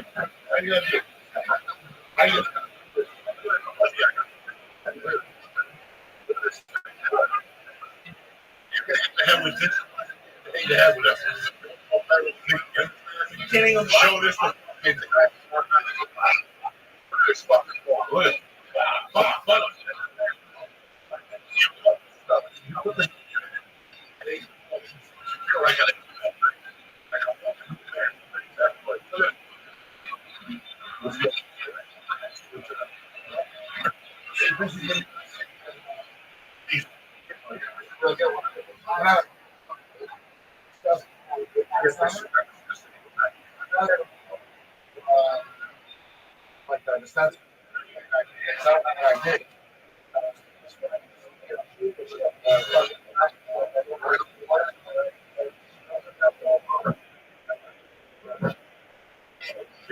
For Jerry's.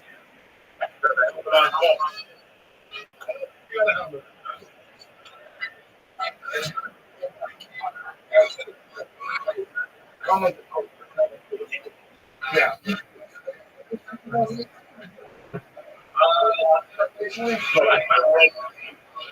Illegal to 78. 78 legal, but it's all a state of mind. I don't know.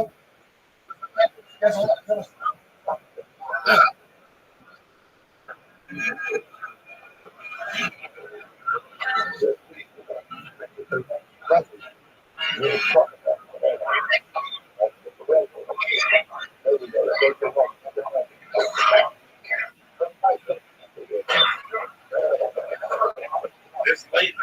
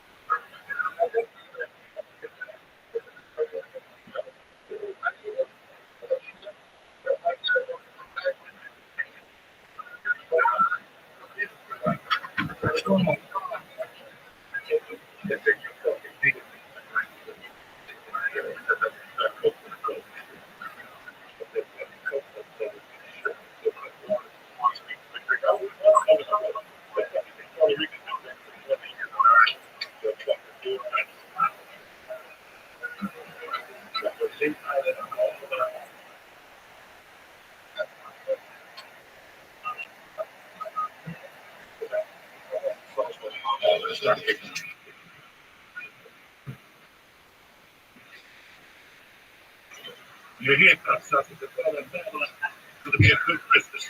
What do they make? We got 17 fucking dancing. They sit there looking at me, cocksuckers. Get out there. Go buy grandma's gift.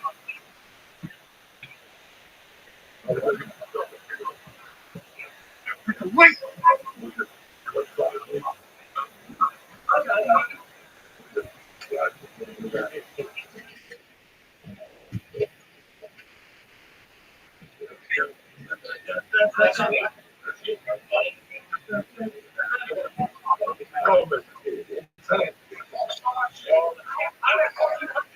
So much.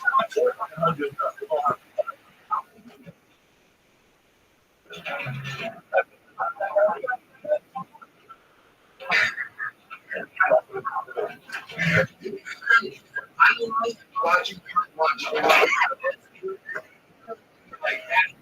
Oh my God. Straight kid. Got a girl. Good. He's a fucking Lee is the fucking man of the year. I'm gonna roll. He's not the man of the year. He's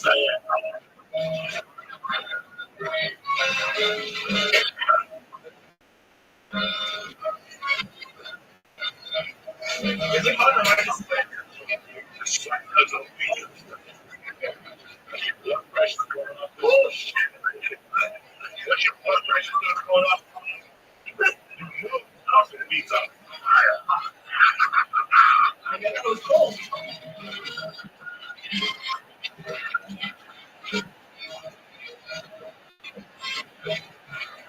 Music,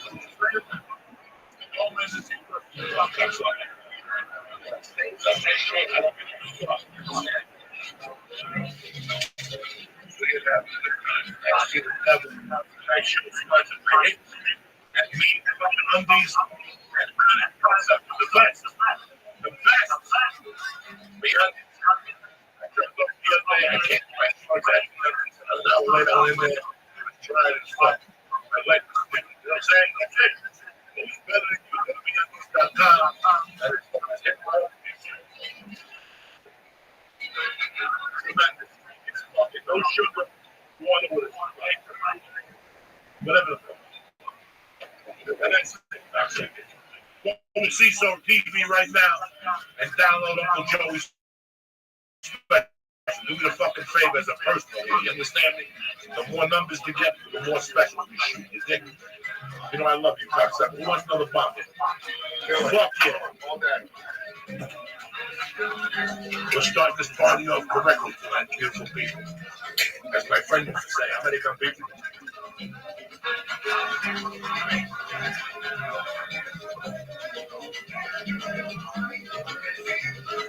You were the music podcast? Yeah. He did Jimmy Johnson's podcast, and Jimmy's a friend of mine. I work with Jimmy and stuff. He's fucking great. Yeah. He's not great now, he's not my camera, but he does like. How you guys doing? All right. How do you think I feel? I had water, I had to go to the fucking doctor. If we don't drain the steroids, antibiotics, and the slitches, I used to drink. How do you think I feel? Smoke up all goes away, you understand?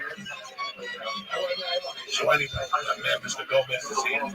Lisa is here. The party's about to go down. YouTube.com/C/Joey Diaz. So YouTube.com/C/Joey Diaz. I'm gonna keep this going. We're gonna be smoking, eating edibles. We're gonna break on record tonight.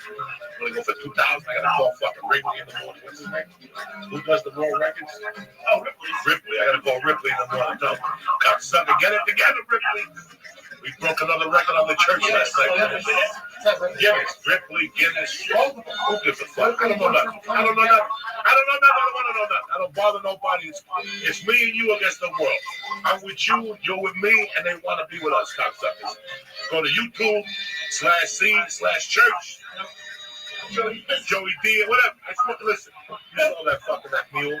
That bong is a mule. It kicks like the fucking speakers. You understand?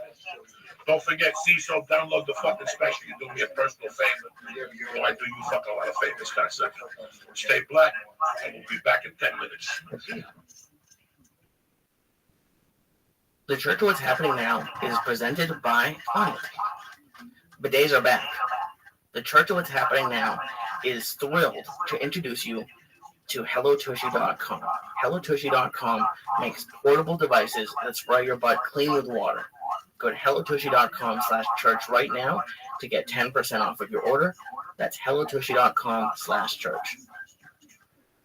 Show is also brought to you by Indochino. Indochino is one of the largest made-to-measure menswear brands in the world. Visit Indochino.com/church and enter church at checkout right now to get any premium Indochino suit for just $389, and that's 50% off of a regular price made-to-measure premium suit, and shipping is free. That's Indochino.com. Enter church at checkout. The show is also brought to you by Lyft. Lyft drivers can make up to $35 an hour. Getting started is just a tap away. Sign up today at Lyft.com/Joey. If you complete 100 rides in 30 days, you'll get a $500 bonus. That's right. Go to Lyft.com/Joey right now and sign up today. All right, I got my adrenaline going. Kick that fucking mule, Lee. I got time to fuck around. It's Monday, December 12th. 13 days away from the big day. 12 days away from fucking Hanukkah. The Church of What's Happening Now. Mr. Phosphorus. Yeah. My little Jewish goomba, Lee Sayat. Hello. And I'm your Uncle Joey. Kick that mule, Lee. I want to hear that motherfucker. Oh, shit.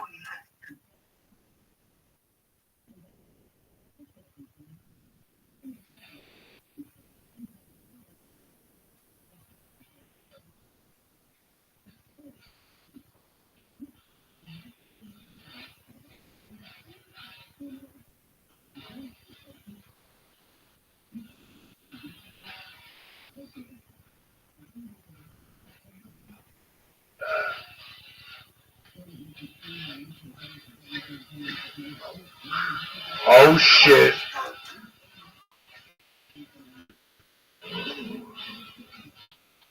Are you kidding me or what?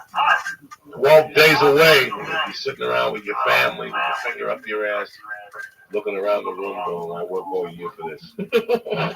This is what the fuck I work all year for, to be sitting with these people, these fucking kids.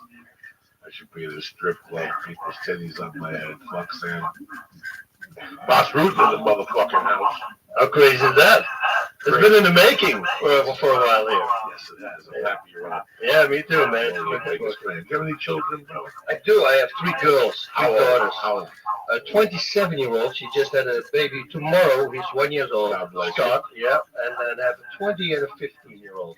How many guys did you knock out along the way?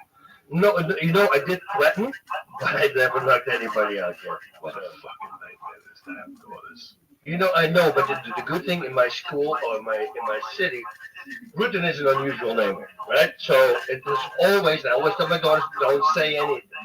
There's always a teacher who goes, Rutan, by any chance related to Boss Rutan? And I go, yeah, that's my dad. Oh, is your dad? Okay, guys, can I have your attention? Watch out with this girl. You know, that's all the problem. Yeah. The way they connect to you and rip your fucking lung out. Like this morning, there was drama in my house because she didn't want to say the prayers, or for anybody to say prayers at the table. So you can't eat till you say prayers. If you eat about, go to the room. Oh, she's 3.5. She's gonna be 4 in 1 fucking month. I was just gonna. All right. So today, finally, at 4 in the fucking 10, she's out there praying. You know, Because my wife goes, you're not going to wear this dress for church. You know, we're not going to go to church if you don't. She went out there, she prayed. Now, I usually don't go to this church. I'm a fucking Catholic. This is some fucking Studio City church. A lot of kids, Gentiles, they walk around, whatever. I go. Today she's in the pageant. Oh, so I go. I put the suit on, I bust out the whole fucking deal. My wife's like, what are you putting the suit on? People aren't going to wear a suit. I go, you know what? I want them to know I'll be dressed up. Yeah, make the fucking effort. These are little things I tell people that you don't know when you're fucking 20. That you come and go, you know what? This is how I got to act around it. We take it there. First of all, I parked the car, I walk up, and there's my wife. I go, what's the fucking kid? She goes, they took her. That's it. They're downstairs rehearsing. Whatever the fuck they do. I go, all right. You know me. She's getting molested. In the back of my mind, I'm like, the fucking that dirty motherfuckers got it down there. Giving the Bill Cosby pills, rubbing her feet and shit. And really, this is where my head goes. I don't trust none of those motherfuckers. Yeah. You do know that. You have to. You have to. You have to, because if not, when she is 13 and she is telling you to pass the finger bang them, you'll go, wow, I thought you were downstairs rehearsing. So in my perverted mind, I'm like, she's getting finger banged downstairs. But I don't want to say that to my wife, because my wife's a Gentile. It'll break her heart. I go in there, I play along. At first, I can't hear, so I get anxiety. In a church, they're singing fucking songs, and they're talking, but there's a guitar in there with a piano. The guy had to be 90. Boss, the guy playing the guitar had to be fucking 90. I had to get up. I was high. I had to get up and look over. He wouldn't even, he'd play a chord and he'd pass out. And he'd wake up again and play another chord and pass out for another minute. It's the best thing if you're 90. You can do anything you want. 90. Yeah. First of all, we're in the car, and I'm like, you know what? I didn't get high. I go, hold on, Terry. I wore the wrong shoes. What are you talking about? I shot out to that fucking backyard and I blasted off 2 pipefuls of death.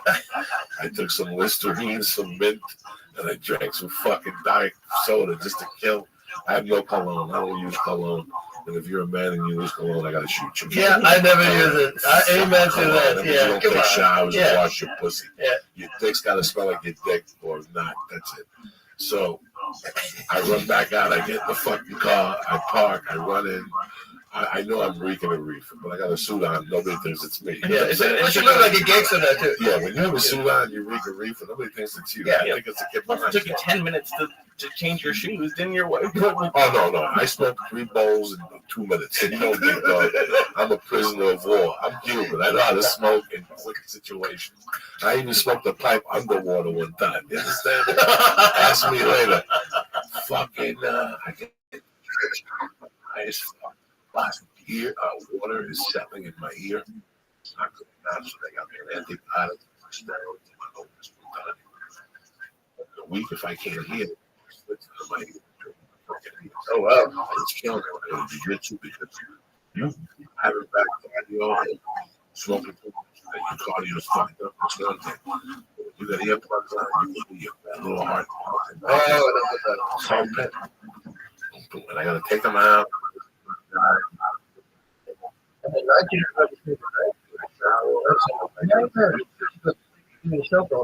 Well, no, I don't put them all on. Oh, I put it on.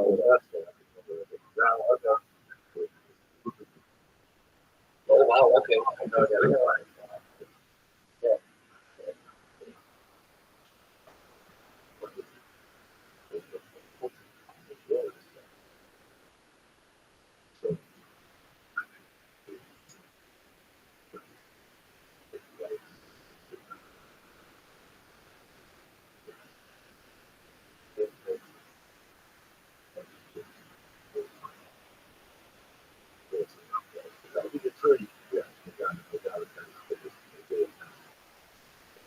Catholic pedophile smoke.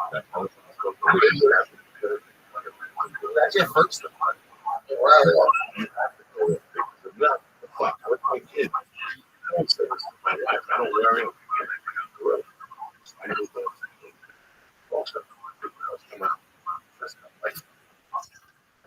angels, yeah, man. They things with their wrong. Oh, they were like, that's what they were. No big deal. It's a thing.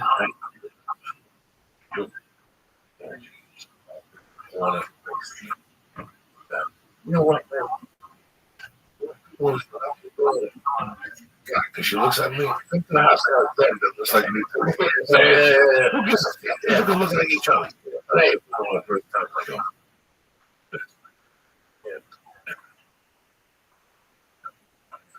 You know, as a kid, doing this shit. But she, oh yeah, you know, I want to stop. I drive to. Oh yeah. All right. Basically,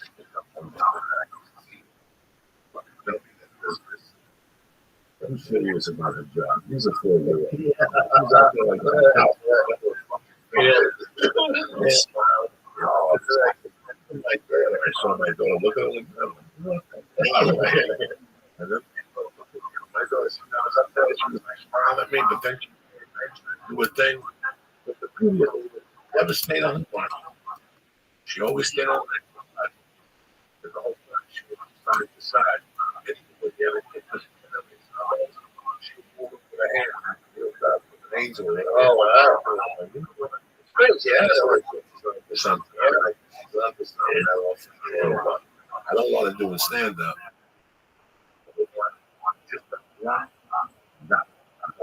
Just twisted because. Yep. That's my mom had to say. We can't. Yeah, I've said that. But what the fuck? So I had a friend who should be a friend now. We were at that age. It was have a fight. And he's annoyed with what kind of people that constant.